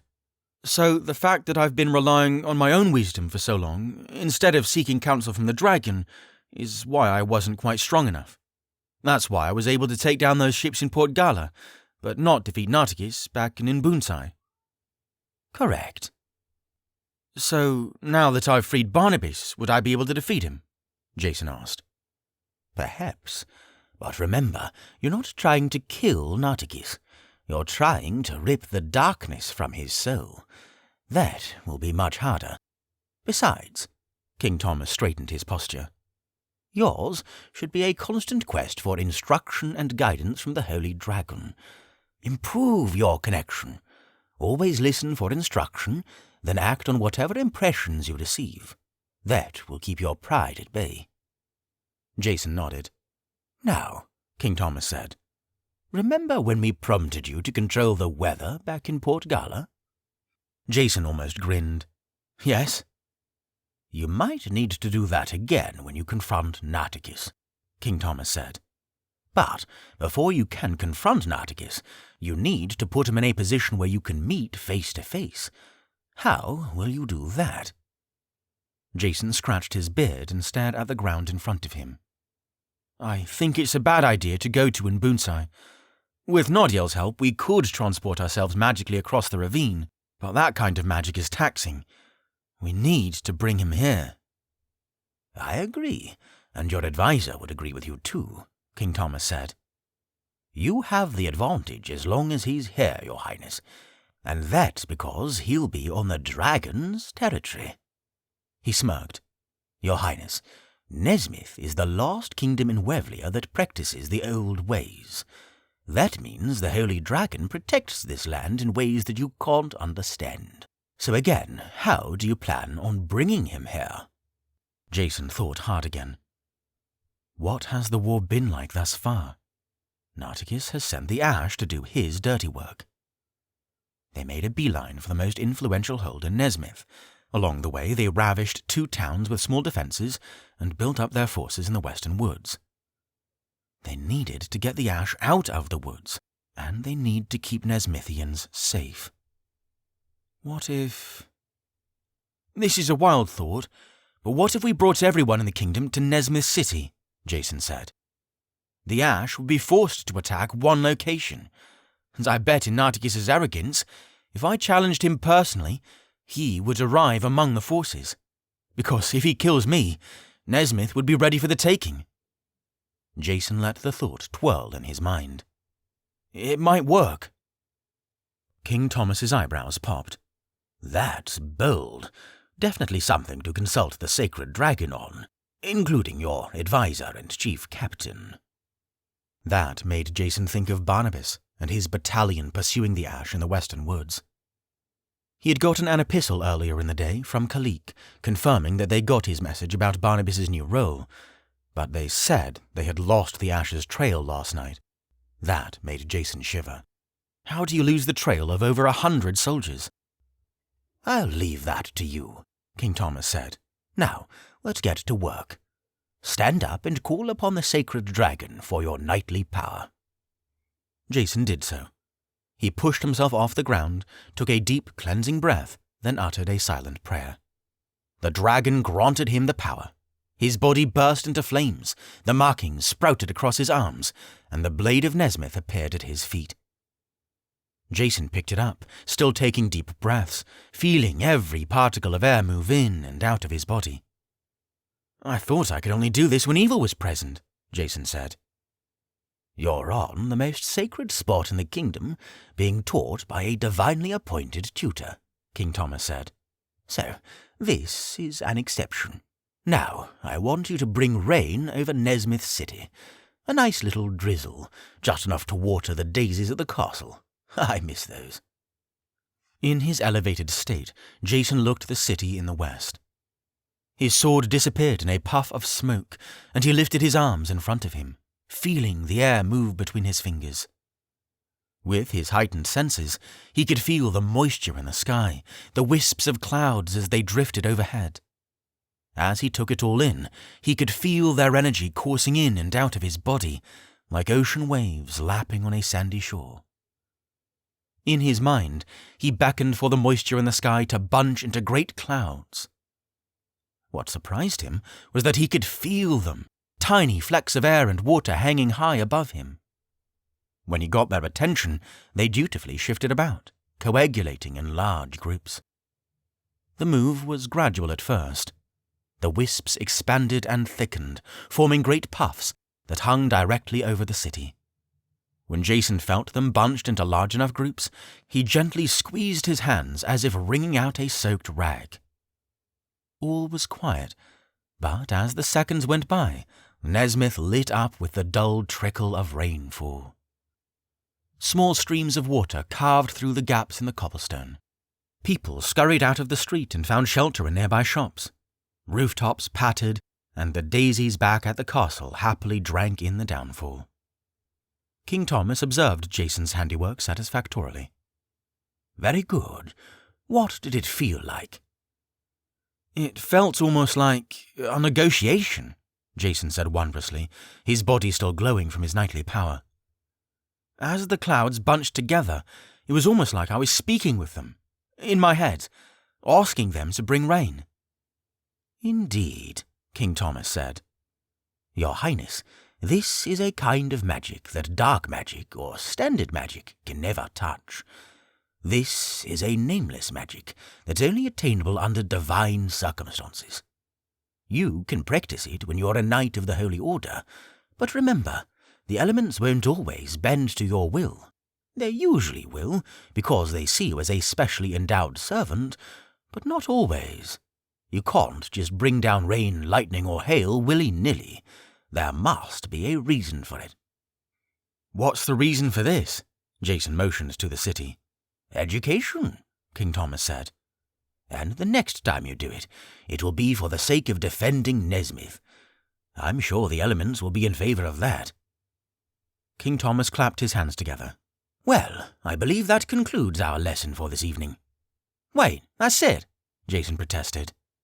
Suddenly, his knightly power vanished. The lesson was over, and his body returned to normal. King Thomas clasped his hands behind his back.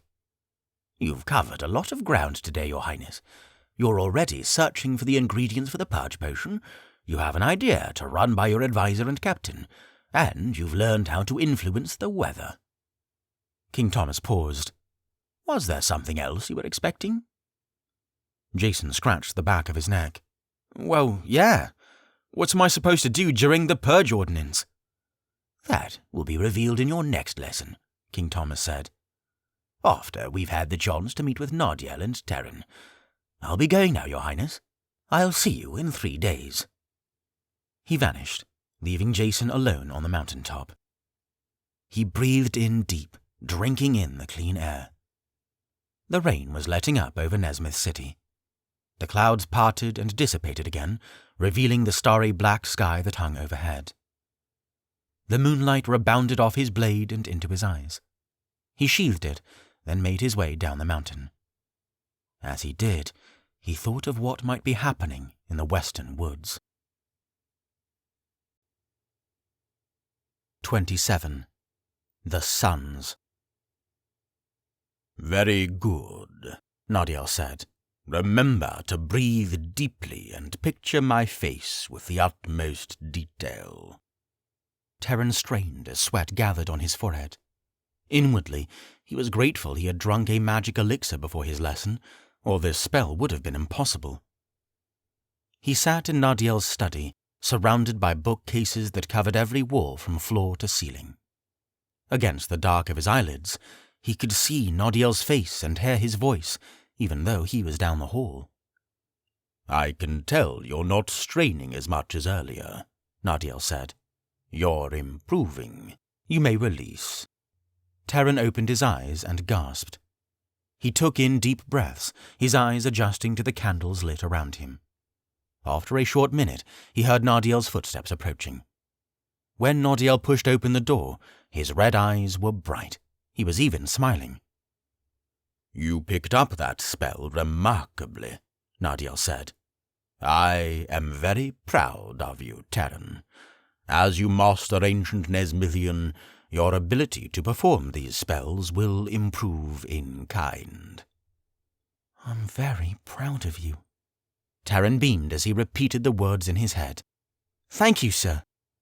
"I do believe we've studied enough for tonight. His Highness will be returning to the castle shortly. You are excused if you wish to go." The smile slid off Terran's face. He scratched his knees and didn't move, but his face twisted in thought. "Actually, I've been thinking a lot about Barnabas the last few days. Since our talk about dark magic and his journey into it." Terran stood from his chair. "Sir, I feel like if I'm going to be a good advisor, I need to understand more about how dark magic works. It's clear that Barnabas would be the right person to teach me. He's been involved with it," Terran stammered. "And maybe, if I understand his past, it'll help me put aside my feelings toward him." Nardiel paced the room as he thought of Terran's proposal. He folded his arms, nodded, then his face was intense. "Terran, that may have been the wisest thing I have heard you say." Terran half smiled. "When he returns, I'd like to speak to him, and I'd like you to be there." "Why wait? You can speak to him now." Terran's eyebrows creased. "Now? Wait, I communicated to you down the hall with that spell. Barnabas is halfway across the kingdom." "With my help, you'll be able to reach him," Nardiel reassured. "Unless you'd prefer to try another time. I know this conversation might be difficult for you." "No," Terran said abruptly. After a long pause, he said, "I'm as ready as I'll ever be." Terran sat back down and closed his eyes. Behind him, Nardiel held his fingers and thumbs in a triangle directly over Terran's head. Somehow, he could feel Nardiel's magical energy added to his own. It was so strong. It stretched from his toes to his fingertips and flowed through him like ocean waves. He took a deep breath and pictured Barnabas. As he strained, more things came into view. Trees, stars. It was dark. Somehow he was there in the western woods. His surroundings were blurry, but he could make out the conifers that spread all around him. Directly before him, Barnabas sat with his back against a tree, sharpening his sword. Terran swallowed. "Captain Barnabas, can you hear me? It's Terran. I'm back at the castle." Barnabas stiffened like a frightened dog. He brought up his blade and held it close, but when he heard Terran identify himself, he let his guard down only a fraction. He scowled. "How do I know it's you?" Barnabas spoke to the air. "And not some trick." Terran stammered. "I'm here too, Barnabas," Nadiel's voice came. "I'm helping the boy cast this spell. He wishes to speak to you." "About what?" Nadiel didn't answer, letting Terran take the lead. Terran cleared his throat. "Are you alone?" Barnabas stole a glance to his right. Everyone else in the camp was several yards away, laying in the dirt and quietly eating up whatever berries they had found. "Yes," he confirmed. "I want you to tell me about Techno-Edzima, your story." A flood of memories washed over Barnabas, most of them unpleasant. He set his sword down, letting the steel rebound silver moonlight onto his face. "That," he said, "is a long story. Are you sure?" "Please." Barnabas leaned his head against the tree and let his eyes soak in the starlight. He swallowed, nodded, and began. "I was born into aristocracy. My father was a renowned jewel merchant that made many precious things for the king and queen. My mother was a beautiful and tender woman, but she left my father when I was still very small, which led to his drinking deep and drinking often. To compensate for his shortcomings and his failed marriage, my father persistently pushed me to be the best, to find something and become dominant in it. It didn't matter what it was, trade, combat, he simply wanted me to be unrivaled. He told me that it would bring me happiness and security. But I knew the truth. My success would be a badge of honor for him after the scandal of my mother's departure. I grew up knowing his love and approval came with expectations. It was conditional. All the while, Thomas and I were the best of friends. I spent every moment with him that I could, because it was in his company that I felt I was worth anything at all." He smirked. "We got into such trouble. He always hatched ideas for tricks we could play on the people in our neighborhood. All of that slowed down when we turned 12 and we received our blessings of fate. He was different from that point on. I knew he had been foreordained to be something, but it was inappropriate to ask. I, however, was not. I could tell this disappointed my father. He labored under some vain hope that receiving a foreordination would motivate me to work toward something. But alas, I wasn't called." Barnabas paused, and his eyes became vacant. Then he continued. "When I reached my manhood at age 15, I still wasn't sure what vocation I wanted to pursue. Most noblemen adopt the vocation of their families, but I had no interest in the jewel trade. Because of that, my father enlisted me in the Nezmythian army without my knowing. I was shocked, furious. We argued and screamed at one another that night, even more than the times when he had too much mead in him. But I couldn't change it. The deed was done. The next day, I started living in the barracks as a soldier. I lived and worked as a rank 1 patrolman for 1 year. Again, never showing any real talent or ability. It was during that time that my father became gravely ill. The upper city doctors and healers didn't know what was causing it, or why his illness persisted. Every remedy they tried worked for a time, but this only prolonged his deterioration. He lost his ability to walk. His eyes lost their gleam. His bed became his permanent place of decay. In his final days, during one of my patrols, I was summoned to his bedside. I walked alone to his house in Upper City. One of the servants showed me to his room. As I stood at his door, his friends filed outside, dabbing their eyes and sobbing. I couldn't help but hate them.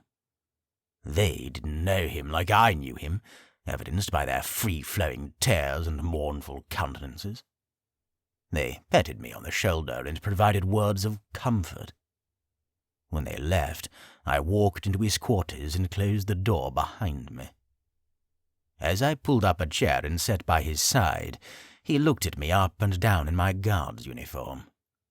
He didn't reach for my hand. He didn't smile. His eyes, like a ghost's, gazed upon me inside a face that glistened with sweat. His voice was hoarse when he spoke to me. "Barnabas," he said, "I'm sorry I couldn't help you more. You have the mind of a commoner trapped in the body of a nobleman. Despite all my success, my greatest failure was you." Barnabas paused and pursed his lips. His chest rose and fell. He died the next day and was buried in the Nezmyth city cemetery. If I needed comfort at that time, Thomas was the only one to give it to me.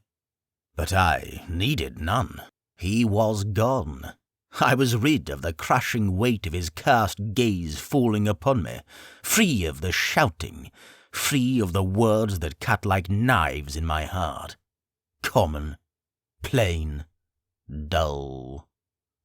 As I stood over his freshly filled grave, young, alive, and free, an ember burned inside me. I was my own man now. I didn't need his aggressive prodding to become something great. I could do that myself. And I would. Away from his watchful eyes, away from the refined masquerade that he put on for his little friends, away from his drunken buffoonery. I could become the best damn soldier Nezmyth had ever seen. And I would do it when his eyes would never have the pleasure of seeing it. That would be the greatest revenge on his impudent attempt at fatherhood. From that point on, I stayed late into the evening and awoke early in the morning to run drills and spar. I cradled lantern light as I dove into books on warfare, strategy, leadership, and magic. My leaders began to pay attention. My comrades began to fear and respect me. And I won the admiration of the community as I volunteered more of my time and energy. The years went by, and I climbed the ranks quickly. Before I was 20, I was in charge of a garrison that patrolled the southern and northern market streets. By 22, I was a captain. And by 30, I'd achieved the illustrious rank of chief captain. I had become my own man, without my father. Barnabas's face darkened.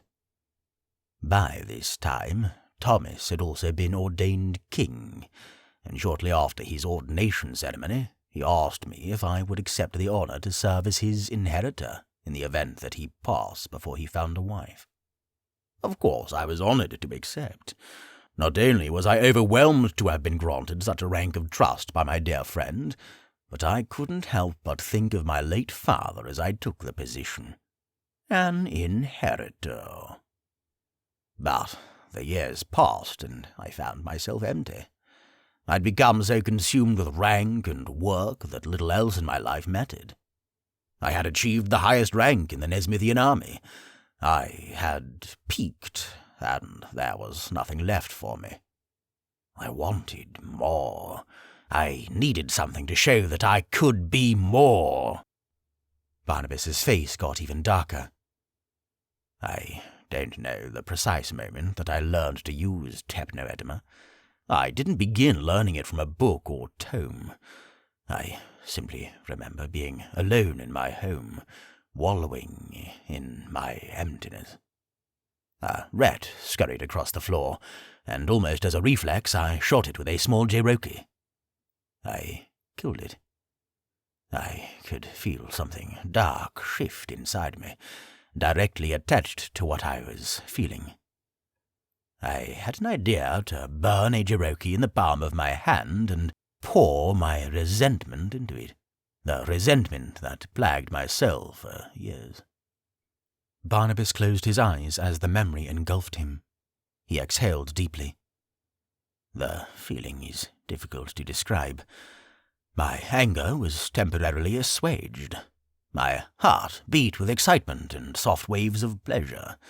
The Cherokee in my hand, purple instead of orange or white, pulsed with strong magical energy that made my entire body strong and resilient.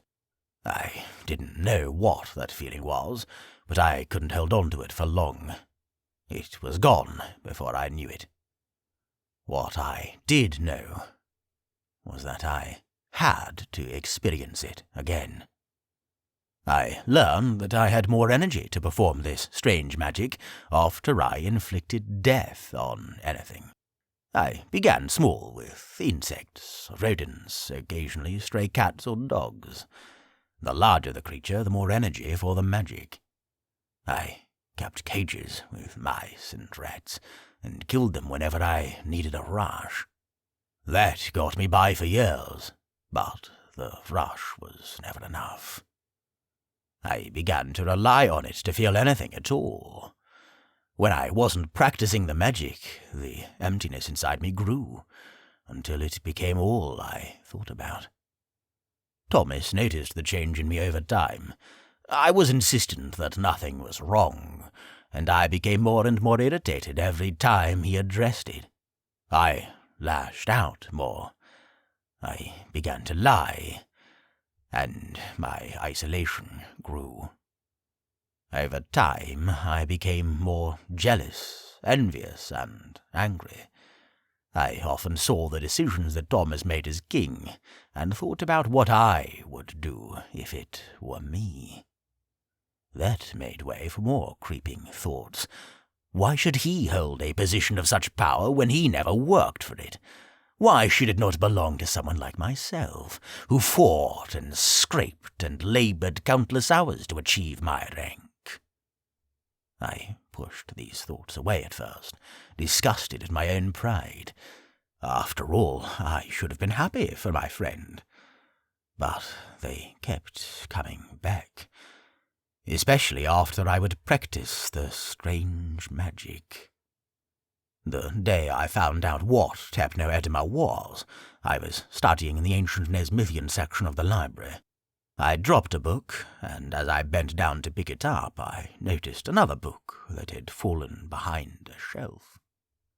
After some prying, I managed to wiggle it free. As soon as I touched it, I could feel there was something different about it, something dark. But that dark feeling was familiar. Curiosity conquered me. I set down the other books and thumbed through this volume. The opening page had warnings of what this magic would do to me and those around me. That should have been enough for me, but it wasn't. I was Barnabas, chief captain of the Nezmythian army. I was strong, disciplined. I would be able to bend this magic to my will. I would never let it conquer me. A long sigh left his lips. I tucked that book in my jacket and stowed it away until I got home. Then, in my seclusion, I studied it. I learned to practice the tools of Hypno-Edema with more expertise and precision, and naturally my practice of it increased. I became constantly angry and bitter. I allowed kingdom improvement initiatives to crumble to ruin. I thought about how I could attain more power, on how I could prove to the ghost of my father that I could become more than he ever was. Time went by, and I hatched the plot for my ultimate display of cunning. I would murder Thomas and seize the throne of Nezmyth for myself. Barnabas's jaw clenched, and his eyes became misty, but no tears came. After the deed was done, I felt more empty than I ever had before. But even after I had the throne, I kept using Techno-Edema to fill the void. I was still convinced that I was in control of it, that my occasional use meant I was still disciplined. 20 years passed. It wasn't until I was succeeded by Jason and cast into the Vault of the Damned that my mind began to clear. The blessings and enchantments upon that cell kept me from going mad in my isolation, and kept me from practicing Techno-Edema. And there were many attempts. For weeks I tried desperately to practice it in any way that I could, to feel that rush of power and pleasure sift through my soul. But to no avail. As the weeks turned into months and years, I understood that Techno-Edema was in control of me. It turned me into a monster. It robbed me of the beauty I once saw in life and cast me to an existence of constant need. It caused me to murder not just my one true friend, but thousands in the name of power and prestige. And for what? A jail cell and a dragon-forsaken pit and a heart still racked with emptiness? And that brings us here. Silence. As the tale swelled in Terran's ears, he found himself more and more in awe. Absently he muttered, "Barnabas." That's when a burst of pain suddenly shot through Terran's mind. Nadiel felt it too, like a flash of terrible icy wind bursting through the door of their minds. The woods disappeared. Barnabas disappeared. They were back at the castle, surrounded by candles, clamping their heads between their palms, trying to push out the pain. "Oh! What's in the—" Terran cried. Nadiel overcame the pain quicker. He blinked the blurriness from his eyes, then scowled. Something pushed them out. Back in the western woods, Barnabas suddenly heard a new voice. That was quite a story. No, Barnabas thought. Not again. Barnabas jumped to his feet. Nartikis was standing only a few feet away from him, looking exactly as he did the day before. The pale skin, the dark regalia, the icy eyes. Barnabas felt the hair stand up on his arms and neck. Your friends will not need to be here for this, he said. Have you considered my proposal? Barnabas frowned. Yes. Nartikis awaited more, but after an impatient moment asked, And I believe you haven't thought it through. For once, Nartikis's face wasn't flat. His eyebrows bent and his lips pressed. Is that so? You count yourself cunning, but you have not wisdom. Barnabas's chest puffed as he advanced on the projection of his son. Did you not learn anything from my life? I dabbled in dark magic, yet it grabbed hold of me and consumed me until I was a husk of what I once was. You? The Ash are a witness that you've invited it fully into your heart. It's poisoned your mind just as it did mine. You've become drunken with arrogance and a lust for power that will cost you everything you know. If you do not withdraw your forces, King Jason and his sacred dragon will strike you down, just as they did to me. Nartikis tried desperately to contain himself, but his rage surged. His eye twitched, his lip curled, his pale cheeks burned red. I am far more powerful than you ever were, Nartikis hissed. The Ash are a testament to my mastery, and I'm far younger than you were when I took my throne. Jason defeated you. He fled from me. His dragon and kingdom are nothing. Nezmyth will be mine. If you will not stand with me, then you will die along with him. So be it, Barnabas said coolly. Finally, Nartikis could take no more. You weren't there, he bellowed. I buried her alone. In her absence, I was left to rule Unbuntye as a child. And in my mercy, I gave you another chance. We could have ruled Unbuntye and Nezmyth as father and son. But no, you are no different from your coward father that cared only for himself. His tone evened again. Goodbye then, Captain Barnabas. Die now. Nartikis vanished in a sheet of purple smoke. And suddenly the forest was filled with a deathly cold. More puffs of purple smoke sprouted all around. The Nezmythians sprung up, weapons drawn, but by then the growls and taunts of the ash were all around them. They were surrounded.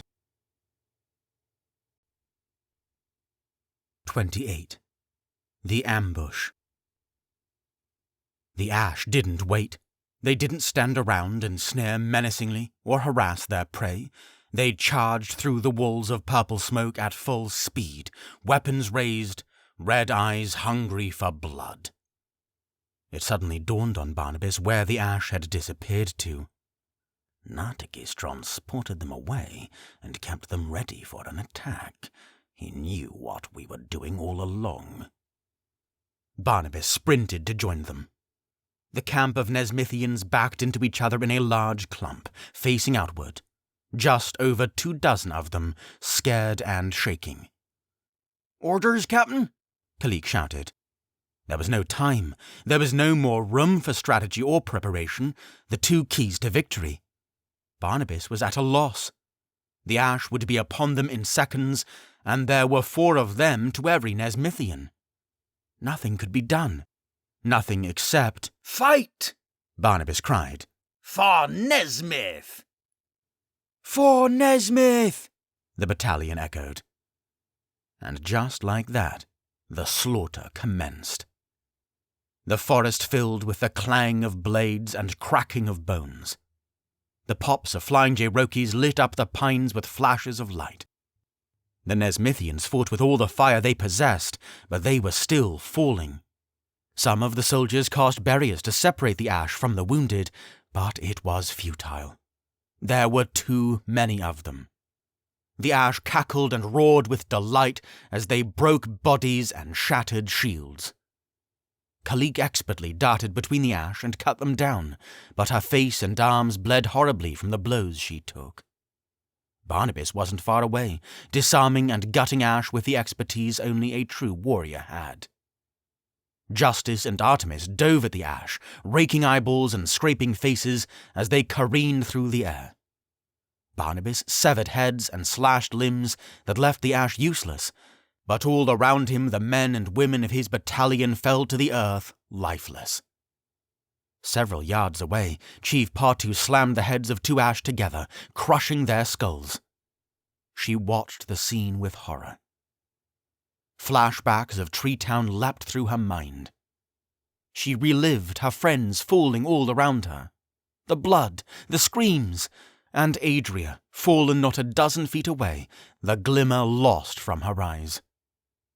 Chief Partu's eyes stung as she tried to keep from falling to her knees.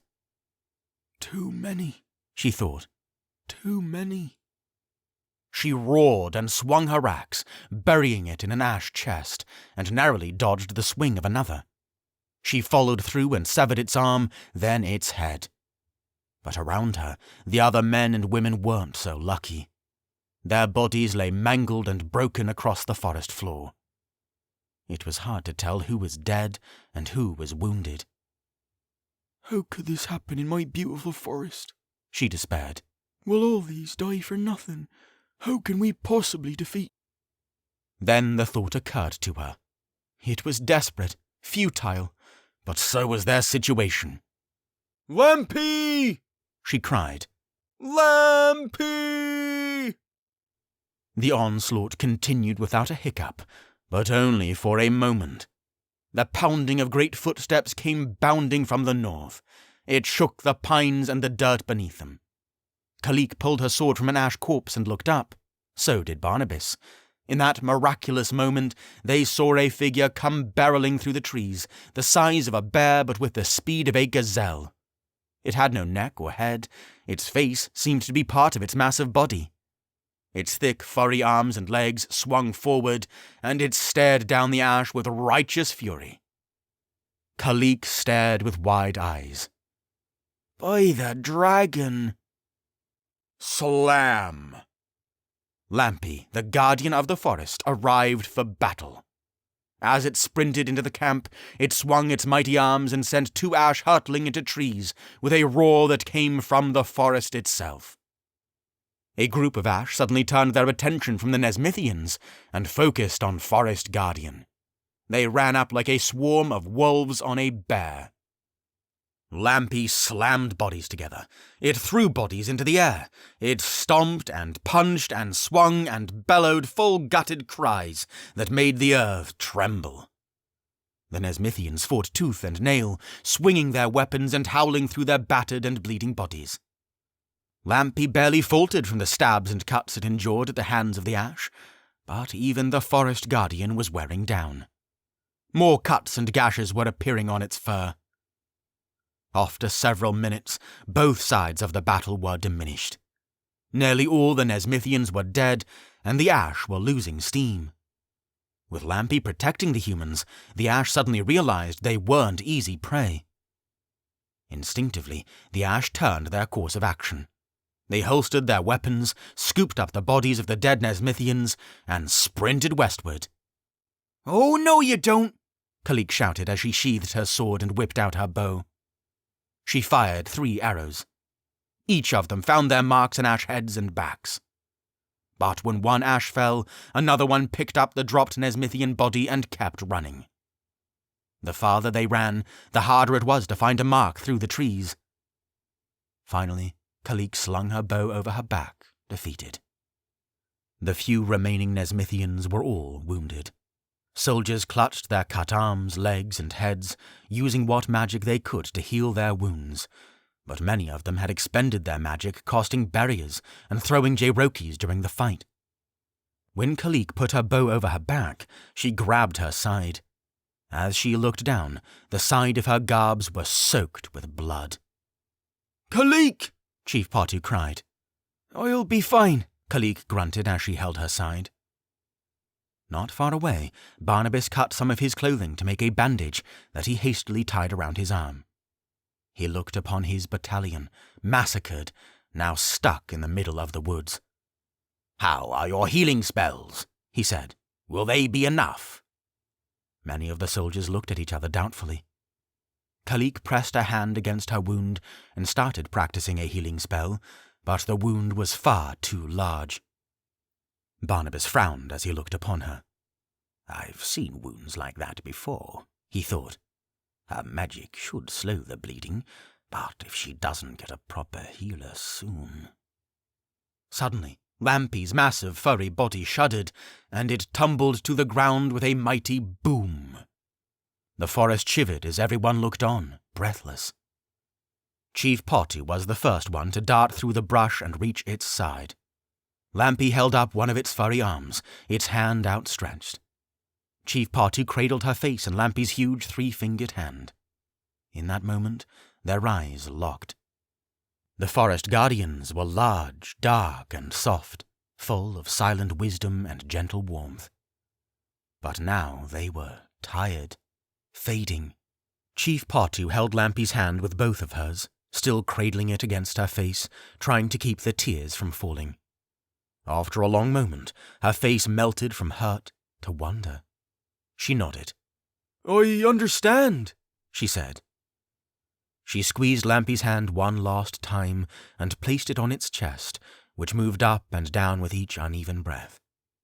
She looked around, waving her arms, beckoning the surviving soldiers to come closer. "Gather round, quick!"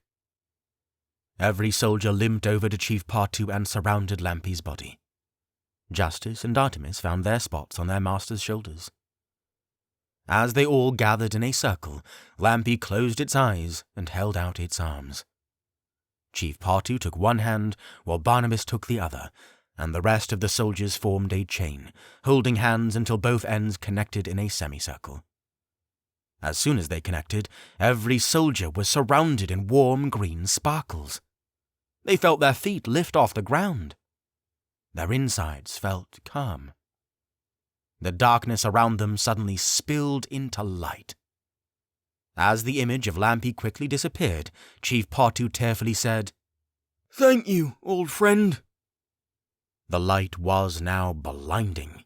No one could see anything, but they kept their hands held tight. The light held steady and bright for several seconds, then it vanished. They felt crunchy soil beneath their feet, not the soft soil of the forest. And they could no longer smell the pines. Lampy had somehow transported the entire company somewhere. The large stone wall ahead made it clear where. They were outside the gates of Nezmyth City. 29. The Challenge. The collection of trinkets and knickknacks before Jason was unlike anything he had ever seen. Artifacts from all over Wevlian were packed into every inch of the room. There were statues from the deserts of Mbano, instruments carved from the palm trees of Kain, and tapestries woven from the artisans of the Asgareth Mountains.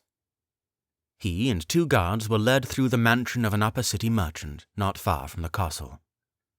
The town guards had searched the city for a dragon scale, and this was the only sure lead they could find. This man, a collector of rare and ancient artifacts, was said to be in possession of one. His name was Gimli, a shrewd, snaggle-toothed trader famous for his collection of antiquities, and ardently disliked by everyone who had done business with him. His shoulders were always hunched forward, giving him the perpetual appearance of lurking as he walked. "And this," Gimli said as he pulled back a tapestry leading to another room, "is my ancient Nezmythian room. To be careful, don't touch anything without permission." Jason frowned. Fairly audacious to tell a king, but fine. He followed Gimli into the next room. Jason stiffened his lower lip as he looked around. He had to admit it was impressive. Bookcases were packed with leather-bound volumes he had never seen before, many of which had ancient Nezmythian on the spines. The rug beneath their feet was from a grey bear, a nearly extinct animal that resided in the eastern mountains. At the end of the room, there was a metal chest with no lock. "This," Gimli said as he pointed out a dagger on a table, "is the dagger of the last leader of the Night Hand, live. Notice the serrated edges of the charcoal-black blade? It reflects absolutely no light. It can only do that with a special enchantment that was lost after the Dark Era." Good riddance, Jason thought. I'd rather Nezmyth forgot about the era where the world was ruled by leagues of assassins. "Interesting. Certainly rare." "The rarest," Gimli puffed. "And this," Jason couldn't ignore how he loved that word, "is King Clemence's personal joke book, all written by his own hand, nearly 500 years old. I like to pull it off the shelf at times where my heart is grieved. The life of a high-profile merchant can be challenging, as I'm sure you—" "This is all very interesting, Mr. Gimli, but we have more important matters at hand," Jason said. "I must see that dragon scale." Gimli sighed and put King Clemence's joke book back on the shelf. "Of course, my liege. That remarkable artifact resides in that very chest." He pointed to the metal chest at the end of the room. "Feel free." Jason strode up to the chest and put his fingers under the lid. He pulled up, but the lid wouldn't budge. There was no lock or latches keeping it shut, it just wouldn't move. Behind him, Gimli laughed a laugh that was somewhere between a cackle and a wheeze. He clutched his stomach, then, after a few dusty coughs, walked up to the chest. I like to watch people try themselves first, he said with another wheezy laugh. He pushed Jason aside, Jason frowned again, and put both hands on the chest, then closed his eyes. The area around his hands glowed blue. Gimli uttered the word Kimmel, ancient Nezmythian for open. The lid popped up with a loud click. Jason arched his neck as Gimli lifted the lid. He pulled out something the size of a dinner plate. There was no mistaking it. It was a dragon scale. The scale was dull as wood on the inner side, but on the outer side it shimmered like steel. Jason's eyebrows creased. It was definitely beautiful, but not in a mysterious sort of way. Part of him was disappointed. "Thank you, Gimli," Jason said as he reached out. "You have the gratitude of a kingdom at war." Gimli reverently bowed and handed it to Jason, his eyes flashing. Everything happened in a fraction of a second. As soon as Jason had the scale in his hands, a quiet spark peeled through him. It wasn't wonder, it wasn't awe, it was a warning. Like something buried deep inside him shuddered. A single word slipped into his ear as if riding on a breeze. Fake. The feeling was soft, but resolute and unmistakable. His face hardened. Gimli rubbed his hands together. Now, let us discuss the price of— "It's a counterfeit." All colour drained from Gimli's face. A nervous laugh hopped from his lips, then he cleared his throat. What? Your Highness, And you know it is, don't you? Jason glared. Why would you hold on to this? I thought you were a collector of rare artifacts. You wouldn't lie to your king, would you? Gimli's jaw quivered, then he dropped to his hands and knees. He bowed his head so low that his forehead nearly touched the grey bear fur. Please forgive me, Your Majesty, Gimli grovelled. Yes, I knew it was a fake, but real dragon scales are impossible to find. Please find the mercy in your heart and forgive an old man. Jason put his hand on his sword and rolled his eyes. Now that he thought of it, who knows what's real and what's not in this house? Maybe Gimli was expert at making fake artifacts to swindle other collectors. Gimli, I hope you understand the gravity of your lie, Jason said. Finding a dragon scale is imperative to the victory of our kingdom in this time of war, and you just offered your king a counterfeit. What do you think the consequences would be if I were to walk off with this? Do you think Nezmyth would still prosper? You're as foolish as you are greedy. I know it. I know it. Gimli's voice was muffled against the grey bear fur. I'll give you a choice, Jason said. You can sell everything in this house and give your proceeds to the poor, or you can go to the Nezmyth city prison. What do you choose? Gimli froze. His eyes scooted around their sockets, admiring his trinkets and artifacts with undeniable longing in his eyes. Your Majesty, can we come to some sort of alternative? Gimli forced out. Jason raised his eyebrows. I've set my terms. It sounds like you want prison. Gimli's face hit the floor again as he bowed aggressively. I'll sell it all. I'll sell every last piece. You have my word. I must be honest, Gimli. Your word doesn't mean much to me at this point, Jason sighed. But I'll accept it. Sell it all. I'm sure the dragon will bless you for your generosity. Oh, bless you, King Jason.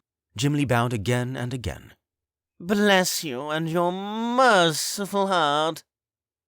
Get up. Jason rolled his eyes again. He dropped the fake dragon scale, letting it clatter on the ground. Then he turned to his soldiers. Let's get going, gentlemen. We have an infirmary to visit. The search for the dragon scale continues, I suppose. The lower city infirmary was a small warehouse less than a mile from the southern market street. There, a staff of a half-dozen healers scurried about casting arrays of restorative spells alongside potions, sutures, bandages, and splints. Healing spells can speed up the healing process, but everyone knew true medicine could not be replaced. Late last night, when the moons were high, half a dozen people limped into the city walls, including Chief Partu, Kalik, and Captain Barnabas. Lower city locals hoisted the wounded soldiers onto their own handcarts and hurried them to the infirmary, though rumour had it that they made Barnabas walk. The infirmary had everyone bedded and treated before the sun rose. They even applied some new bandages to Barnabas, although begrudgingly. They stiffened at the sight of Artemis perched on the bed's headboard as they worked. Chief Partu needed 2 beds pushed together, and even then her feet dangled over the edge. Once they were treated, they slept all the way through the morning. No one stirred until early afternoon, when the king arrived. When King Jason entered, everyone stopped to turn and nod. King Jason nodded in return, his hand on his sword. Some of the injured began to rise from the beds and take their first steps. Their deep cuts and broken bones were healing well. Most of the healers said they should be free to leave by the end of the day. Nardiel arrived hours ago and was sitting at Barnabas's bedside at the end of the room. They hardly spoke. Nardiel kept himself busy with a book, and Barnabas stared at the ceiling with his hands over his chest. From across the room, Jason turned to the nearest healer. "How is Barnabas?" "Well enough," the healer said darkly. "He had a few cuts, but not much more. Some of these others nearly died, especially that one." She pointed to Kalik. "She's lucky to have made it. She'll need to stay here another day." Jason thanked the healer, and the healer nodded. Then Jason made his way to Barnabas's bed. Nardiel peered over his book and saw Jason approaching, then waved his hand and a modest wooden chair materialized. Jason sat in it. Artemis turned his head sideways as he ogled Jason, clicking his beak. He smirked in reply, but his attention was on Barnabas. "Afternoon, Captain." "Why would you choose me?" Barnabas said without breaking his gaze on the ceiling. "I thought the letter made that clear." Jason frowned. "I didn't choose you, Barnabas. The sacred dragon did. I'm just following instruction." That's when Barnabas popped up, swinging his feet over the side to face Nardiel and Jason. Nardiel looked up from his book. Barnabas had a way of towering over Jason, even when he was sitting down. His forehead and bicep were bandaged, but that seemed to be the only damage he took during the ambush. "You think the dragon would reappoint a man like me to such a position?" Barnabas glowered. "A fallen king? A man of perdition? Are you sure you're not drinking from the dregs of madness?" "Barnabas, if it were left to my wisdom, you'd still be rotting in the vault of the damned," Jason replied. "But the sacred dragon has commanded you to lead us at this time in our kingdom's history. So you will serve me and this people. That is final." Barnabas was silent. After an uncomfortable pause, he said, "The soldiers fought bravely last night. Lampy saved us." "You don't say?" Jason leaned in, remembering his own rescue days before. Barnabas nodded. "Chief Partu summoned it. Came flying through the trees like a runaway stallion. If it weren't for Lampy, we would have all been slaughtered." "Their plan is to rebuild and assault Port Gala once again?" Nardiel asked. "Yes, originally. But when Lampy started destroying them, they fled west." Jason scratched his beard. "West? Why west?" "I wasn't sure at first," Barnabas said. "But then I heard the Western Bridge was destroyed. Is this true?" Jason and Nardiel confirmed it. "My suspicion," Barnabas said, "is that the Ash are rebuilding the Western Bridge. We could send a scout into the area, but sending anyone deep into the Western Woods at this moment is suicide." He turned to Nardiel. "Can you use your magic to spy on that area?" Nardiel closed his book. It is a possibility. I could not guarantee it. That kind of magic is very strenuous, and I would need some supplies from back at the castle. Such as? Various herbs and potions. I have them. Then let's do it, Jason said. But answer this. Why would Nartikis want to repair the Western Bridge? He can teleport Ash wherever they need to be. We've seen it. In small groups, yes, Nadiel said. But not a whole army. If he wanted to send an army of Ash large enough to destroy the entire kingdom, that would be too much. How many attacked last night? 100? Yes. Transporting a group of Ash that large will likely put him out for days. If he can repair the Western Bridge, he can march as many Ash into Nezmyth as he needs. Nezmyth would be overrun in no time.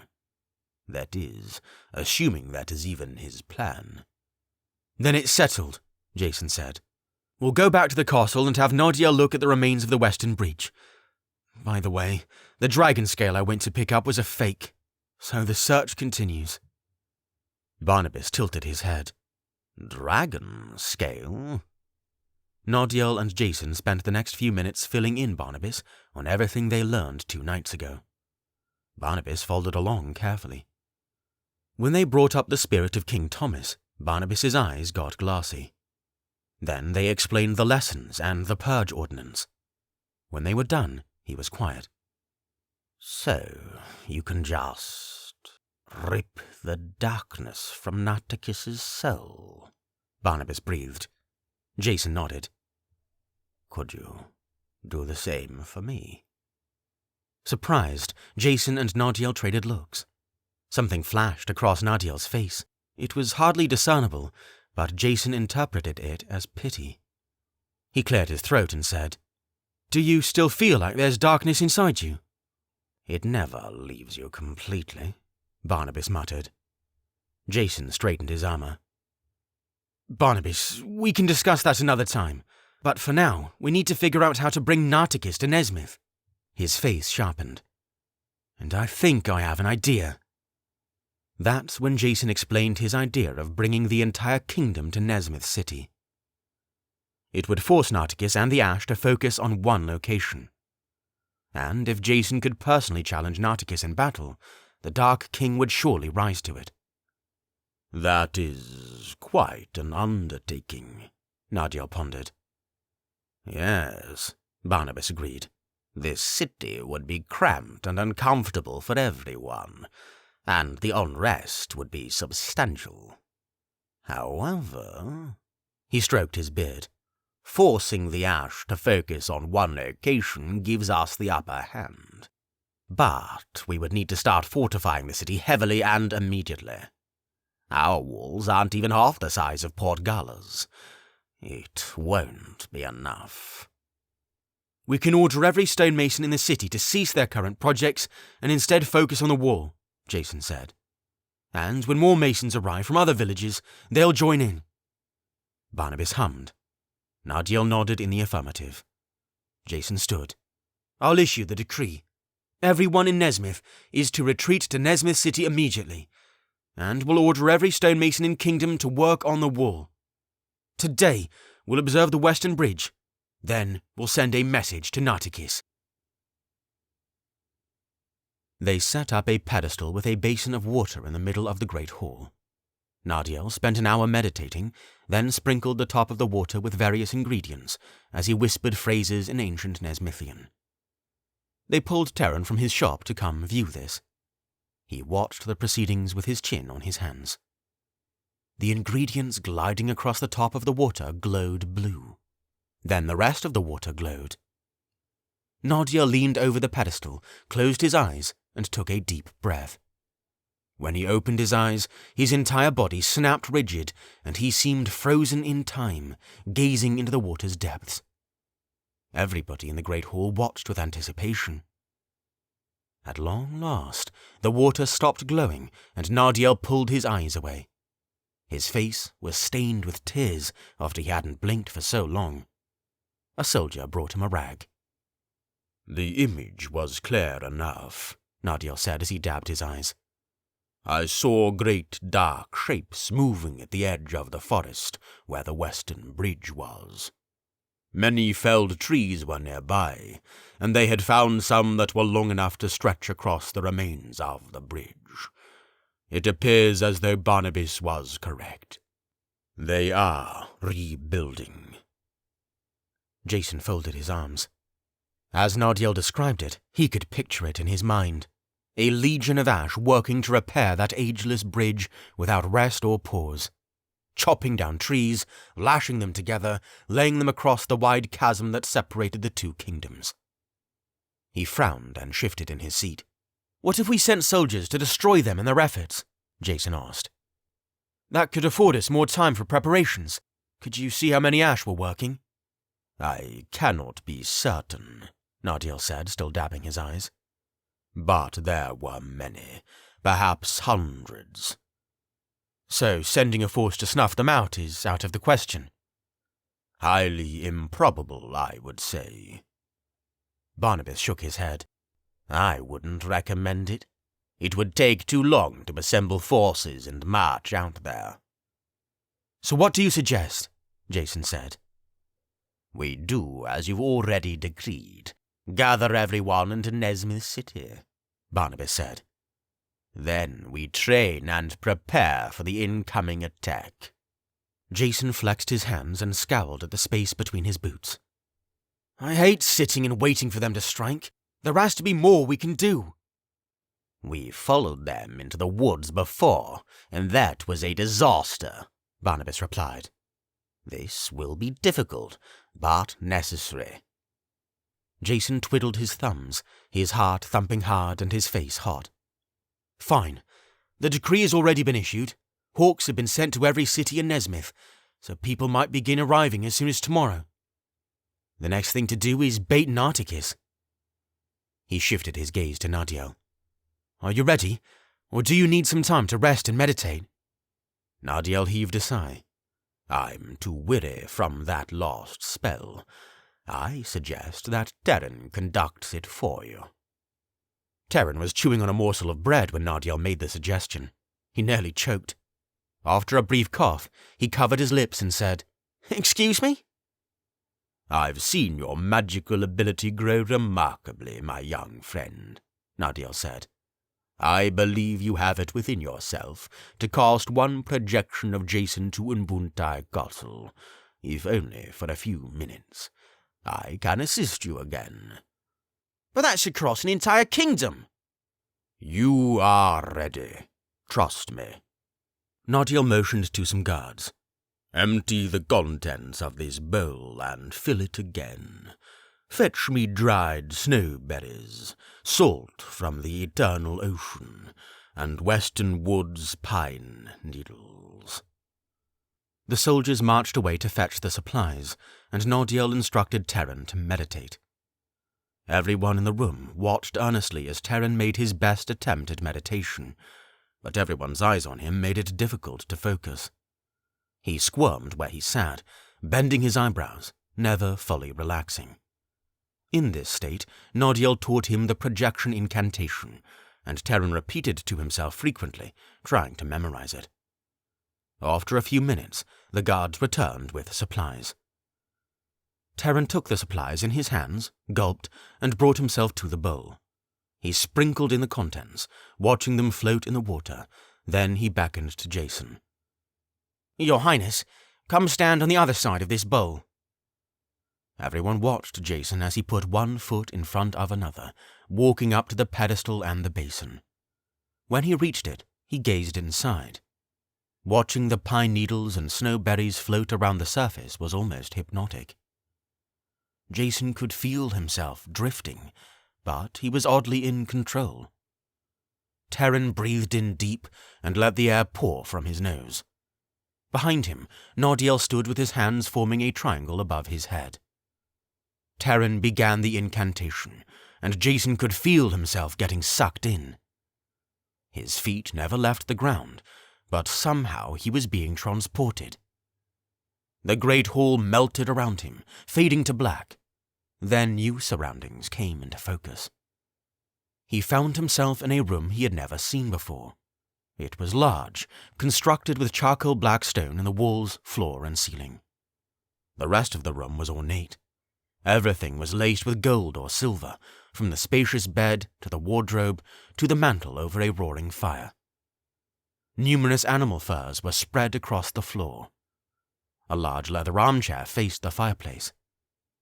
What stuck out most, however, was a large golden statue of a snake's head mounted over the bed, snarling with a forked tongue.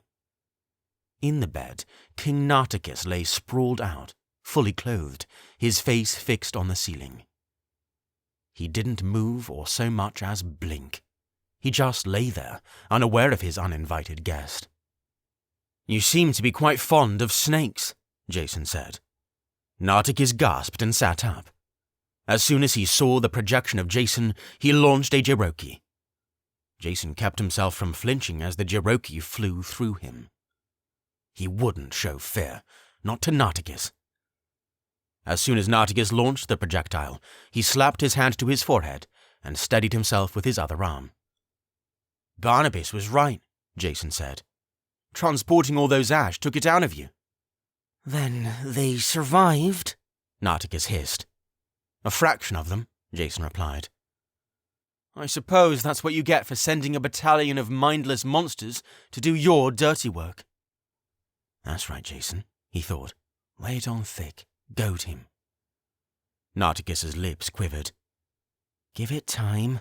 I will lay waste to all of Nezmyth.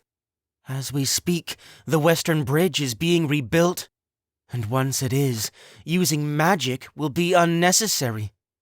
I will send hundreds, thousands of them. Nezmyth will be overrun in days." Jason's heart lurched at the thought. He pushed it down. Yes, and then Nezmyth will be ruled by the greatest coward since Barnabas himself, Jason said as he strolled over the fur carpets. "It's not surprising. Cowardice obviously runs in your blood. A greater king would have the confidence to invade a kingdom himself, not concoct an army of disposable dead to scamper about. I pity you." "Jealousy," Nartikis spat. "Jealousy of my power. You could not construct an army like the Ash after a lifetime of study." "I think what it truly is," Jason sneered as he stepped onto the bed, looking down on Nartikis, "is you are instead fearful of my power. You couldn't kill me before, and you still can't. So you're trying to stay as far away from me as possible. You fear what would happen if you faced me again." At this, Nartikis smiled. He actually smiled. And it was awful. 2 rows of yellow teeth curled into a twisted grin that could make the most weathered man shudder. Nartikis threw his head back and laughed a dusty cackle. "Me? Fear you? I would have squashed you like an insect had you not fled. You speak of courage. Ha! It was your friend that displayed true courage. And oh, how he suffered for it." Garrett. The smirk dropped from Jason's face. He flexed his hands, but he tried to calm his rapidly beating heart. Nartikis noticed this, and his eyes flashed. "Oh, yes," Nartikis purred. "We made sure he understood the true meaning of pain before we snuffed out his life. He made a fine Ash for a time. Ironically, you slew him yourself at the Battle of Port Gala, drowned in the Wevlian Sea. Imagine that." Jason's chest was in a knot. The rage must have been apparent, because the delight from Nartikis's face didn't fade. What was fading was the image of his room. Jason could see flashes of the Great Hall. The projection would be over soon. He had to act fast. "Why do you want me in Nezmyth so badly?" Nartikis's icy eyes carved into Jason. It was the only thing Jason could think to say, but between the knot in his chest and his shaking hands, he blurted it out. "Because I want to kill you myself." Nartikis's lips curled into that horrible smile again. It is mutual. Good, Jason said. Then I'll see you soon. Nartikis's cold eyes were the last thing Jason saw before the room melted around him. He was back in Nezmyth. His eyes stung and his face was wet. Across from him, Terran's face was coated with sweat. He would have collapsed if Nardiel didn't catch him. All eyes in the room were on Jason, silent and expectant. Barnabas finally spoke up. Well? Jason blinked the sting from his eyes. His heart was still pounding. His palms were sweaty. He could have ground his teeth into powder. He didn't even notice a soldier trying to hand him a rag as he thought of the last time he saw Garrett. The blood and soot covering his face. That's when he caught Sorian's eyes from across the room. That was the moment it boiled over. He couldn't speak. He didn't answer Barnabas's question. Instead, he turned on his heels and bolted out of the great hall, leaving everyone bewildered and lost. Jason's arms and legs pumped as he ascended the flights of stairs going to his chambers. Guards standing in the halls exchanged puzzled glances as they watched their king fly through the corridors. Jason suppressed the tears. His breathing came in labored bursts. Finally, he threw the double doors open and slammed them behind him. He let the agony pour from him. He grabbed fistfuls of his hair and pulled as he screamed. He grabbed a chair and threw it against a wall, snapping it to pieces. He tossed J-Roki's into his wardrobe, shattering it and casting his clothes across the room. Finally, he collapsed to the floor, whimpering. He let the tears fall onto the stone beneath him as he shuddered, sobbing like he hadn't since he was a child. He had never wanted to kill anyone before, not even Barnabas. Not until today. 30. The Countdown. Jason stayed in the royal chambers for the rest of the evening. No one disturbed him except for Sorian, who crept up to the room after an hour of allowing Jason peace. When she emerged, she walked slower and folded her arms almost like she needed to hold herself. A handful of soldiers cleaned up the mess and replaced the furniture. As they did, their king silently lay in bed. They opted not to disturb him. Meanwhile, Nardiel departed to Grace Mountain for his first lesson. When he returned to the castle, he found Terran snoring in the study, an ancient Nezmithian book draped over his lap. He smiled, then excused himself for the evening without waking his pupil. The city guards scrambled throughout the night to prepare abandoned houses and buildings for incoming refugees. They chased out rats, swept through cobwebs, and tried to get everything tidy enough to be hospitable. By the time dawn came, many of the buildings in Nezmyth were ready for habitation, so long as the refugees were willing to bring their own bedding and bunch together. Sure enough, refugees began arriving by late that morning. The people that trickled in from nearby villages arrived to see every mason in town working furiously on the western wall. Scaffolding was in place to build the wall at least 20 feet high and 3 feet thick. But the wall surrounding the city was also several miles in circumference. It would take a miracle to get the whole city fortified before the ash showed up again. Barnabas spent the night at the castle, or rather the castle grounds. Queen Sorian didn't want him staying under the same roof as her and the king, so an old tool shed on the farthest corner of the grounds was converted into his quarters. While Nardiel was at his lesson at Grace Mountain, King Jason ordered some soldiers to find another place to house the tools and to furnish the shed with some necessities. Barnabas walked in to find a cot, a rickety desk, and a stool with a water basin. He didn't use the cot when he finally laid his head that night. The Vault of the Damned had made him accustomed to sleeping on the ground. Much to the chagrin of everyone around him, King Jason had Barnabas outfitted with a proper chief captain's armor, gleaming bronze shoulder plates, breastplates, knee plates, and a fine sword to sling around his waist. He wasn't sure what to expect when he watched Barnabas get fitted for the traditional uniform he once wore. He might have expected Barnabas to be more satisfied or proud.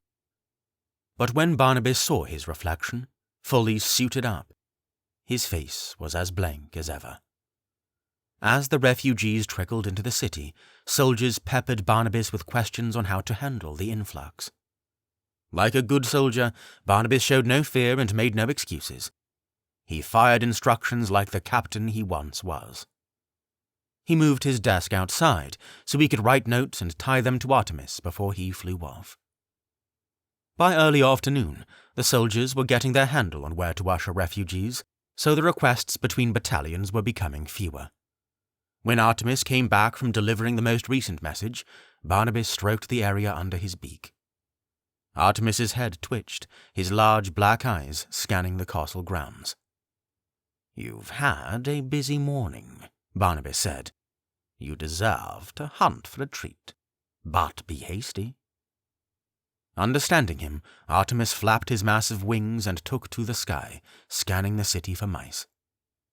Barnabas took a large roll of parchment and spread it across the table, using small rocks to pin down the corners. It was a map of Nezmyth City. As he smoothed out the edges, he scanned every illustrated street. The focus, however, wasn't on the interior of the city. His eyes traced the circular wall that encased it all. He frowned and scratched his beard. The ash would no doubt come from the west, so that was the first section of the city that needed to be fortified. But would a 20-foot wall be enough for who knows how many ash descending upon the city? Absolutely not. Taking a writing stick in his hand, Barnabas made some rough sketches around the exterior of the western side. He scribbled some lines, stopped, tapped the writing stick on his lips, then scribbled more. As soon as he was done, he rolled up the parchment tightly and stood from his seat. Barnabas marched through the grounds and headed for the castle. As he walked by, patrolling guards stood aside, nodded, and said, "Captain." But there was no enthusiasm in their voices. It was tradition and responsibility, nothing more. When he reached the castle doors, the soldiers didn't wait to be addressed. They took up the hammer and knocked 3 times. After a pause, the doors pulled open. As Barnabas strode through, parchment in hand, he noticed that King Jason was in his throne on the opposite end of the great hall. Nardiel stood on his right side, shoulders back with his hands behind him. Standing in front of the throne platform, 2 commoners bickered and squabbled with one another. Their voices echoed through the great hall. "He keeps branding my cattle." "Lawyer? Anyway, he keeps allowing his cow to graze on my grass." In his throne, King Jason tried to appear cool and collected, but the drumming of his fingers on the armrest and his foul expression were unmistakable. Even Nardiel tried not to roll his eyes. "Could you not just repair the fence?" Jason said while pinching the bridge of his nose. "Of course, but he should pay for it," one said. "Me? Why, you're the one," the other shot. "Enough," King Jason said, holding his hands in the air. "Both of you are going to pay for it. 50-50. Honestly, both of you are acting like children.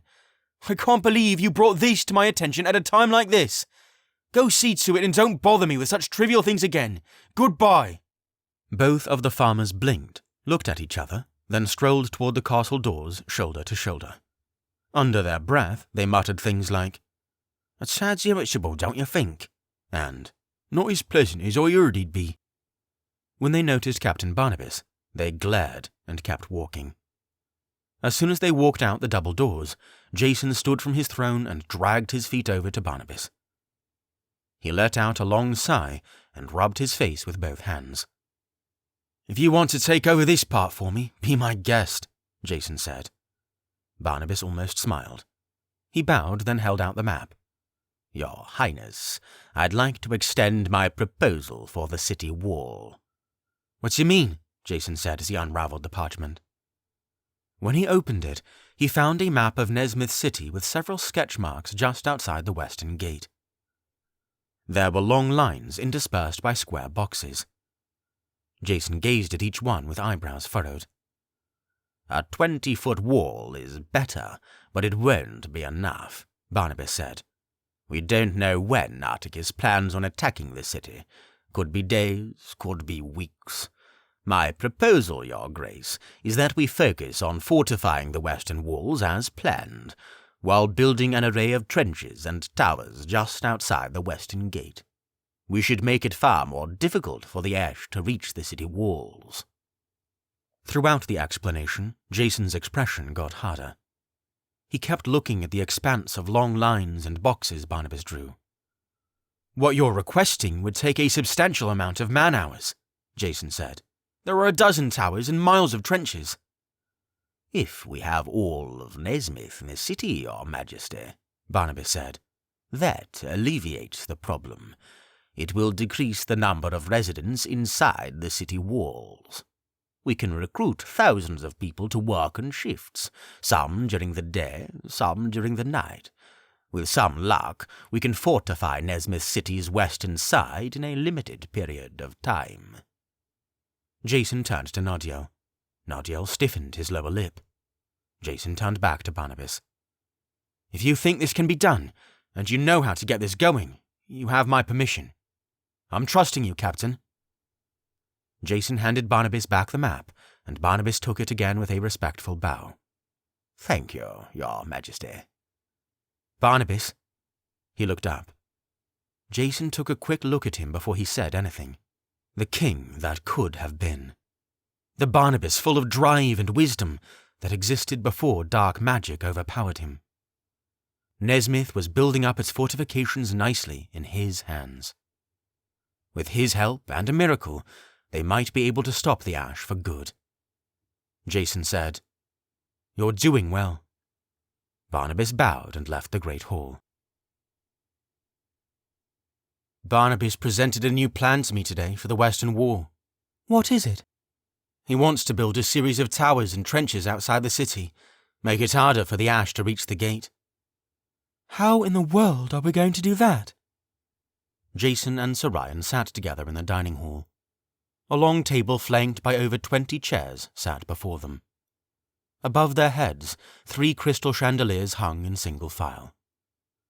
Guards lined the edges of the room, but the royal chef stood off to the side, waiting to clean up after the king and queen finished their meal. It was just them tonight. Nadiel was off meditating, and Terran was at his first Grace Mountain lesson. "With everyone within the city walls, we'll have lots of people to help with preparations," Jason said as he chewed on some boiled carrots. "It'll keep the city from being so crowded as well. I feel bad about putting so many of our people to work, but if it means ending the war and ending Nartikis..." Jason jammed his fork through some steak. "So be it." Sir Ryan was pensive as she processed Jason's words. She carved her vegetables and steak delicately, then asked, Do we know when Nartikis will be here? "No, we have no idea." What if he and the Ash arrive tomorrow? "I pray to the dragon that they don't. We haven't even learned how to perform the Purge Ordinance, and we still haven't found a dragon scale." Sir Ryan continued to carve into her dinner. We have to trust the dragon. "That's all we can do." Jason chewed for a minute, looking ahead, his eyes vacant, when he realized that Sir Ryan had stopped speaking. He looked over to see her frozen in place, her fork halfway to her mouth, not blinking. He quickly studied the room. All the soldiers and the chef were frozen in place too. Jason jumped up from his chair and ripped his sword from its sheath, hunching down and clutching it with both hands. Then he appeared. Nartikis, standing in full uniform, looking as icy and pale as usual. Jason glowered. 8 days, Nartikis said without feeling. Jason's eyes narrowed. "That's it then? Just 8 days before you come here and face me yourself?" The Western Bridge will be repaired by then, Nartikis answered. Then I march all of my forces straight to Nezmyth City. I know you are bringing your kingdom there, trying to focus my attention on the capital. So be it. You will all die regardless. "Time will tell," Jason seethed. Indeed. Nartikis disappeared in his puff of purple smoke. Then everything went back to normal. The clink of Sir Ryan's silverware scratched softly from her plate. The guards and chef breathed again. All of them were visibly perplexed when they saw Jason out of his seat, facing the opposite wall with his sword in hand, all within the blink of an eye. Sorian frowned and turned about, distraught. "Jason, what just happened?" 31. The Urchin. The sound of 8 days put a cold shiver down the spine of everyone who heard the news. 8 days to find a dragon scale and concoct the purge potion. 8 days to build the wall around Nezmyth city. 8 days to build the trenches and towers that Barnabas ordered. 8 days until destruction was upon them. Immediately after Nartikis' appearance, Jason called a conference with Sorian, Nardiel, and Barnabas. He wanted to know if it would be wise to tell Nezmyth about Nartikis' 8-day challenge. The consensus was that although transparency is valuable, it would be unwise to tell the people. They would need all forces in Nezmyth city, and the knowledge would cause some to stay away from the city, or worse, flee the kingdom. This also put tighter restraints on the dragon scale search. If the potion were to cure in time, they would have to find the scale in less than 5 days. Barnabas committed to double the guard's efforts. Jason invited everyone to pray to the dragon for help. Just a couple of hours later, Nardiel was sitting at a table in the Great Hall, reading a book and sipping from a goblet of cider. The day was winding down. Soldiers stood guard around the perimeter of the hall. Torches on the walls cast dancing orange light across the floor. The stained glass windows overhead let in no light. A calm stillness emanated from the night. Nardiel licked his finger and turned the page. The silence was sweet nectar to his ears. Solitude was fertile ground for pondering and revelation. But he wasn't here to just study. The familiar booms came from the castle doors. As they crept open, fresh evening air seeped into the great hall, and with it, a tall blond man with purple eyes marching down the red carpet. Spotting Nardiel, he turned and made his way for the table. Nardiel folded his book shut and removed the reading spectacles from his eyes. "Well," he asked, "how went your lesson?" Terran sat down across from him, his hands together. His face was pale, and he didn't make eye contact. While staring at the grain in the wooden table, Terran muttered, "I can't do this." The glimmer from Nardiel's eyes left. "I beg your pardon?" "I can't do this, sir," Terran said, finally lifting his gaze. His eyes were swollen. "The year of decision, the advisorship, the purge ordinance, everything. I'm not like you. I'm not wise and powerful and patient. I'm a lower city boy. I'm not smart. I'm not clever. I've got by in life by trying to be strong and funny and working with my hands. This is the role for someone else. I can't. I'm not..." "Terran, we need you for the purge ordinance." "No, you don't," Terran interjected. "You said it has to be done by 3 foreordained servants. You could get any patriarch, even a blessing bearer if you wanted." His eyes teared up more. "What if, when the time comes, I can't do it? What if I fail and the Ash survive? What if..." "Terran, you must dismiss that kind of thinking right now," Nardiel shot. "Fear is the antithesis of faith, and in order to perform this purge ordinance, you must have that faith." He leaned forward. "You say you're not wise and you're not clever. A lower city urchin.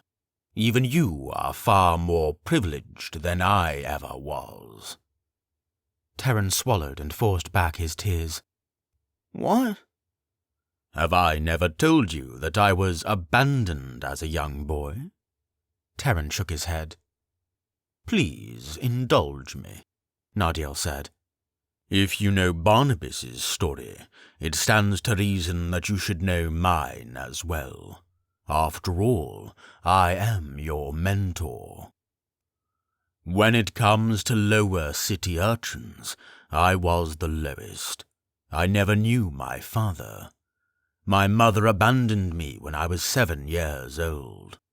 For years, I wandered the streets of Lower City and found my meals by pilfering fruit carts and bread stands. I knew how to hide in the shadows and steal what I could to get by. I even had my favorite hiding spots where I would sleep at night. When I was 10, a pair of soldiers caught me stealing a pair of shoes. They recognized me as the child with the red eyes. As they prepared to beat me, a man walked by and hailed them. "There you are," he said. "Don't wander off like that. I was going to buy you those shoes tomorrow. Come here." The mysterious man handed the shopkeeper 2 bars and let me walk out with the shoes, but he didn't let me walk out alone. He gripped me by the arm and walked me down the street until we were out of earshot. Then he stooped down and looked me in the eye. "Don't steal any more," he said. "I'm Will, the printer. My shop is just down the way. I'll give you a job. Come tomorrow morning at sunrise. I'll teach you how to print, and at the end of each day I'll give you 20 pieces." When he said that, he let me go. I ran off with the shoes and decided to forget the man. But I couldn't. I didn't go to his shop the next morning. Days went by. I tried to ignore him, but every time I saw those shoes on my feet, I thought of him. I thought what it must be like to not hide in the shadows, to live free, to never look over my shoulder. The next morning I mustered enough courage to enter his shop. He told me I was late, but he was smiling. Thus I began working for Will the printer. He was an older man, lonely with no wife or children, but yearned for such company. Every day I came to work, he gave me 20 pieces just as promised. I began buying food and clothing without guilt. We ate meals together, and he told me of his life.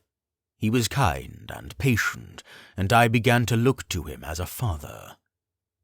That's when it delighted my heart 1 year later, when he asked me to live with him as his son. Nardiel's eyes sparkled and his lips pulled into a smile. I became his apprentice in the print shop. He gave me a gift for my 11th birthday. I'd never received a present before. It was a book on basic magic techniques. I was delighted. I learned to throw J-Rokis and heal simple cuts, and I couldn't resist showing him my progress. He was always supportive. When I was 12, Will took me to our local patriarch to receive my blessing of fate. When the patriarch bestowed that sacred blessing upon me, Will and I were both shocked to hear that I was foreordained to serve as a future advisor. Me, an abandoned child, a thief, an urchin of the shadows. But amid the shock, something awoke inside me. A voice, you could say. It told me that I have purpose, that I wasn't disposable, that the sacred dragon saw potential in me. From that day, I swore that I would prepare myself to become a worthy advisor. Terran's jaw was dangling now. Nardiel moved forward. Father Will encouraged me to go to the Nezmyth City Library to read as much as I could. He would allow me to leave work early to do so. I studied any book I could, books on Nezmythian economics, history, but especially magic. I was disappointed to learn that the most advanced magic was only possible through the language of ancient Nezmythian, a language I didn't understand, and that Will couldn't possibly afford to teach me. So the years went by. Will and I continued to work in the printing shop together. He passed away peacefully in his bed before I was 25. I had him buried in the Nezmyth city cemetery. It was a small funeral. Only me and a few of his favourite customers attended. I kept the shop going, not knowing what to do about my foreordination, and still disappointed that I would never learn ancient Nezmythian. A few solemn years went by. Then I met Rebecca. At the mention of this name, Nardiel's eyes brightened. We met as I was performing some errands on the tail end of the northern market street. She was a delight.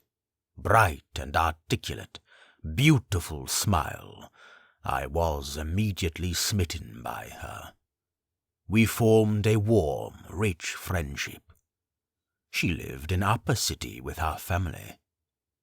During one of our outings, she discovered my desire to learn ancient Nezmythian, and took it upon herself to become my tutor.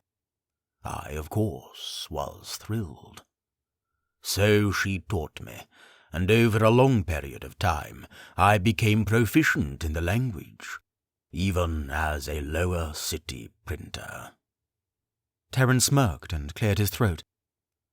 So, did you and Rebecca only remain friends? Nardiel's smile faded. I was a coward.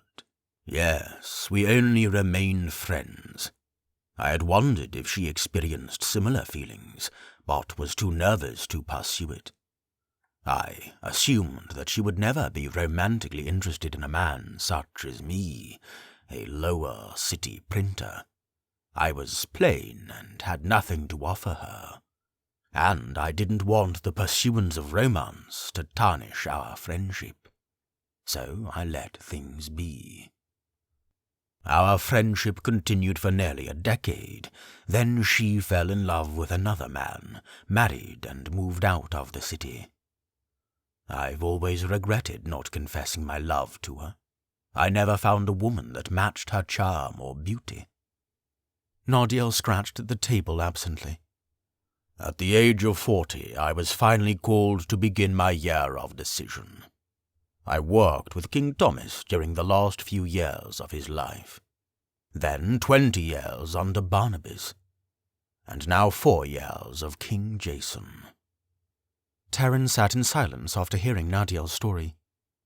He tried to picture a childlike version of Nardiel, without the grey hair, but with the same stunning red eyes, dressed in rags and stalking fruit carts. It was such an outlandish vision, a direct contrast to the present, astute, learned, powerful, and wise. "Thank you for your patience, my young friend," Nardiel said. "The object of my tale was to illustrate your potential. What you see before you is the result of an ungifted man taking himself to decades of study and practice. You yourself will make great strides in the future as King Jason's advisor. That is, if you choose to accept your foreordination." Terran didn't speak. He only shifted where he sat. "It is your choice." Nardiel stood from his seat. "But I believe you would be doing a great disservice to the dragon, this kingdom, and yourself by withholding your gifts from the advisorship." He paused. "Good night, Terran. Please try to sleep well." Nardiel left the room, and Terran remained where he sat, thinking.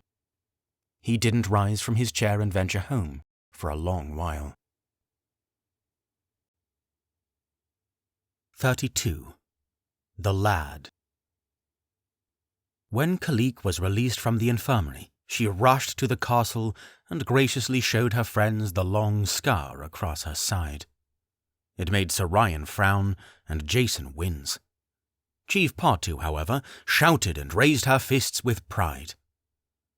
As Kalik carried about her typical duties, the scar often caused her to jolt and clutch her side. It hadn't fully healed yet, and the healers back at the infirmary were unsure it ever would. Nardiel told Jason about Terran's conversation from the night before, about Terran's desire to renounce his foreordination. It made Jason's heart sink, but he understood the feeling. Inside, he trusted that Terran would have the grit to persevere through his year of decision. But at a time like this, who could know? Throughout the day, there was no news of a dragon scale. Barnabas spent most of the day outside the city gates, overseeing the construction of the walls and the towers. It wasn't uncommon for travelers to arrive in Nezmyth City and immediately be put to work on the wall. It was tough, but necessary. Some citizens were understanding and eager to help. Many more protested, especially under Barnabas's supervision. And with those protests came abuse. Barnabas ignored the majority of it. He expected nothing less. A few people had tried to attack him personally in a fit of anger and vengeance. Nearby guards stopped them before they could accomplish their purposes, and they were immediately thrown into prison. But that didn't stop the insults, spitting, and curses. The guards also had their hands full with restless citizens. The once peaceful and unassuming Nezmyth City had become a hive of squirming unrest. With more people filling cramped living spaces, petty thievery and fistfights became common.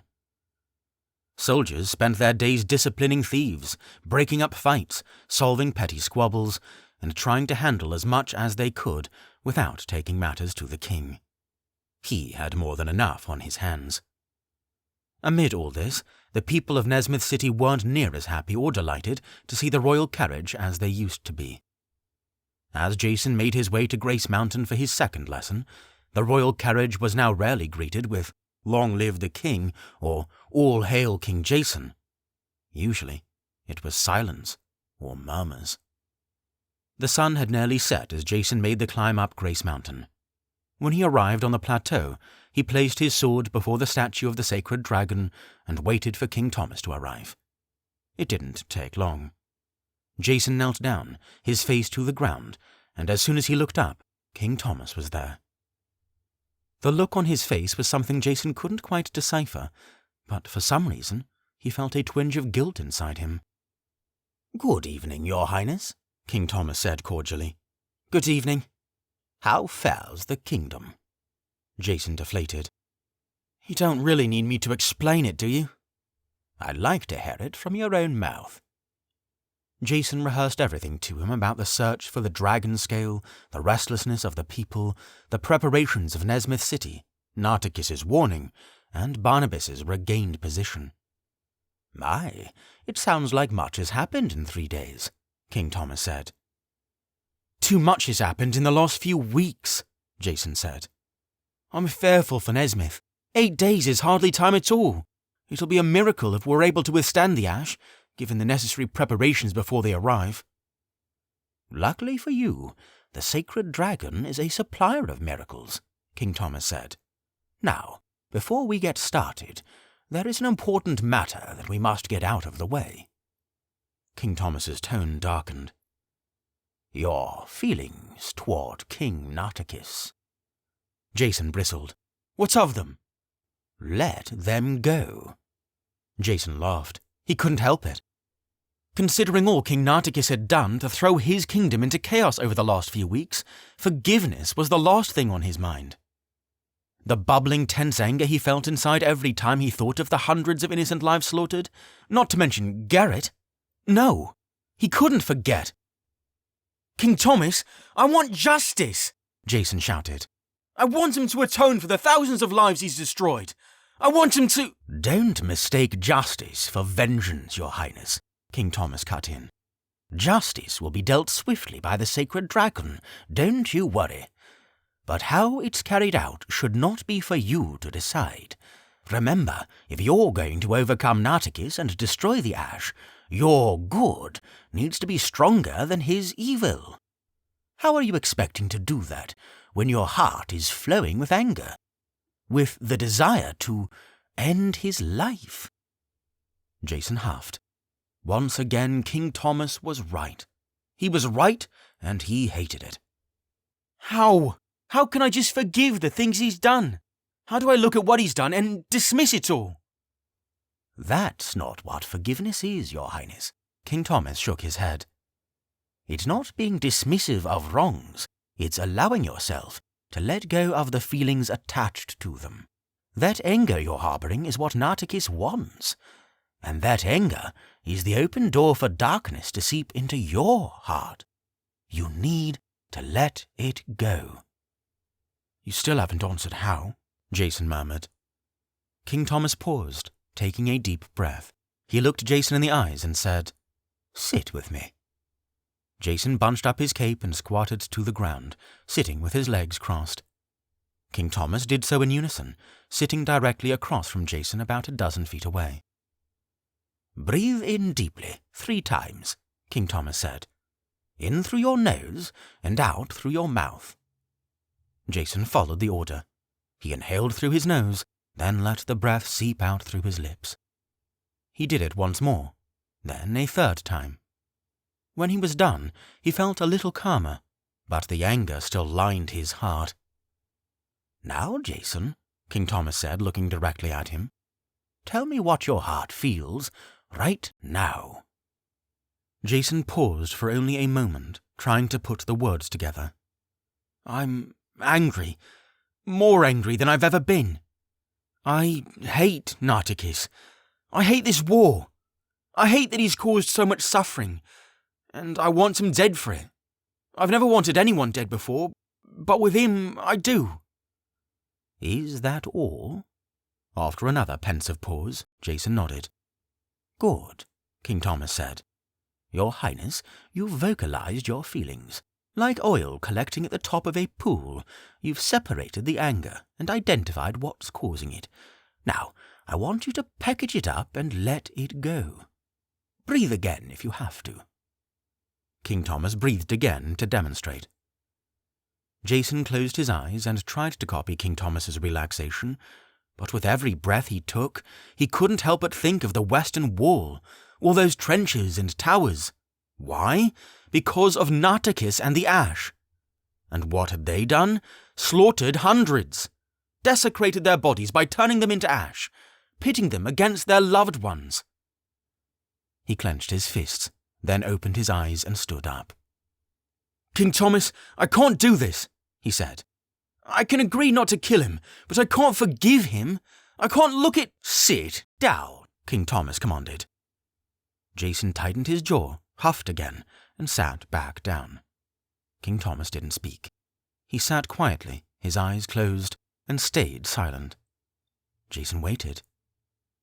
After a long, expectant pause, King Thomas finally opened his eyes and looked hard at Jason. "I just received permission to show you something about Nartikis. It may help you understand your enemy a little better." "By all means." "Very well then, clear your mind." Jason closed his eyes and went back to his meditative breathing. In his head, he started seeing images. In the darkness, shapes took form. As if awakening from a long sleep, Jason's vision became sharper. There was no sound, just moving images. A small boy with pale skin and blue eyes sat on a black castle floor, drawing shapes with his finger. Not far away, a woman sat in a very tall throne. She was beautiful, slender, with sharp eyes and a contoured face. The gown she wore was ornamented with gold and lace, woven into a tapestry of elegance. In her hair, a delicate white flower rested just over her ear. Around the room, guards stood erect. They weren't ash, they were human. Suddenly, a guard marched into the room and said something. The woman's face lit up. The boy's eyes grew wide. The woman immediately stood from her throne and rushed out of the room. The boy slowly stood, brushing his arm and following after the woman, his face fixed on the ground. After a moment, the woman came back into the room with a man. The man had a hooked nose, pale skin, pitch-black hair, and the same blue eyes as the boy. As the man and the woman walked together, the boy approached them. The woman scratched the boy's hair and smiled. The man looked down on the boy, patted his head dismissively, then said something to the woman, and they walked off together. The boy watched them as they left, his eyes aching and his shoulders sagging. When they walked out of the room, he sat back down on the floor. Jason's vision went dark. Then more images started to appear. They were on a hilltop with prickly yellow grass. In the middle of a hilltop, a large stone tomb with a mouth the size of a carriage sat open, leading down to dark depths. Surrounding the tomb were numberless concourses of people dressed in black from head to toe. Their faces were covered. Just outside the tomb, a sleek black casket was being carried by 6 strong soldiers. Behind it, the boy with the blue eyes followed, slightly older than the vision from before. The man with his same eyes was nowhere to be seen. Jason's vision went dark again, then a new vision formed. The boy hadn't changed out of his black clothing. He sat in the same tall, elegant throne that the woman once sat in. The room was filled with many older people dressed in expensive clothing, staring at him with a mixture of pride and grief. A man marched toward the boy with a cape in his hands. With reverence, he reached around the boy and tied the cape. As soon as the strings were tied, the boy's lips quivered and tears filled his eyes. But the ceremony carried on. The crowd applauded, and on the throne, the boy cried. His vision darkened, then it lightened up. The boy wandered in a courtyard, a soot-black castle looming directly overhead. He was followed by 2 guards. He swung a stick in his hand blindly, as if swiping at invisible foes. Then he stopped. Something near the ground made him pause and stare. In the courtyard, a small bed of flowers shuddered in the gentle breeze. They were white, just like the ones that used to be in his mother's hair. The boy's chin shuddered. He swung his stick at the flowers with all his might. The delicate white petals rained onto the walkway, empty and rootless, cast aside. When all the flowers in reach were destroyed, he turned to one of the guards behind him. He didn't look them in the eye. Jason couldn't hear the words, but he caught the boy's lips saying, "Did King Barnabas ever send word?" The guard's face saddened and shook his head. The tantrum continued. The boy screamed, and tears poured down his face as he swung his stick at every flower in sight. The ground became a cascade of petals. Patrolling guards stopped and stared. In the boy's fit, a garden snake slithered out of some bush, trying to find cover. The boy noticed. He lifted his foot and brought it down hard, stamping the snake's head. The snake's body curled horribly. Dead. The boy clenched his teeth and glared through stinging eyes. Then surprise leapt across his face. He brought the stick up to inspect it. The end of the stick was burning with a flickering purple flame. His body stopped shaking, and the boy breathed with long, calm breaths. The purple flame reflected in his eyes almost like it were dancing. He couldn't look away. And he hadn't, even as Jason's vision started going dark again. He could hear sounds again. When Jason opened his eyes, he was back on top of Grace Mountain, looking directly at the spirit of King Thomas. He hadn't noticed it, but his eyelashes collected a few droplets over the course of the vision. King Thomas didn't speak. Jason took a long, quivering breath, then said half angrily, "Don't make me pity him." "Abuse comes from a place of great pain, Your Highness," King Thomas said softly. "Nartikis didn't ask for the life that was given him." He leaned in. "So learn to let go of your anger. When you defeat the Ash and Nartikis is purged from the darkness within, this will all be a part of the past." Jason returned home that evening, pensive and reserved. The hate that stirred inside of him had a new ingredient: pity. He detested it. It spoiled the whole concoction. He didn't speak much with Sarayan or Nadiel before he readied himself for bed. The army would be upon them in just days, and that meant he had to learn to let his feelings go quickly. As night fell and the city became still, Barnabas was having trouble sleeping. He pulled the blankets down to the floor, and his back felt at home against the stone. Nevertheless, he lay awake, staring at the ceiling, breathing in the dust, and watching the mice scurry back and forth through the low-hanging rafters. He had a hard time putting aside the thoughts that plagued him ever since the forest. He had his old title back. Chief Captain, a position of supreme prestige and authority. It was just like the days before he was king. The days when his slip into dark magic was rapid and deep. And as he remembered that magic, he couldn't help but stare at the mice scurrying back and forth above him. He could snuff out any one of them. They're vermin, disposable. No one would know.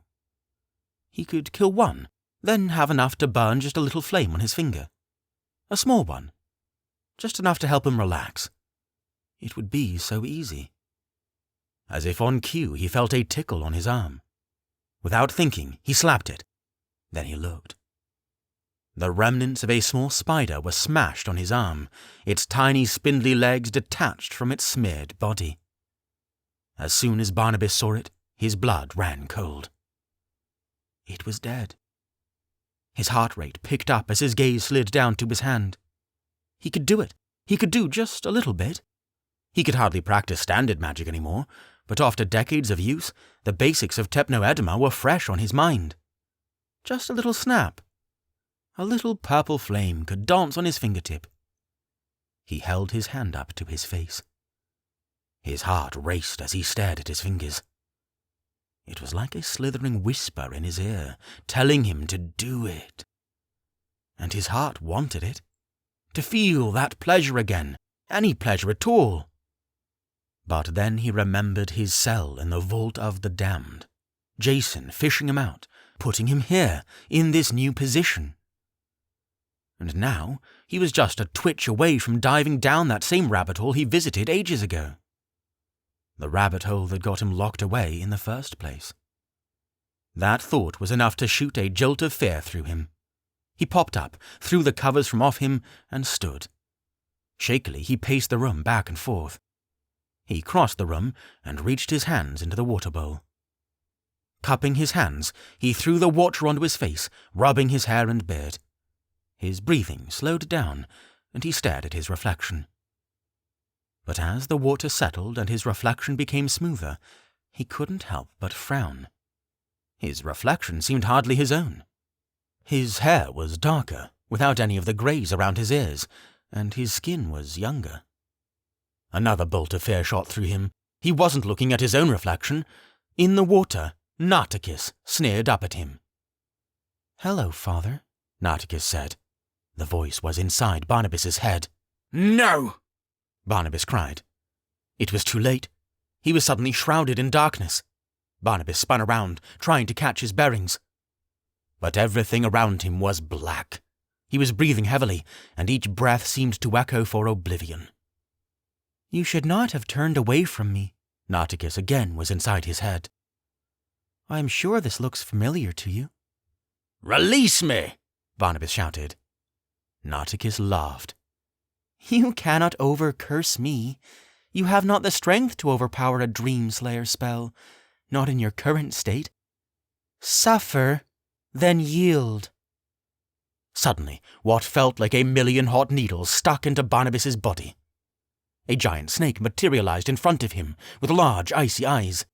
It slithered forward, as wide as Barnabas's wingspan, cocked its head back, and struck. Barnabas could feel its fangs inside him.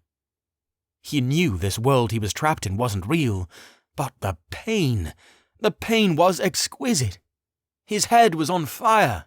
Thousands of insects crawled under his skin, his lungs filled with water, and he couldn't breathe. "Yield," Nartikis said calmly in his ear. The hot pinpricks around his body erupted into a splitting cold that froze him to the bone. The snake continued to strike at him, lacerating him with every strike. His body was being crushed. He could feel his ribs and spine breaking. He still couldn't breathe.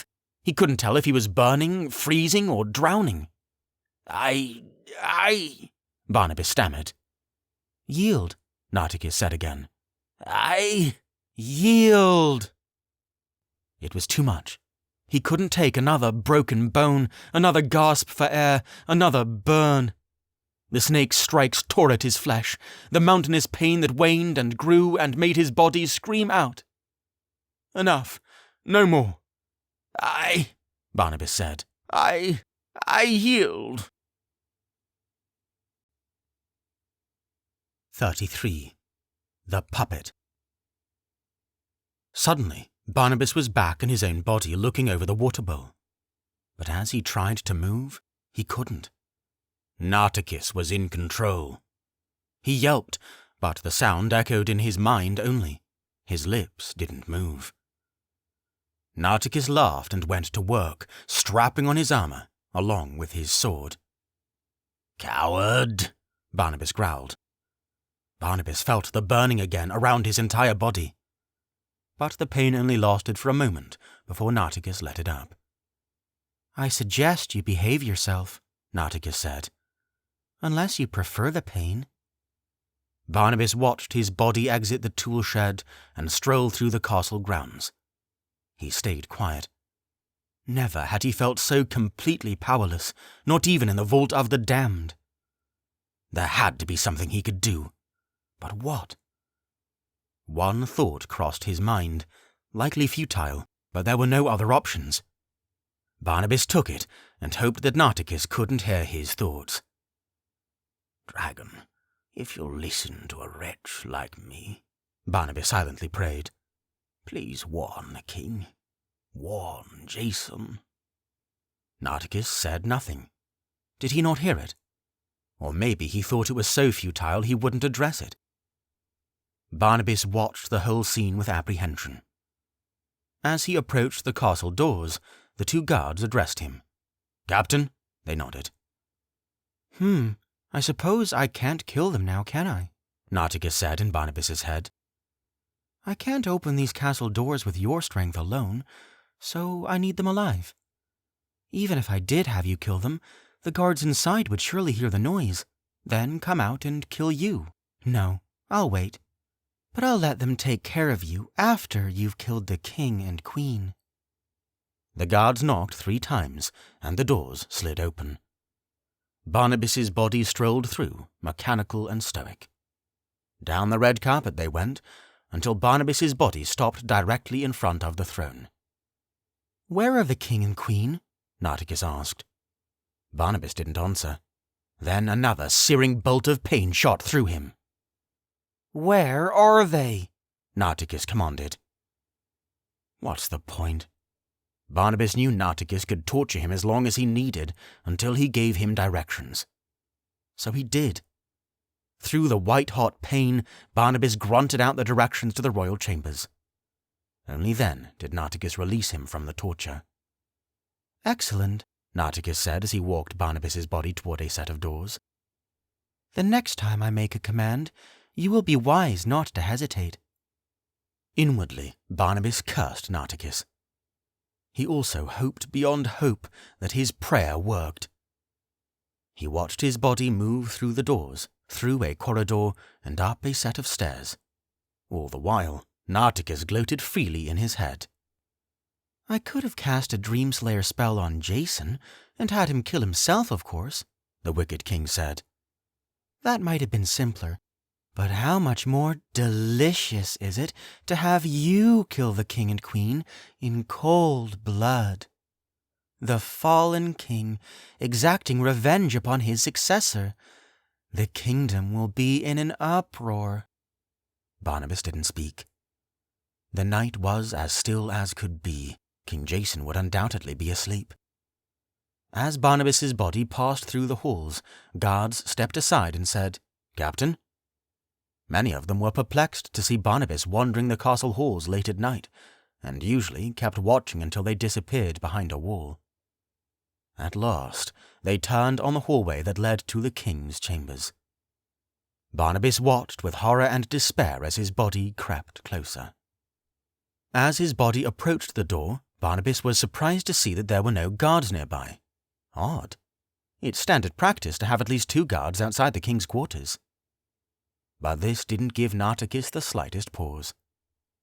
Barnabas watched as Nartikis slipped his sword from his sheath. Barnabas's other hand moved forward to unlatch the doors. he didn't get the chance. From the other side, they flew open with a bang.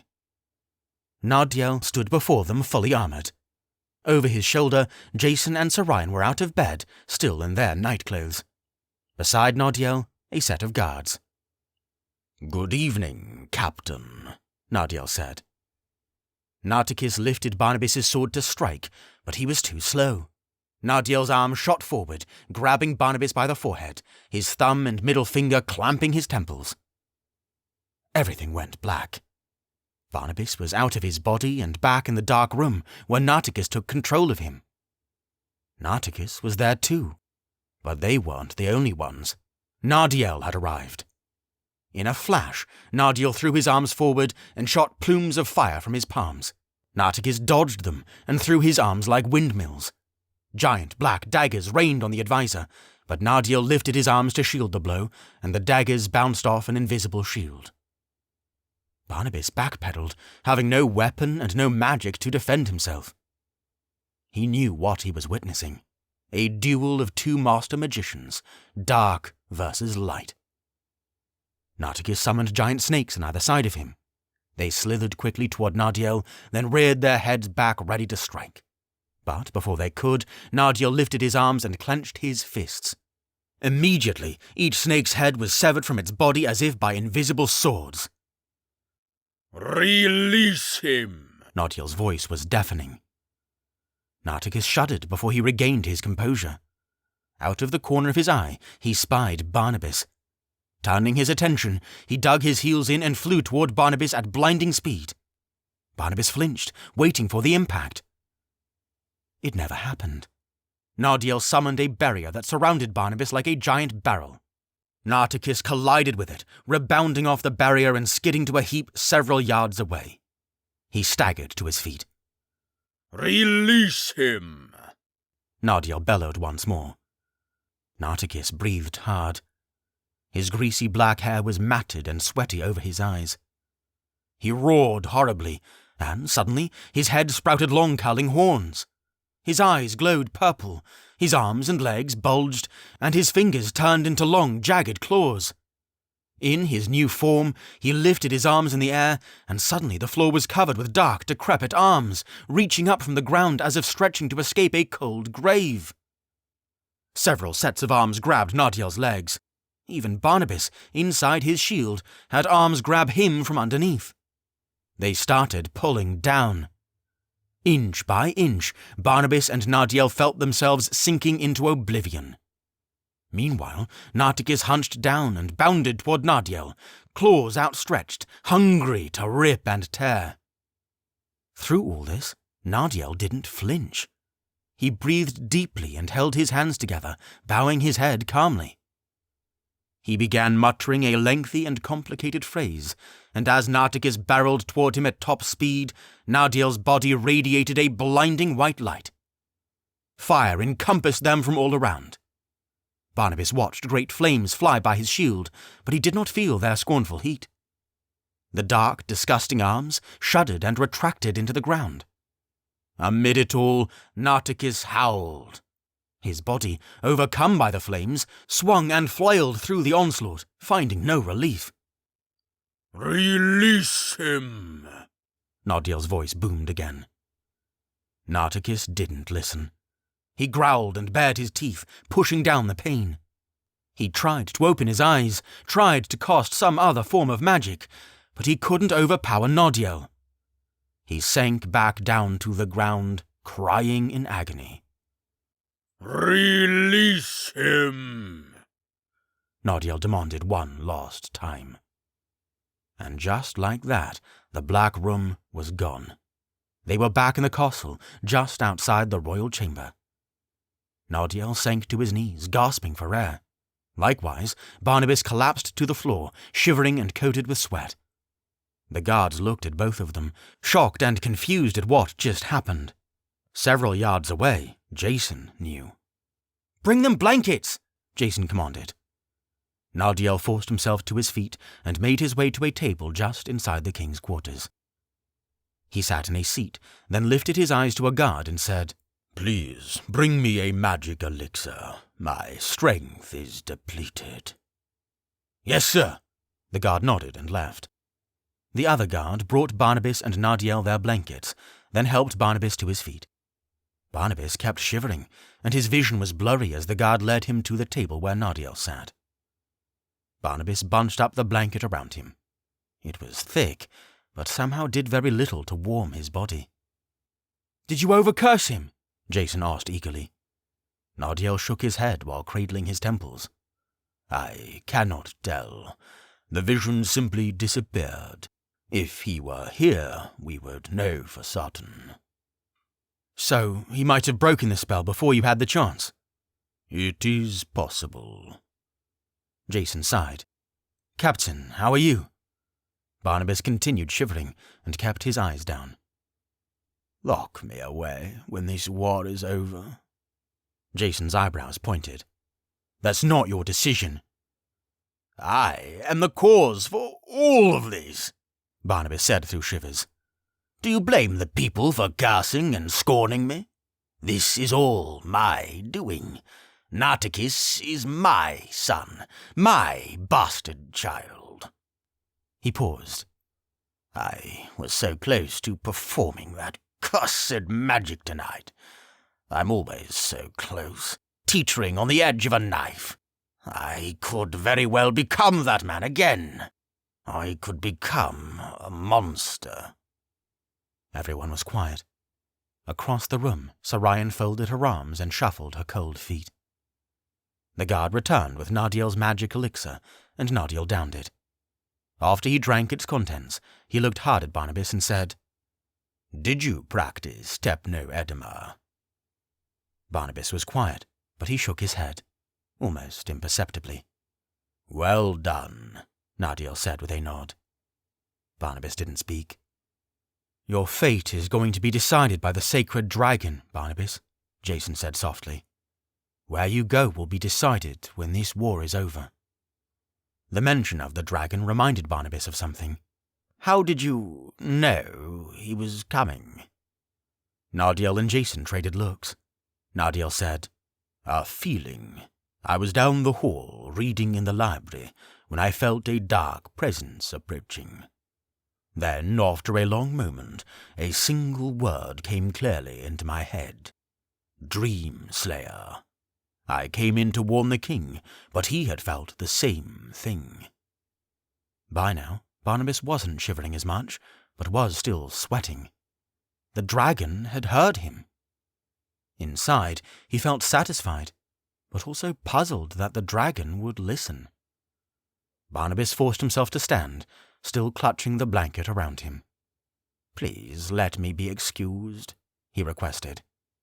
Like a concerned parent, Jason nodded. You are excused. Guards, please help Barnabas down to his quarters. Everyone watched as Barnabas crept out of the room. He didn't regain his strength as he made the long walk through the castle grounds. The guards didn't follow him inside his tool shed. Barnabas closed the door behind him, painstakingly changed out of his armor, hung up his sword, and wrapped himself in more blankets before he got too cold again. He even rested on his cot. He needed something soft. He was about to drift off to sleep when a knock came to the door. Barnabas clenched his teeth to keep them from chattering. Frowning, he said, Enter. The door unlatched. Queen Sarayan entered, wearing a coat against her nightgown. She closed the door behind her, then leaned her back against it, arms folded like before.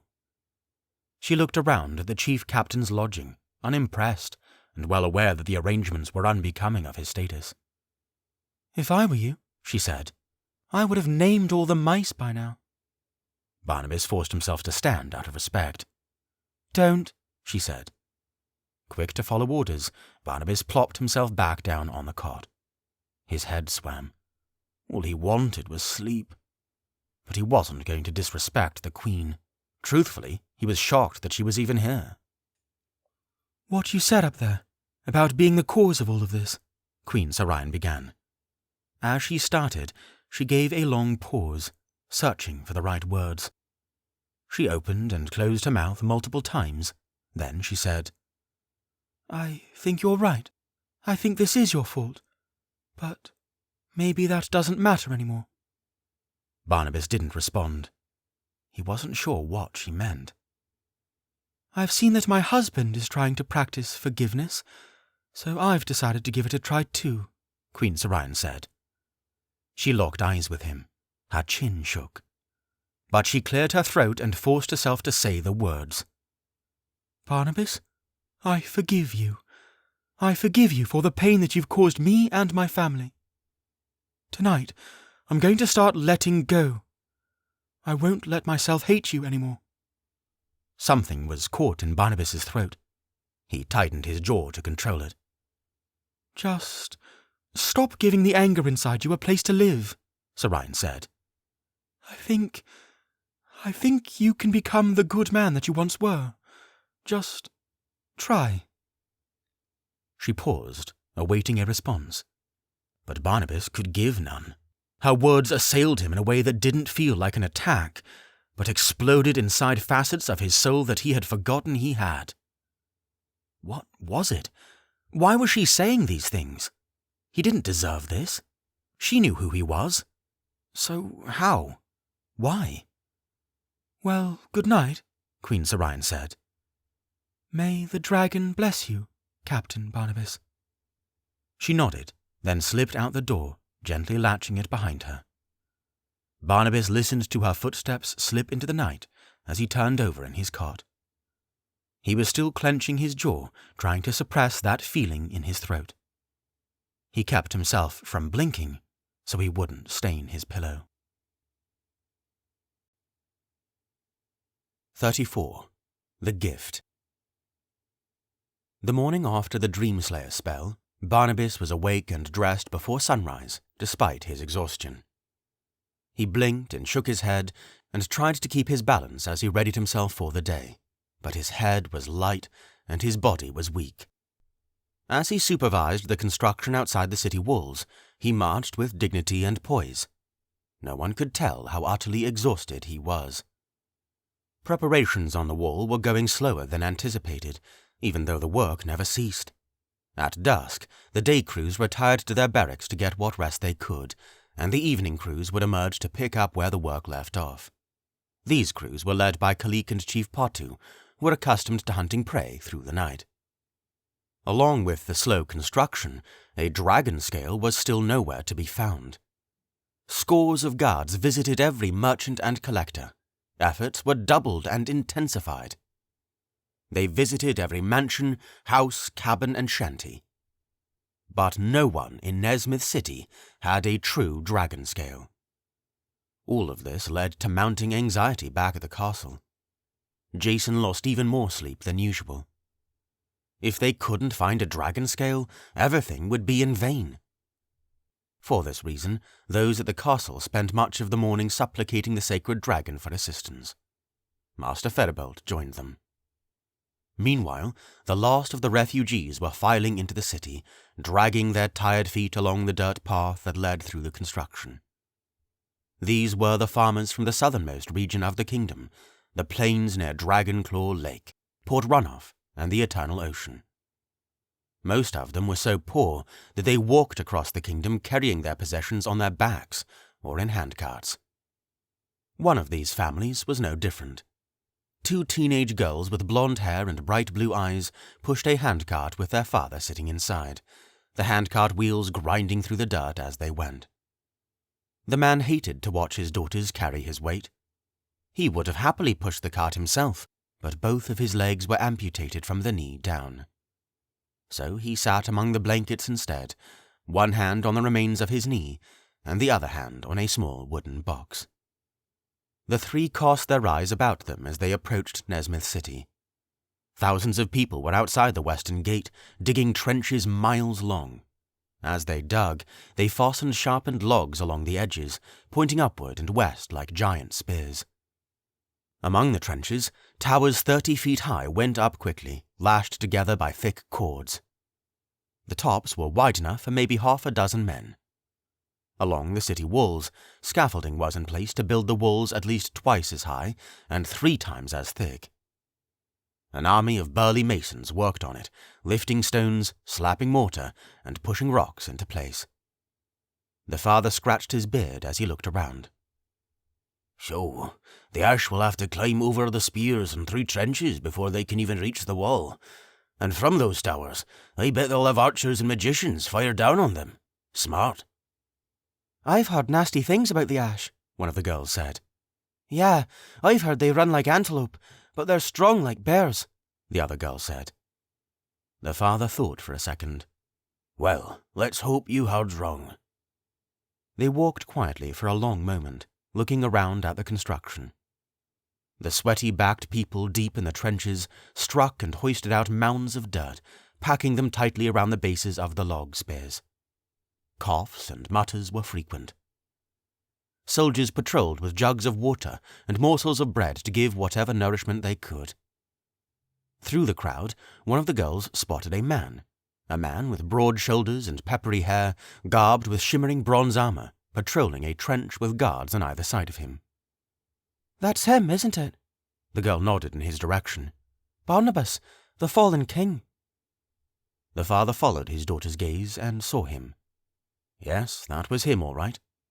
He had to stop himself from narrowing his eyes. Instead, he let out a long sigh. Yes, Helga, that's him, he said. I recognize him from years ago. Dreadful man. The man let out another sigh. Dragon knows what's going on in King Jason's head. But I want you two to remember, he is foreordained by the sacred dragon to be where he is. If Barnabas is meant to be chief captain, King Jason must have been inspired to make it so. Understand? Yes, Pop, the girls said in unison.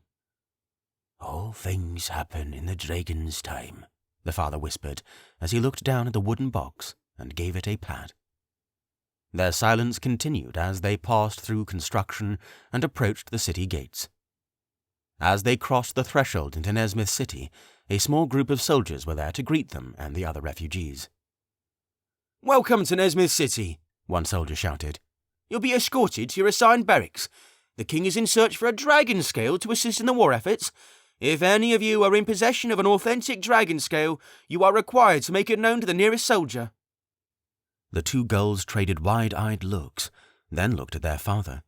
He sat upright in the handcart. His heart rate picked up, but his soul was calm and his mind was clear. He pulled the wooden box onto his lap. Hilda, go tell him, the father whispered. This could be it. Hilda nodded and hiked her dress up before she ran over to the soldier. The soldier stared her down. Yes? Sir, Hilda said. We have a dragon scale. Jason paced back and forth in the great hall. Nadiel sat at a table not far away, trying to read but finding concentration difficult. With no dragon scale and the battle days away, it was hard to think of anything else. Master Feribolt was there, sitting across the table from him, his eyes closed, deep in meditation. Nadiel peeked over the top of his book, just as Master Feribolt opened his eyes. One more prayer, Master? He asked. It was, Master Feribolt nodded. The dragon will provide. I can sense it. But I don't know how or what else we must do. Meanwhile, Jason was barely listening several yards away. He was beginning to worry that he'd wear holes in the carpet from all his pacing, but his beating heart compelled him anyway.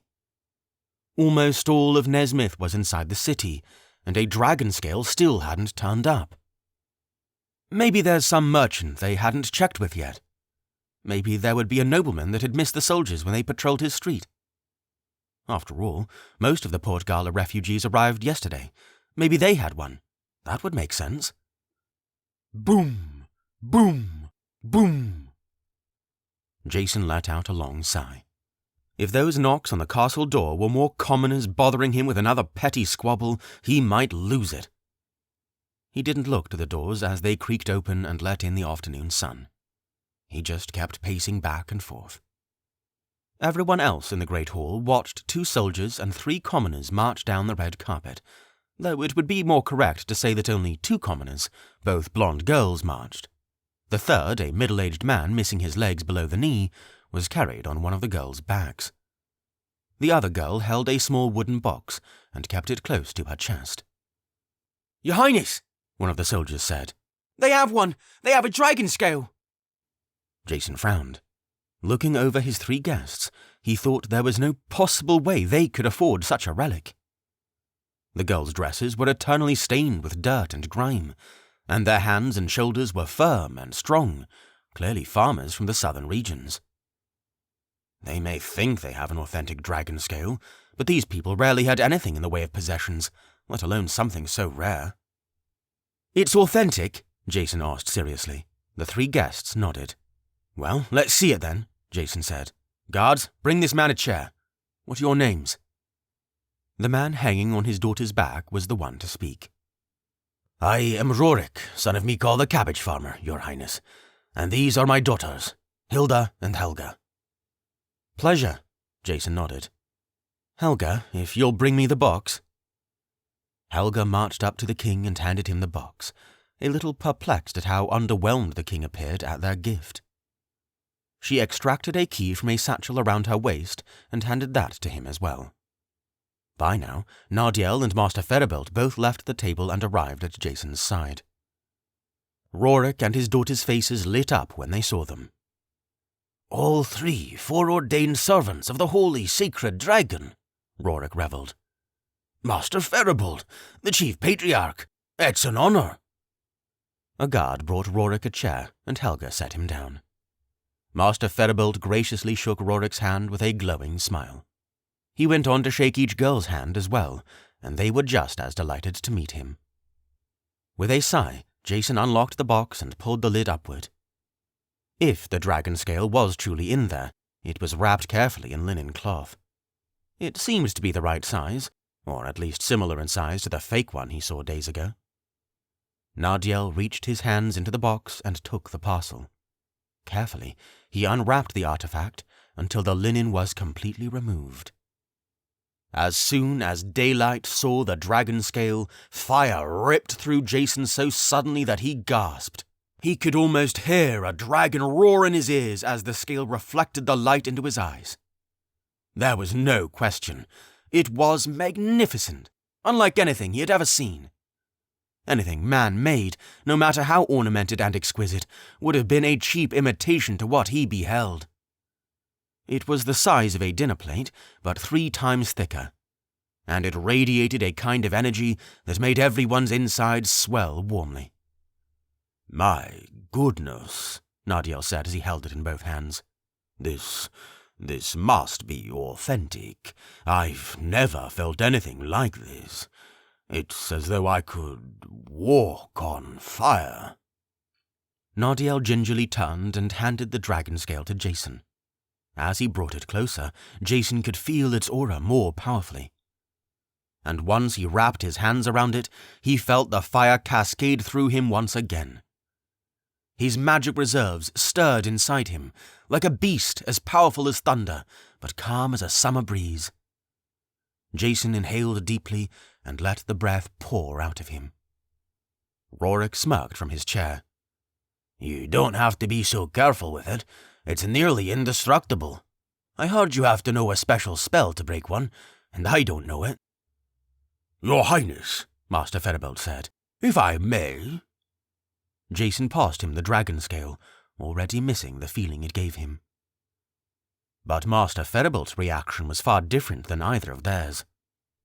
The moment Master Ferabelt got his hands on the scale, his body snapped rigid and he let out a sharp gasp.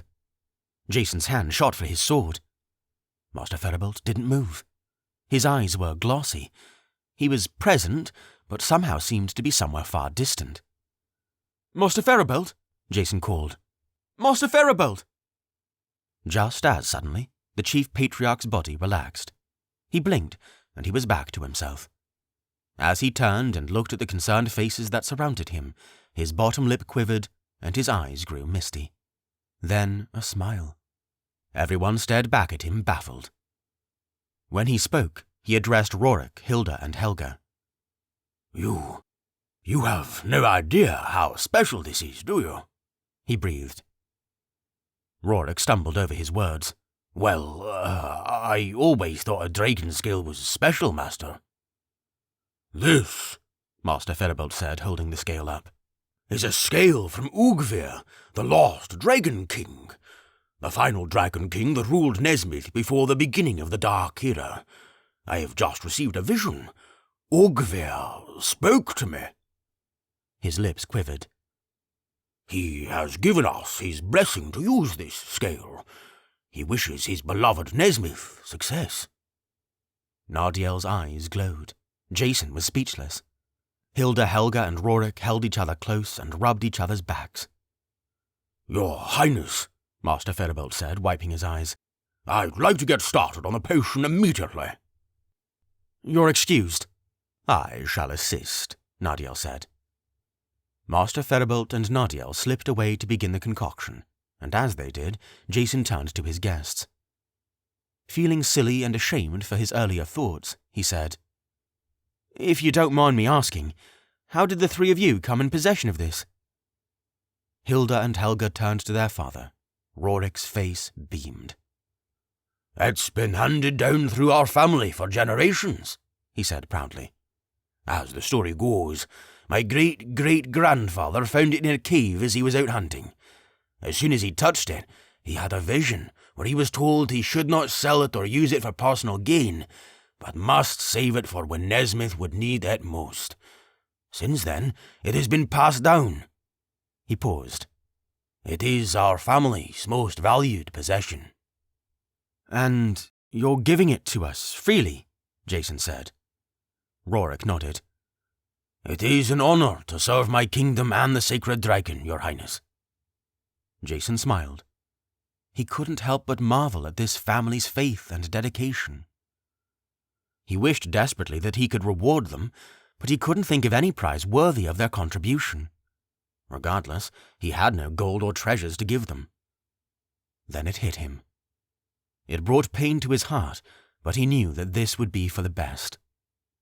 Well, Jason said, you three have changed the tide of this war, and that's not an exaggeration. I wish I had more to give you, but I hope you'll accept this as a token of my gratitude. At that, Jason unlatched the sword, sheath and all, and knelt down before Rorik. From his chair, Rorik gaped at Jason with wonder. Hilda and Helga's eyes were as wide as could be. Jason held his sword with both hands. I've had this sword since I was 15 years old, Jason said. Crafted it myself. Its silver hilt is encrusted with rubies from across the kingdom, and the blade is the highest quality steel. Ever since I birthed it, it's never left me. And now, it's yours. Rorik was aghast. Your Highness, I couldn't possibly... It is yours, my friend. Rorik's eyes shifted from the sword to Jason, then back to the sword. He wrapped both hands around it, then brought it close to his heart. He pursed his lips and battled tears. He was able to mouth a single, "Thank you." You and your family have earned this 100 times over, Jason said. Do with it as you see fit. Then he turned to some nearby guards. Create comfortable lodgings for these three and feed them a hot meal. They've served their kingdom more than enough today. The guards nodded and escorted the family out of the great hall. Rorik, Helga, and Hilda blessed Jason and thanked Jason as they travelled back up the red carpet. They took turns holding the sword and inspecting it carefully, admiring every inch of it. As they left, Jason watched them. Relief flooded him.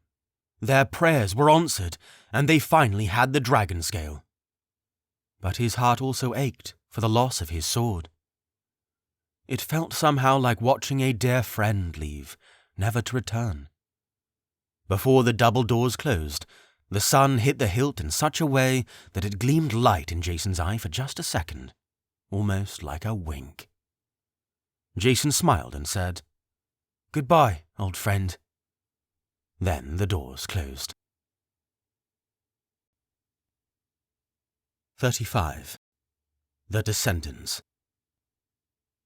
Master Feribolt used the Oracle Stone room to concoct the Purge potion. He said it felt appropriate. The ingredients were organized on a small wooden table pushed against a wall near the door. When Jason walked in, Master Feribolt and Nardiel noticed the sword missing by his side. Their faces crumpled. Seeing Jason without his prized sword was like seeing him without a limb. When Nardiel asked him where it was, Jason explained that he gave it to Rorik and his family. You gifted your blade, Nardiel marveled. It's just a sword, Jason said. I can always get another one. Nardiel and Master Ferribolt slid each other looks. They knew how much that sword had meant to him. Giving it away must have felt like giving away a child. In a large glass vase, the blessed healing water sat ready for the next ingredient. Master Ferribolt took the springlight flowers and sprinkled them in. The powder blue petals floated along the water's surface, along with their spindly green stems. Last was the dragon scale. Master Ferribolt held it with both hands again, feeling its power. He sighed. Such a shame to destroy something so rare and sacred. Nardiel put a hand on his shoulder. But necessary. Master Ferribolt turned to his friends. I might need your help with this one. Your Highness, if you would join in. Jason nodded and put his hands on both their shoulders. Nardiel and Master Ferribolt each put a hand on the scale, so the three of them made a small circle. Master Ferribolt and Nardiel recited a phrase in ancient Nezmythian that not even Jason understood, and magical energy started seeping out of the three of them. The dragon scale quivered, then rattled. Jason could feel the magic draining from him. He was getting weaker. At last, the scale snapped into pieces like a shattered plate. Jason released his hands from his friend's shoulders and rubbed his forehead, taking in deep breaths. Sweat had formed on his eyebrows, even after just a few seconds. I was only a supplement to that spell, as I'm already drained, Jason thought. Master Ferribolt dropped the fragments of the dragon scale into the vase. As soon as he had dropped every piece in, the fragments bubbled and dissolved. Everyone watched in wonder as the ingredients swirled, bubbled, and transformed into a translucent blue. Master Ferribolt clapped his hands and breathed deep.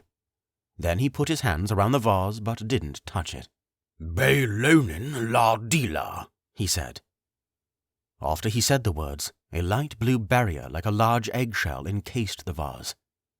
It shimmered slightly in the torchlight. The chief patriarch turned to his friends.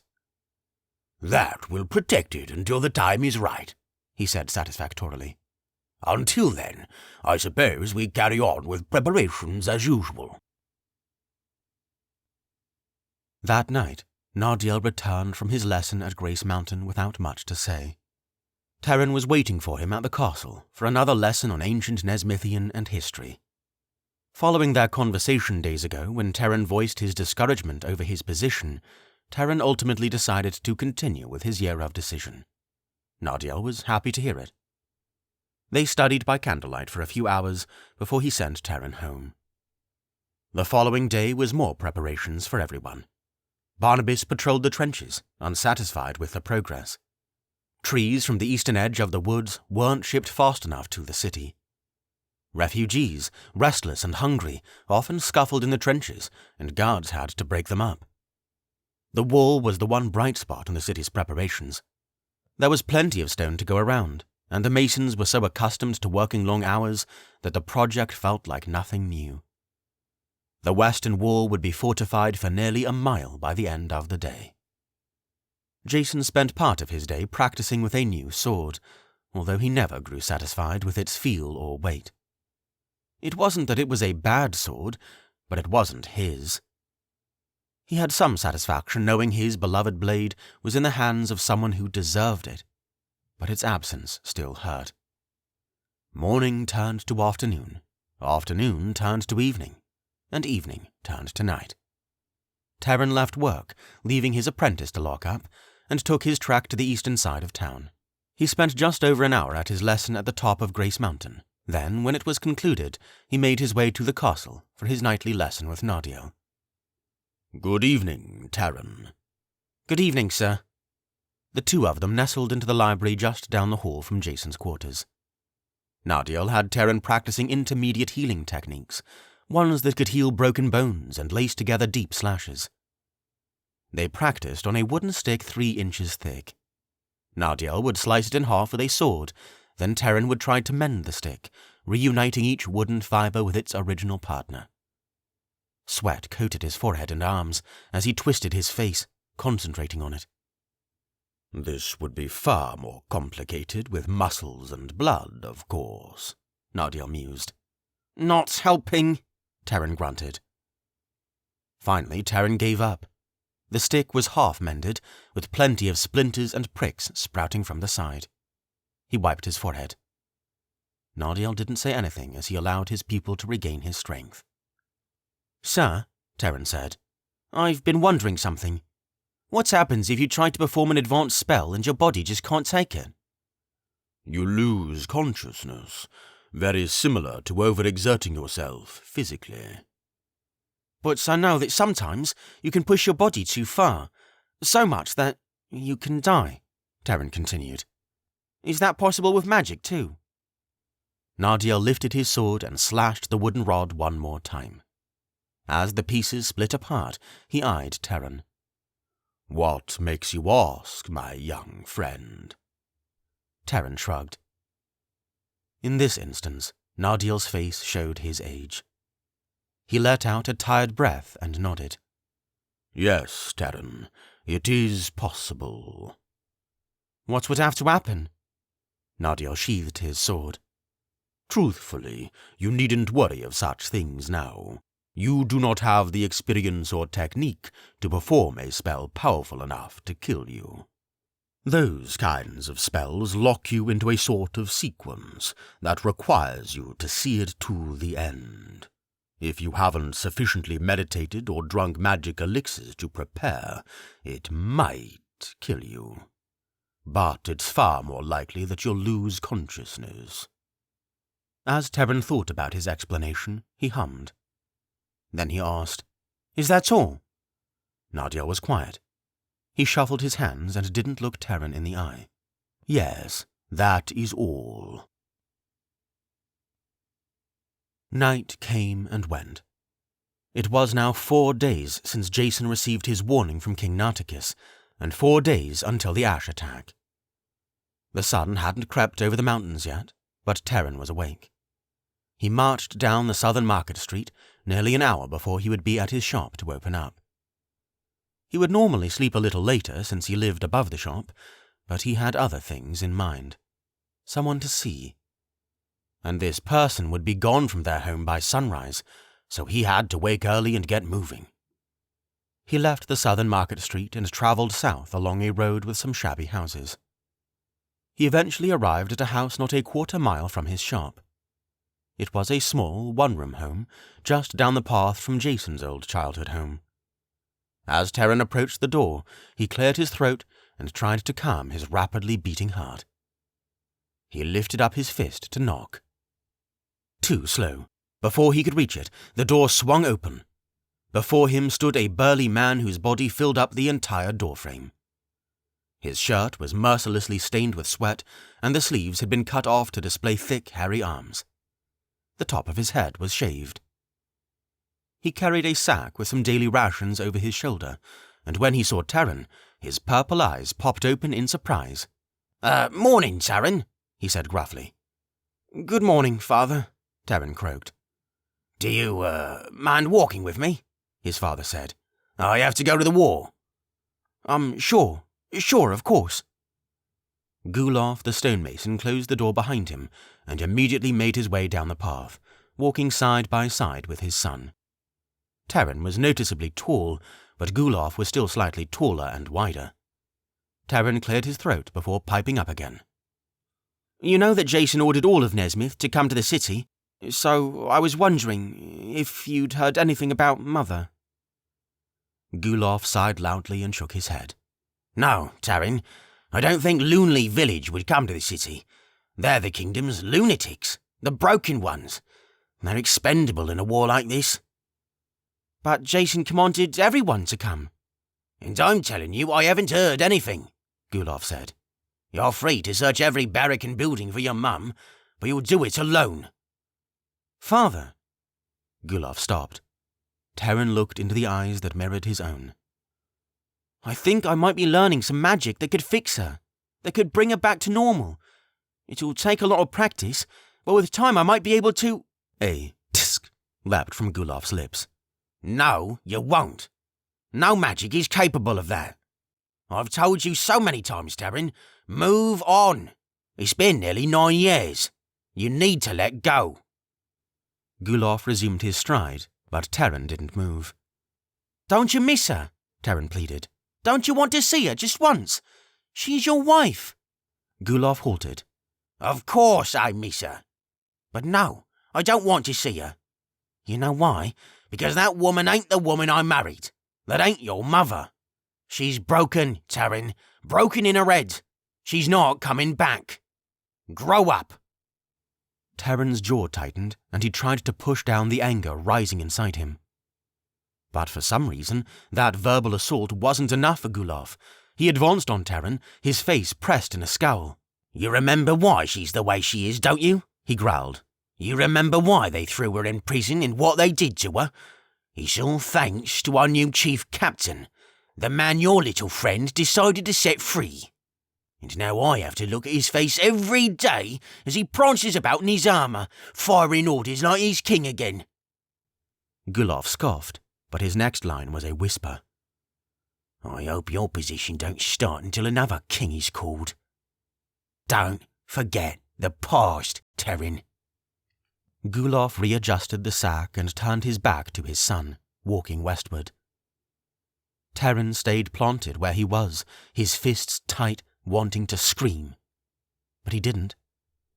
He wasn't going to say that he would be an advisor in less than a year, and he wasn't going to say he'll be proud of the opportunity to serve with Jason.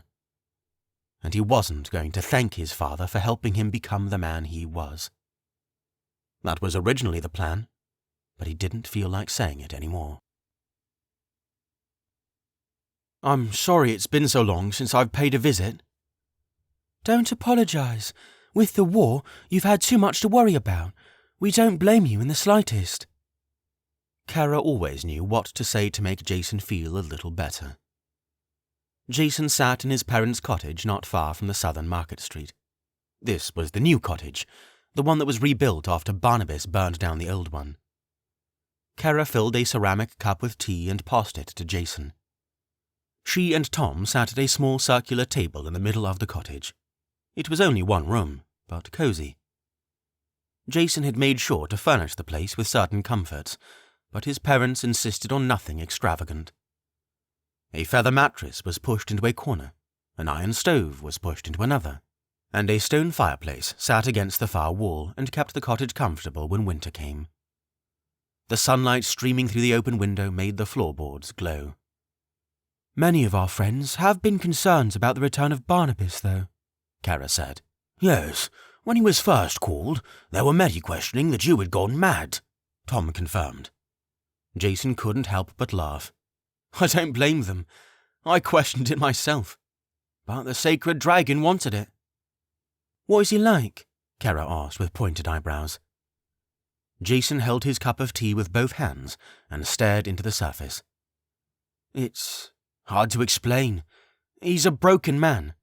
He's told me multiple times that I need to put him back in prison when this war is over. Give him what he deserves. I want to, but I still don't know. It's up to the dragon to decide. Kara and Tom exchanged looks. Then Kara spoke. Well, I'm sure you'll do the right thing, whatever it is. I sure hope so, Jason said as he sipped his tea. Sir Ryan's hand rested in the crook of Nadiel's arm as he escorted her through the Nezmyth city cemetery. The only sounds were the crunching of their footsteps and the breeze rustling the grass and trees. Thank you for accompanying me, Your Highness, Nadiel said as he patted Sir Ryan's hand. Sir Ryan merely hummed in the affirmative. Her tone was absent. Her eyes were filled with the reflection of the hundreds of gravestones that lay before her. Nadiel led her through a journey of converging and diverging paths, not saying anything.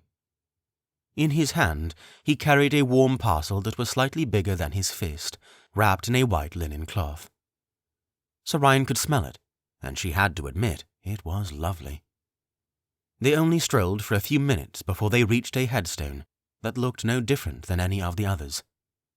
It was the pinnacle of plain, a rectangular stone that wasn't elevated at all. Just a smooth, flat slab with 3 words engraved on it. Will the Printer.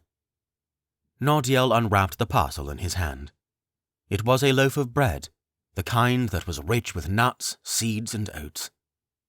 He tucked the linen cloth in his pocket and stooped down to set the bread before the headstone. When he did, he stayed down on his knees, gazing at the headstone thoughtfully. He always loved this kind of bread, Nardiel said with a smile. Sorian half smiled. How long has it been? 42 years. No, 43. Nardiel almost laughed. It amazes me how time passes. Every year travels a little faster. How did he die? Sorian asked, then added, I'm sorry if that's too personal. Not at all, Nardiel replied. It was simply old age, passed away peacefully in his bed. He looked up at Sorian. How are you faring? Sorian let herself down and sat cross-legged next to Nardiel. She grazed her hand over the top of the grass as it swayed beneath her. I don't know. Some days I still expect to see him roaming the halls of the castle, or the castle doors will open and he'll walk in with some report. But then I remind myself that won't happen. He's gone, and the world keeps moving anyway. Death is never easy, Nardiel mused. They say that time heals all wounds, but in retrospect, I disbelieve that notion. The pain is always there, but time simply allots us the will to bear it. Sorian was quiet. She set her elbows on her knees and picked some grass by her feet. I could definitely use that strength right now. My mother died when I was still young, but I never remember feeling this angry. Where is she buried? Sorian stood up and brushed her knees. Not far from here. Indeed, it wasn't far. Maybe only 200 yards away. The dirt crunched beneath their feet again as Nardiel followed Sorian along the path. Eventually, they stopped at a headstone that came up to knee-height, with a top level cut and angled at the sun. Around the name, there were inscriptions of flowers and mountains, very ornate. The headstone was wide and intended to cover 2 graves. The right side was blank, but her mother's name was pushed to the left. Melody. Melody, Nardiel read. That is a beautiful name. I don't remember much from her, but I know she had a beautiful soul. I'm sure she still does. Sorian smiled at Nardiel gratefully, then traced her mother's name on the headstone. I still miss her sometimes, but I do find some comfort in knowing that they're together again. She smiled. I can only imagine the look on her face when he ascended into the third life after 16 years. I bet they gave each other the biggest hug. I wish I was there to see it. Sorian coughed to cover up the shake in her voice. Then she sniffed and wiped her eyes. Nardiel wrapped his arm around her shoulders and gave her a fatherly tug. She tugged him back, and they stood there for a moment, soaking up the breeze and allowing themselves to feel. When this war has ended, Nardiel said, we'll give Garrett a proper memorial, and the right side of this marker will be engraved beautifully. Sorian smiled and coughed again. I'd like that. 36. The Conclusion. As Jason ascended Grace Mountain for his final lesson, he looked to the west. Nezmyth City was a dark lake of dancing candlelight in windowsills. Across the city, he could still hear the muffled clanking of hammers and the shouts of men working on the wall. The warm breeze nipped at his clothes. A large portion of the wall was fortified, but who could tell what it would be against thousands of ash? He was starting to question if their fortifications would even matter. He dragged his feet across the plateau as he made his way to the dragon statue. When he reached the statue, he unsheathed his plain, uninteresting sword and set it on the ground. He breathed deep and bowed his head. The silence of the mountaintop echoed around him for a moment. Then he heard the voice of King Thomas. "That sword is different from the one you've had." Jason lifted his eyes to see King Thomas sitting cross-legged at the foot of the dragon statue. "Yes," Jason nodded. "I gifted my old sword to the family that gave us the dragon scale. It was their most valuable possession, so I wanted to return the favour somehow." "That was very kind," King Thomas smiled. "You should know that many of your ancestors shed tears when they saw that. You made them proud." He paused and leaned in.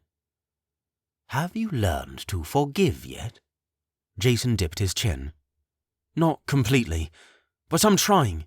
I really am. It's just hard." "That is enough," King Thomas said. "Keep searching your heart for that forgiveness, and I'm sure you'll find it. The Holy Dragon delights in rewarding us for our earnest preparations, even when they fall woefully short." He nodded toward the west, toward the preparations on the wall. Jason let out a long sigh through his nose. King Thomas put his hands on his knees and stood. "Are you ready for your final lesson, Your Majesty?" "Yes, sir." "Good, because this one is the most important. I'm going to teach you how to access the soul of Nartikis." Jason stood up in kind. King Thomas's countenance was serious and stern. "Take 3 deep breaths," he commanded. Jason inhaled and exhaled 3 long, healthy breaths. "Good," King Thomas said. "This technique is another technique that you can only access with sacred permission, much like controlling the weather. Drinking the Purge potion is vital in giving you the magical energy you need to perform this task, even as a Knight of the Holy Order. Hold your hands out like so." King Thomas placed his thumbs and index fingers together so they made a triangle. Jason had seen Master Ferribolt and Nadiel do this before. "You'll have to subdue Nartikis so you can perform this spell without interruption," King Thomas said. "But remember, do not harm him. It'll just make the rest of the purge more difficult once you're inside his soul. I'd recommend a paralyzing curse." "He's really strong with dark magic, though," Jason said, copying King Thomas's stance. "What if he can counter the paralyzing curse I try to put on him? And will the curse hold long enough for me to get inside his soul and do whatever I have to do?" "Once you get inside his soul, time will become irrelevant," King Thomas said. "All you must do is subdue him long enough to put your hands over him and recite these words. 'By the dragon's fire and holy breath, I claim your wretched soul from death. Open the gates into your soul, that you may be purged and renewed as whole.'" Jason blinked. "A poem, and not an ancient Nezmythian?" "Remember, magic takes many forms," King Thomas said. "You used a song to cure your mother of the Epoch-Lyme disease years ago. This part of the Ordinance is a poem. Recite it while your subject is subdued, and you will gain access to his soul." "What do I do once I'm inside?" Jason asked. King Thomas dropped his arms. "You will know once you're there. Every soul is different. And to be perfectly frank, Your Highness, I don't know how to prepare you for what you'll find in there. Nartikis' soul is something we cannot investigate." "But as long as I can get inside and purge him of all his darkness, the ash will be destroyed?" "Correct." Jason nodded. Then thought for a moment, then said, "But everything hinges on whether or not he shows up to fight me." "Yes." "What if he doesn't even come?" Jason said. "What if he sends his army of ash and stays behind in Unbuntye? I did my best to goad him here, and I think he'll show. But what if he doesn't?" To this, King Thomas nodded. "You must have faith, I suppose." Jason waited for more reassuring words, but King Thomas didn't offer any. Finally he said, Is there anything more I can do to prepare? King Thomas half smiled. You're already doing it. The moons in the window meant that Nardiel didn't have to light a lantern in the study tonight. He just waved an armchair across the room and perched it next to the window. There, in the pale light, he sat with a book propped open in his lap. He sat in silence for a couple of hours as Jason participated in his last Grace Mountain lesson. Silently, he wondered what he would be taught. He also wondered who his tutor was. He had suspicions that it was King Thomas, but Jason wouldn't confirm. If so, that first meeting must have been uncomfortable, given the verbal lashing King Thomas gave him the day before. Nardiel soaked in the solitude, enjoying nothing but the soft moonlight and the crackling of a nearby fire. But suddenly, a knock came to the door. Half frowning, Nardiel blinked. He wasn't expecting Terran for another hour, so the interruption felt misplaced. "Come in." The door opened just a crack, and in crept Barnabas, garbed in his chief captain armor. He stared at the ground as he slipped into the study and closed the door behind him. His armor clinked with each cautious step, and he swung his arms unnaturally by his sides. All the while, he couldn't look at Nardiel. Inwardly, Nardiel wondered if Barnabas were possessed again, but he didn't feel any dark aura in the room. It was just Barnabas, standing awkwardly at attention while keeping his gaze to the floor. Nardiel couldn't help but look on with scrunched eyebrows. Barnabas cleared his throat. He looked around, scanning the bookcases that stretched from floor to ceiling. The crackling fire threw orange light on one side of his face. His arms were still swinging by his sides. "Barnabas?" Nardiel said with a nod. "Nardiel," Barnabas replied. I remember this room. It used to be one of the treasuries, was it not?" "Yes," Nardiel replied. "One of the rooms where you kept much of the gold." Barnabas stiffened. "Of course, I remember. I didn't read many books during my rule, so at the time I'm sure I found it more fitting." "That I remember." "Yes, well," Barnabas shuffled his feet. "Perhaps if we survive this war and His Highness sends me back to my cell, he'd be kind enough to send me with a book or two." "I'm sure that could be arranged." "Wonderful." More silence. Barnabas stood in the middle of the room, still not making eye contact, while Nardiel was half turned toward him in the armchair. Nardiel desperately wanted to continue with his book. Where he stood, Barnabas kept shuffling his feet. He clasped his hands behind his back. "Sir, how did you stay your hand all those years?" Barnabas forced out. Nardiel blinked. "During your rule?" "Yes." "It was difficult," Nardiel said. "But time after time, the sacred dragon confirmed to me that it was not my responsibility to end your rule. I was assured that soon a new king would be foreordained. Then it would be my duty to protect him." "And that you did," Barnabas said. "Jason is a fine king."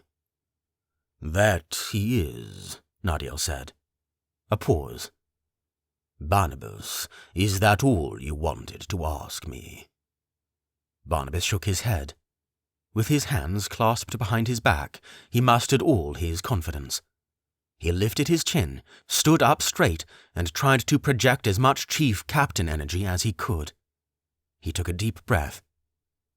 "No," Barnabas answered. "I came to implore you for forgiveness." Nardiel's eyebrows popped. "Oh?" "Yes," Barnabas confirmed. "For subjecting you to my awful rule for 20 years. You were a fine adviser, and you deserved better. You were wise and patient, and I was so blinded by my bitterness and greed. You were always the first to taste of my cruelty. I owe you a great debt." Nardiel took his thumb out of his book and set it aside. He leaned over in his chair, looking hard at Barnabas. By now, Barnabas's focus was on the ground again. Nardiel let the silence linger. He tapped his thumbs together, remembering all the times that Barnabas had served himself and let the kingdom rot. For years, Nardiel advised him against such matters, but Barnabas always ignored him. As the years went by, discouragement set in, and eventually Nardiel stopped advising him altogether. Instead, he wandered the castle like a ghost, finding solace from Barnabas and his corrupt soldiers in places like the library. But that was all in the past. "Barnabas, you have my forgiveness," Nardiel said. "But this is how you will repay your debt." Barnabas lifted his gaze. "Lead our kingdom to victory," Nardiel said firmly. "Lead as the Captain Barnabas that you once were. Fight in such a way that if this is the last thing you do, and it might be, that you will restore your honor, and the people of Nezmyth will look back at you as a hero that led us in our darkest hour." Nardiel's face hardened. "Will you do that, Captain?" Barnabas's face radiated valor. He stood perfectly at attention, his eyes filled with fire, and said, "Yes, sir." "Good. You are excused." Barnabas spun on his heels and resolutely marched toward the door. Just as he unlatched the handle to pull it open, Nardiel said, "Barnabas." The chief captain looked over his shoulder. As Nardiel pulled his book back onto his lap, he turned to the former king and said, "Thank you." Barnabas bowed respectfully, pulled the door open, and left the room. 37. The Replacement. Jason couldn't dispel the awful feeling in his stomach. The Ash were only 3 days away, but the Western Wall wasn't seeing any significant improvements. It made images of the Ash flooding Nezmyth City too easy to imagine. Then it would be the screams and carnage of Pinegrove all over again. Jason found it hard to eat and sleep properly. The good news was that the purge potion would be done curing by this afternoon. It had been 3 whole days since they had found the dragon scale. 3 whole days since Jason had gotten rid of his prized sword. He still hadn't gotten used to any other. That morning, he ventured down to the Western Wall to see the progress with his own eyes. He couldn't help but frown when he saw the state of the trenches and the towers. Even with thousands of people working together, only half of the towers had been completed, and the trenches were far behind schedule. Barnabas had planned for 3 rows of trenches 10 feet deep and 15 feet wide, each several miles long. So far, only the first row was complete. Barnabas himself escorted Jason along the trench. As they walked, many Nezmithians looked up from the rut to nod to their captain and king. But just as many ignored them, or looked up with shameless scowls, usually aimed at Barnabas. When Jason looked upon them, he saw dirty faces and blistery hands.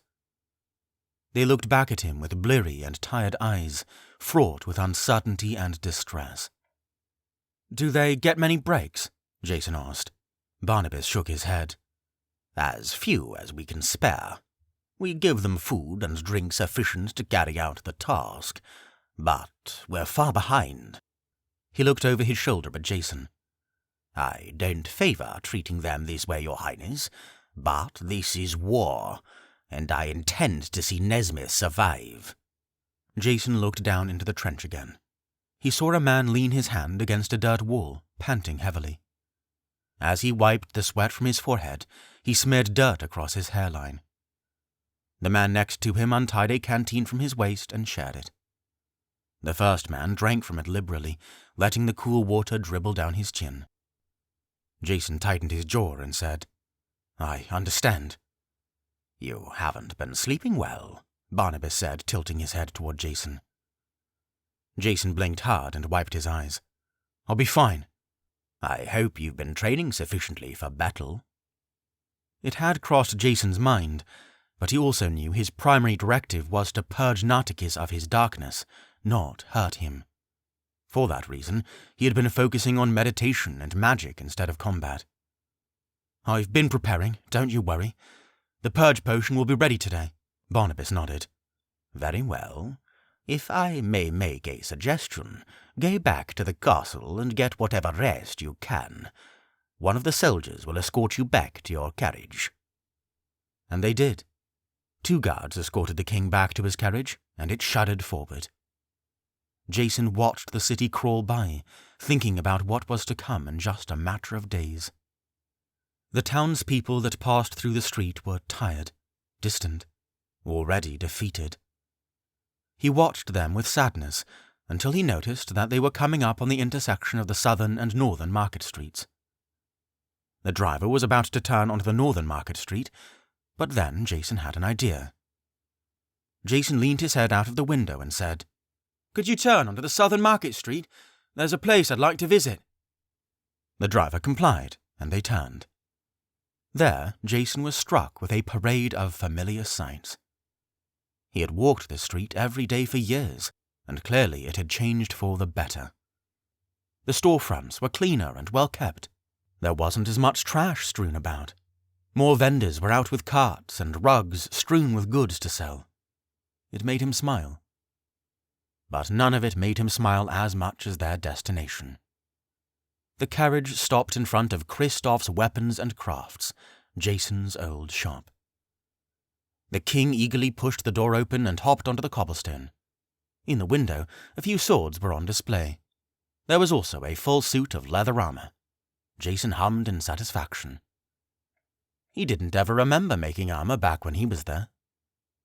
He marched directly up to the door and pushed it open. The door didn't creak when he pushed it, which caught him off guard. He couldn't help but stand there, pushing the door forward and back again, impressed at how smooth the hinges were. Wow, he thought, things really have changed around here. But the machines all sounded the same. Their churning, sputtering steam filled his ears with delightful hissing and clanking. The air wasn't as humid as he remembered. Maybe they had fixed the ducts as well. The old coat rack was still in its usual spot. And the people, they were the same too. "Well, look who it is. It's King Jason himself." It was Bertus, wide shoulders, ponytail and all.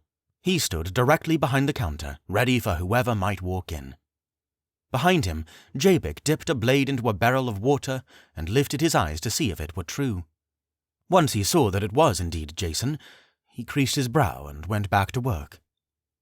There was a third person in the shop that Jason didn't recognize. A boy that had to be 12 or 13, with a shock of blonde hair and a fair complexion. His jaw fell when he saw King Jason. But when Jason made eye contact and smiled, the boy quickly turned around and busied himself with some leather strips. "That's Golan's nephew," Bertus said, noticing the confusion on Jason's face. "Started his apprenticeship a year ago when Golan left. How have you been, my friend?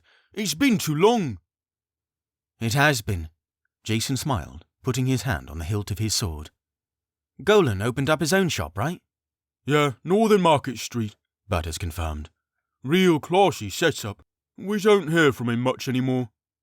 "That's a shame," Jason said. "Jabik, how are you? Settled down yet, or still chasing girls?" Jabik ignored him.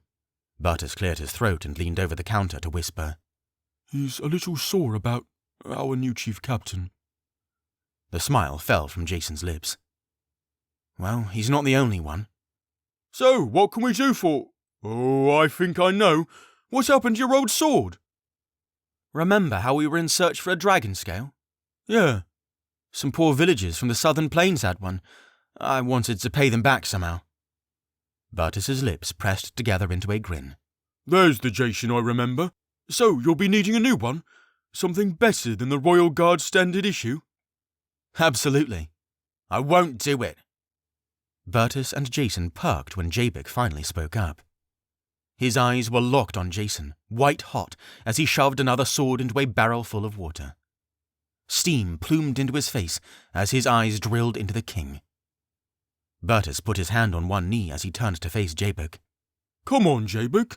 Jason is our—" "He's not my friend," Jabek fired back. Not anymore. He barely comes by here ever since he became king. Thinks he's too good for us. And that's only the start of it. I won't craft a sword for a corrupt king that released a tyrant to start driving our people around like slaves. You used to work here? Pfft, I don't care. Need a sword? Go somewhere else. The words were like daggers in Jason's heart. He remembered laughing with Jabek all those years ago, scraping through the hard times when the harvest tax nearly left them broke, sharing bread at lunchtime. Now, the eyes of a friend had no glint of kinship whatsoever. Jabek's chest rose and fell with every hot breath. The churning of machines nearly ceased to exist among the conversation's tense silence. Near the far wall, Golan's nephew watched the exchange with mouth agape. Burtis flipped around to face Jason. Jason, he doesn't mean... No, Jason said. I think he does. He sighed. Sorry to interrupt the lot of you. I'll be on my way then. Jabek, he made hard eye contact. I'm sorry I disappointed you. I hope you can someday forgive me. As Jason turned to exit the shop, he heard Jabek shout, You can throw him back in prison where he belongs! The door shut behind him. He ignored the townspeople walking up and down the street ogling the carriage. After Jason climbed inside, the driver closed the door, climbed onto his perch, and snapped the reins. As the carriage jostled toward Upper City, Jason buried his face in his hands. Jason told Nadiel about the exchange when he arrived at the castle. Nadiel was understanding and shared his sympathy. On the other hand, Jason knew better than to share the experience with Sarayan. If he told her, she would probably take the carriage down there personally and order them to make him a sword. At this point, Jason didn't care that much about the sword. Losing the trust of a friend was far worse. The afternoon hours crept on, and Jason tried to ease his nerves, to no avail. He practiced a myriad of magical techniques in the back courtyard, including healing spells, fire beams, lightning strikes, and even transfiguration. They did a lot to tire his mind and body, but the unease that oscillated through him would not be denied. As the sun fell, Jason sat with Sarayan and Nadiel in the dining hall. Jason sat up straight, trying to appear unperturbed as he speared some vegetables with his fork. Sarayan stole glances at him out of the corner of her eye, studying him as she ate. Finally, she couldn't resist. What's wrong? She said. You're upset about something? Jason set down his fork and knife. This war, everything. There's more. Tell me. Jason blinked at her. How do you do that? I'm your wife, and I can read you like a book. What's going on? I just... Jason said, spearing more vegetables. The preparations on the wall. They're far behind. It's got me concerned. Sarayan's eyes narrowed to slits, digging into her husband. Jason didn't return the glance. He kept keenly focused on his food. In response, Sarayan turned to Nadiel. Is he lying to me? You have to tell me the truth, Nadiel. You swore an oath. Jason eyed Nadiel threateningly and shook his head. Nadiel returned the gaze with utter defeat, trapped. He swallowed what was in his mouth, then cleared his throat. Jason went to his old shop today to get a new sword made. They wouldn't do it because he freed Barnabas. Sarayan slammed her silverware on the table and stood up, pushing her seat back. Without another word, she stomped toward the dining room door. Don't tell me you're going down there, Jason said despairingly. Oh, I'm going. Sarayan. You are the king, Sarayan shot. You were acting out the sacred dragon's orders. They should know. They're going to make you a better sword than the one you had before, or they'll have to... Boom, boom, boom. The castle doors rang. Can't it wait? Sarayan hollered. Thank goodness, Jason muttered as he bunched up a napkin and threw it on his plate. Jason, Nadiel, and Sarayan could hear the castle doors creak open before they even entered the great hall. Down the red carpet came a single man, escorted by a couple of soldiers. The setting sun turned him into a silhouette, but as he walked farther and farther down the red carpet, Jason finally recognized who it was. His face lit up. Thomas! Thomas the blacksmith! Jason said, his hands outstretched. What a surprise on this dreary day! How are you, friend? The last time Jason saw him, Thomas was bandaged up back at Fort Abernath after the defeat at Pine Grove. Now, Thomas had a black eye patch where the bandage once was. He smiled broadly and shook Jason's hands with one of his own. With his other hand, he clutched a long parcel against his chest. A parcel wrapped thickly with twine and cloth. Your Highness, it's an honour, Thomas said, bowing a little. I hope I didn't catch you at a bad time. Perfect timing, actually, Jason said. What brings you here? This, Thomas said, holding the wrapped parcel with both hands. I hope you don't mind. Word travels fast of everything you do, and I heard that you gave your sword to the man who had a dragon scale. He was a poor farmer from the southern plains. Is that true? Yes, on both accounts, Jason said. Well, Thomas said timidly, I wanted to give you something as a token of my gratitude. You helped preserve my life, and kept the promise you made to my dear Emily. I hope this will suffice. Thomas held the parcel out with both hands. Jason's smile touched his ears. He took the package from Thomas and held it carefully. It felt about the right weight. Could it be? Jason went to work untying the string and unwrapping the cloth like a birthday present. Sarayan and Nadiel both watched from several feet away. When the parcel was unwrapped, Jason's eyes grew. A stunning, magnificent new sword. The hilt was a shimmering white metal Jason had never seen before, and the grip was wrapped in braided leather. A ruby was encrusted in the pommel, and the crossguard was two dragon heads snarling in opposite directions. He ripped the sword from its sheath and held the blade to his face. The steel sang as it reflected the light's surface. It felt perfectly balanced in his hand, the work of someone with decades of experience. Thomas, this blade is exquisite, he marveled. What kind of metal is this? I've never seen a white handle before. It's beautiful. It's something of my own invention, Thomas said. I haven't even a name for it. Jason's chest swelled and his smile touched his ears. He slipped it back into its sheath. His gaze shifted to Thomas, who looked just as happy with his work as Jason was to receive it. This is the finest blade I've ever handled, Jason said. You give this to me freely. Thomas bowed. It was an honour to craft it, Your Majesty. Jason smiled, still admiring the work as it rested in its sheath. You know, most blades of this craftsmanship have a name. What would you have me call it? Well, Your Highness, Thomas said, rubbing his hands together, I would be lying if I said I hadn't thought about it. You are one with the sacred dragon, eager to do good and cast out darkness, the kind of king that makes the guardian of the night tremble. For that reason, I would call it Nightbane. Jason held the sword up to his eyes again. Beaming, he said, A fitting name. Thomas, please kneel. Thomas knelt before Jason and bowed his head, clasping his hands in front of him. Jason slipped Nightbane from its sheath and stretched it forward, tapping each of Thomas's shoulders. From now on, he said, you will no longer be known simply as Thomas the blacksmith. You will be revered as Thomas, forger of Nightbane. After Jason conferred upon Thomas his new title, Thomas rose to his feet with a smile so wide it could have made his whole body float. Jason sheathed Nightbane, then threw his arms around Thomas. The two embraced. When they let go, Jason said, Thank you for this beautiful gift. I'll never forget it.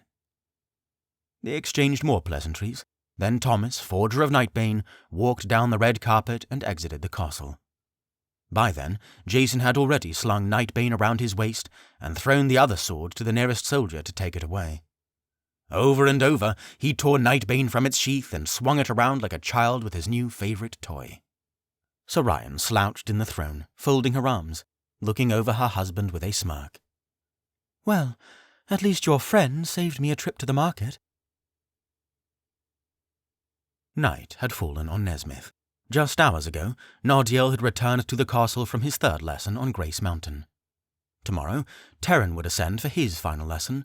Then the three of them would be fully prepared to conduct the Purge Ordinance. Until then, work continued on the western wall. Outside the gate, the night crew was hard at work in the trenches. Above them, guards patrolled the newly widened wall and stayed posted in their towers, looking to the west. Each guard was equipped with a standard-issue telescope, enchanted to see far distances even in the dark. Two of these guards, stationed at the tower just above the gate, conversed as they looked on the trenches below. "Just over 2 days before they arrive," the first guard said. "These trenches won't be close to ready." The second soldier spoke through bits of guabo in his mouth.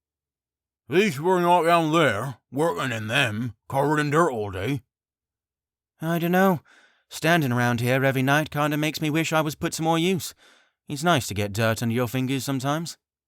"Yes, you." "Besides, it's a little chilly tonight. That kind of work keeps the blood flowing, keeps you warm."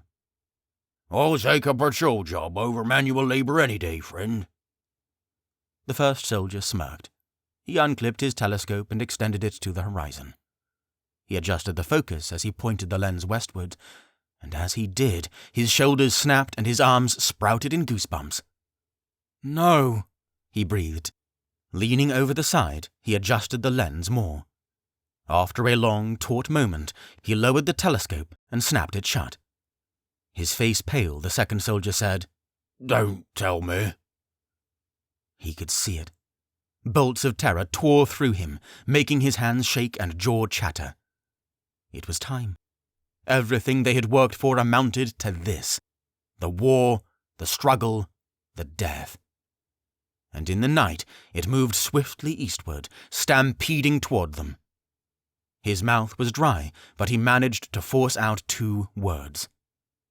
"They're here." 38. The Arrival. The first horn sounded, then more throughout the city. Within minutes, all of Nezmyth City was alive with the blaring of war horns. The ash was spotted coming out of the edge of the western woods. With their speed, they could be upon the city in just over an hour. Construction on the wall and trenches were abandoned. The workers fled into the city.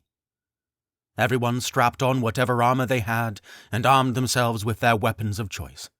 Along the wall, every guard and soldier in Nezmyth positioned themselves to be the first line of defense against the ash.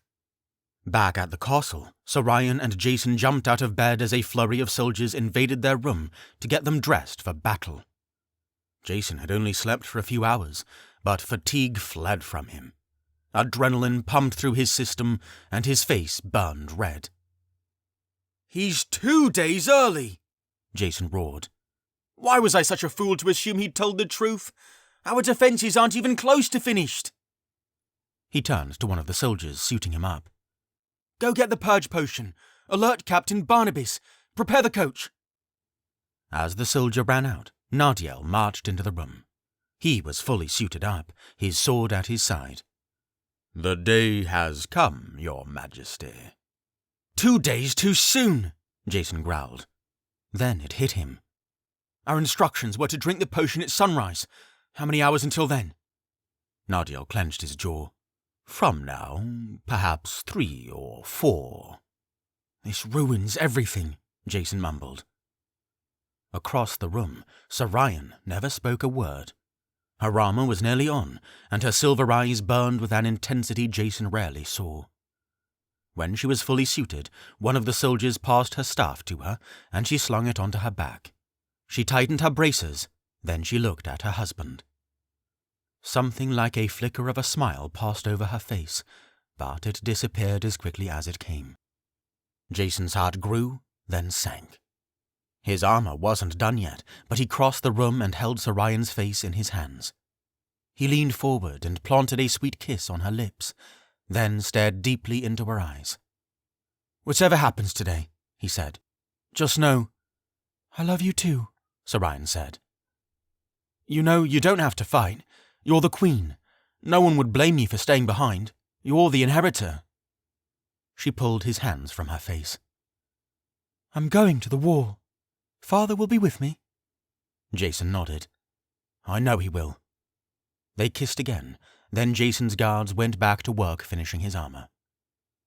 Their fingers worked nimbly as they tightened every strap and buckled every buckle. After a few quick minutes, he was ready, braces, breastplate, cape, and all. The finishing touch was latching Nightbane to his waist. Jason did it with pride, and he withheld the temptation to rip it from his hip and look at it once more. Everyone hurried down to the great hall. There, a soldier waited with the purge potion in hand. He and another soldier carefully poured its contents into 3 separate flasks. Jason took one and put it in a pouch by his waist. Nardiel took the other 2, one for him and the other for Terran, and hid them both away in a similar pouch. It was then that another soldier hurried into the hall from the outside. The castle doors were wide open. Sure, Captain Barnabish is already left for the gates, the soldier said. He took a horse minutes ago. Good, he'll be organizing the soldiers, Jason said. Let's get Terran then, quickly. The 3 of them loaded into the royal carriage, and the crew went barreling down Upper City. All around them, people poured from their homes with armor and weapons, running toward the western wall. The carriage driver snapped the reins, and the horses whinnied. He blew a horn of his own to alert the people passing through the streets. Civilians rushed out of the way before the carriage came flying down. They veered left onto the southern Market Street and struggled to get through the crowd as it became more congested. When the driver pulled up to the cranny musical instrument and repair shop, he yanked on the reins with all his might. The horses let out a cry and slid to a stop. They arrived just in time. Terran came running down the stairs from his flat and was about to join the rest of the city heading for the wall. When he saw the carriage, he knew what to do. He ran for the door and hopped inside. Jason beat his fist against the wall once Terran was in. The driver got the message. He flipped the carriage around and made for the western wall. Inside the carriage, Terran was panting heavily. His eyes darted about. Nardiel handed him a flask full of the purge potion. Terran held it with one hand, looking down at it. His face white as a sheet. I haven't had my 3rd lesson, he breathed. That doesn't matter now, Jason said. No, it does matter, Terran shouted. I was supposed to be taught something really important tonight. Something about finalizing the Ordinance. He stared hard at the flask, shaking in his hands. Guys, we might be done for. I don't know if I can do my part. What if this falls apart and... He didn't finish his sentence. Next to him, Nardiel grabbed Terran's chin and forced him to look in his eyes. Nardiel's searing reds had rarely been that intense. Terran, you listen closely, he said. The sacred dragon will provide a way today. Nezmyth will not be defeated. You will do your duty, and that will be enough. You will help us achieve victory. Tears rapidly filled Terran's eyes. Sir, I don't know. Wipe that fear from your heart, Nardiel barked. It has no place here. The sacred dragon has foreseen this and will provide a way. Will you stand with me at this hour, Terran, advisor of Nezmyth? Terran's lip quivered and his chin tightened. Battling tears, he nodded. At that, Nardiel looked up. Holy dragon, grant us the strength to purge Nartikis from the darkness inside him. Help us defend Nezmyth. The carriage bumped and jostled horribly as it careened through the streets.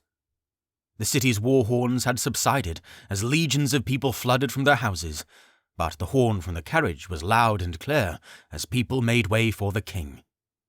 At length, they got close to the western wall, but the crowd of people was so thick that the carriage couldn't push any farther.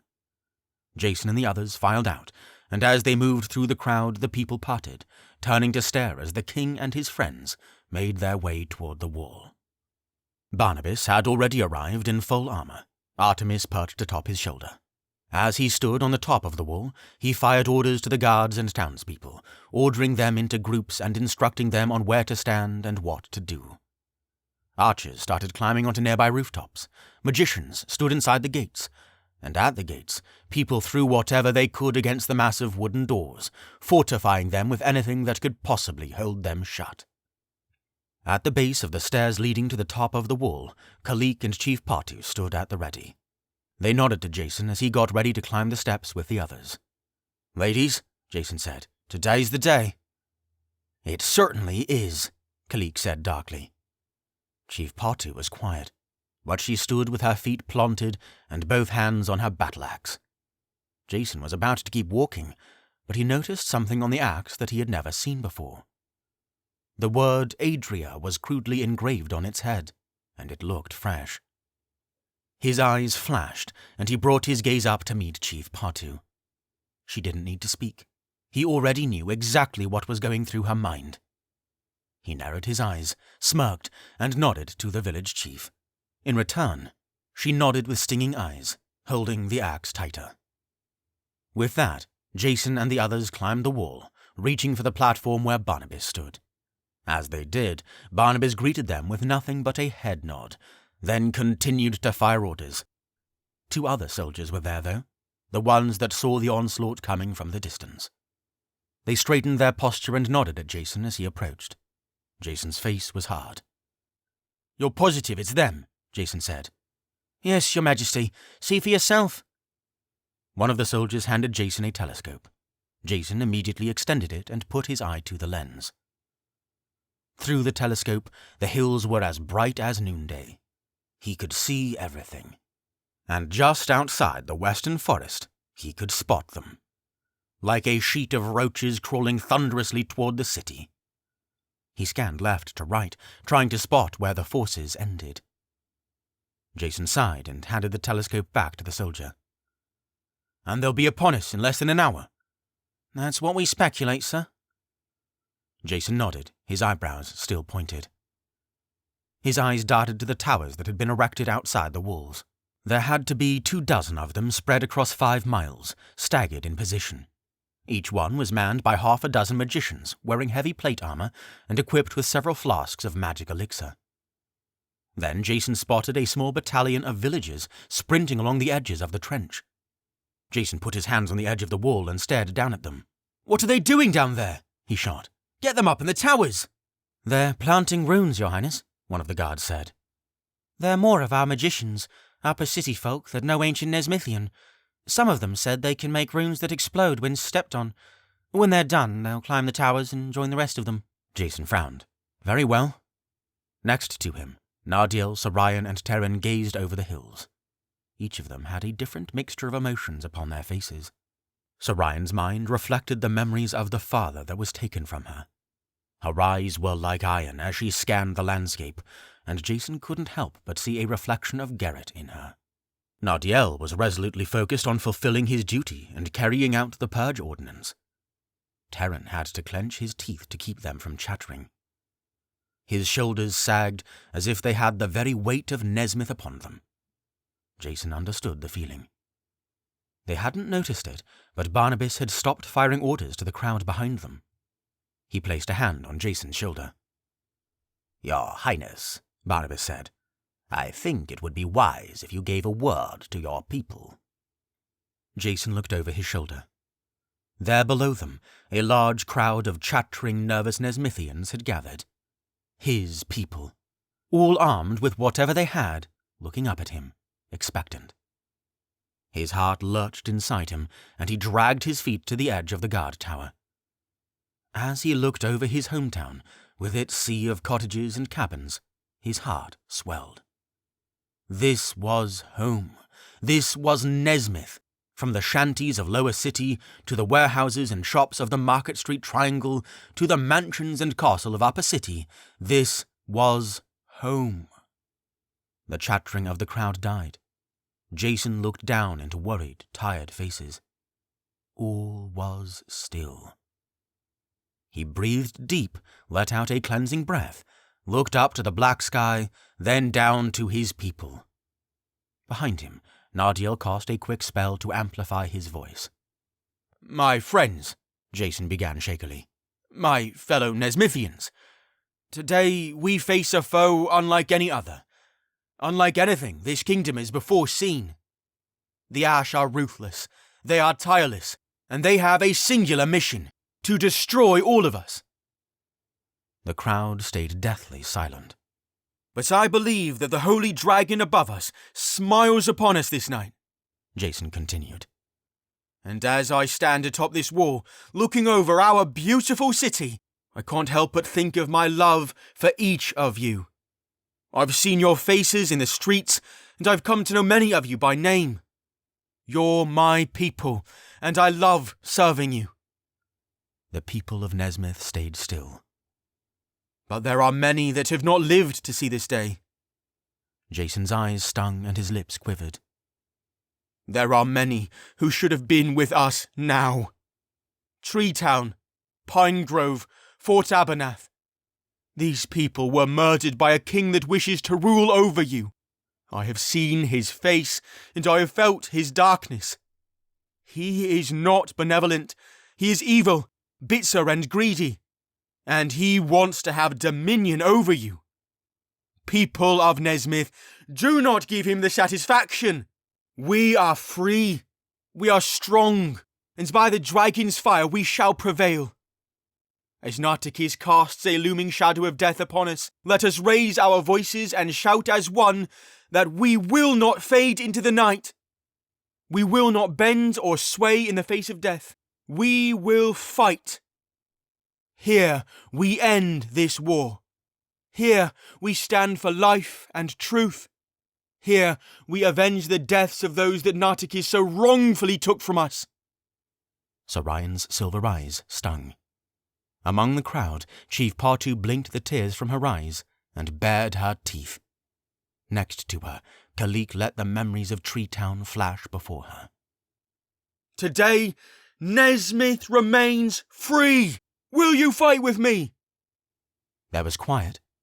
Then Nezmyth roared. The people held their weapons in the air, crying with a single voice. It was deafening. On the ground, Chief Partu was probably the loudest. Up on the wall, Jason controlled his stinging eyes. Through the roars, he softly said, "Dragon, help us." With that, the roar died down, and Barnabas went back to firing orders. At this point, the Ash were probably swimming over the Nezmithian River several miles out. Jason hoped that their armor and weapons would weigh them down and drown them, but with an army made from dark magic and dead bodies, he doubted it would have an effect. One of the passing soldiers gave Jason his telescope, and he checked it frequently. As the minutes passed, the army in the distance grew closer. Their stampeding footsteps sounded like a distant waterfall, increasing in strength over time.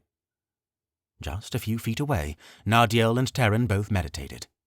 They sat with their legs crossed, facing each other, eyes closed, their hands on their knees. None of the passing guards disturbed them. All the while, Jason's heart thumped in his chest. They were here. They were coming. 2 days early. The trenches and towers weren't done. The fortified wall was a few miles wide, the stonemasons had done a terrific job, but so much was still unprepared. Was his speech worth anything? Could Nezmyth survive in circumstances like this? Everything depended on the Purge Ordinance. It had to work. The Ash were almost there. They were close enough now that you didn't need a telescope to see them in the distance. A sheet of sickly grey masses, hurling themselves into the wind, numberless in size, a torrent of footsteps like a great storm. All the guards in the city lined up on the wall, shoulder to shoulder, ready for the attack. They anticipated that they wouldn't stop, but head straight for the gates, running like frenzied animals. That's all they had always done, and so it would be here. But the Ash were upon them now. It was still dark out. The sun wouldn't rise from the east for nearly 2 or 3 hours. On his hip, the flask full of the purge potion rested at Jason's side. On his other hip, his hand rested on the hilt of Nightbane. He prayed, today, that the sword would live up to its name. Finally, the Ash arrived. With them, a chill like winter. Everyone shivered where they stood, their armor clinking and rattling. And when everyone saw the size of their forces, there was no way to hide their fear. There were thousands upon thousands of them, stretching for miles. Sheets of grey shifting masses armed and hungry for death. They carried no drums. They hardly wore any armor, just animal skins around their privates. But each of their bodies were slashed with red paint, and every hand held a weapon. With a telescope, Jason could see him in the very back of the pack. Nartikis. He sat in an ornate chair of ebony and gold that rested on the shoulders of 6 ash. He sat perfectly straight, both hands on his armrests. Aside from that, Jason couldn't get a good look at him. He was just too far away. But he could hear him. "Greetings from your new king." Nartikis' voice sounded clearly in everyone's ears, almost as if he were standing next to them. There was no echo or booming reverberation off the buildings, just a casual drawl slipping into everyone's ears. They could almost feel his breath. "Your foreordained king, Jason, brought this upon you," Nartikis said. "I gave him the choice to step down from the throne without bloodshed and without struggle, but he declined. Now death has arrived at your walls. Surrender when you wish. I do not desire to rule an empty kingdom. Until then, prolong your inevitable demise as you wish. Farewell." The ash charged. 39. The Wall. Ash roars filled the night. Their charge shook the ground as tens of thousands of legs pumped for the wall. Red eyes glowed inside their sockets, filled with bloodlust. Their forces stretched for miles on either side, moving toward the city like a mudslide. On the wall, the people of Nezmyth held their breath, waiting for what was to come. Jason bowed his head and closed his eyes. "Sacred Dragon, give me the knightly power." Not yet. The answer was immediate. His eyes popped back open, and suddenly he knew why. His knightly power wouldn't last all these hours. He had to wait until sunrise, wait for the time to take the potion. Until then, Nezmyth would have to survive.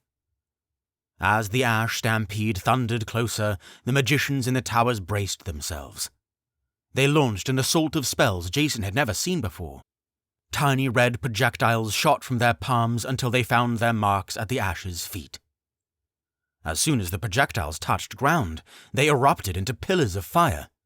Ash was sent reeling, hurling dozens of feet through the air. They lost their weapons and landed on their comrades. But the Unbuntye forces careened forward, oblivious or uncaring of their dead. Eruptions of fire continued to light up the field, flashing red heat against the dark. As the ash approached the trench, they scrambled up the long dirt mounds that blocked their way. They moved like a horde of spiders, flailing against the hills. But before they could reach the tops, they passed over the runes that the magicians left earlier. More fiery explosions plumed from the mounds as more ash was sent hurtling through the air. Nezmythians cheered and hollered from the wall as they watched the spectacle. Some on the wall conveyed the sight to those on the ground. The townspeople perched on roofs or manning the gates looked up with a mix of hope as the scene was described. But those on the wall couldn't rejoice too much. They could see what was coming their way, an insurmountable army thirsty for their blood, sprinting tirelessly toward them. And they could be upon them in minutes. The runes were used up quickly. The horrible mangled ash bodies fell in the trench or on top of the ash behind them, but the onslaught barely hiccuped. They climbed up the mounds of dirt before reaching the giant spears blocking them from the trench. Some of the ash tried to chop them down. Some tried to climb them. It stopped their forces for a few minutes, but then the logs began cracking and snapping. Bit by bit, those fortifications were torn apart. The ash came cascading down the other side of the mounts and into the trench. The first wave tried desperately to climb out, but the incoming forces squashed them in, pinning them down like squirming grey masses. Jason almost smirked at the sight, but the humour of the moment was lost. As more and more ash tumbled into the trenches, the ash behind them stepped on top to move forward. It was only a matter of moments before the trenches were filled with broken, squirming ash bodies, used as a bridge for the thundering forces behind them. The ash sprinted across the trench almost as though it was never dug at all. The ash, several ranks behind, fired arrows up at the towers, and magicians dodged out of harm's way, narrowly missing arrows whizzing past their ears and shoulders. They launched more fireballs. Then the towers started to shudder and shake. At their bases, the ash splintered their hands and knees as they climbed, while others hacked at the beams with swords and axes. The towers cracked, shuddered, and began to tumble. The magicians were prepared. With what energy they had, they ran to the edges of the platforms and leapt off. They let the air pull them, gliding the distance to the city walls. The people of Nezmyth cheered and hollered as they soared, and arrows followed them, whizzing through the air as the magicians soared toward refuge. One magician got hit just before she reached the walls. The arrow stuck through her stomach. In the air, she faltered, her eyes closed, and her body fell into the flood below, disappearing under the stampede. She wasn't the only one. Dozens of others didn't make it back. Their bodies dropped like fallen birds shot from the sky.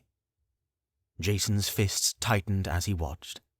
The magicians that did make it back stumbled and collapsed onto the wall, their bodies drenched in sweat and their bodies scraped with arrows.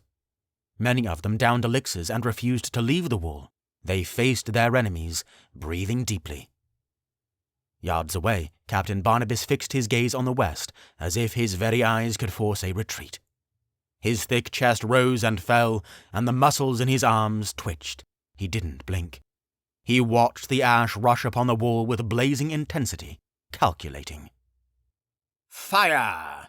Barnabas shouted. From around and behind him, a volley of arrows whistled through the air.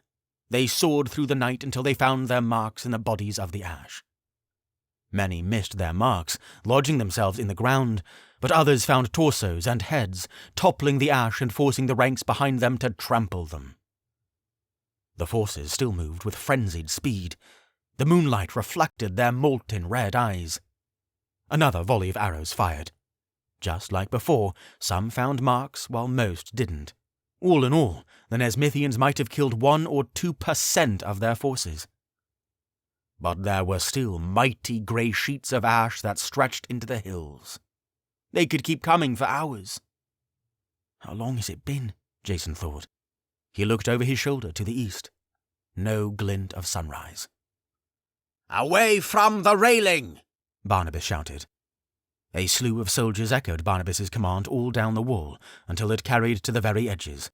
Everyone stepped back. Jason hadn't even thought of the metal railing that was installed just off the side of the wall's edge, but as he looked below, he noticed that it stretched to the very bottom. And the bottom had long metal barbs sticking out. It was at this moment that the onslaught of ash arrived at the wall. Boom! They collided with tremendous force. The very mortar between the bricks shook, and everyone staggered. The ash leapt up, scratching the handholds, but were unsuccessful. The magicians from the towers stepped up to the edges of the wall and gripped the metal railing. They exchanged glances with each other, nodding with resolution. "Now!" Barnabas shouted. Each magician released a lightning spell through their hands. Sparks shot down the railing before they fanned out in massive fingers from the barbs below. For a brief moment, the bottom of the western wall was illuminated with a hair-raising blue light. The ash nearby convulsed, then fell to the earth, bodies smoking. The magicians pulled their hands off the railing, fanning them, steam rising off their palms. "Ready again!" Barnabas commanded. The ash kept coming, wave after wave. The magicians electrocuted those who reached the foot of the wall. and with each wave the pile of bodies reached higher. The ash scrambled and clambered over the smoking, charred bodies of those that came before them, growing closer and closer to the top of the wall. They were close enough to look in the eyes now. Their huge bodies rippled with muscle, their awful, rotting teeth dripped with saliva. They growled and snarled and roared with the smell of Nezmythian blood so close. They still leapt at the wall, bending their fingernails backward as they scratched and searched for handholds, desperate to climb. "I'm waiting." It was Nartikis' voice. Jason could hear it in his ear. He looked around to see if anyone else was hearing it. No. He ignored it. He had to wait for sunrise. He just prayed that Nartikis wouldn't be impatient and attack first. Hopefully, he'd want to watch the onslaught from the back of the pack. The electrocuted ash bodies were piling up, but hordes of ash moved toward the walls in long, uniform rows. They were carrying things. Jason had to squint to see what they were at first. When he realized what they were, his heart sank. Ladders and a battering ram. It was just like Port Gala all over again, and this time the walls weren't near as high. "Ladders!" Barnabas roared. "Wooden ladders!" The guards on the top of the wall readied their weapons. The magicians hurried and downed more magic elixirs. Just like at Port Gala, the battering ram was made from a gigantic tree trunk carried on the backs of 8 bears. And it was bounding straight for the western gate. Meanwhile, the ash stuck the feet of the ladders into the ground behind their fallen comrades. With grunts and roars, the tops swung forward like giant axes. They slammed against the wall, their long hooks latching onto the city wall, making them impossible to push over. The ash scrambled up each rung, hungry and quick. As the ladders shuddered with every step, the magicians leaned over the edge and shot fire from their palms. They were aimed at the ash, but more importantly, they were trying to ignite the ladders. Jason drew Nightbane from its sheath. Nadiel stood next to him, hands sparking. Terran stood next to him likewise, a dagger in one hand and his other hand flickering with fire. Sarayan waited with a calm vengeance, clutching her staff in both hands. When an ash reached the top of the ladder, the magician would quickly step away, and a Nezmythian would jump in to cut it down. The bodies would fall to the ground below, and the magician would step in to keep burning the ladder. Dozens of yards away, Barnabas kept watching with fixed intensity. Boom! His gaze shifted down to the battering ram at the main gate. Every 10 or 15 seconds, the wall shuddered horribly as the battering ram slammed into the doors. With the size of the ram and the speed of the bears, it should have splintered the gate on first impact. But the gates on the opposite sides had been reinforced so heavily with large objects and barrier spells that the gates held. In the back of his mind, Barnabas prayed that the reinforcements would hold until the purge was complete. Boom! Another shudder. Inside the city, a host of archers and magicians with shaking hands and moist foreheads perched atop roofs, waiting for the moment when the gates broke and the barriers shattered. Less than 100 yards behind them, cannons lined the streets, carried all the way from Port Gala. Among them stood Kalik and Chief Patu, weapons drawn, listening to the clangs and the shouts above. Chief Patu set her hand on Kalik's shoulder. "I'm glad to be fighting here with you, friend." Kalik put her hand on hers. "I feel the same, my chief. For Tree Town, the Forest, Adria, and Nezmyth." "Aye." Chief Patu's eyes glistened.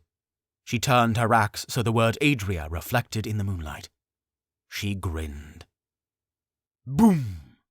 The battle continued for what felt like ages. Over time, the magicians burned and charred some of the ladders enough to fall apart when climbed. Still, some of the ash made it to the top of the wall, but they were quickly cut down by the soldiers manning their posts. Their bodies encumbered the walkway as they fell. They were too heavy to push over, and the walkways were hardly wide enough to navigate. However, the Nezmythians weren't without casualties. There were so many ash climbing that they couldn't all be killed.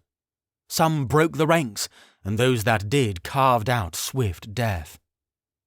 Bodies fell onto the street below, bleeding and maimed, while the forces on the ground watched. Boom! The gates splintered. The battering ram was about to break through. Kalik and Chief Potu held their weapons tighter and thought of their home. The clangs and crashes of weapons sang from the wall. Barnabas continued to fire orders, and the bodies kept piling up, particularly outside the wall. Most of the ladders had been destroyed, but grey, mangled bodies had accumulated so much that the ash could nearly grab the wall's ledge with their fingertips. Soldiers leaned over and launched Jairokis aimed at heads and torsos. If anything, this just caused the ash to stumble on the unstable bodies beneath them. It was a filthy, putrid mess. From the air, it looked like a giant mass of grey was pressed up against the wall, squirming and stretching higher inch by inch.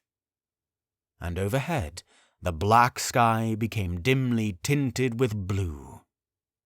Boom! Crash! The main gates finally gave way. They splintered and groaned open, sending the bears and the battering ram barreling into the first blue barrier. They crashed into it heavily, causing the whole thing to crack and spread. They reared back and made another charge, then broke through the first barrier. Then the second. The third was the last one. Archers and magicians readied themselves with shaking hands. On the street, the cannons were loaded. At the wall, the ash could now hoist themselves over the edge.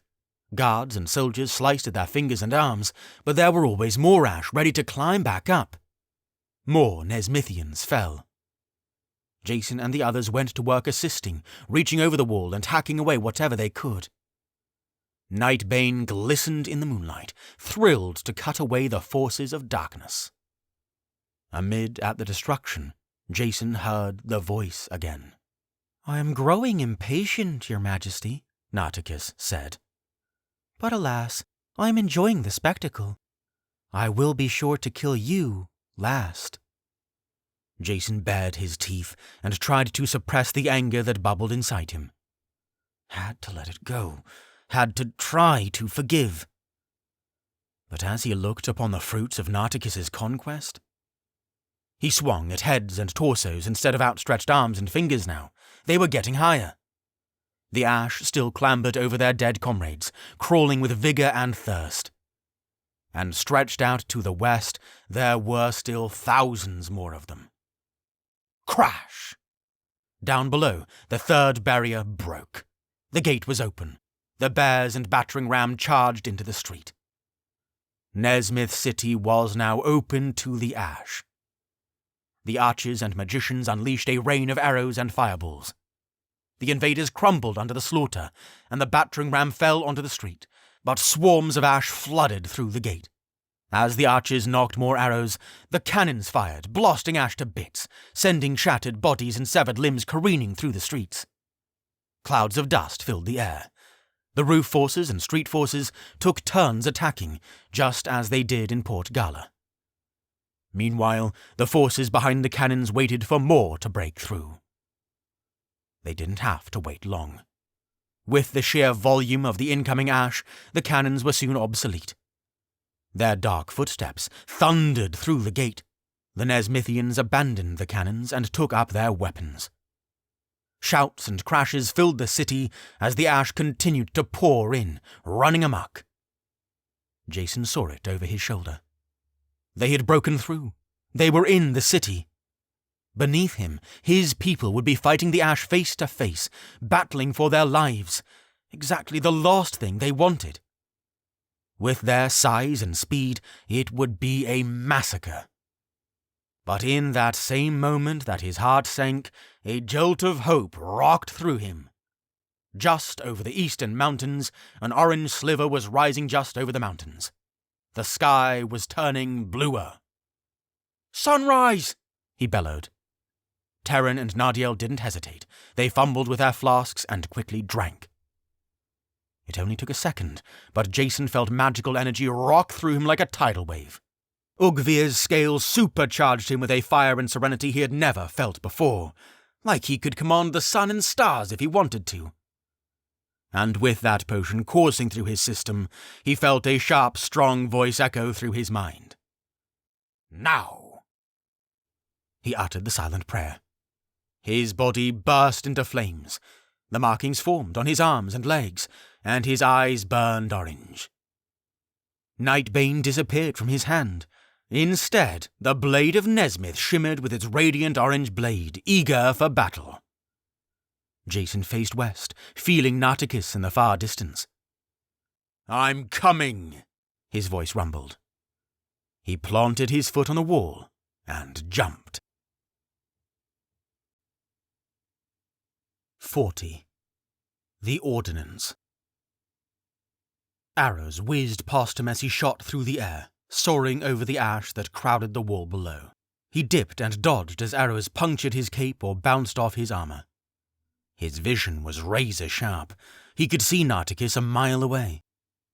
Nartikis saw Jason shooting toward him in the distance, and when he did, his icy blue eyes lit up, and a smile slithered across his face. He stood from his throne. Jason brandished the blade of Nezmyth as he soared closer. He reared it back, ready for a strike. From Nartikis's hands, 2 long, curving blades materialized out of purple smoke. As Jason flew down to the ground, the grunts and roars of the ash became louder. And Nartikis waited with wild, eager eyes. Clang! Their blades met in a mighty flash. Instinctively, every ash darted away from the two to make a giant circle. Nartikis wanted Jason for himself. The ash knew it. In this moment, Jason got to see Nartikis like he had never seen him before. He had practiced so much dark magic that his eyes had sunken into his skull, surrounded by dark marks. And across his pale face, skin cracked and splintered with shallow purple cuts. His body shook, teetering on the edge of an implosion. A raw nerve. Silently, Jason wondered how this would affect his combat. But there was no time for that. The point was to purge him, not kill him, no matter what ill feelings he was still fighting in his heart. On that note, Jason thought of his lesson at Grace Mountain. He thought of his training on controlling the weather. Silently, he petitioned the clouds to form. And they did. Dark, swirling clouds formed in the pale morning sky. They churned and spun overhead. Scores of Ash and Nezmithians stopped fighting to witness the spectacle. The wind picked up until it became a furious gale, and the Ash near the 2 kings struggled to stay on their feet. As they ran away, many of them fell over, losing their weapons and cursing. Clouds continued to billow, focused on the spot where Jason and Nartikis stood. Flashes of sparks leapt across the sky, hissing and banging through the air. As the clouds gathered, a long, thick finger of grey stretched down, twisting and writhing as it went. Its enormous grey cylinder stretched and expanded until it was nearly 100 yards wide. A cyclone. And inside it, Jason and Nartikis faced each other, paces apart. Their capes snapped, and their eyes locked on each other as the wind was deafening around them. Outside the tornado, nothing could enter. The weather bent completely to Jason's will. A mile away on the western wall, Nardiel and Terran stared with wonder. Nardiel put his hand on Terran's shoulder. "Are you ready, my friend?" Terran's mouth was dry, but he swallowed and said, "Let's go." As soon as he confirmed it, the world around them went dark. Terran and Nardiel felt weightless. On the wall, they vanished. Their vision both became blindingly white, and then things came into focus. They were surrounded by a swirling grey mass and the sound of 100 raging waterfalls. The wind snapped at their hair, and they had to squint their eyes to see. Nardiel had transported them both inside the tornado. The 2 kings' swords clanged and crashed as they sparred. Nartikis was on full offensive, while Jason skillfully parried each blow, but never injured the Dark King. Nardiel and Terran wordlessly bolted to opposite edges of the tornado, shielding their faces as they ran. The wind became more intense the closer they got to the edges, but no debris reached them. As they reached the opposite edges, they both faced the center and planted their feet. They muttered complex phrases in the ancient tongue. Terran silently prayed that his would work. When each of them had muttered their spells, they held their hands up. Transparent blue film stretched from both of their hands and grew throughout the interior of the tornado, forming a gigantic dome.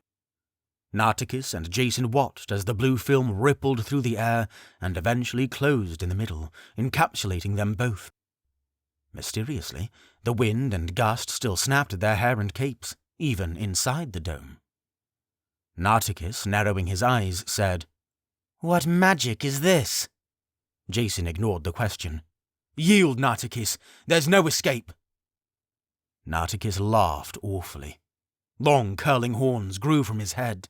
His eyes flashed completely purple. He smiled wickedly, then charged at Jason, swords drawn. Jason planted his feet. Clang! Crash! Shing! Nartikis released a barrage of blows in the blink of an eye. He was so fast. Jason dodged and ducked and parried, struggling to keep up. Through it all, Nartikis never lost a step. Jason leapt into the air and Nartikis followed.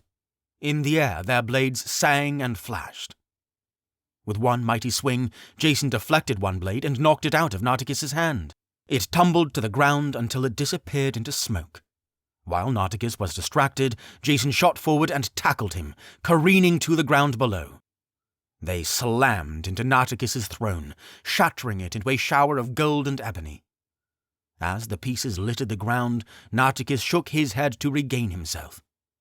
On top of him, Jason lifted his palm and tried to cast the strongest paralyzing curse he could muster. It failed. He could feel the paralyzing curse settle on Nartikis, but as soon as Nartikis recognized it, he nearly overcursed Jason. He felt the power of the curse rebound on him and start to seize his limbs and muscles. With that, Nartikis saw the opportunity. He swiped at Jason's throat. Jason flew backward, but couldn't dodge the blow completely. A thin cut 3 inches long slipped across his neck. Jason's heart jumped into his throat as he retreated. Nartikis floated back onto his feet. The blade disappeared from his grasp. He stretched out his hands, and immediately Jason was consumed in a tunnel of darkness. There was nothing, just he and Nartikis at the end.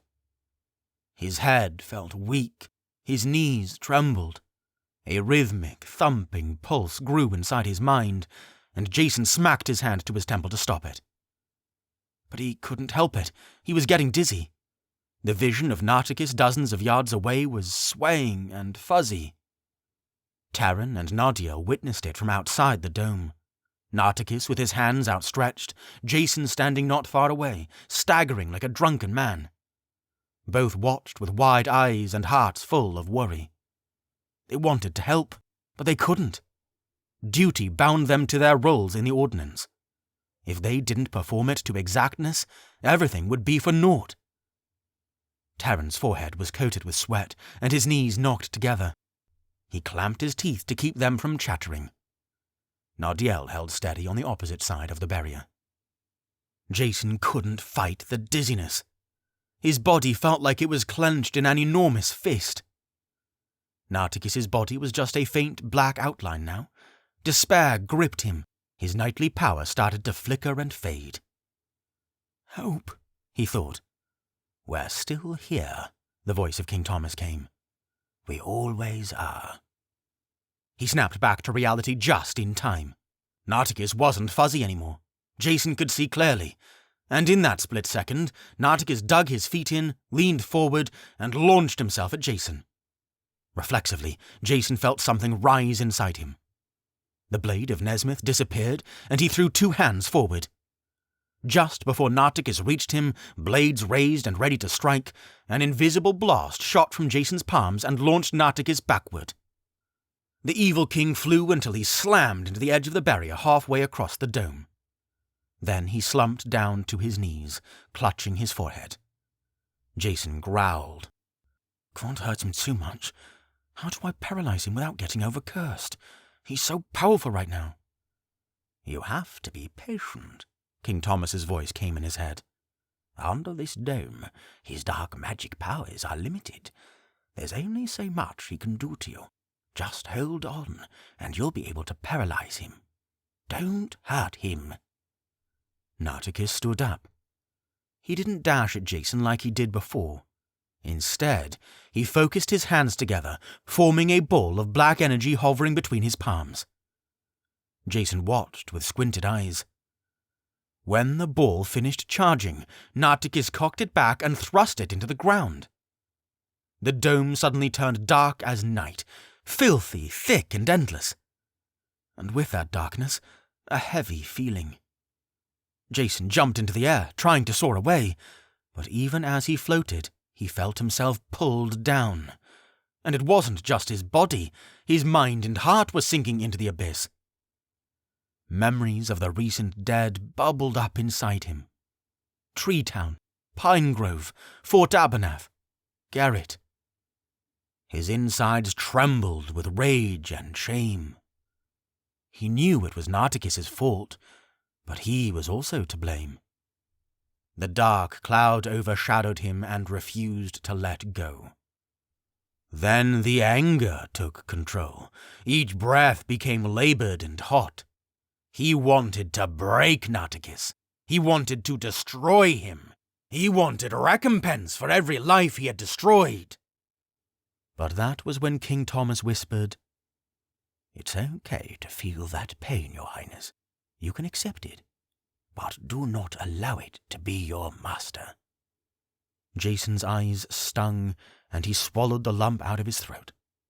He closed his eyes and breathed deep, letting a tear form on his eyelash. He let out a cleansing breath, allowing the tension to slip away. Smoke billowed from his nose.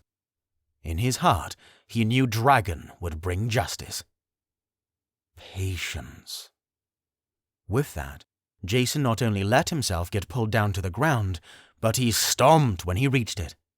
A ripple of fire swept out from his body, dispelling the darkness around him. Nartikis' eyes popped. Jason took several sprinting steps toward him, every footstep creating a small circle of fire over the abyss. Then Jason stomped his feet one last time, and streams of fire shot from his palms. Nartikis had to shield himself from the flames with a dark barrier, but he couldn't stop the heat. Sweat drenched his forehead and arms. It was hard to breathe. Drops of salty sweat dribbled from his neck and down his chest. Outside the barrier, Nardiel and Terran continued to watch the battle with awe. Nardiel held steady, his arms rigid, feet planted firmly. 100 yards away, Terran struggled under the weight of the dome. His entire body shook, and the sweat from his forehead dribbled into his eyes. "I can't do this," Terran muttered in despair. "I can't. I'm not strong enough." "Yes, you are." Nardiel's voice was somehow right next to him, despite the gale. "Pray to the dragon for strength, Terran." "I have been," Terran said, tears mixing with the sweat. "I'm using everything I have. Even with the purge potion, I don't know how much longer I can last. I can't." "Just stay with me a little longer," Nardiel said softly. "You have no need to fear, Terran. Don't you give up. I am with you." Inside the dome, Jason stopped shooting fire. Nartikis barely had time to look over his shielded arms to see Jason hurtling toward him. He tackled Nartikis into the edge of the dome, then took him in both hands and threw him into the center. The dark abyss was gone now, back to grass but scorched with fire. Nartikis tumbled and fell onto his back, and Jason took a chance with another paralyzing curse. He thrust his hands forward and flexed them, focusing. He could feel Nartikis resisting from so many yards away, but Jason's paralyzing curse was working, incrementally. Nartikis' muscles were seizing up. His arms and hands were pressing to his sides. Jason kept his focus taut and his arms outstretched, mustering every ounce of magical strength he had. Then Nartikis' resistance grew stronger. Jason felt his own hands and arms starting to seize as Nartikis tried to over-curse him. It started at his hands, then moved up his arms. His legs started to buckle. Just as Jason was pushing the paralyzing curse on Nartikis, Nartikis was pushing back on him, getting closer and closer to an over-curse. No, Jason thought. It ends. It ends now. Jason mustered whatever heavenly strength he had and let out a colossal roar. The ground shook. Even the tornado seemed to shudder at the sound. The roar was like one of the great dragon kings of old, all-powerful and all-encompassing. And with it, a column of fire sprouted around Nartikis, ascending nearly to the top of the dome, throwing brilliant orange light all around. That did it. Nartikis let out a horrible howl as the heat encased him. The curse rebounded. The flames surrounding him extinguished in a hiss, and Nartikis fell to the ground, rigid and unmoving. But now, Terran was struggling more mightily than ever. "Nodiel," he breathed. "Nodiel, I think I'm going to pass out." "Stay with me, Terran," Nodiel commanded. He paused. Some part of him hoped it wouldn't come to this, but he knew it was inevitable. He took a deep breath. "I hope you'll forgive me, but I wasn't perfectly honest with you the other day." Terran struggled to stay erect and conscious, but he uttered, "What? How?" "There is another way you can perish through magic. You separate your spirit and your body to strengthen someone else," he said. "It can only be done by a very powerful magician. And that, my friend, is what I'm going to do for you." Terran's eyes shot open even as his vision continued to darken. "What? No! Please don't!" "Terran, I made this decision during my first lesson on Grace Mountain," Nadiel said. "The sacred dragon has prepared me for this moment. With your succession, my role in mortality is fulfilled." "Nodiel, don't!" "I hope you'll forgive me." "Stop! I still need you!" "Farewell, Terran, foreordained advisor of Nezmyth. I am very proud of you." "No!" It was too late. Terran couldn't see it, but Nadiel smiled. As he did, his eyes rolled back into his head, and he fell to the earth. A sudden wave of strength flooded over Terran. He stood firm, he stopped shaking, and his vision stopped darkening. But through it all, bitter tears poured down his cheeks and dripped from his chin. He was gone. Nodiel, his master, his mentor, the foreordained advisor of Nezmyth. So soon and so sudden. Why did it have to be so? Why couldn't Nartikis have attacked one day later? Perhaps his extra training could have saved him. Terran fought the lump in his throat and the tears in his eyes. But somehow he could feel a hand on his shoulder. "Do not fear. I'm still with you." Terran looked over his shoulder. Surely enough, it was him. Separated from his body, still clothed in his advisor armor, but with a smiling, beaming face devoid of the wrinkles he was accustomed to. He was magnificent, glorious even. Terran stared through his tears in wonder. Nadiel's eyes sparkled. Swallowing, Terran said, "Stay with me to the end?" "To the end," Nadiel nodded. Inside the dome, Jason was upon Nartikis. Over his paralyzed body, he held his hands out, forming a triangle. Then he said the words. "By the dragon's fire and holy breath, I claim your wretched soul from death. Open the gates into your soul, that you may be purged and renewed as whole." Everything around him disappeared. 41. The Soul. It all happened in the blink of an eye. Jason's eyes shot open. The gust of the tornado and the sounds of battle disappeared. All was quiet, serene. He found himself in a place that he had only visited once before in a vision, the courtyard behind Unbuntye Castle. Lovely blue and purple flowers sprouted throughout the garden, shivering in a breeze that Jason couldn't feel. As his boots trudged along the stony path, they made no noise. He wasn't even sure if he was breathing right now. Is there air inside someone's soul? No guards patrolled the garden either. As far as he knew, he was the only one there. All was quiet, empty, and still. He looked down. The markings were still on his arms and hands. He was still in his form as a knight of the Holy Order. In a flash of white smoke, the blade of Nezmyth appeared in his hand. Then Jason jumped and ascended into the sky. Jason didn't stop flying until he reached the peaks of Unbuntye Castle. Here he could see all of Unbuntye. He expected to see the Unbuntye capital beneath him, with hundreds of shanty houses and ash soldiers patrolling, but no. The castle was surrounded by miles of endless wasteland. There were no other people, houses, animals, nothing. Just the castle. Jason allowed himself to fall back to the ground, but he slowed down before his feet touched the surface. Again, his boots made no sound when they touched the stone walkway. Not a single person was anywhere to be seen. He couldn't feel anyone else's presence either. As far as he knew, he was the only one here. But Nartikis had to be here somewhere. He looked over his shoulder at the castle. Then he took a deep breath and allowed the blade of Nezmyth to disappear in a puff of smoke.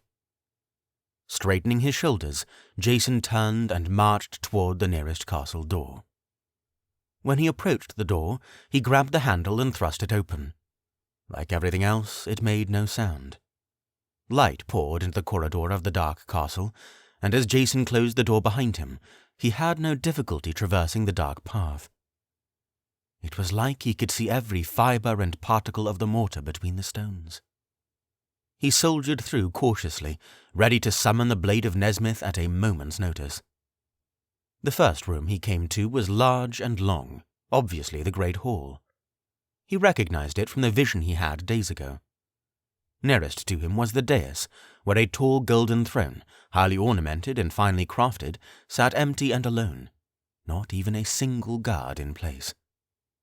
Jason could easily retrace the steps of the Queen, Nartikis, and Barnabas from his vision. A small shock of pity surged through him, but he largely ignored it. Through another corridor he went, this one feeling a little more familiar. In a moment, he knew why.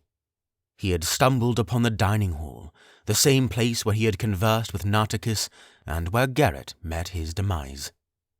He flexed his hands angrily and tried to let go as his eyes scanned the long dining table and black walls. He marched through the dining hall and exited through another door. More hallways and corridors. He found a sparring room, a room for alchemy and spells, and multiple libraries with shelves covered in cobwebs. Surprisingly, most rooms were barren, just empty black walls, no furniture. This was clearly a castle made for one. "Where is everyone?" he muttered. At length, Jason found himself trudging through a hallway on one of the upper floors.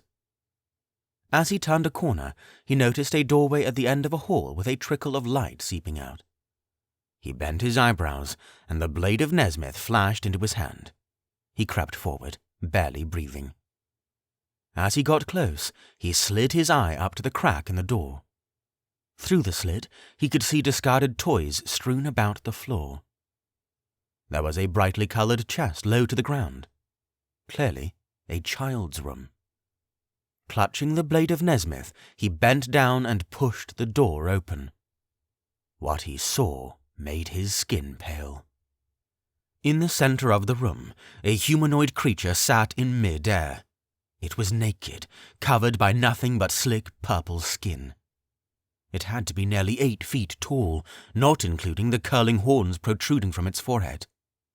Its eyes were glowing black slits, and a sickly, sharp-toothed smile stretched along the width of its head.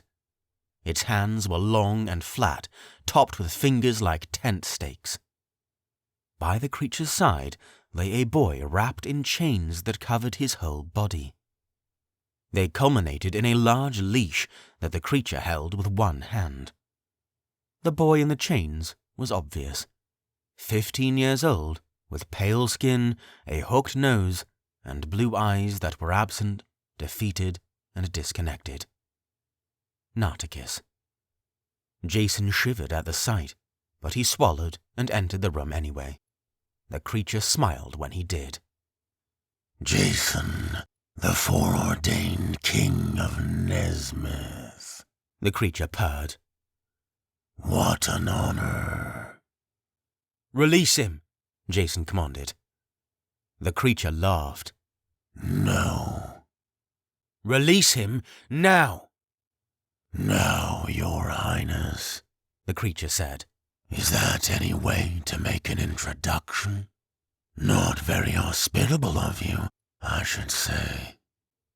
You're hardly one to speak of hospitality, Jason said, nodding to the chains.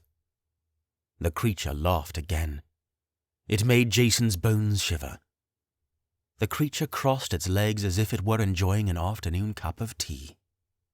Your Highness, if you plan on purging the darkness from poor Nartikis' soul, you must be prepared to do it on my terms, the creature said. I am his keeper, after all. Jason's eyes narrowed. Keeper? The one assigned by the Guardian of the Night to tend him, the keeper said. Then it leaned forward. Who do you suppose your keeper is? Jason raised the blade of Nezmyth to the air, hoping it would flash some sort of worry across the creature's face. Release him now, Keeper, unless you'd like to see the might of the sacred dragon and the blade of Nezmyth. The keeper slapped its hand to its mouth. Oh my, the blade of Nezmyth. Please, do you not think I remember that great battle in the life before? I remember when that wretched blade was forged. We have ways of dealing with your toy. I would advise you not to become overconfident. For a fraction of a second, Jason saw hundreds of dark spirits surrounding him inside this very room, all nearly identical to Nartikis' keeper. Their eyes were locked on Jason. It made his blood freeze and his jaw clench. When they all vanished, and it was just the 3 of them again, the keeper sneered. My terms, the keeper repeated. Jason let the blade of Nezmyth vanish. What is it you want? The keeper smiled. You. Explain. Darkness cannot be merely driven out, Your Grace, the keeper proceeded. It must have a place to go. Did they never tell you that in your training? It floated back down to the ground and stood. I will release Nartikis on the condition that you transfer the darkness from his soul to yours. It is the only way. Jason frowned. He could be lying. Why should I trust this demon who works for the father of all lies? Nonsense, Jason said. Just like shining a light in a dark room, darkness doesn't need to travel somewhere else to be whole. Darkness is always overcome by light. All you are is an absence of light, nothing more. The smirk faded from the keeper's face. You are in the world of spirits now. Things are different here. If you want to purge Nartikis' soul, you must offer yourself as recompense. Those are the terms. There is no other way. Jason scrunched his eyebrows. Should he trust anything the keeper has to say? Its whole job was to follow Nartikis and influence him to do wrong. He could very well be doing the same thing to Jason. And what would the Keeper have to gain from overcoming the lost king in Wevlian that follows the old ways? Everything the Guardian of the Night could ever want. This had to be a trap. There had to be another solution. He wanted to say everything he was thinking, to call the Keeper's bluff, but he couldn't help but think of the hundreds of dark spirits surrounding him just out of sight. He was on their territory. Could they have the power to destroy him where he stood, even with the blade of Nezmyth and his knightly powers? He couldn't know for sure. Not until he tried something drastic. The Guardian of the Night's tactics were founded on distraction and fear, so perhaps those spirits were a lie as well. The Keeper was growing impatient. He pulled Nartikis' leash tighter. And that's when it struck Jason. The chain. The thing tethering Nartikis to his Keeper. Maybe that was the key to breaking Nartikis from the darkness inside him. The Keeper embodied Nartikis' reliance on Tepno-Edema. Perhaps if he broke the chain, that would be the final act of the purge. The Keeper must have saw this on Jason's face, because its reaction was immediate. You cannot have him, the Keeper wailed. Give yourself to us. That was the confirmation Jason needed. He sprinted for the chain, but as he did, the room disappeared, replaced with endless black on all sides. The Keeper and Nartikis flew backward as quickly as Jason could run. With his knightly power, his feet left the ground, and he soared toward them through the black, gaining on them inch by inch. Hundreds of evil spirits suddenly appeared around Jason. He commanded his body to catch flame as he careened through the endless murk. The spirits flew at him. Any spirits that he couldn't ward off with the blade of Nezmyth passed through his body as they wailed and howled. And as they passed through him, they made his insides cold and clench. His eyes became blurry. His disorientation increased with every passing spirit. He gritted through the pain of the dark spirits blasting through him. He was almost close enough to reach Nartikis. He could see his fuzzy outline. He swung the blade of Nezmyth, but he missed by inches. His Keeper continued to soar through the endless black, wailing a high-pitched shriek that scraped at Jason's ears. Jason kept swinging, but he was still too far away. He fought off the spirits that assailed him. He forced his body to burn brighter and hotter to keep the spirits at bay, until finally the fire around his body transformed into a radiant light. The Keeper shielded its eyes, and the evil spirits dissipated. Jason was close enough. Gripping the blade of Nezmyth with both hands, he took one last mighty swing. Shing! The chains broke and disappeared into a glimmer of white light. And as they did, a barrage of memories and emotions assaulted Jason. His soul and Nartikis' became one. And for somewhere between a few seconds and 15 years, Jason felt and experienced everything that Nartikis had. The anger, the betrayal, the loneliness, the abandonment. He saw his childhood. He saw the loving but distracted queen. He saw and felt the anger in the wake of a father's absence. He saw and felt the anguish of burying his mother alone. He felt the euphoria and despair of dark magic. He saw the desperation for love and connection that transformed him to a monster. And when it was all over, Jason was left gasping for breath. Warm, salty tears streamed down his face. He and Nartikis were both surrounded by white light, and they sunk to the ground. For some reason, the action felt natural. The anger that lived inside Jason was no longer there. After all, how can you hate someone you understand perfectly? Through the purge, Jason not only accepted Nartikis, but loved him. He wrapped his arms around Nartikis and held him close. Through his tears, he said, "It's okay. You're free." 42. The Aftermath. When Jason opened his eyes, he was bathed in the light of a summer sunrise. The tornado and the blue dome were gone, and to the east, a sea of grey. Not moving, not armoured or grunting or roaring, piles upon piles of grey ashes scattered for miles, mixed with discarded weapons and scanty animal furs. In the far distance, Nezmyth City cheered. Dozens of yards away, Terran fell to his hands and knees, gasping. Tears still dripped to the end of his nose and onto the soft, cool grass. Before him, the spirit of Nadiel crouched down so he could look him in the eyes. Terran shivered as the tears continued to fall. "You did wonderfully," Nadiel said. "I couldn't be more proud. I'm off to rest, but I have a few favors to ask of you before I go." Terran's voice shook as he looked up at his mentor's face. "Anything." "Bury me next to my father," Nadiel smiled. "Next to Will the Printer. I want a small funeral, just my friends, including you. Second, please continue in your studies. The castle's wealth of knowledge is available to you.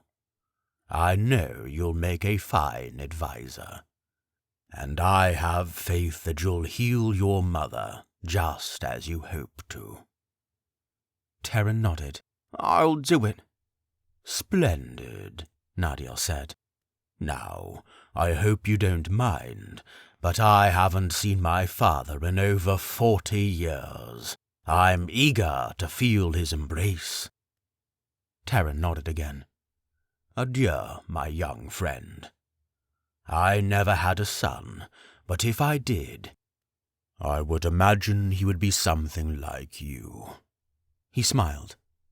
"May the dragon bless you." And just like that, the spirit of Nadiel, son of Will the Printer, disappeared. Terran pushed himself onto his knees and wiped his eyes, sniffing loudly and letting out a long, cleansing breath. He forced himself onto his shaking legs and trudged 100 yards to Nadiel's body, sniffing and wiping his eyes as he went. Nartikis was unconscious in Jason's arms like a sleeping child after a long day. Jason rested his chin on Nartikis's head and squeezed his shoulders one more time before gently letting him down on the grass. His knightly power was still upon him. He stood to his feet. Lifting his arms, Jason felt every particle of ash scattered across the hills and Nezmyth City. He took a long breath, and the wind picked up.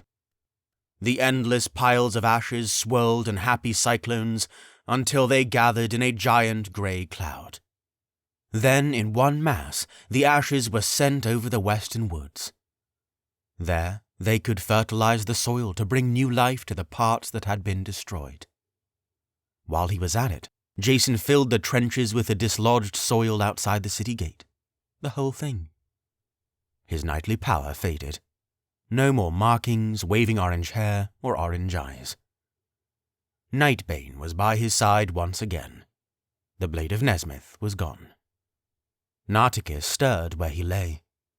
But it was in this moment that Jason noticed Terran over by Nadiel's body. He scrunched his eyes and ran over to meet them. While he ran over, Terran lay Nadiel on his back, slipped his eyes shut, and put his hands on his chest. When Jason arrived, Terran popped up to his feet. Without saying another word, he threw his arms around his friend, holding him tight. Immediately, Jason knew what it was. An embrace of grief. As he looked down at Nadiel, seeing his shut eyes and hands on his heart, he knew. "He's gone," Terran's voice shivered. "He gave his life to help me finish the Ordinance."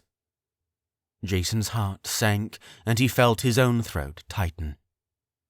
He held his friend in return and pushed his face into his shoulder, letting himself feel the sadness. They embraced for a while, sniffling and shaking until they finally let go.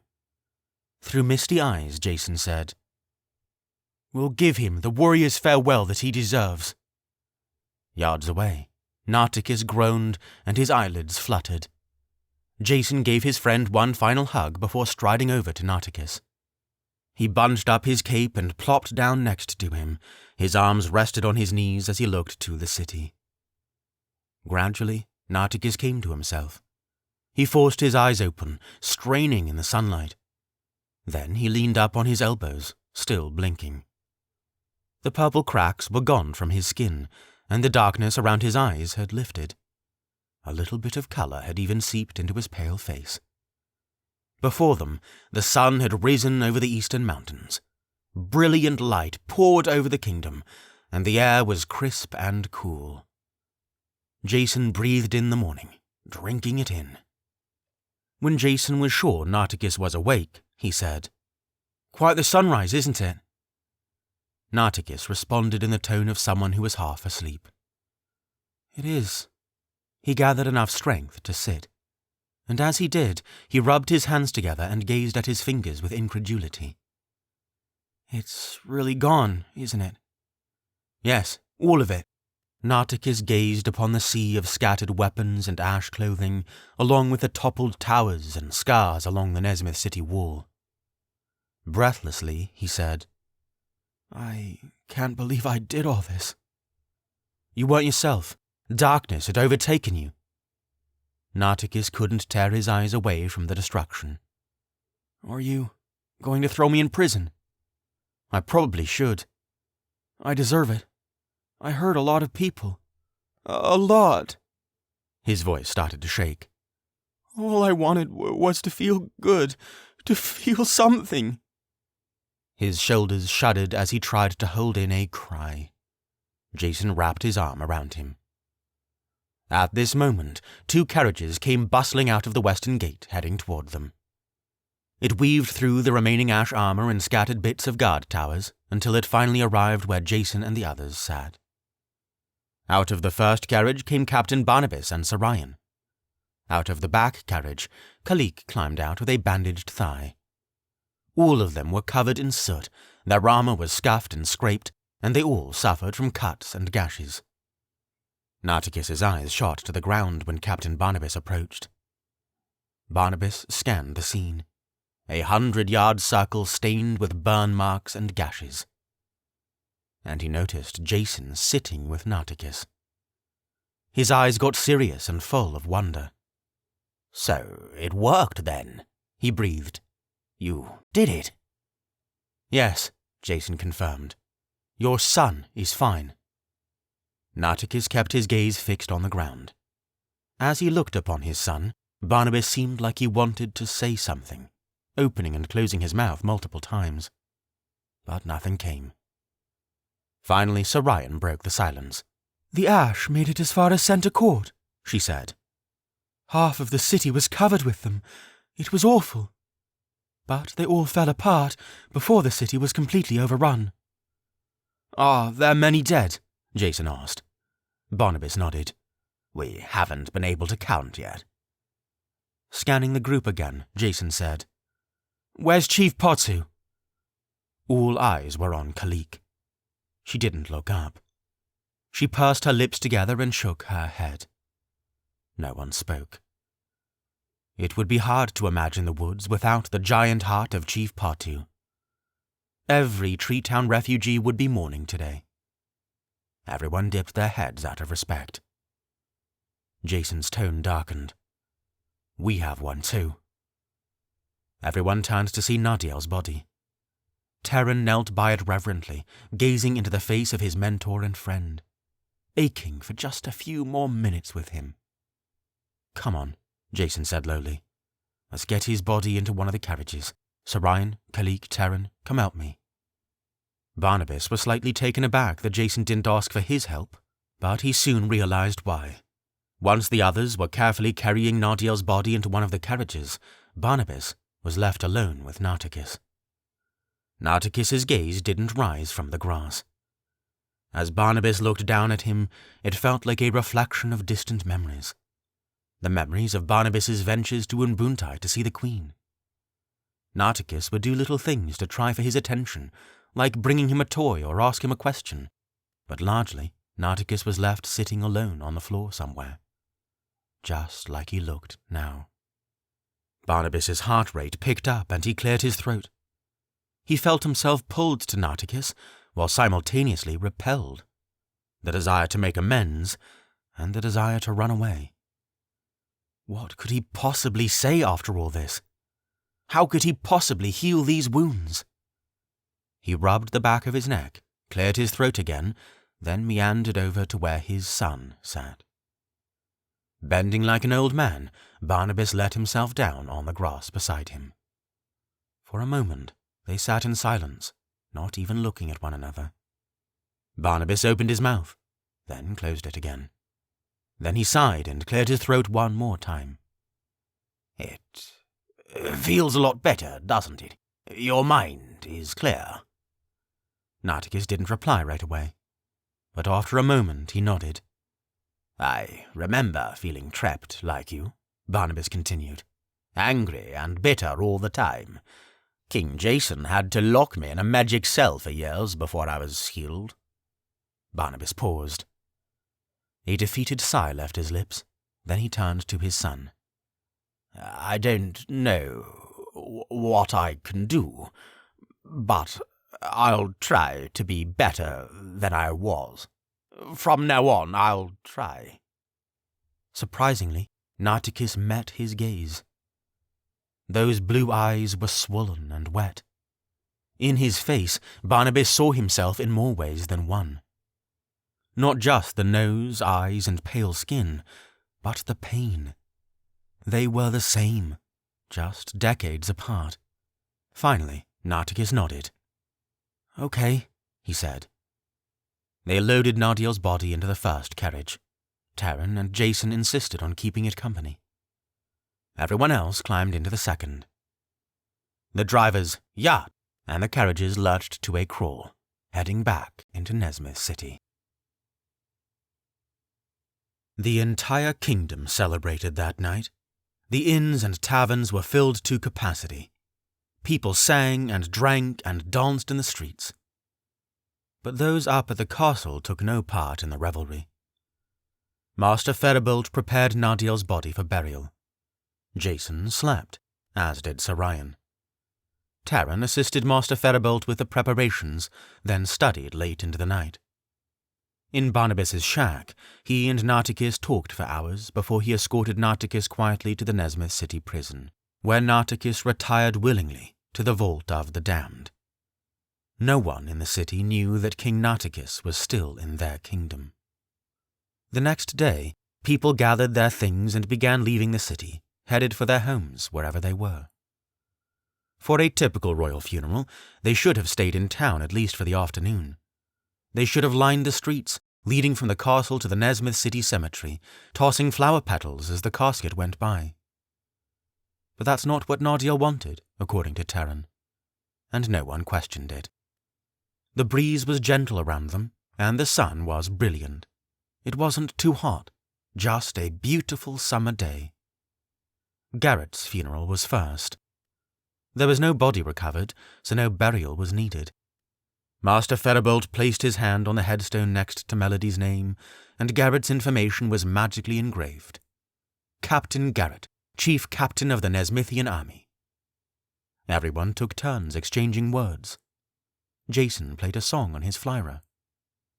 When it was done, Sarayan's shoulders squared like a weight was lifted from them. She looked up to the sky and let the breeze kiss her, like the lips of a loving father on her forehead. That was enough. Nadiel's came next. They found the headstone of Will the printer. Nadiel's casket floated above an empty grave next to it. Master Feribolt held it there magically. The advisor's small group of friends stood in a circle around it. Jason, Sarayan, Master Feribolt, Terran, and Kalik. All of them wore their best formal attire. Barnabas stood several paces back. Just like Garrett, they all took turns exchanging words. Sarayan spoke of Nadiel's insights on the ancient text and his dry sense of humor. Jason spoke of his wisdom and patience in the face of his arrogance. Master Feribolt and Kalik spoke of his kindness and intelligence. Finally, it was Terran's turn. "Terran," Jason said, "you only knew him for a few weeks, but you almost became the closest to him. Would you like to share some words?" Terran's eyes glossed over as he remembered the nights of studying by lantern light with Nardiel. The practicing of magic, the carriage rides to and from his flat. His chest swelled and deflated. Then he said, "Nardiel, he's the greatest man I've ever met. He was abandoned, but through study and grit became strong. When I felt like I couldn't do anything right, and when I felt like things were hopeless, he never pushed me down or made me feel small. He tried to make me see myself as something great. Because that's just what he did. He made everyone else around him better. He was smart and kind and good. I thank the dragon that I knew him. And I'll thank the dragon every day until I see him again." Terran nodded at Jason. He was done. Then Jason sniffed and cleared his throat as he prepared to recite the servants' farewell. "May the Hall of Servants ring with praises as they welcome you home in a blaze of majesty. Nardiel, advisor of Nezmyth," Jason recited. "May the sacred dragon bathe you in its holy light as your spirit ascends to its eternal rest. May the forces of darkness look upon your deeds with fear and tremble, for a mighty spirit is risen to paradise. You were and forever shall be a scholar, a hero, a mentor, a warrior, and a friend. To the sacred dragon we release you." As Master Feribolt lowered the casket into the empty earth, Jason pulled his flyra from a pocket and played a somber whistling tune. The notes bent and swayed with sadness and love as the coffin found its rest in the earth. Master Feribolt pushed soil over the opening, filling the hole. With another wave of his hand, a body of white flowers sprouted where the overturned earth was. Terran stepped forward. He placed his hand in the center of the flowers and concentrated for a moment as Jason continued to play. When he lifted his hand, a single red flower greeted the sunlight where Nardiel's heart would have been. Everyone smiled. When the proceedings were done, everyone began to shuffle away. Jason caught Kalik out of the corner of his eye. "What's your plan for Treetown?" Jason asked. "Rebuild," Kalik said. "Make the town as beautiful and charming as it once was. We'll bury those that we lost in battle yesterday, including our chief. She'll be buried next to Adria. It's what she would have wanted." "Send justice to us to let us know what we can do," Jason said. "Thank you for your assistance in this war. Your service will never be forgotten. May the dragon bless you, Chief Kalik." Kalik bowed to her friends, then slipped inside her carriage and drove off, jittering westward through the streets of Nezmyth City. Meanwhile, Terran was still kneeling by Nardiel's grave. Master Feribolt put his hand on his shoulder and said, "I'll be in my carriage. Take as long as you need." As he got up to walk to his carriage, he passed by Jason and Sir Ryan. "I would greatly enjoy if you two would stop by my home soon for tea. The dragon knows we need a time to unwind and savor the friendship that we still have." Sir Ryan smiled warmly. "We'll come visit tonight. Thank you, Master." Master Feribolt smiled in return, then climbed into his carriage. Jason let his mind hover on those he loved for a moment. Sir Ryan, Master Feribolt, Terran. How remarkable it is that life is so fragile and time so finite. Master Feribolt was right. Things must be savoured while they can. His arm was around Sir Ryan's waist. He pulled her close. "I think it's time for us." "For us to what?" He looked into her eyes. "To try for a child, just like you wanted." Sir Ryan's eyes sparkled, but she ogled at her husband skeptically. "You're sure?" "Yes, I think I'm ready." "What changed?" Jason kissed the side of her head. "This war, everything. I love you, and I want to add more love to our family." I think I'm ready. She grinned, and her eyes sparkled brighter.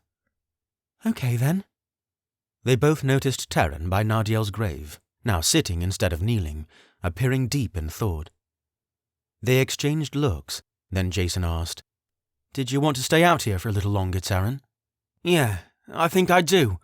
Master Feribolt will give me a ride back to the castle. Jason trudged over to him and squatted down next to him, putting his arm around him. We'll all see him again someday, and he was truly proud of you. I hope you know that. I do. Jason gave his shoulders a squeeze before he stood up. As he walked over to take Sarayan's hand, he noticed Barnabas still standing a little ways off. Barnabas, did you want to stay a while too? I might, Barnabas said. There are some items of business I would like to address here.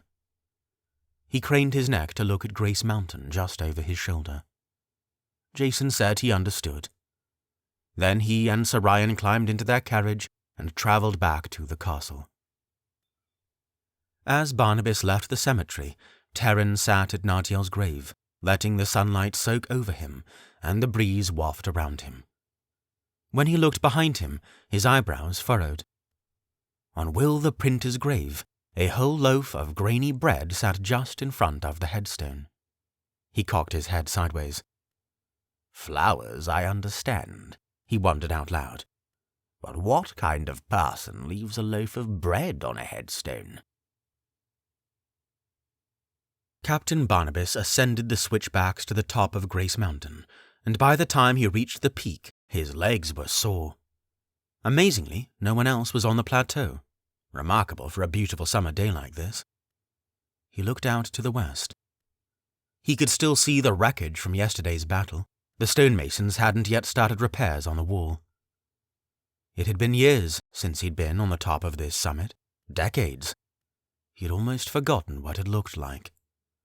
The cream stones beneath his feet seemed to never wear or fade, and the dragon statue several yards away was still as majestic and terrible as ever. He straightened up and took a deep breath as he approached it. When he reached the dragon statue, he extracted his sword from its sheath and lay it on the ground. He knelt down, looking into the dragon's eyes only briefly, before his gaze fell to the stone again. I do not know where to begin, Barnabas uttered.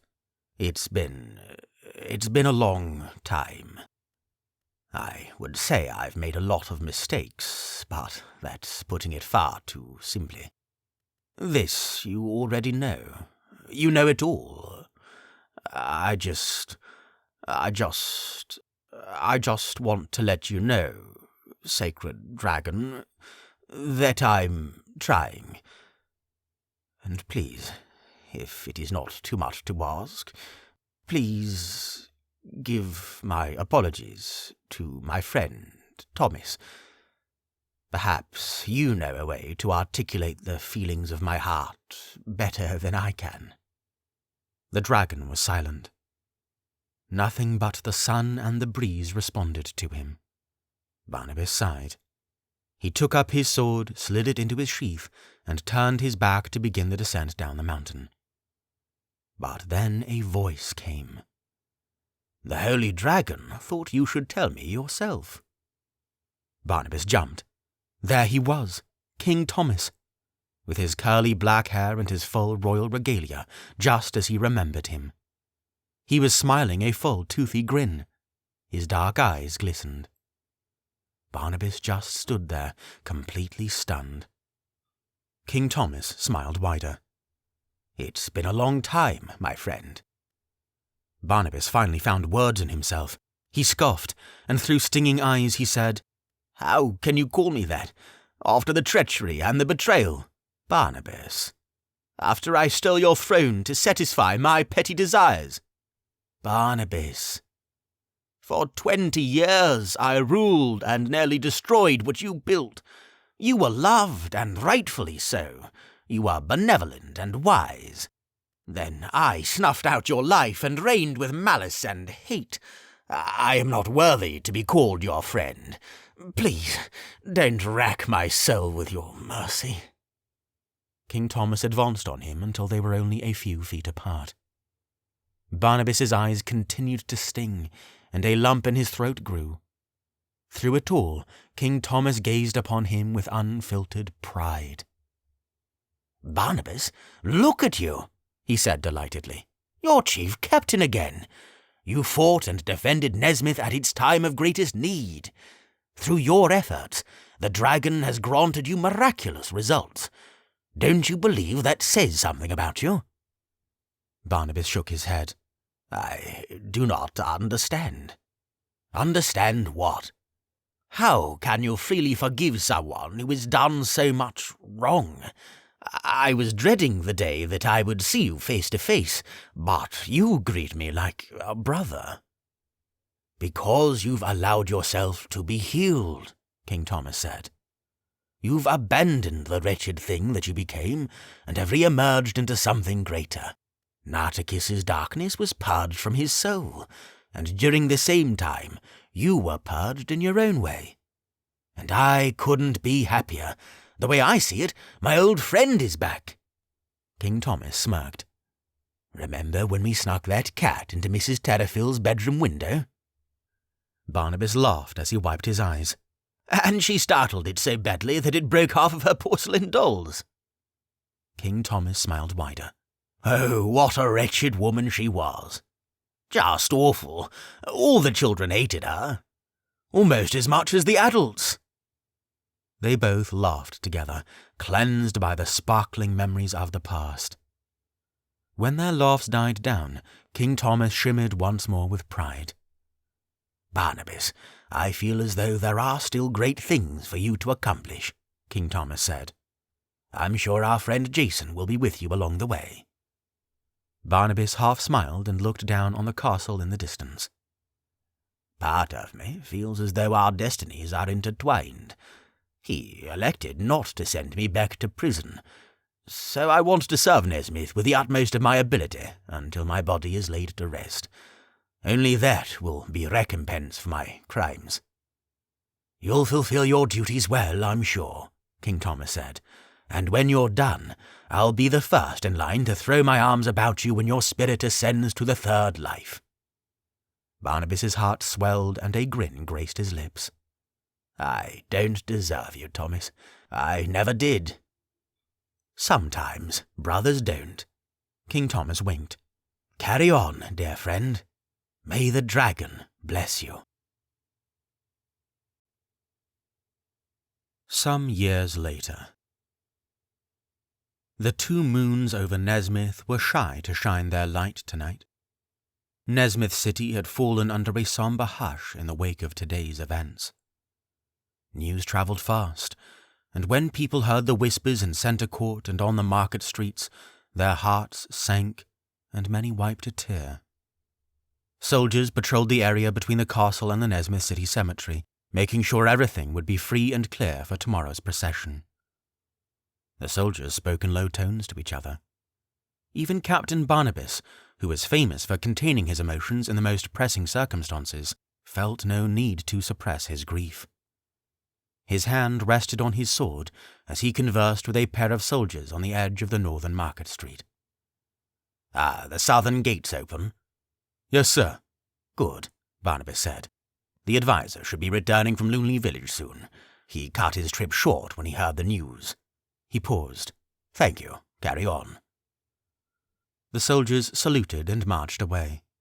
Barnabas put his hands on his hips and looked up to the sky. Somewhere up there, the spirit of his friend ascended to the glistening halls of the third life. He took a handkerchief and dabbed his eyes. "Sir." Barnabas quickly coughed and stuffed his handkerchief away. He turned to see a woman marching up to him, her armor clinking as she went.